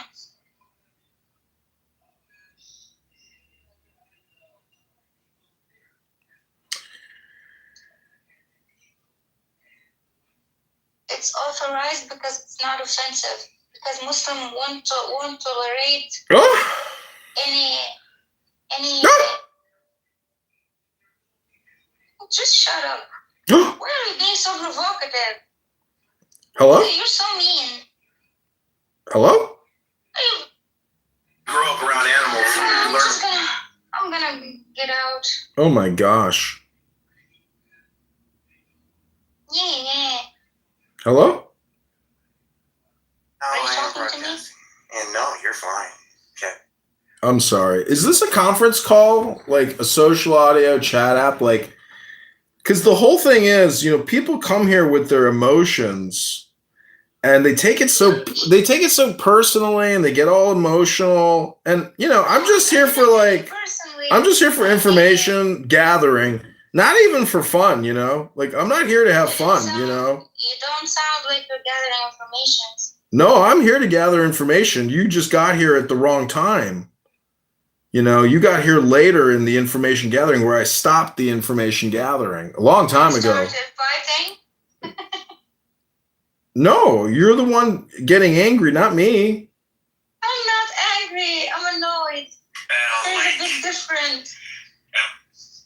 I can, share the link of that movie. Mm-hmm. But if you research, if you search, Omar radiallahu anhu or Omar movie, or see that. Once you watch that movie, I am sure, that you will, The series in Urdu? Everything about Islam, even your mind, your vision will change. I'm sure completely.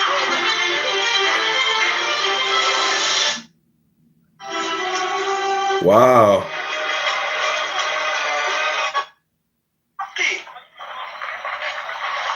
ولكني حين رجعت بالتمر والشعير ورجع هو إلى يثرب قلبت البضاعة فوجدت أنه قد غشني فجعل خيرها أعناق وما دون ذلك فاسد رديء لا يصلح لغير البهائم. Assalamu alaikum. You don't need to work harder. You need a halal business model that works hard for you. The smart. ومن ازداد اجتهادا وجد عند الله مزيدا وإن الجهاد سنام العمل وإنما المجاهدون من يهجرون السيئات ومن يأتي بها. Yeah, I hear you. Brother, I'm big on you to watch that movie because, in Islam, when a person, and you are watching the person, even he or she is a non-Muslim, if they are, going in a wrong path, you have to show him the right path. Mm-hmm. That's why, I'm big on you to watch this movie, and it will help you to know everything about the real Islam. In this world, no one implement,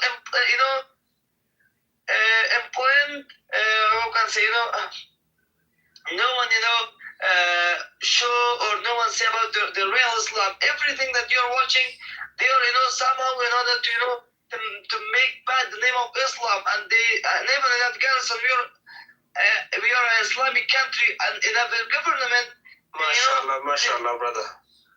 Brother. Yo, Mir. And I forget what gospel this is in. Mir. May God open your heart, man. To the right power, man. Every human gonna die one day. Yeah, I know. I will meet my Lord. It's coming. So you choose your way wisely, man. I know. Listen, you guys are just here at the end of the show, The thing is, bro. The thing is, every man to himself. At the end of the day, Yeah, that's what's up. That's what's up. So if you choose the way you live, I respect it. That's your life. Yeah. I'm not gonna hate on you, bro. I hear you, bro. But if God decide to lead you in a good way, alhamdulillah, I'm happy for you then. Yeah. That's the way. That's the best way. So I love you like a brother, bro. It doesn't matter. You love me like a brother? Yeah, man. Wow. That's nice. That's not gay. That's nice. That's nice. Just randomly meeting somebody on a conference call app and calling them your brother. It's big up on you, brother. That means you a big brother. Yeah, man. Brother. Brother, I gotta get to the gym, brother. It's never too late to get to the gym, brother. Do your body right, brother. See you another time, and I will make may God lead you to paradise, man. I'm already in paradise, brother. No. That's not paradise, bro. Paradise is not even close.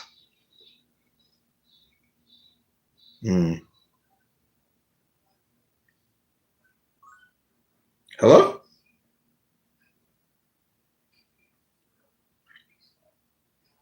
Hello?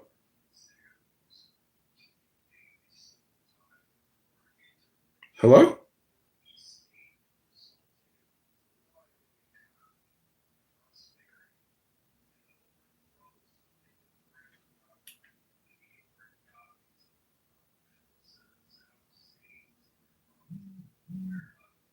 Hello?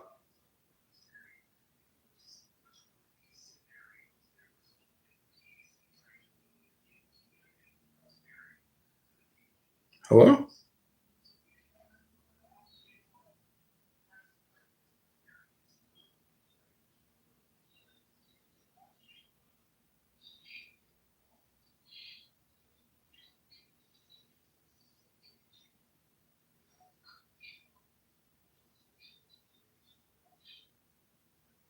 Hello?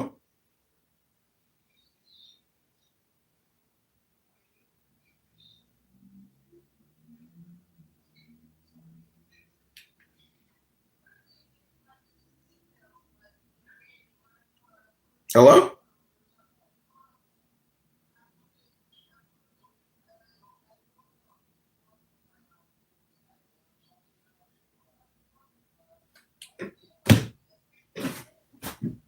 Hello?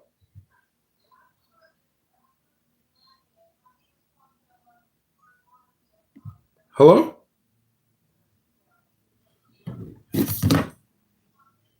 Hello? A solution to say, oh, we need this, to say we have a higher class and a lower class. But I do. Thank you. It was added to keep the lower class low. It's just a logical fallacy off rip. So the fact that you guys keep trading within it is why you will forever lose.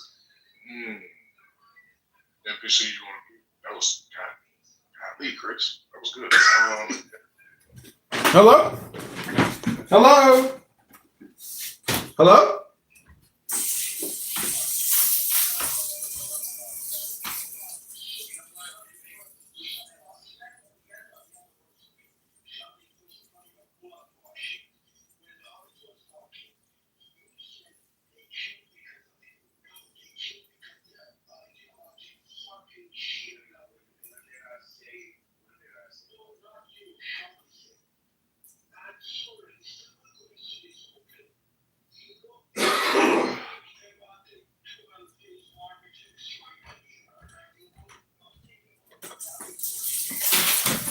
Hello? Hello? Hello?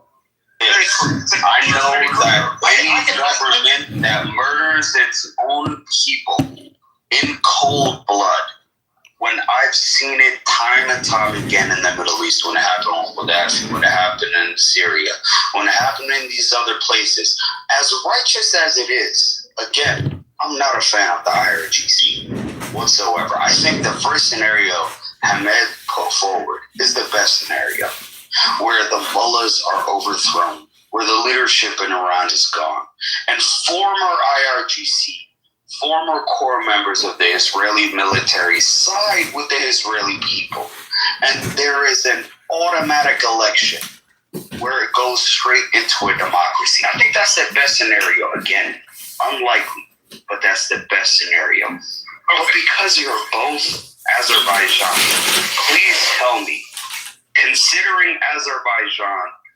supplies Israel with 60% of its oil, and there's a strong separatist movement of Azerbaijani people in Iran, how can you truly say that you two Azerbaijani citizens of Iran that is currently unified with Persians and Arabs as Iranian citizens, how faithful are you to a future Iranian state? Or do you just want the mullahs to fall so you can break off and be a part of Azerbaijan?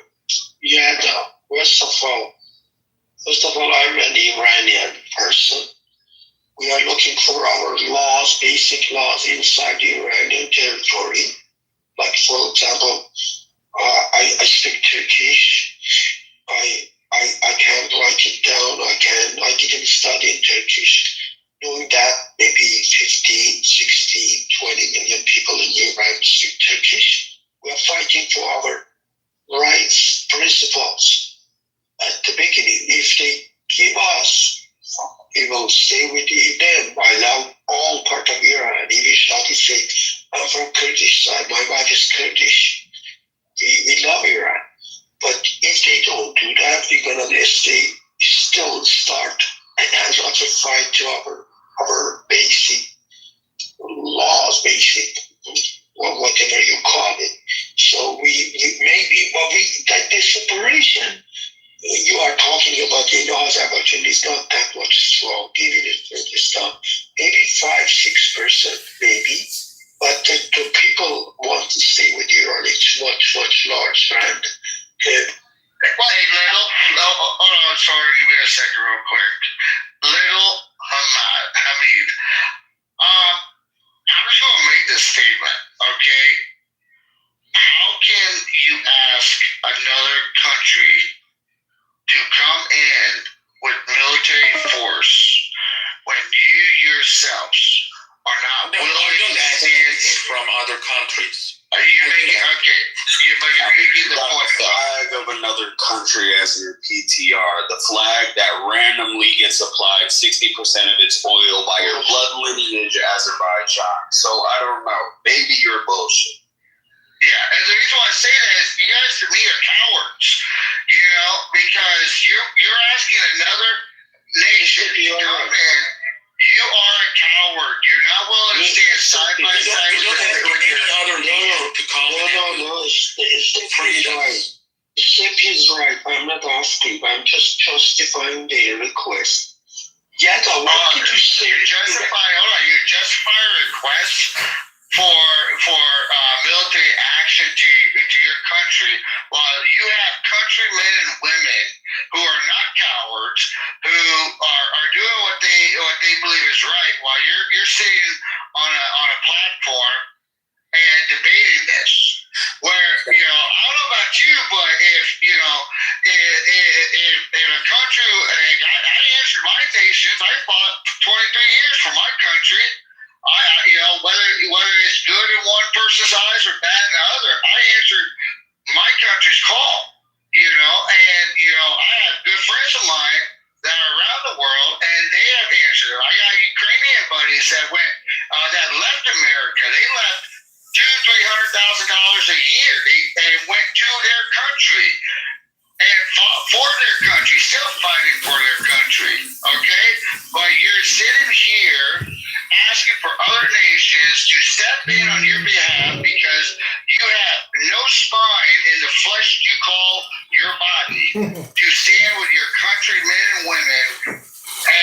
fight for it. But he had the audacity to dialogue and debate why everybody else should die for your I think really little, like, that is Yeah, no, very, you asked very me a important. question about the Republic of Azerbaijan, yeah? No, what? They sell 60% of their oil to Israel, yeah? You asked about that.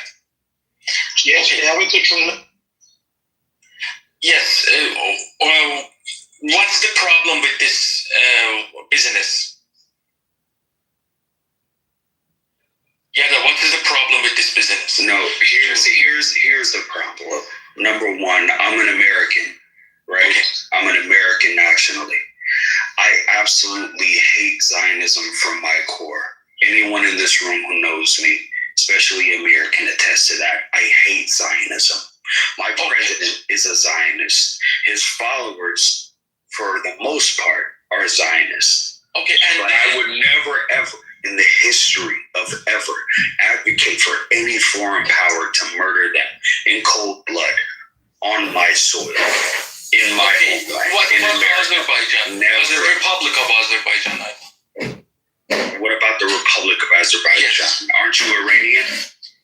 No, I'm asking you, what's the matter about they're selling 60% of their oil to the country you don't like? So what's the matter with doing commerce with a genocidal, bloodthirsty state? Okay. I don't know. Do you know why? What's the matter with Middle Eastern countries in 1932 selling oil to the Nazi regime? When they slaughtered the creditors of this state that year for it. Like, what's the matter with Iran selling oil to China? What's the matter with, like, commerce is commerce. I get it. I can understand that. I'm not saying Azerbaijan is evil for selling oil to Israel. I'm saying you're ethnically Azerbaijani in Iran, in a region where there are people in that community, not all, but there are people in that community that want to break away and want to be a part. Yeah, 100 years ago. Here's the point. The only thing currently holding that entire nation together is the IRGC. As evil as they are, that's the only thing holding Persia, or the remains of Persia, together. If you don't want to know about the Republic of Azerbaijan, why they're doing business Why are you with Israel? for the Republic of I have to tell you a story of Azerbaijan to understand better about this situation. Are we not talking about Iran? Why are you advocating for the Republic of Azerbaijan? Because you are asking why they selling oil to. No, I'm asking why you, who claim to be an Iranian citizen, are you an Iranian citizen? No, I'm the United States citizen. Oh, you're in the United States, but you have family in Iran. Yes, my family. And you've got it your family's in Iran, but you're advocating for Azerbaijan now. Actually, you asked a question and you're answering, Hamid. I did. Okay, so it's fair.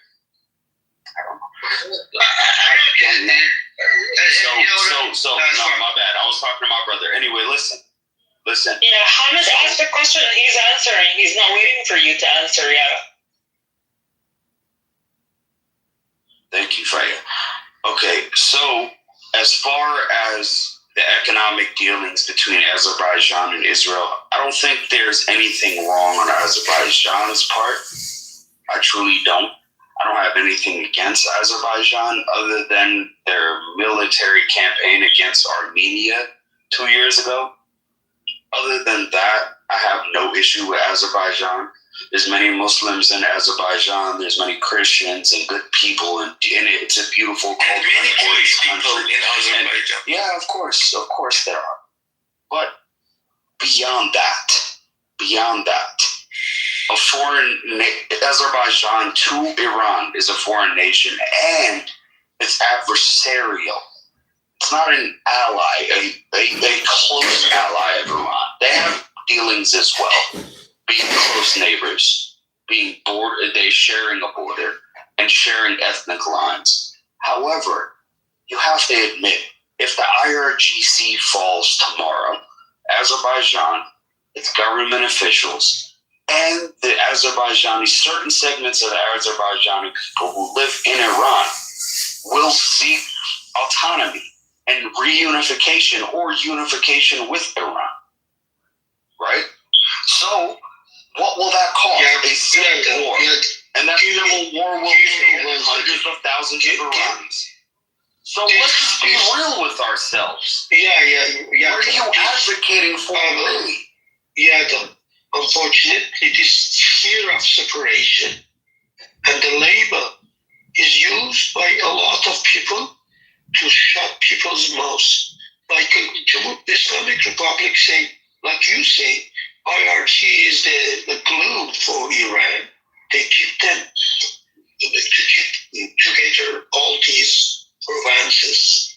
In another side, Pahlavi is using this term to say, oh, I'm the only person I can keep Iran territory without separation. You know that check the back channel message, please. Well, nothing will happen. Even Yanda, what's wrong with separation? If the people want to separate, they want to separate. The people, what do you mean the people? Like the people of where? Who want to Azerbaijan. People of Azerbaijan, for example. The people in Iran want separation? Azerbaijan from Iran. I'm in Canada. In Canada, but didn't you say like you were Iranian and Turk? How is it possible you want to be separated? So wait a minute. Little, you're saying which people in Iran want the entire province of Iran separated? I am saying what's wrong with separation. In Canada, you ask the people that are in Tehran that are going to pick up their AK-74s and force and go to war on separation. They have to be educated. Listen, Yetta, in Canada, Alberta these days they want to separate. Quebec these days they want to separate. Nobody say no. No, guys, I feel like you want to turn Iran into Yugoslavia. You know what happened to Yugoslavia? We don't. So what do you do? You made a claim earlier. Hold on a second. You made a claim earlier that if IRGC falls, they're going to start working together with Azerbaijan. Do you have any sources on that? Oh, no. I didn't make the claim that they and quote unquote, they would start working with Azerbaijan.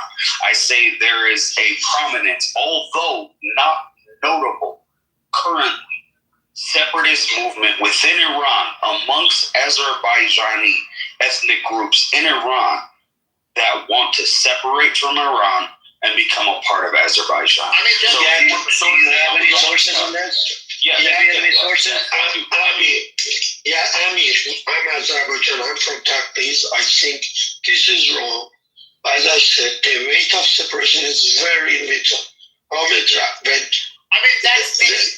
say Sorry, before going there, explain me. I have my question open for you. Yeah. You cared about the 1,200 people killed in Venezuela attack, but you didn't care about the people killed by brutal regime as you had understood.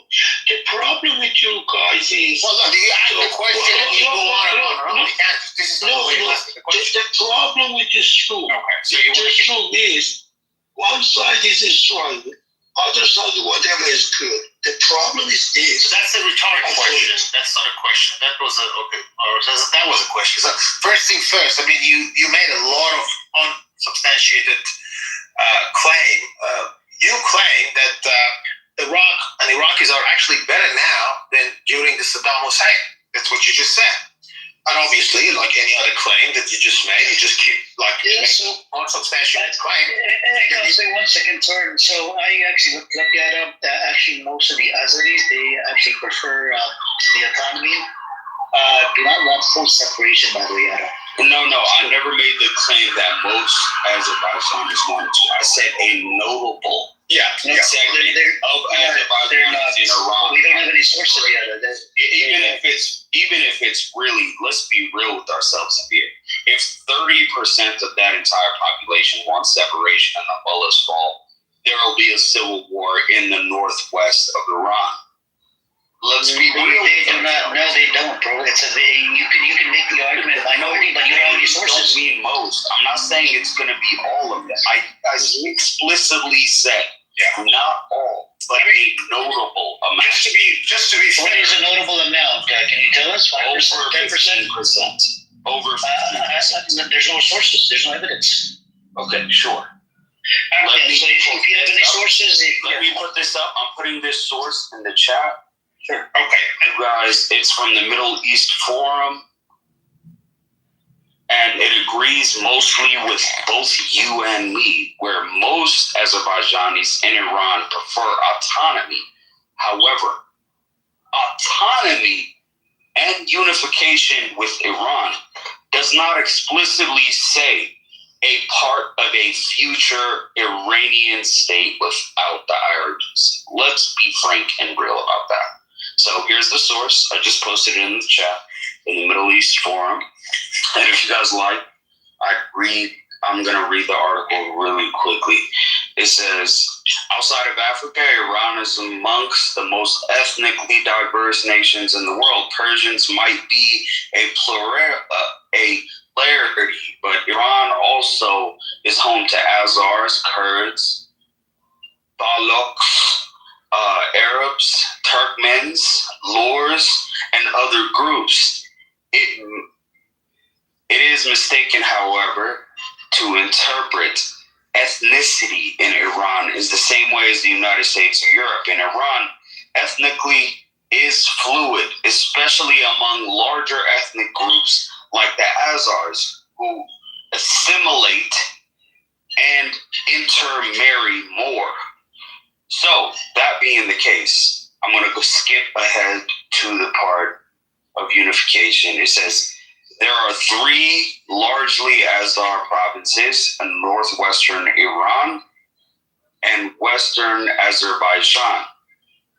Their combined populations is about 8 million. About 5 million Azars live among Great Tehran. Do you have any sources that says 15% of them they will actually want to separate, bro? Do you have any sources on that, Yada? Sure. I'm just because I don't want to go through this article. If you have sources, sure. Okay. No, you're right about that. It needs to be specific towards the argument. So, oh man, give time to store and answer my question. Well, look, speaking of what you just initially said about the people under the current political establishment in Iraq are much more better conditioned and better than during Saddam Hussein. I mean, I am one of the maybe very few people on this app that I hate Saddam Hussein as much as the way that detest and despise the Zionist policy. So I am the last person that can give any credit to Saddam Hussein. But if you ask any Iraqis today that been through the brutality of the Saddam Hussein regime in the 80s, if you ask them today, they said we were better off. Those people actually lived during that era. They said we were better off during Saddam Hussein than what we are today. And the source is already there. That's true. Yeah. Well, please check you back to the message. And I just put the link in the chat for you in case you were not aware of that. I mean, that's really sad, but that's a reality that the people, in terms of economy, in terms of social coherence, the situation was better during Saddam Hussein. Again, that does not mean that I give credit to this monster. I hated that guy, and I didn't like him for obvious reason, probably you would know. But I can't just be biased. And I asked the question to a lot of Iraqis, and there was also some articles about it too. You can look at it. So to suggest that situation now is better than during Saddam is simply false. Now, getting back to what you just said about why I'm not talking about the unrest that started in Iran in the beginning of January, actually we do. We keep talking about it on a daily basis. Maybe you're new on this domain. I do talk about it. And I don't know specifically what exactly you need me to tell you. Is there anything that you want me to elaborate? Or thank you, sorry. First of all, I think you are an educated person. I can accept that Iraq is people saying that or saying this. Listen to this. Listen, GDP growth. Following the 2003 invasion, the economy expanded largely driven by surging oil production, which roughly tripled by 2021 compared to the 2003 low. Nominal GDP growth formed around 25 billion, average in the pre-2003 era, to over 160 billion in the post-2003 era. Standard of living, per capita GDP, you know that, is nearly 3 times higher than 2022. Life expectancy has increased from 65 years in 2003 to 70.4 years post 2003 challenges. So these are the statistics. You can talk about GDP, life expectancy. I know the Iraq they have freedom. Listen, sometimes that fucking Saddam, living in the fucking Saddam, even you have everything with you, beside you, you have your rice, you have your food, is shame that you're living in a kind of a republic, Iraq. I know the Islamic Republic, fucking Islamic Republic, interfering there, they have Hashd-e-Shabi, but Iraq these days doing better than before.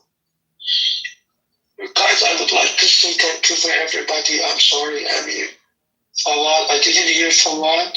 Faya, sorry. Little, we like to have this conversation because, look, there's few things.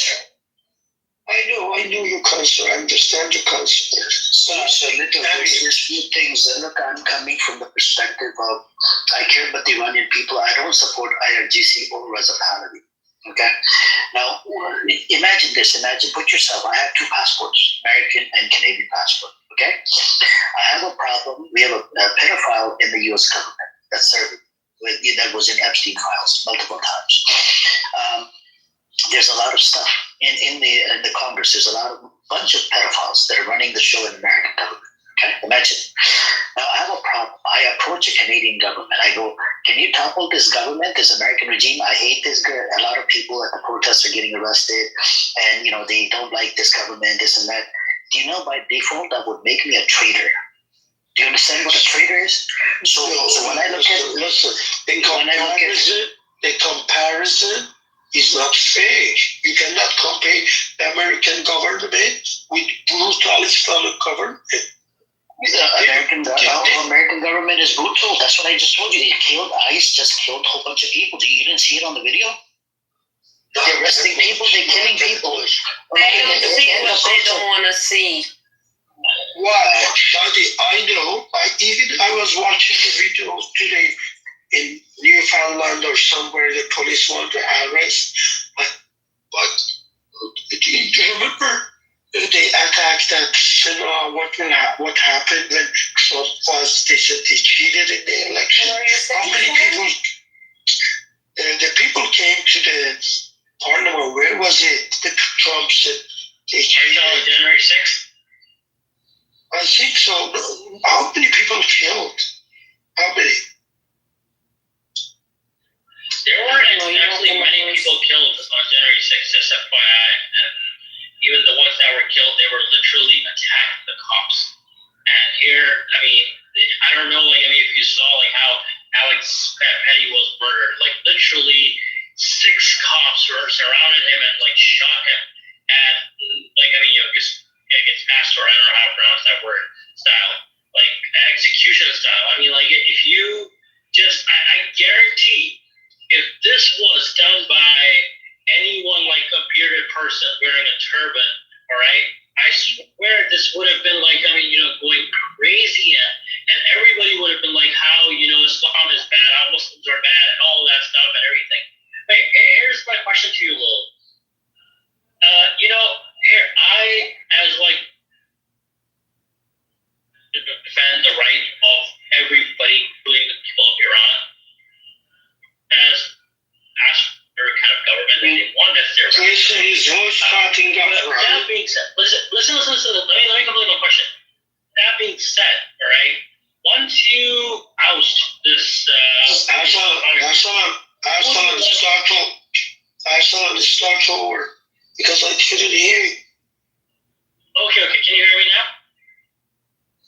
Yes. Hello? Can you hear me now? Yeah, Okay. good. So here's my question. We can hear you clearly. Perfect. So here's my question to you, Lily. Like as I said, I do support like the people of Iran, right? Whatever they want, whatever kind of government that they want, they should have it, right? That being said, once you take out the Mullah regime or the Islamic regime, right? Who do you want to place? Like what's the plan? That hey, this is that's a good question. Well, inside the country, in prison, there are a lot of activists. The socialists, I don't know, they are economists. Like we have Nargis Mohammadi, she got a Nobel Prize for the peace. We have a lot of people, even from the reformists already they are inside. I believe actually inside the country there are universities, professors, they are talking about democracy, they are talking about, they have articles, they have books. I believe on them, and I think they can do that. I am on your side, or people's side. Even some people are chanting Pahlavi. I don't want to shut their mouths, they do. You can have election if they want kind of monarchy like England, I don't know. Not like a previous one, like under the law should be under him. No, they have a law, they can have a freedom, they can have a party, they can have selection, we can have an election, choice or referendum. But inside country, I can trust a lot of people. I know Pahlavis, the followers of Pahlavi, they want only this regime to go. Otherwise, they cannot go to the power.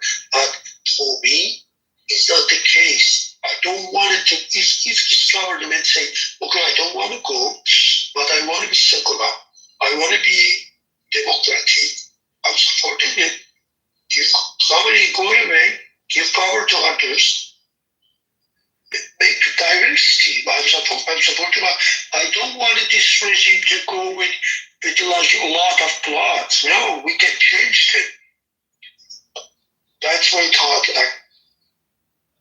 Okay, I really appreciate what you said, Ray, and that's really nice. So, and I do partially agree with you a lot of things. But let's just go with that. And I agree. People of Iran are absolutely amazing people. I really respect them. They're amazing people.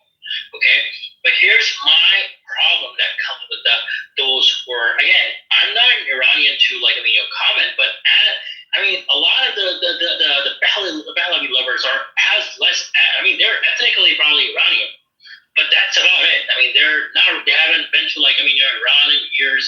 They don't really know much about it, right? A lot of them don't even know Farsi. So here's the problem with Pahlavi, right? Under Pahlavi, women education was as less as 25%. You can look that up, all right? And now women education is as high as 90%. All right, Iran produces one of the most university graduated women. All right, that I'm not giving credit to the Mullah regime for that. I'm absolutely not giving that.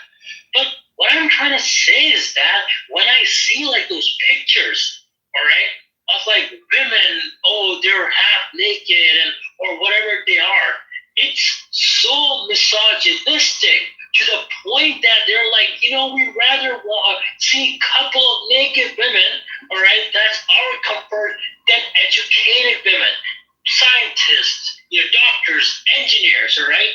This is where my problem comes with the Pahlavi, this idea of bringing Pahlavi again, right?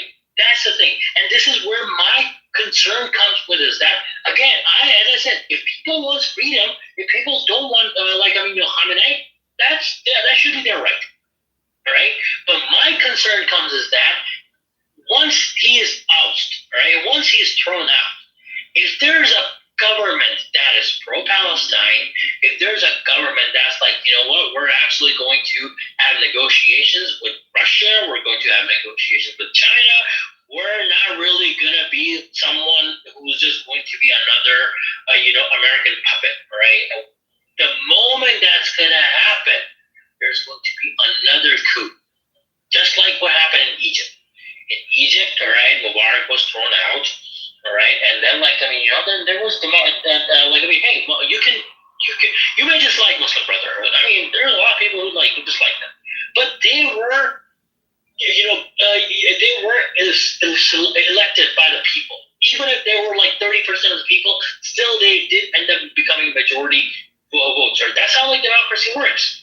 And guess what happened? All right, Sisi, the coup, and since then there has not been one election. All right, that's the problem. That's where the thing comes in. A lot of people who are saying that, hey, we're concerned about this, it's not like they love Khamenei or they agree with Khamenei or they're like, it's all good. The people are concerned that there are outside agitators who are making this thing worse. I mean, Israel is literally openly saying that, hey, we can arm the protesters. We can arm them. I mean, you really think Israel is just helping them out of love? They're not going to expect anything in return? Hello. You paid the previous regime with this one. Even I'm someone, Shadi calls me old, but I'm someone I studied in university in Tehran. In this regime, I'm 50 years old. The revolution happened, I was 2 years old. Well, this regime would do better. For example, they spend $2 trillion, not billion, not billion, $1 trillion for nuclear. In the Bush era, they give money to Russia. They didn't ended up introducing bomber, or always when they signed a contract with these 7 countries, 6 countries, GDP went up to $800 billion. After Trump went out, he ripped off, it came back to 200 million. Then it came up to again 400. They had 5 years when Biden was in power in the United States to come to an agreement again. They didn't. These guys are they are wasting Iran's resources, everything. You cannot explain any Iranian today. This regime is good, but life expectancy when their child went, it was 60 something, maybe less than 60. Today is 78. We know that, but they wasted a lot of our resources, everything. We have education, we have everything, but now these kids, I have friends that are teaching in university. I ask them, what your students saying? What is their hope for future? They say nothing. They don't know what will happen with this regime. They will change. They will have an agreement with all over the world. They will join in a world economy. They just study to leave country. This is not fair. But when you're talking about the pandemic, don't go in economy because you will get lost. But Mohammed is a show. His father is a dictator. We know that. You can read a lot of. He had even he didn't have interview with own journalists, internal news. He had always with the Italian, I don't know, from England, go read his interviews. We know there was only one or 2 party. He says, if you don't accept this party, go out. Go out like now Slow regime says. So that you have to respect 12 rules. He had a revolution. I think they called White Revolution. So he was not a democratic person. However, he did something. People love it. He was somewhat, they call it, I don't like to call it nationalist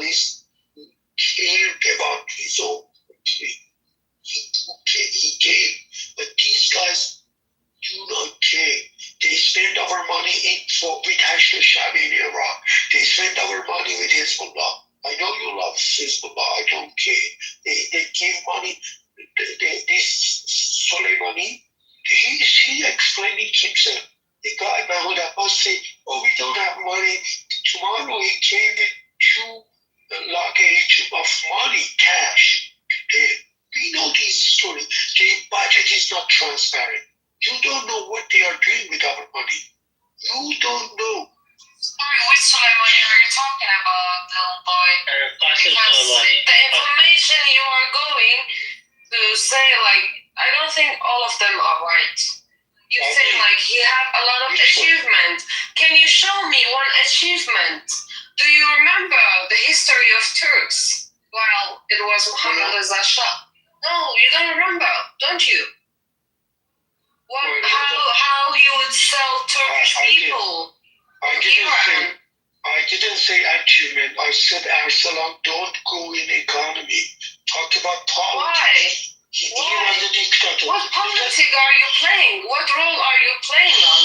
Please tell me, because don't talk about killing people, don't talk about politics, don't talk about economy. What should we talk about? He's cherry picking. That's why he's little cherry picking. You don't make sense in my brain. You took my. I don't know what Shadi is talking. No, here's the thing. Well, like, no, Shadi is having, like, being a bit. I agree. Like, I mean, hey, we can't be like, oh, don't talk about the economy, right? Because here's this thing. You're saying, why do you have Shadi up here, right? Just one second, right? No. Arsalan, I'm not saying do not talk, but you cannot compare 60 days. Here's the thing. Here's a problem. Like, you don't want to compare, but here's the thing. If you don't compare or if you don't learn from your history, all right, you're going to be back where you are, right? Let's just assume for a second that whatever Shah did was absolutely amazing, all right? Your economy was great. I know it was but for sake of argument, let's just go with that route. How Shah even came into power, all right? 1953, all right, Sadeghi wanted to nationalize oil, all right? What does that, and here's the thing. Oil nationalization is not something that just happened. Like, he wanted it. That also happened under Norway, and you can see how amazing the life of people is in Norway, right? That's what he wanted, and what happened? CIA literally did a coup for British Petroleum. Imagine that, just one company, all right? That's what they did. Look what happened in Venezuela, all right? My only question is not that, like, whether this regime is good or not. And here, don't assume. I don't really like Iran's role in Syria. I personally don't like it, and I was saying that, like, Iran is making a huge mistake by doing that. It's really isolating itself. And, like, unfortunately, I was right. I wish I was wrong, but that would happen. But here's my question to you. Let's say if today there's, like, they're ousted, right? They're thrown out. All right, and all your buddies, your amazing buddies, who are, amazing, professors and all that, none of them get a seat. All right, and some, not Pahlavi by himself, or some other guy. All right, like someone who's supported by Israel. All right, someone who was armed by Israel. If he takes over and if he sells all your oil to other companies, right, to the world. Maybe there's 5 or maybe 10% of people would make good money. But then what? What about the 90% of the people? Where are they gonna go then? My only problem is here is not whether you like Khamenei or not. You can dislike Khamenei all you like, no problem. But is there a plan? Is there? And I'm not really hearing a plan. You still, comparatively to other guys, you still talk a lot more sense. You're not really you're just thumping Pahlavi. Others are just straight want Pahlavi back. And that's what I'm trying to explain to you is that the revolution happened because his policies were horrible. He spent billions of dollars, all right, to make up some sort of report or something that really, while his people were dying out of hunger. Was I supportive of Pahlavi? No. I told these guys, for me freedom, diversity, democracy is more important. He got me. There was no any other party. The election was cliche, was nonsense. We know this. But they think you are saying, first of all, not me, not you, that people are deciding to do whatever. And for society, 1%, 2% is nothing. Your explanation looks like for me like this. I'm going to give you an example. My sister has a... Go ahead.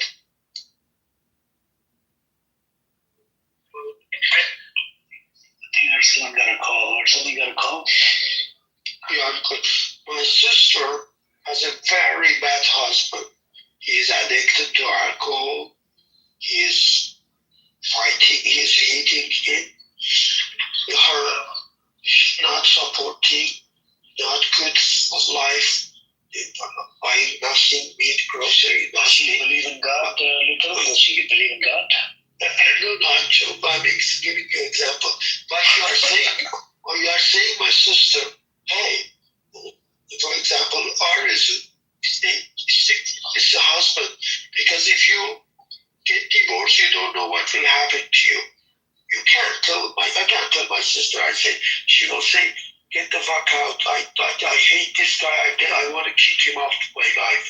And what will happen? Something you will see. That's example like this. Okay, well, just 1 second. Well, only. But we are talking about country. We are not talking about family members. Shaggy, I apologize. We are not giving example without a plan. You are giving examples. You don't give any plan. What is your plan? That's what we are asking. And you are accusing us because we don't like Reza Pahlavi. No, it's not that. Do you have any plan? That's not a question. Yeah, the question is really good. Absolutely. One thing. I'm sorry. I gotta head out. That's what I'm asking. Yeah, here, you gave like an example of your sister, right? Okay, great. Okay, I just hope like that's not a real story. I hope your sister is fine. But here, let's just say that's what this comparison is like separately, right? But in this scenario, what's happening is that the guy who's coming to so-called rescue your sister is the guy who, takes girls and send them to Epstein Island or somewhere like that, okay? Then someone comes to her and say that, look, I get you're in a bad situation. I hope like something works out, but you shouldn't really run with this guy who's going to like send you to Epstein Island. Would that be a bad advice in your opinion? He wants to send my sister. I know what they mean. But today I was talking to my friend. He said, oh guys, don't ask other countries to interfere. Stop revolution. I said, okay, we do that. What is your answer for that people? They can't do business. They can't lead. Economy is very bad. Even these days, United States brought his name. Why is it bad? Because United States take all of Iranian oils just for free. For little money. That's why. Why you are not accusing United States and Israel for just taking all of oils and benzines all they want just because of little tiny money? And then now you are just saying, okay, bomb the Iran, bomb the country, kill the people just because we want to go back. Great. If you want to say something against my point, you could say United States sanctions.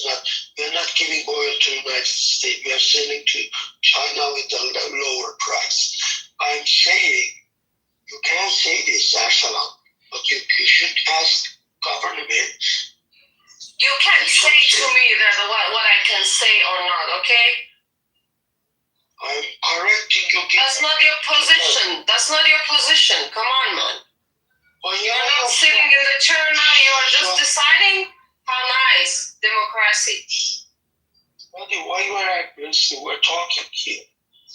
Talking to you too. I'm just asking you for hours. What is your plan? Shaggy, you are giving You don't have any plan. Wrong information. United States. You just want people to be killed because you want to be in Iran. Then go back to your country and fight. Go get the freedom. sit and take coffee and be like, I want the democracy, I want this. You have no rights, man. Shadi, you told me, don't tell me to say whatever you want, and you're telling me to do what should I do? Because you are talking about people's lives. That's why. You are talking about killing people so easily and making a beautiful thing.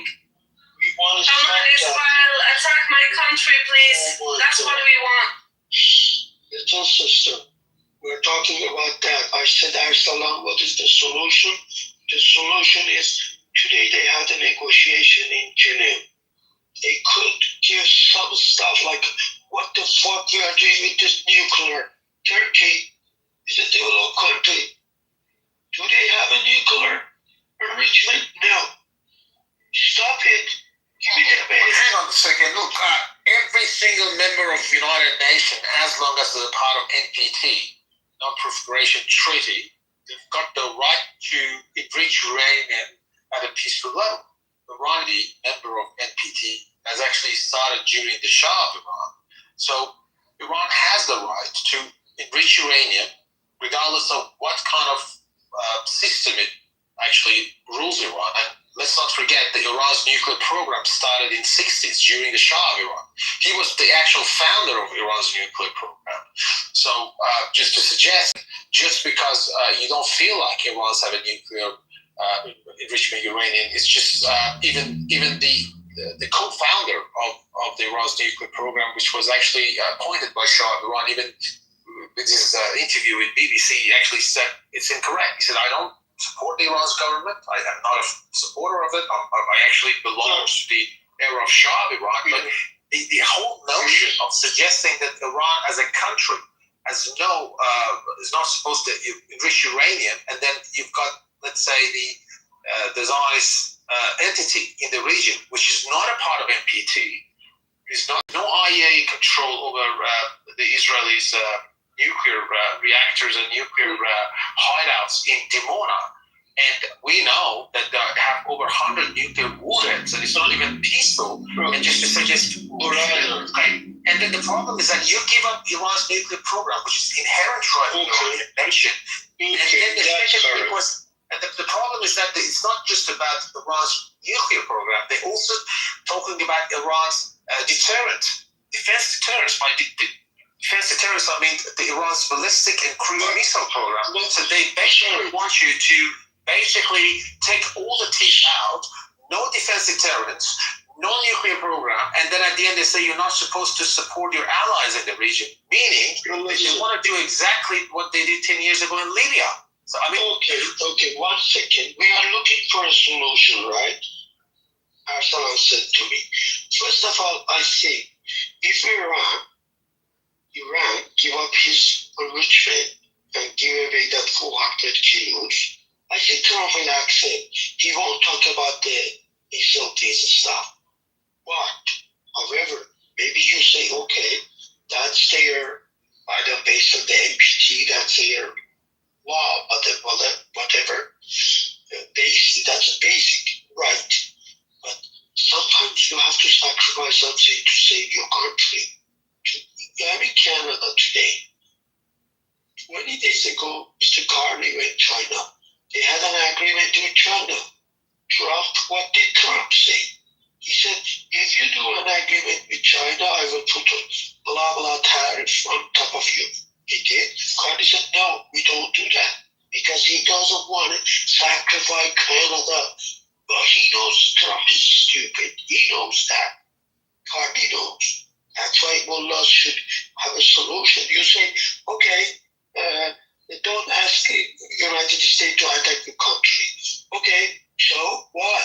So what? You have to give something to Trump. Say, okay, drive your navies out of my... hang on. Let's assume there's a Shah of Iran in place now, which I obviously don't support. Again, I would have the same position. Iran as a country, be it under the Shah, be it under the Ayatollahs, be it under the communists, be it under you, regardless of who is ruling Iran, as a nation state, they have the right to enrich uranium. As a nation state, they have the right to have their own defense deterrence, be it missiles, be it cruise. So if you ask me this question in the 1970s, during Shah of Iran, I would have the same answer to you. Iran as a nation state has the right to enrich uranium for peaceful purposes. They have the right to have their own nuclear technology for peaceful purposes. On top of that, to produce their own missiles for the deterrent purposes, not obviously for offense, for deterrent purposes. When you do not selling any fighters, any military weaponry to Iran as a country, so obviously they have to build their own. And they managed to do it, and that was because of Iran-Iraq war in the 80s. They took the lesson in a hard way, and that's why the Iranian scientists and engineers, they managed to build their own deterrence, the defense deterrence through the missiles. So regardless of who is ruling Iran, I don't understand why do you want to give up your country's defense capability? Well, I don't want the Trump ones. So basically, this is what Trump wants from you guys. When you compare Shah with them, Shah was not threat for Israel. He didn't have a Shushabi, he didn't have a Fatimiyun, he didn't have a Hezbollah. He's supporting Hezbollah. No, he was supporting Zafar in Oman, so we let's not go there. They watch your behavior. Iran actually, during the Shah of Iran was engaged in the Vietnam War, which was not our fight at that time in 1970s, and Iran was also engaged in Oman fight. It was a Zafar. So it was not like Shah of Iran was not involved in any regional. He was, to some extent, in some part of his era, he's actually supported some Palestinian group too. So regardless of, again, that's the geopolitics. Regardless of the ideology of any governments in Iran, they have to have their own allies in the region. This is just normal. This is what any nation state would do. Shah of Iran was doing this. Sorry, you didn't explain what happened 40 days in Iraq. Could you please explain it? Explain, sorry, what? He was talking to me? No, he's asking. Sorry. No. What was the question, sorry? What happened 40 days ago in Iraq? Okay, so the context of what happened, the Treasury Secretary, the U.S. Treasury, the Secretary of Treasury of U.S. in December 2025, he had an interview, followed in January.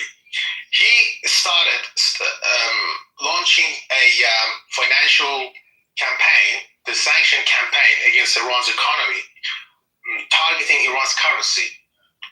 So he manufactured a currency fluctuation in Iran in December, and he took the credit for it on record, that he said it was me and my team managed to, crumble Iran's currency in December through, getting the countries around Iran not to trade with the US dollar. He manipulated that, and he took the credit for it. So Azari people in Iran, which obviously a lot of them are Azeris, so that's why I agree with what you just said. Azeris are not going for separate movement because they're actually inherent in economy in Iran. So that's why they're not going to go for independence. I don't think so. But moving on about what happened, the Bazari went to streets, rightfully, because of the fluctuation of the currency.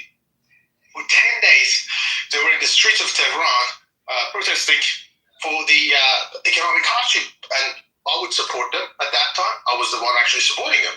And everyone was supporting them because it was a legitimate protest. It was a rightful protest because of the economic hardship, because of the fluctuation, and they expected Central Bank of Iran to do something about this fluctuation, the currency fluctuation. But what happened, preceding the 10 days, we had some strange movements from external players came to the pictures.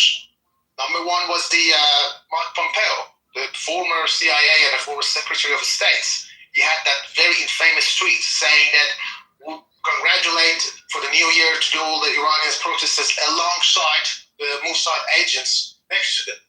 We had the Channel 14 of the Israelis claiming that the armed forces are on the streets of Tehran.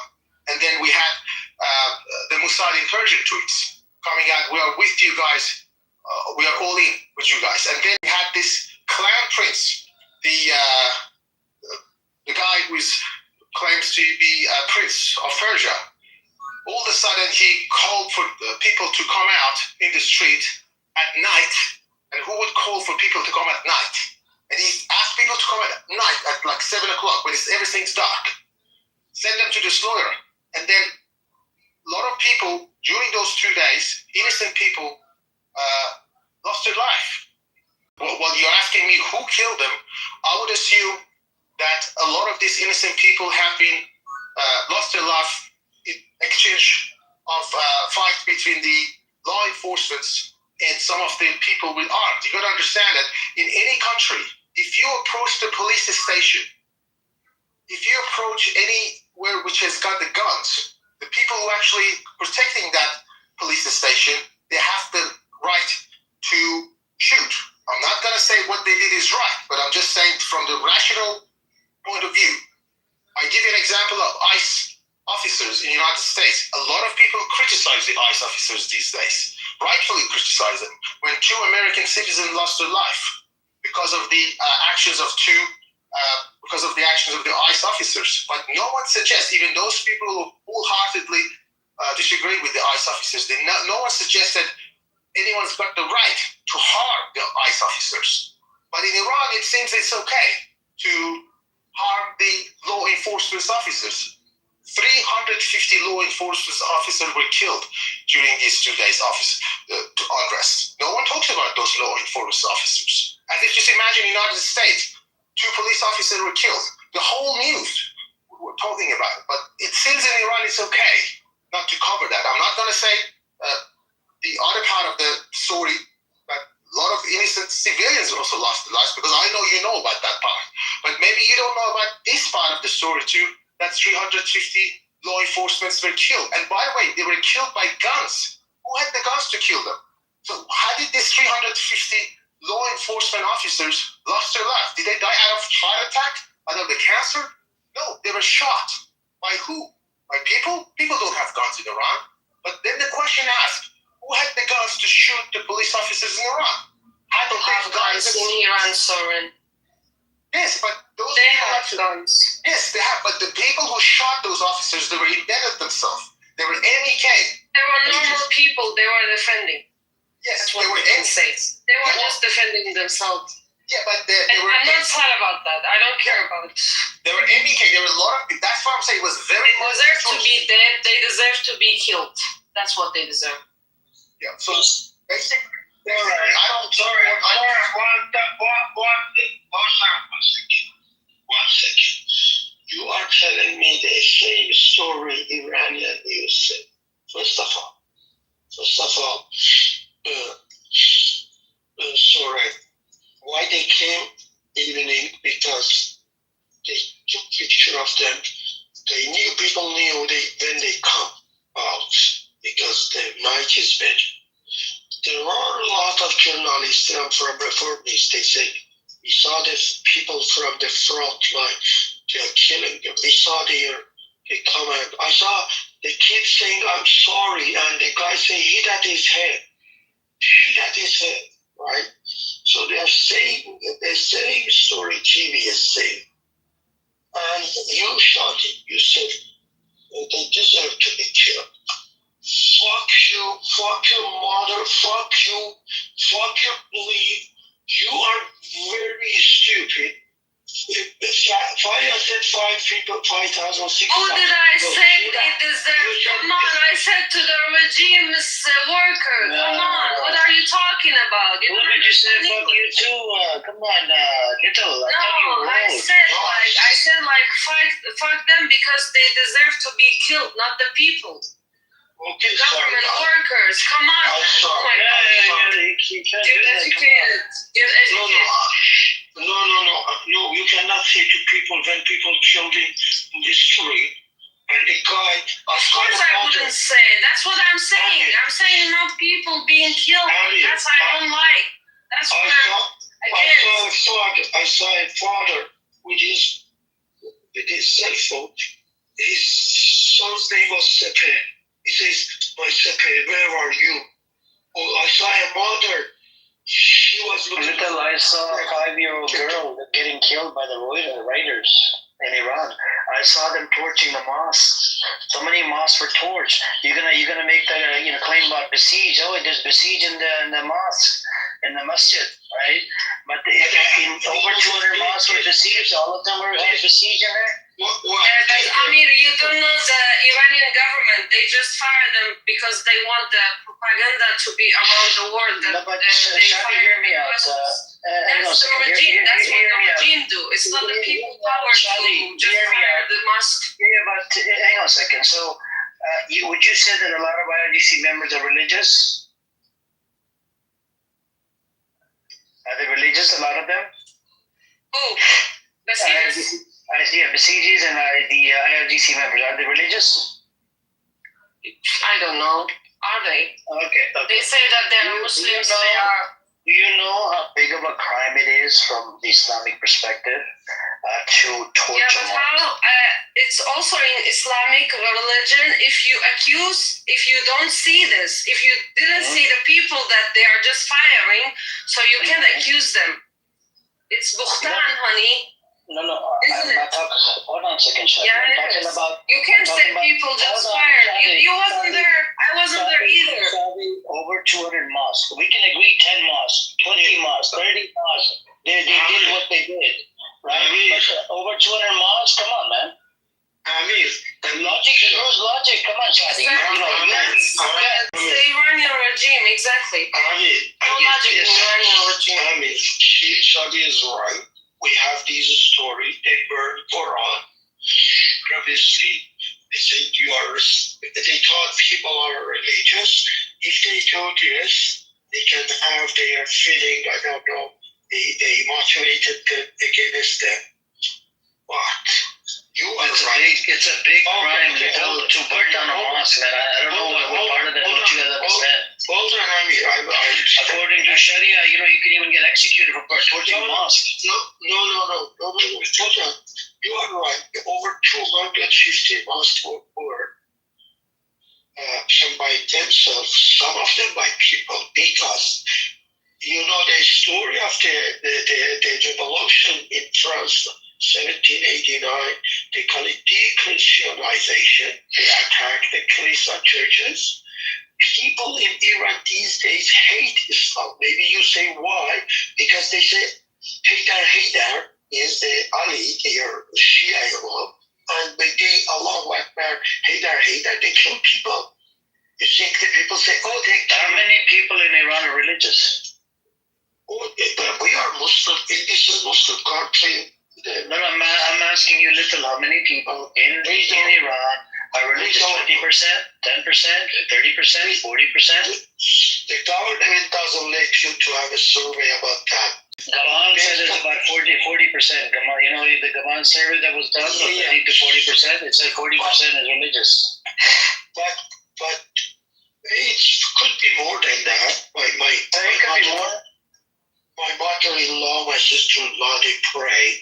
They are, but they are not what you call it. Even if we talk about religion, even if we say about Islam, in Islam we have in Quran, it says that if a banda kills someone who is my banda, the universe will collapse, because if you even break a heart, then how we are talking about Iranian regime who says that I'm Muslim and has nothing to do with Muslim. I'm against this regime. Shadi, I'm not defending IRGC. Look, we're trying to have this civilized conversation. It always turns into emotions. Okay. I'm trying to have this logic, because that's what when I talk to Zionists, I actually provide sources. You don't have logic. We don't have logic, because this regime doesn't have any logic. Hold on a second. So, Shadi, would you agree that if 200 mosques were torched, would you agree 40 or 50 mosques were, where Basijis were in there? I don't know, because I wasn't there. I don't know about that. But I know about Iranian regime and Iranian plan, I know they always, all these years, they had plan, and they did that with my family, with every family in Iran. They just do something bad, and they hide it with something that's the plan they are doing. That's why they are firing the mosques, because they want the propaganda to the world to see Okay, come Iranian people hate Muslims. Shadi, logically speaking, let's say 50 mosques. What about the rest of the other mosques? 100 mosques, 150 mosques. Who's torching those mosques? The people doesn't have They're torching all the mosques. There's no logic here. It's all out of emotions. I have a question for you. Sure. Shadi is right to some extent. Okay. But people in you are not changing. They call it Renaissance, I believe. This is one of the reasons. Another one, they say from the top of mosques, from the roof, they were shouting people. That's why they get angry. Another thing is, you have a government.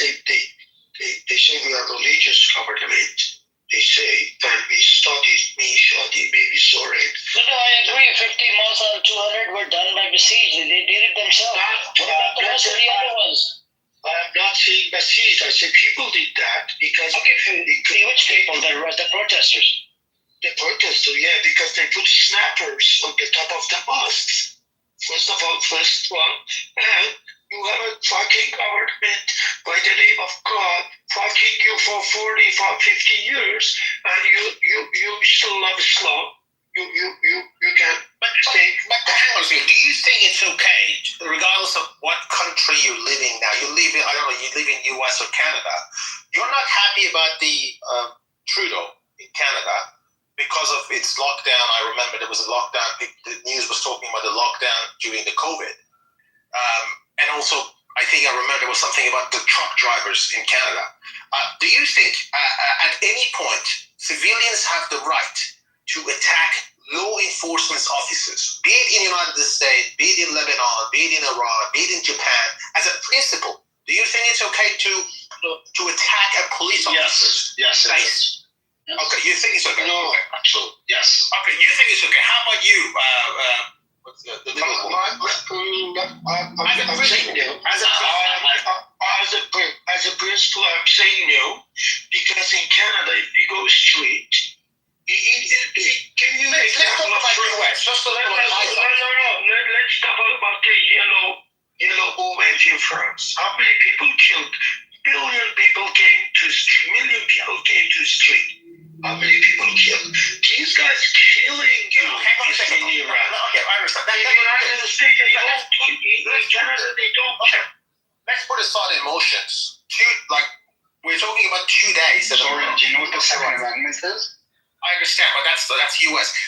Yeah, we're talking about the US, right? We're not talking about US. I mean, you just come to look, there were 2 days in Iran, there was an unrest, but prior to those 2 days, no one talks about it. There was another 10 days of protesting in Iran, and there was no report of violence. There was no report of anything like crazy happen. But what happened during those 2 days that we had a lot of bloodshed was going on from both sides? I mean, that's a question you need to ask yourself. How come if they wanted to go ahead with these are the legitimate? I mean, obviously you're emotional, and you have to be emotional. No. Sorry. Government 18 and 19. I don't know you know Tehran or not. I saw videos from people like 2,000 from one street. 18 and 19. Government saw if they don't kill, they should go. At the 9:30, they decided to people. That's easy as it is. Don't make it complicated. If government did not kill people, today we have different government in Iran. They decided to kill people to stay in power. Don't look at that. If you attack police, they will kill you. There was 7 million people in the street. Sorry, what you are looking for? Of course, if I go attack Besieged, they will kill me.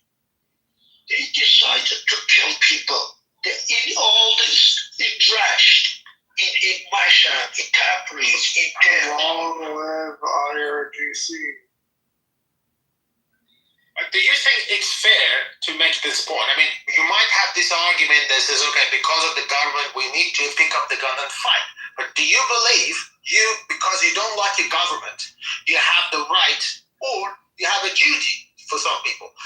up the gun and kill police officers or law enforcement officers. Yeah. I'll explain to you why. They're not killing. Yes. They're No. On the principle, Soren. Because if they are not killing, Yes. they will On kill the principle, them. Soren. On the principle, Soren. If the police is meant to protect the people, right? So if the police is being used as an institution to oppress the people, then yes, it is valid for the people to fight back. If the state is acting in a heinous and oppressive manner, right, to the extent that people are being killed, unjustly imprisoned, tortured, all a plethora of unwarranted crimes are being committed against the people, then yes, absolutely, on principle, the people have a right to raise their arms and protect themselves against the tyrannical government, and that's the principle of the Second Amendment. Oh, fair enough. And let's say, do you think that applies to Iran? Yeah. Okay, fair enough. So that's what you just described is basically a war. Because when you pick up the gun and fight, that's a war. And my question is... Well, it's a civil war specifically, but yeah. It was not a war, sorry. It was practice to change government. People ask, this is a basic principle, we can change government, but they didn't want that, do that. Do you know how many athletes were killed? Athletes, professional, international, they have a medal. You know how many? More than 150. I'm sorry. These guys, they are athletes. They are not fighters. Who killed them, government? Why? Because they were in threat of to leave. Okay, but why is that making you complicated? But I think Baniada made a good point. He said that you have the right to pick up the gun. So my question is now, that clown prince of Persia, when he actually asked people to go in the street, why he didn't tell the people exactly what you just told me? That is a war. I agree that he's a clown prince. Listen, man, I agree with the clown prince, right? Clown. So I'm not here defending Pahlavi in any sense. However, that's right? I mean, this is hold on. However, you made the jump to say that this is a war, right? This can lead to war. That's often how civil wars start, out of revolutions. But this starts with revolution. If the government actually cared more about the people, and I'm saying the people in the government actually cared more about their population as opposed to their positions of power, they will willingly step down or implement massive reforms in order to please the populace, in order for it not to escalate.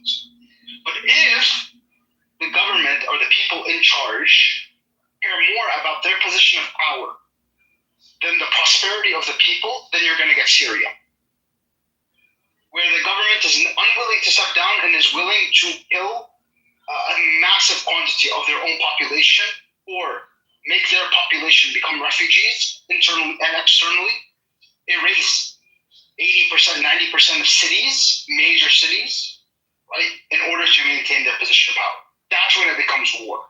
So actually, it's the government's decision. Are they going to listen to the people and actually change what the people want to be changed, or are they going to continue down this path, right, and lead to a war? The decision is in the hand of the government. So you think they're willing to, let's say, the case of Syria, if you have the information today that, let's say, you had it back in 2011, would you still go ahead to pick up the guns and lose almost 500,000 and displace the half of them, like almost half? To be honest, I'm not the right person to answer that question because I've been living outside of Syria ever since I was born. So, like, for me, it would be unfair for me to say that. But I have asked this question, right, to people on the ground, and they said yes. We paid a heavy price for that, but we had to pay it because this price that we paid, we were always going to have to pay because Assad was never going to step down. They were already preparing his son to be the next president. I assume that you asked the live people, not those people who were dead. Obviously, yes. Okay. But even though the live people, they lost a lot of their family and their cousins and their friends. Well, that's a moral question. I mean, are you willing to sacrifice for the case? I know. It's a difficult question. I'm not saying it was an easy question to answer, right? But I mean, at the end of the day, most people were against the government. I mean, it's not like that, bro. It's a very... I've don't think so. Yeah. I mean, I like how you're saying. Hold on, real. I like how you're saying this now because 5 years ago, your fellow Shia Lebanese people were saying, no, most of the people love the government. Well, I never said that. But what I'm trying to say is, and it's not the case, bro. That right now it's very amplified on X and mainstream media, and it's just way blown out of proportion. It's not most of the people. I don't think that's true. If that were really true, let me just look, man. 1 sec. Like we saw, they had the protest, the pro-government protest, were 10 times bigger than the anti-government one. Yeah, it's very easy to pay people to come out. Nobody was getting paid, bro. You guys are telling us that they're broke, right? So how are they paying all these people to come out? These people want the government to stay in power. There's Muslims there because they're broke. It's very cheap to bring people out. Okay, bro. All I'm saying is bring people out on the streets for they have 10 million people. Sure. Where is your proof? So Rio, where is your proof that more people came out? Where is your proof? What? Where is your proof that more people came out to support? No. Let's work under the assumption that more people came out. Yeah. Real. You're comparing a protests in which people can lose their lives versus protests in which people are probably going to get paid in bread. You don't think the most popular anti-government protests? Leo, my question is here. How much money do you think the most was shelling out to the anti-government? Leo. How many percent of people should come to the street to have a revolution? Sorry? The percentage is between 3% to 10%. We have enough people to have a revolution in Iran today. We don't need, they're supportive of government 10 times. But how do you draw the distinction between vandalism and protests? Because we see a lot of vandalism in the street of Tehran. We see a lot of banks being burned down. We saw a lot of mosques being burned down. A lot of in the United States, people raided the Congress, and only 2 people died, and one of them was police officer. There were only 2 police officers. They were armed. Only 2. They were armed. Where's that? Is it in Iran? I'm saying in the United States, the armed people raided the Congress, and only 2 people died. The 6th of January. Yeah. Okay. So what's your point? Well, the point is that was a abhorrent act. You're not supposed to kill police officers, regardless. That's my point. I'm for non-violence. You're saying people coming for violence, people coming to loot or whatever. How come they killed 3,000 people for just protesting? Well, but while in U.S. they killed only 2 people for getting the Congress. Protesting doesn't happen at night, and you're burning down mosques and you're destroying cities. That's not protesting. That's an insurrection. I believe that there should be a law. Prove to me that the people burned the mosque and not the IRGC itself. Prove to me. Why would IRGC burn their own mosques? Exactly. So you don't have a proof that people burned it. Why would they? It doesn't make sense. You need to use your logic. There have been multiple instances. Have you ever heard of a false flag? These people are religious. They don't just go burn down their mosques. The people are not religious in Iran. IRGC are religious.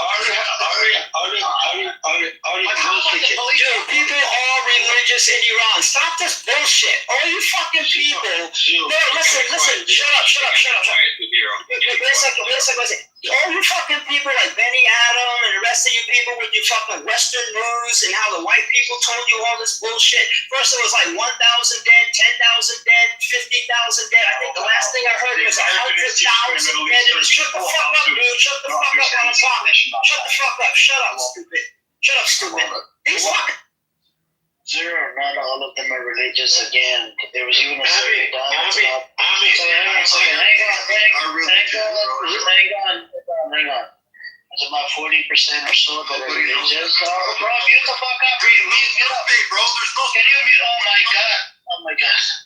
According to the Western survey, just stay muted, Rio. Don't come up the mic. Oh my God. This girl was literally swearing at the prophet. So shit.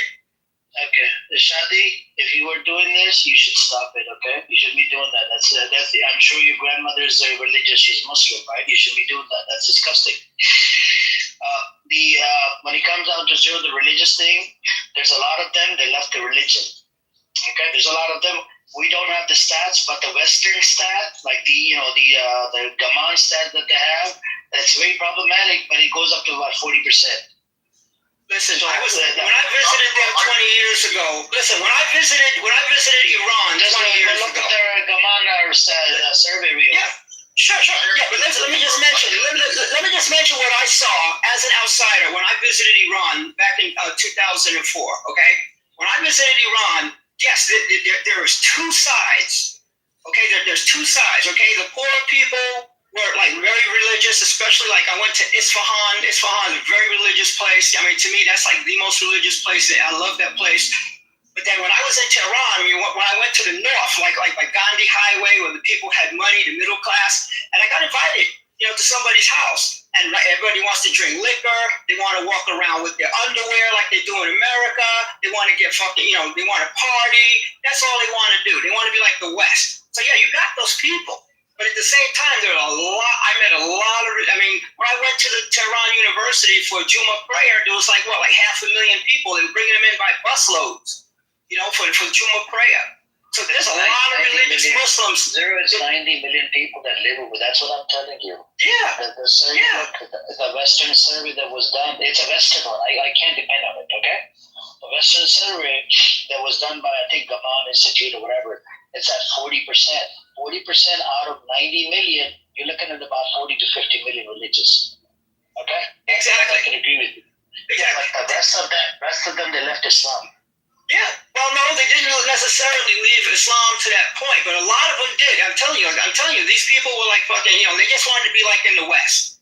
Like I said, I was invited up there to the Gandhi Highway to a nice big house, and everybody was like drinking liquor and walking around in their fucking underwear with it. They all had their curtains pulled, They all had their curtains closed. So people like that I don't care about.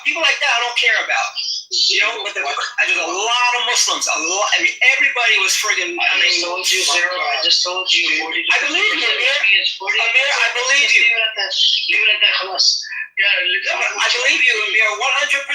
But I look at Iran just like I look at Thailand and some other countries. They're like 50-50 countries. And America too now. America is a 50-50 country. Where you have 50% is on one side and 50% is on the other. Zero, we're going to continue the conversation. Yes, what's your point?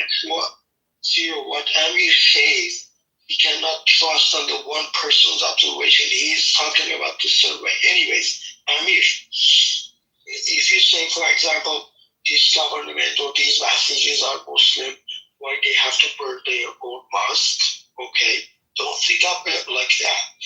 We have evidence. In the previous protest, they put a bomb in Imam Reza's to tell people, see a little boy, Rio, X, Y, Z, they want to get rid of your religion. They use these flag. What is it? What happened? What they do, when there is a protest, they go and they float the religious, religious places to tell people these protests want to attack your religion, to get benefit of that, to make people to come and attack the protests. So basically, he's trying to say it's a false operation that's from the government. That's what he's trying to say. Which is bullshit. That's bullshit. But the point is that how justified the death of 350 going to the country? It's also not a fact. Obviously, you don't like the government. I'm not here to defend the government. I'm already justified government. Right. And news. Sorry.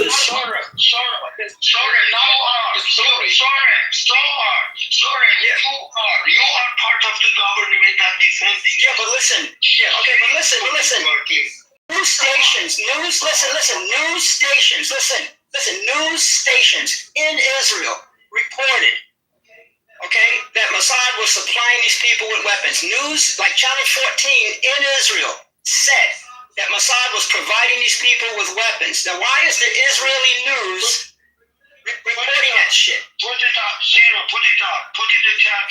Channel 14 Look up, dude, I'm not doing the fucking homework for you. Look up Channel 14 in Israel. The report was on January 10. Listen, I'm telling you where to go do your fucking research. No, I'm telling you where to do your research. Look up Channel 14 in Israel from a report from January 10. Look it up. Honestly, look up your fucking self. Listen, man. I believe you. But generally speaking, when someone makes a claim, they have to provide the evidence. Well, fuck you. There's your evidence. I just told you. I told you where the evidence is. Go to January 10. Listen, look up Channel 14. Channel 14 in Israel. Fucking look it up your fucking self, stupid. Zero's not lying. Zero's not lying. Zero's not lying. I'm not gonna go fucking find research from a bunch of stupid fucking idiots from Clubhouse. Do it your fucking self. Because you're a fucking idiot from Clubhouse. I'm telling you where it is. You learn the shit. Do your own fucking homework. Learn to do your own homework. So was this the way you got through high school? You had the guy next to you do your fucking homework for you? Then do your own fucking homework. Then do your own homework. Elementary. Yeah, so Zero, the way in this room it works is we have to provide sources. You know I do it all the time. I'm just not in the mood. I'm not in the mood. This is fucking Ramadan. I'm not gonna play games with these stupid fucks. You know I do. Amir, you know I always bring the fucking facts. I have the facts. I'm sitting on the facts. Shut the fuck up, Benny. Shut up, Mr. Benny Adam. Benny Adam, I put the source of the Turkey government because I know Benny Adam, you love Turkey government. I put the source for you, Benny Adam. Yes, there you go. Soren is giving you facts. Soren is giving you facts. Then shut the fuck up and read the facts. Zero, again, like shut up and read the facts. Again, I believe that IRGC is He talked about Channel 14 on strike. What the fuck Turkey is doing here? I gave him Benny Adam because he loves the Turkey. I gave him the. Sorry, you don't understand. I already know that the Mossad is supporting the protest, right? I'm just saying, if Zero is gonna make a claim and that claim is gonna become disputed, then he has to provide sources for it. That's all I'm trying to say. Someone gave you the facts. I'm just not in the fucking mood. No, I'm just not in the mood to give you shit. Soren gave it to you. So read what Soren gave you. Listen, Soren backed up what I said. He gave you the facts. Fucking read the facts. Leave me the fuck alone. If you are not that mood, don't play it. Read what Soren backed up what I told you. He put it in there for you. Read it. Leave me the fuck alone. Stop asking me to do your homework. Well, all I'm saying is that what sort of support do you think that the Mossad would do to protesters in Iran, since you accepted the fact that they do support, because they use the word armed? Oh, by the way, if you're asking me, I think it was the Mossad that was burning down a lot of these mosques. Okay. That's my personal opinion. I don't have sources for it, but that's just what I think. What you said was rich. And by the way, you said false flag. You said false flag. You said false flag. That's also a possibility. I also think that if you follow. What I'm trying to say is this. If I was God forbid, if I was like one of them, like one of these Mossad agents, I would not only attack the Iran's political, the law enforcement, I would also try to protesters, because I want to create fitna. I'm trying to create seditions. Absolutely. That's what I was gonna say. So if you look at what happened in Ukraine, right, during their revolution, the colored revolution, what they were saying was that the people and the government were being attacked at the same time at night, and nobody knew where it was coming from. So they started blaming each other and fighting each other. And that was a fact. There was not they were true. I think that's what's going on here. That doesn't mean, by the way, that doesn't mean there's no animosity from the people towards the government. And that doesn't mean that the government does not have a responsibility, right, to protect the people and govern in accordance with the aim of assuring prosperity for the people. And they've definitely Please respect. Dude, they didn't fail. We got fucking sanctions. Dude, they didn't fail. Dude, the sanctions on everything. Dude, you don't fail. Dude, you don't fail when you have 100% fucking sanctions. You can't. Dude, how are you gonna? How are you gonna fail when you have sanctions? How are you gonna fail? How are you gonna? Dude, listen, Betty, let me tell you something stupid. Let me tell you something stupid. Listen to this. Listen, stupid. Listen, stupid. Listen, stupid. Can you please allow Benny Goy to finish? Come on, Zero. Okay, then I'm next. Okay, go ahead. Let him finish. Go on.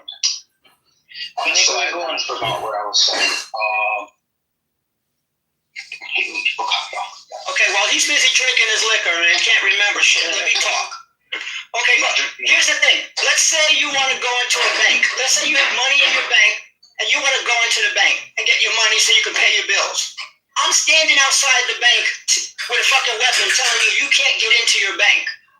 How are you going to get the money from your bank to go pay your bills? You can't. That's what a fucking sanction is, stupid. I'm done. So look, this is another problem I have with a lot of, especially the diaspora Iranians. I'm an outsider, right? I look at the problem. I would put the blame on sanctions, number one. Number two, on the leadership. I can't do number one leadership and number two sanctions. Number one would be the sanctions because of sanctions, you guys are having all types of problems. But they've had sanctions for like 40 years. And exactly. And they sanctioned the Shah. The British were doing the sanctions, and the Americans did the sanctions. Everybody, they don't want Iran to become a strong country. Period. The white people, the Westerners, the Western world, Europe, America, they do not want Iran to become a power. They do not want to. It's about the West. The West, who happen to be white people, okay? The West who have, I'll put it this way. The Western powers who happen to be white people, okay? Yeah, okay. Can I have a Sure. You want to speak? I just remember. Yeah, go ahead. Benny Goy, and then it's on you, Ella. If you can hang on for a second, Ella, let Benny Goy finish. Another reason why this is like actually, you can put a lot of blame on the government is because it's the government that's preventing us from getting a lot of information on the ground. They're the ones who prevent freedom of press, right? Without freedom of press, we can't know what's going on. With the multi operation, Benny, you can't really have something like that happen. No, you can't have more freedom of press. No, you can't have any press. When there's most that's the staple of an authoritarian government. Bro, no press. Just believe what I say. Literally topple your government. You're actually proving my point. You understand that, right? What? You're actually proving my point. Bro, how am I proving your point when there's a... Because if you don't have free press, and you don't know what's happening in the country, therefore propaganda will run rampant against you because there is no free press. We don't know who burned down the mosque. There's no independent journalists. What's have your topple, the government topple? But real, yeah. Here, I have a question for you, bro. It would be fantastic if the government was toppled. Yeah, we know that. That would be. Ella wants to go, Rio, and then we can go back and forth. Go on, Ella. Yeah, I'm just saying that it would be great if the government was toppled. We would get rid of the source of all the problems that we have in Iran. Why? No, other countries have issues with other countries, neighbors. Iranian government made enemy out of anyone and everyone. They haven't left any friends. To me, as an Iranian, that is onto our useless dictators. That they're not only just not presenting their people. They are suppressing them and wars and enemies all over the world. If they could suppress the whole world. They've made a friend out of me because they're standing up against Israel, so I love them more than ever before. And can you tell us, Ella, what wars they're creating around the world? Hang on a second, one person at a time. I do have this big question for Ella. Ella, are you Azeri Iranian? Are you Azeri? I'm Azerbaijani Iranian. Okay, cool. Azari is not the right word. Okay, cool. You can't say Ari, because you can't shorten everything. Like say Ari or Iranian. You can't say Iraqi or Iri. You can't say that. I got you. I'll call you just Iranian. My question to you is, why are the sanctions on Iran in the first place? Was it because of what happened at the embassy? Any sanctions. It started after the revolution. It started with the embassy, and then went on. Yeah, but what was why should crazy people go and invade an embassy? Why should they do that? Why should they take hostage other diplomats? Why should they do that? What was their demand? There are some international rules. There are some international rules. There are some international rules. But you cannot invade What was their demand? Whatever was the demand, they cannot go and invade an embassy. No, but what was the demand? Can you please tell us? Whatever it was the demand, you cannot invade the embassy. What's the answer, Ella? Can you just tell us the answer? I do know, but whatever. There is no excuses in the world. I know the history. Oh, okay. You know the history. Okay, you know the history with that mullah's assassin mullah's photo. Yeah, you know it. And your leader knows it. I'm going to help you. What to get the Shah out? It was about the Shah. I'll give you a hint. It was about the Shah. Return of Shah. No, it doesn't matter. It really does not matter. Okay. What also does matter is that you need to know your history. Sure. If someone has taken refuge in a country, you cannot go and invade its embassy because you wanted whatever. That is why I'm saying you cannot chew the rules because you are somehow revolutionary and you are in the mood of being revolutionary and you ruin the whole future of the country of 90 million people. Ella, just 1 second, sorry. So, Ella, do you know one of the other reasons was for this? They put sanctions. That is exactly why. Ella, please, I'm speaking. They froze $8 to $12 billion worth of Iranian, the money, billions of dollars. That was done by Jimmy Carter. Do you remember Jimmy Carter? So, that was one of the reasons. You had the Shah, and then there was other reasons as well. I mean, you had the U.S. Embassy, where the 52 American hostage, right, for 444 days or whatever. But these were lifted in January 1881 while the Algiers Accords after hostage release, right? But then the sanctions resumed in 1984. You know what I'm saying? So if you look into the history, it's always America. It's their way or the highway.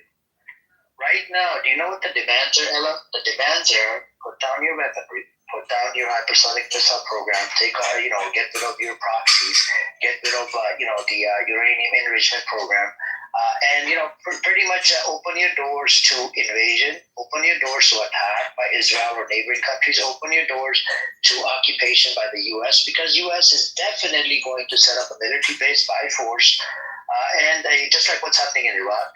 And and get ready to get invaded. Okay, so let's go with this hypothetical. Let's say you're the leader of Iraq. Trump tells you have to get rid of the uranium enrichment program, hypersonic missile program. You gotta remove the proxies, and you can't have any type of defense system on the ground. So what would you do? Would you give it up on all the sanctions, Ella?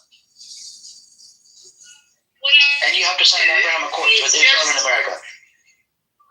What I would do, I would go if I were Khamenei, I would go and kill myself and let people live. This is why she's from Azerbaijan. That is what I would do. This is why she's from Azerbaijan. Because he ruined the country. You're a refugee. Rio, can you please? No. It is my time. It is my time. Let her finish. It is my time. It is my time. So he ruined the country. He brought this upon his people. And seriously, I would go and kill myself out of shame if I were to be Khamenei. I'm not calling you. Look, the hypothetical that I gave you, say you're the leader of Iran. Hang on a second, brother, hang on.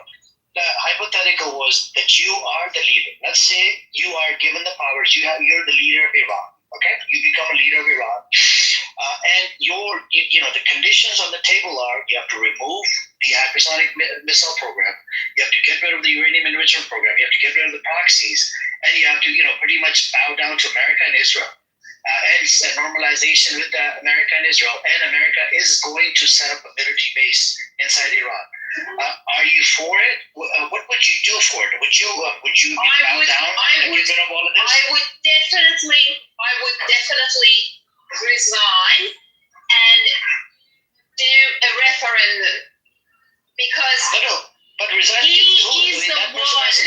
He is the one. No. You're not leading any country. Brother, come on, let's keep it civilized. He is the person who is responsible and brought this upon people. The threat of war, the threat of invasion, and everything. Ella, you keep on beating around the bush. I'm putting you in power, in charge. The requirements are, hold on a second, I'm not done. Requirements are you have to get rid of the uranium enrichment program, you have to get rid of the proxies, right? And you have to bow down to America, and you can't have hypersonic missile program, which means you will open up the doors to fucking, anybody can invade your country, take over your land. Even the neighboring countries can fucking occupy, like we see Israel occupying fucking Golan Heights, Sheba farms on the border of Israel and Lebanon, building more settlements in the West Bank, taking over fucking Gaza. They're doing a whole bunch of stupid shit. Even the buffer zone in Syria. My question to you are the leader now. Forget the other leader. Forget Khamenei, whatever, all of these people. You are the leader. You are told by Trump to, you're going to have to get rid of all of this shit. Are you ready to give up all your defense system? Okay, what I'm trying to say is just a yes or no. It's a yes or no question. No. I'm just saying that the options aren't limited to what you're saying. You're trying to limit me. This is what it's limited to. In my hypothetical, this is what it's limited to. What would you? It's a yes or no question. Would you give up the Because that is a superficial question. It's not a superficial. This is what the requirements are. Go look it up. Go ask ChatGPT, whatever. These are the requirements by America to remove the sanctions. Yeah, what I'm saying is that leader is not qualified to make those decisions. Because he has I'm not talking about, oh my God, it's this woman, man. No,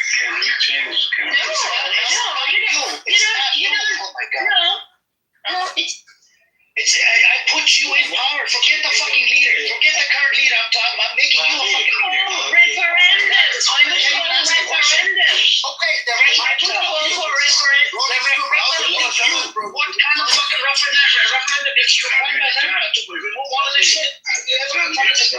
I would do. You know what else I would do? I would invite UN peacekeepers instead of America, instead of Israel.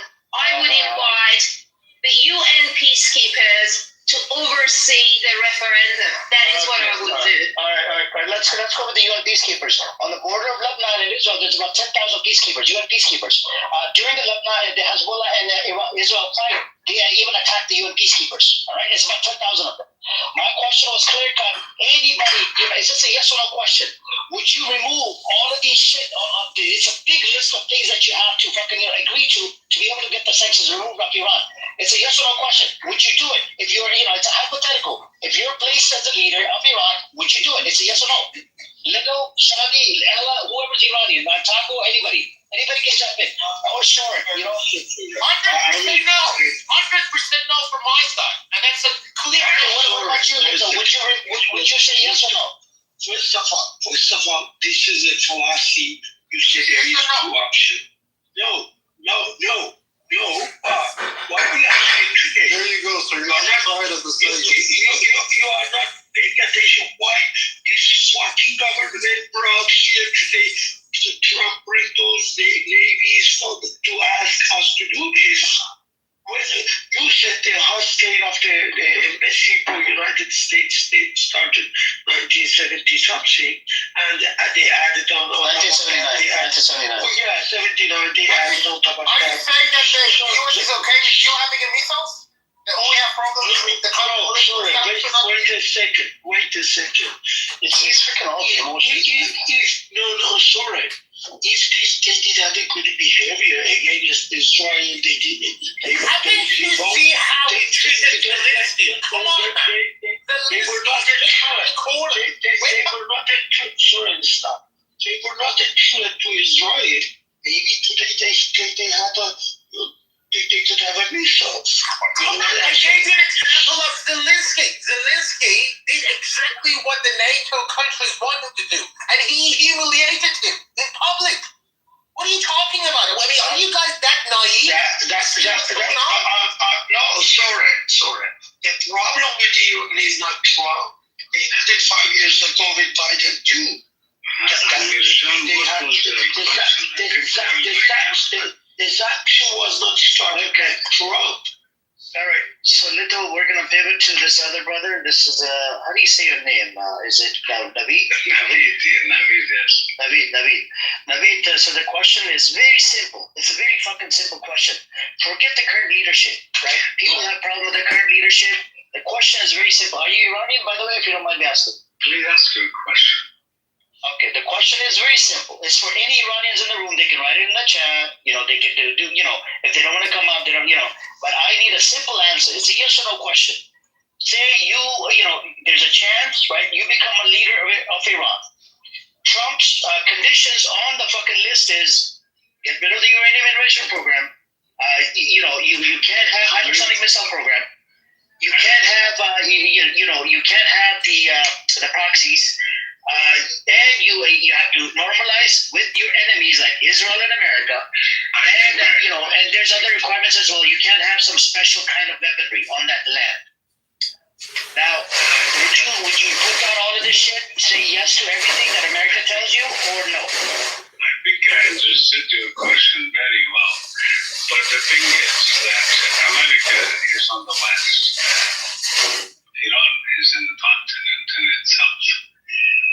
And for itself to have that power to keep itself, of course it has to have its capability. Otherwise we have to be, or you will be controlled. If you look at Iraq, Syria, and all these other countries, they were demolished. They are literally like Afghanistan and all these other countries.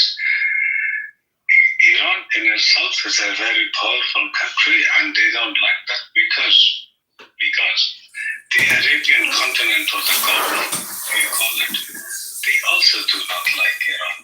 So they have their own issues, and it's like continental issues. You still not answering the question. It's a yes or no. It's a yes or no. Put down the weapons. No, I know the history. Would you put down the weapons? Yes or no? It's a yes or no question. It's a very simple question. It's a yes or no. Your place as a leader of Iran. Can you ask me out, Amir? So they will. It's just let him go really quick, and then I can ask you, Shadi. Naveed, yes or no, easy. It's a yes or no, Naveed. Would you put down all the weaponry to help your people and remove the sanctions? Can I ask if you have studied political science? I have. I don't need to be honest with you. Look, Naveed, let me give you one example. Hold on a second. Hold on, Naveed. I don't have to be in the fucking ovens to talk about Holocaust, okay? I'll give you that example. Look, I I'm telling you from our experience. Hold on a second, Nabi, I've studied the history of the Middle East. My question is very simple. Very simple. What I should say, I'm sorry. It's a yes or no question because I want to move over to I just want a simple answer. That was the hypothetical about. You're a leader. You're asked to do certain things by Trump. Trump is telling you no more uranium, no more this, no more that. You have to abide by every little condition on the fucking list to remove the occupation. It's just a yes or no. You say yes, all the sections are removed. All the sections are removed, and you will have to normalize shit with Israel and America.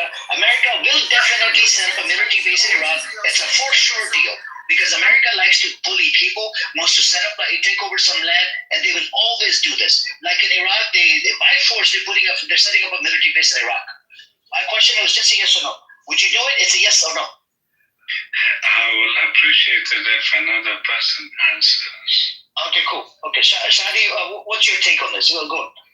If I were president, I would say no. Who would do that? No, of course. There we go. That's a simple answer. Yes or no, simple answer. And it doesn't matter. IRGC is terrorist, criminal, it doesn't matter. Hold on.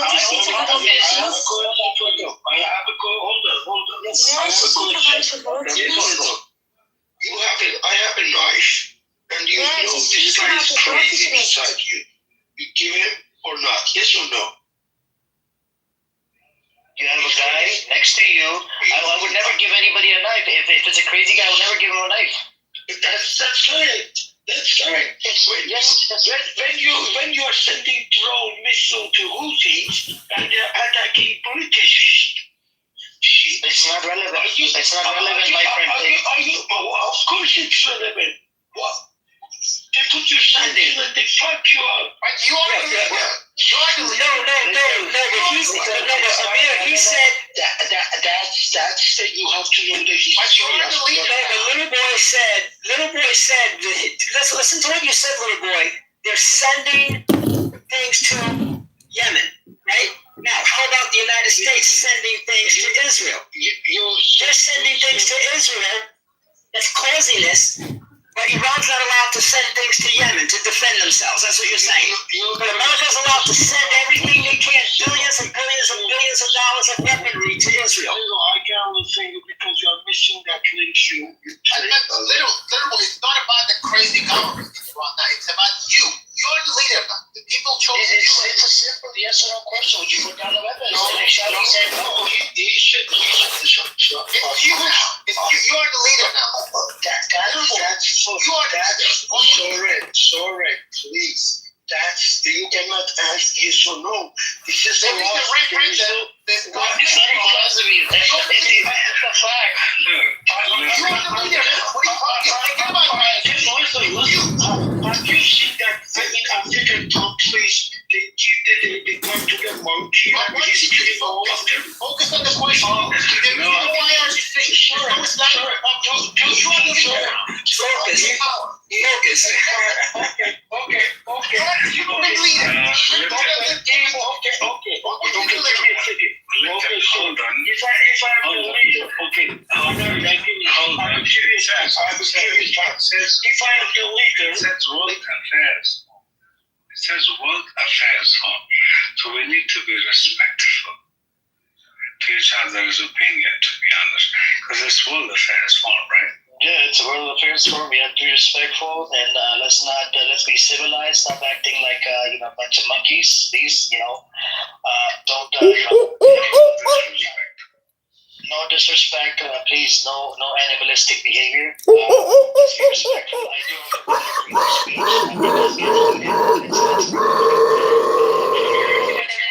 Say something, Amir. Yes, Shadi, and then it's gonna go on Taco. Go on, Shadi. I just want to add this that this domestic violence is just giving some evidence to the people what they're going to do about it. You leave people, we think we have the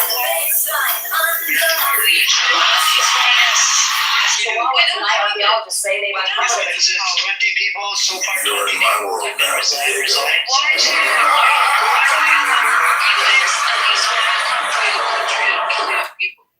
Yeah, I don't want that. You're in my world now, It doesn't make sense.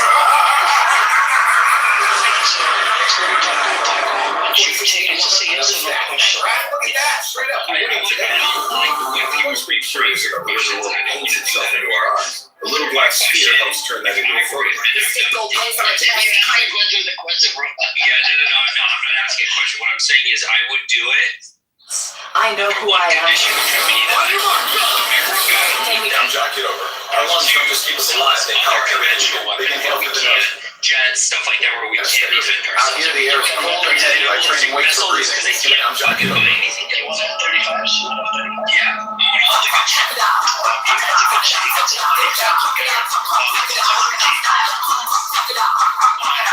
J16, the Chinese are big kids as well.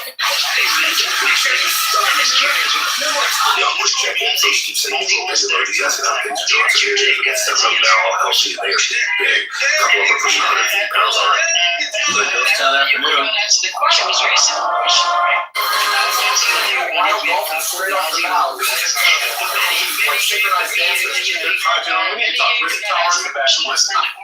I'm John Kitover with your vaccination update. State health officials report more than 72,000 new immunizations this week, and demand is holding steady after the winter surge. You doing all right back there, Charlie?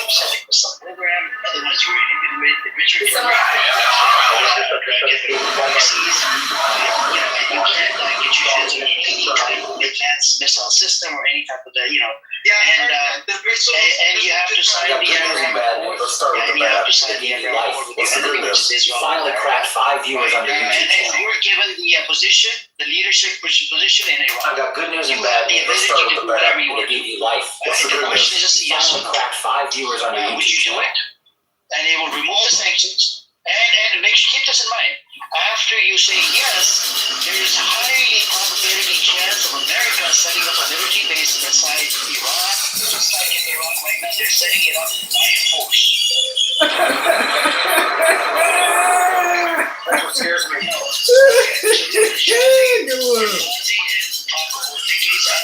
Little. I'm sorry to say, and even Naveed. He studied politics and he couldn't answer me straight, with a straight face.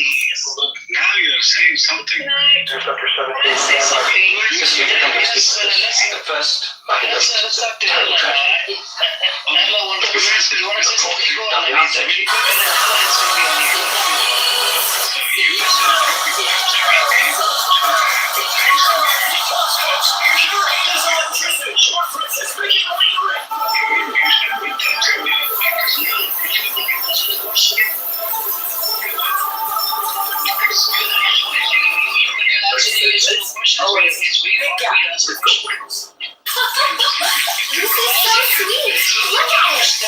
You study politics, right? Yes, I'm studying politics, and I could give a simple answer, yes or no. All right, John, time to make the masterpiece. Wings on, nose is solid. John number 2 is good to go. Juggling warm-up complete. John 3 reporting to John 1 down. Community leaders across Illinois' 16th district are lining up behind Congressman John Kitover. The cheerful endorsement highlights his work on jobs, roads, and family farms. Now you must be Charlie, right? Welcome to Eat What Pigs Eat.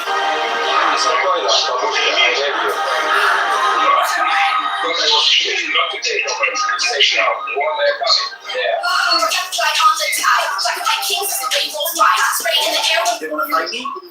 I'm feeling spicy, real zesty. What's good?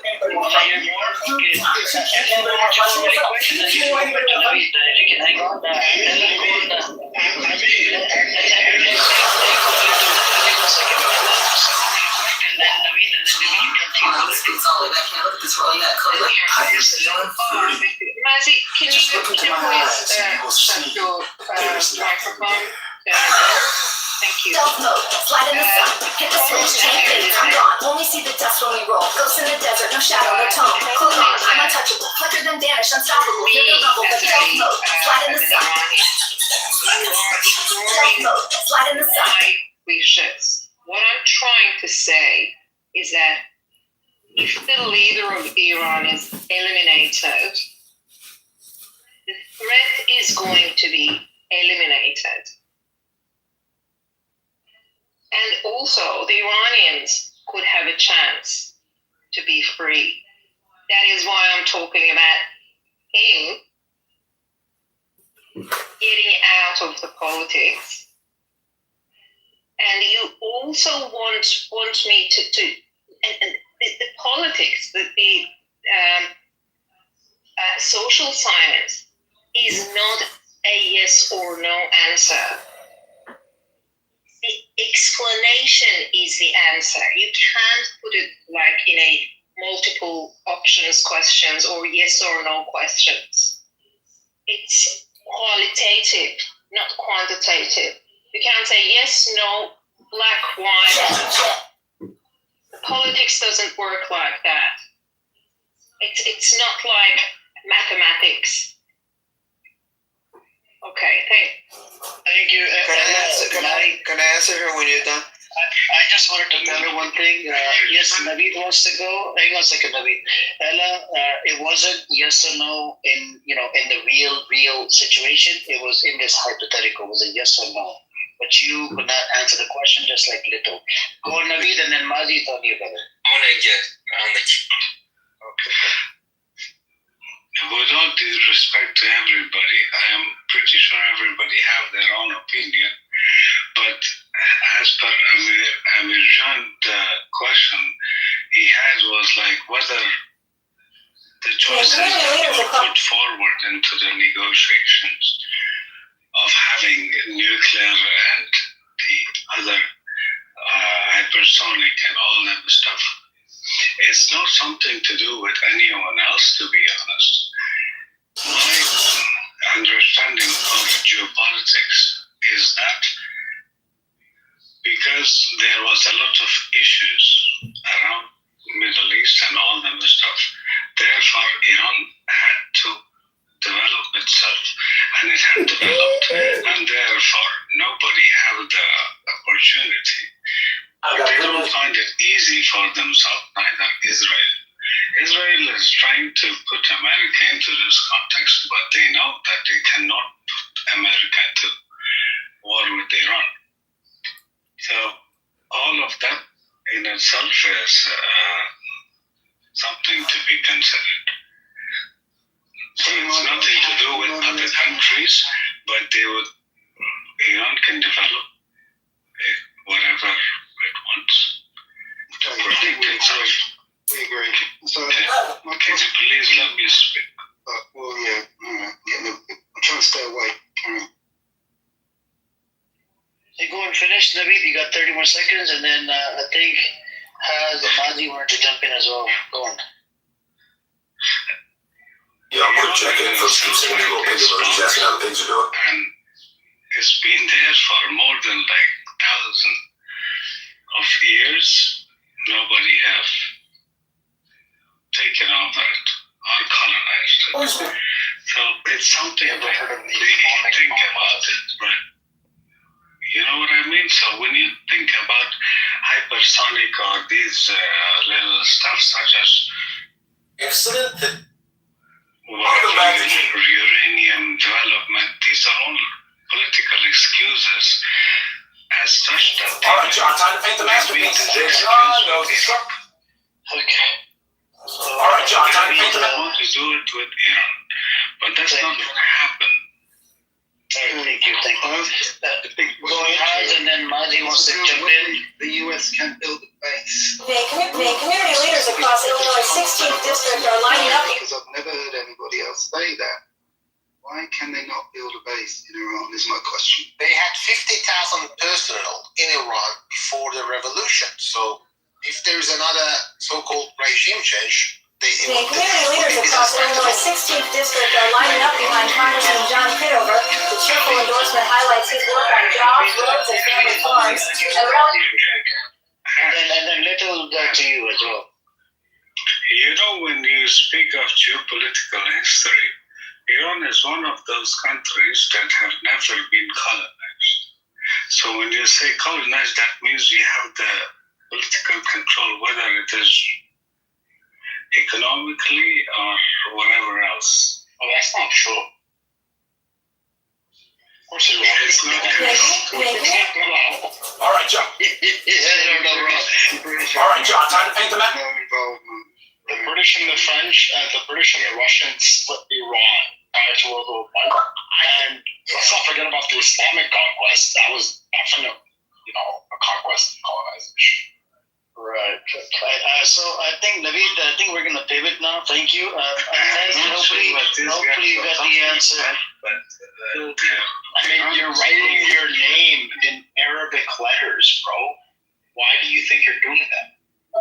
Yeah, that's cool. Thank you. I'm going to give it to Brother Amir. Hold on. Brother Amir, can I just make one quick comment about Iran? Just one thing, real quick. Go ahead, Mom. My question was to Ella, and she left. So go ahead, Zero, and then go ahead, Sam. Okay, very simple. Okay, this is not their fucking first rodeo. Okay, Iran has been attacked by the Roman Empire, the fucking Alexander the Great, the British, Mongolians. All these people said the same goddamn thing America said. We're going to destroy you, blah, blah, blah, blah, blah. Who's the one that's still standing? All right, John, time to paint the map. So America, for you, it's like me, right? It's like I'm Mike Tyson. I had 23 fights. Shut up. I'm Mike Tyson. I had 23 fights. I knocked out 21 people. Now you're telling me you're going to kick my ass in the next fight. It's like, okay, let's go. Let's try it. So Iran's been through this shit too many times, man. Well, we'll see. Right. And then Mike Tyson now is because it's China. I think Little wants to jump in as well. So yeah.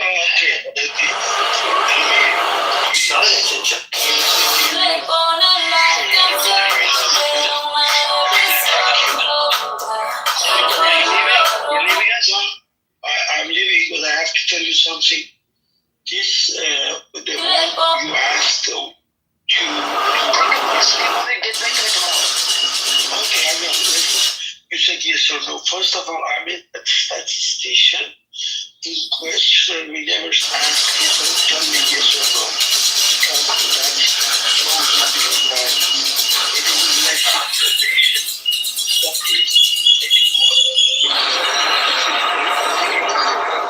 That's what scares me. Option A is wrong, or option B is good. There's no right. My name is Alexandra Zarian. You can call the friends. I'm filing a lawsuit against my stepfather, mother, grandmother, and others because I was sexually abused by my stepfather, Joseph Rothwell, from the age of 6 years old. Scientifically, you have to give them a chance because Iran today, you are right. Trump is asking to A, B, C, D. My name is Alexandra Zarian. They came to destroy it.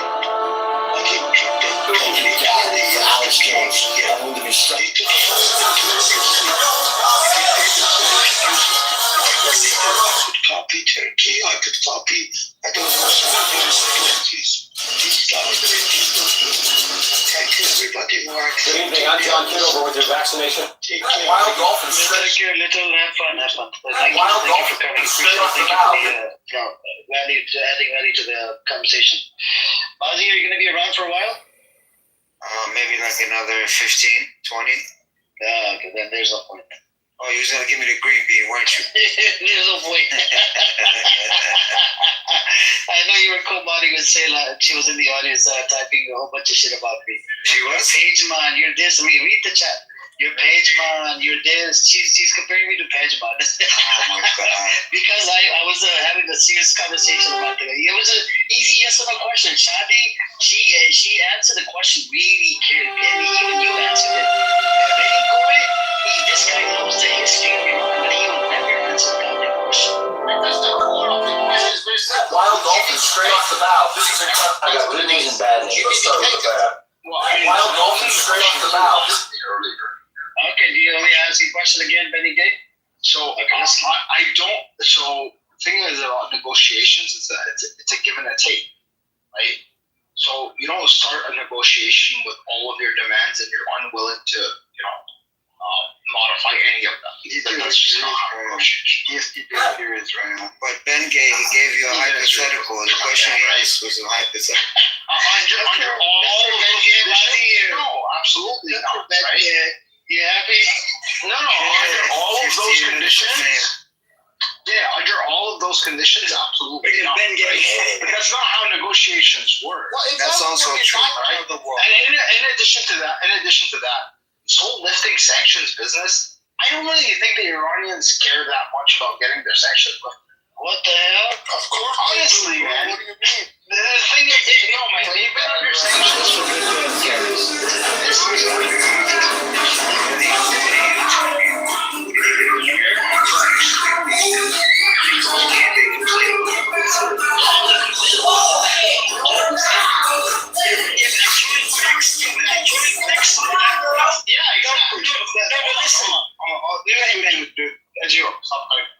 Go ahead. Yeah. It's a good scapegoat. It gives them legitimacy. But the fact of the matter is, it's been 40 years, dude. If you can't get around sanctions after 40 years, You want to have a little fun? What is done? In a deliberate manner so that sanctions won't affect them. We also have another major issue going on our boards right now, and I'm just going to speak on it. Because I don't think a lot of people understand why we're struggling. If I could just mention, because I was going to say on top of that, if when they joined BRICS in 2024, Brazil, China, and Iran have been pushing for cryptocurrency to use cryptocurrency, plus they have a different system outside Iran uses exactly. There's a lot of different ways that they're starting to use a monetary system. BRICS, that is. It doesn't involve. It's just like Lincoln Logs. And you don't need to take a second to America knows that. America's trying to do something with the world. It's the whole world is kind of stepping away from American knowledge. American knowledge dropped like a fucking brick off the building in the last 6 months. Right. Zero, you are correct in that Iran has been smart, but they're lucky that they have a support network, the BRICS, China especially, are supporting them. They're helping create payment rails to get around sanctions. However, to go from that to argue that the sanctions, they don't care about sanctions, that's utter nonsense. And by the way, India has just commandeered 3 tankers of Iranian oil.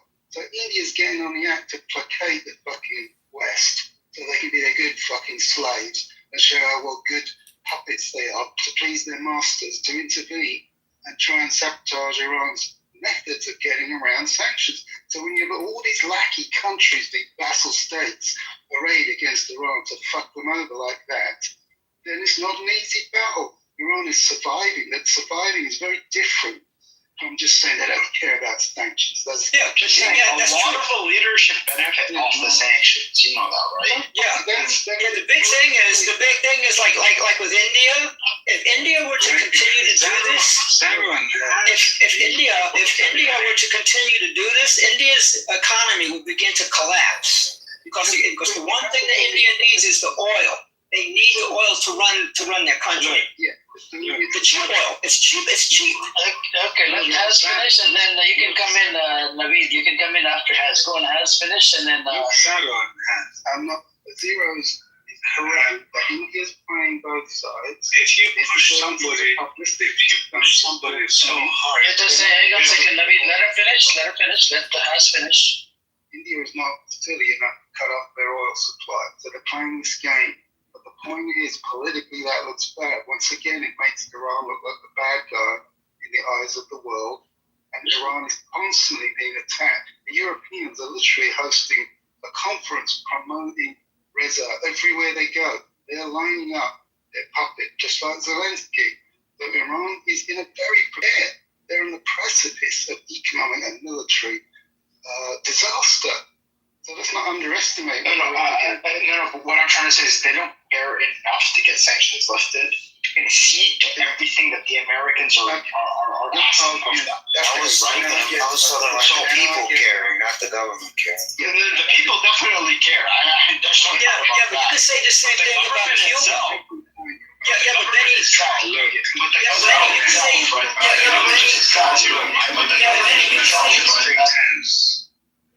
But you can say the same thing about Cuba. Please stop interrupting me.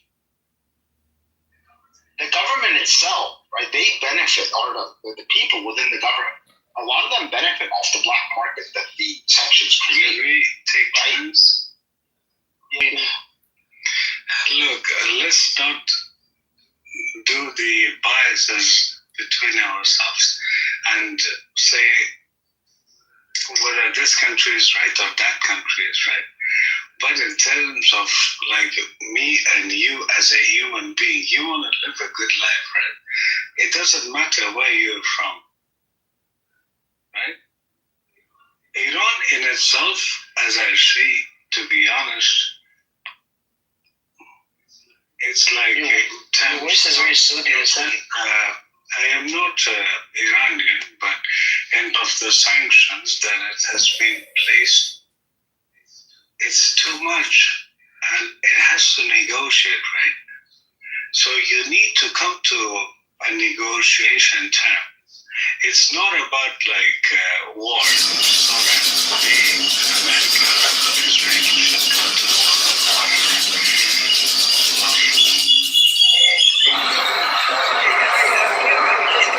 It's not America, though. America is a failing empire.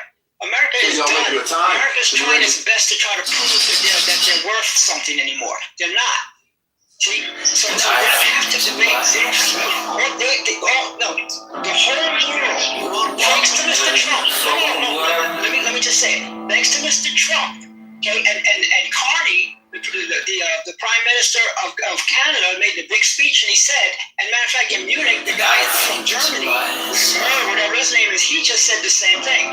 That everybody has to get away from America and do their own thing. So now that's where we're at. So really, Iran is in a position where it can start dealing with China and the EU and other things like that, whereas America is going to be the one on the out. It's like, let me just finish this. Let's say you're playing basketball. There's 10 of you guys. No. Okay, let me just quickly say this. Let's say there's 10 of you guys playing basketball. The one guy who owns the basketball says, well, if you don't let me play, I'm going to go home and take my basketball. So the other 9 guys put in a couple of dollars a piece and go buy their own basketball. That's what's happening. Okay, go ahead. Zero, what line of work are you in? Real quick. Look. Well, I'm retired, but I do real estate primarily, and then I also do my own stocks and stuff, but I'm retired. Are you sure you're to audio engineering because you have the loudest, most crispest mic on Clubhouse? Bro. Yeah, I was going to say, like, little idiot, very Thank you very much. Thank you. Yelling, man. Yeah, Igor's reading. Igor, go on, Igor. Is Igor? How do you say it? Every time he talks, I have to Whatever happens. Yeah, me too. I gotta turn it down. Yeah, Navid, hang on, bro. Yeah, hang on, brother. What you say, you're putting me to sleep, man. I mean, Navid, please hang on. Let the Igor go. Go on. You're gonna stop? I think long term, Here we go. like 15 years from now, Somebody. I may be poor. to the United States. So yeah, Yeah, but they want the sanctions removed. Ben Gay said that no, they don't want the sanctions removed. So we can ask the Iranians in the room. Mazi, you want the sanctions removed? Shadi, I'm sure you want the sanctions removed. Jeffrey Epstein has every major U.S. politician on video doing something terrible, probably to a child or to multiple people. The bottom line here is the United States government has become so corrupt that the time has come, I think, to clean the crap out of the stables and start over. What has happened over the years is the federal government has become an oppressive imperialist power in debt to the banks who should not be. Religion, can you not do that? Can you promise me you're not going to attack the religion? I didn't attack religion. When did I attack religion? I don't know. Somebody texted me in my back channel. Rio. He's just trolling. Jeffrey Epstein. Just because I said to him, shut the fuck Jeffrey up. Epstein has every major U. Oh my God. Shadi's so much better, yo. Thank you, Joe. Okay, thank you. When you see Jesse Jackson, The adrenaline that was felt, it was moving, but what we signed for. Video capture this life-saving mission on the Queens Road Bridge about 9 o'clock Monday night. this hotel I was purchased for $1.3 million last year, and I will not visit the country. Hi, everyone. This Naveed is putting me to sleep. Naveed, I swear to God, I got love for you, but I swear to God, I don't know what you're talking about. You guys. He needs to turn his up. Yeah, he does need to turn it. Maybe he needs a lesson in audio engineering. Okay, bro, I can't. I didn't get this I think you're out of oil. I hear the thing, bro. You're out of oil. You heard No, I'm not it. putting my seatbelt on. That's what it is. I'm a rebel. Yeah. He thinks he's. I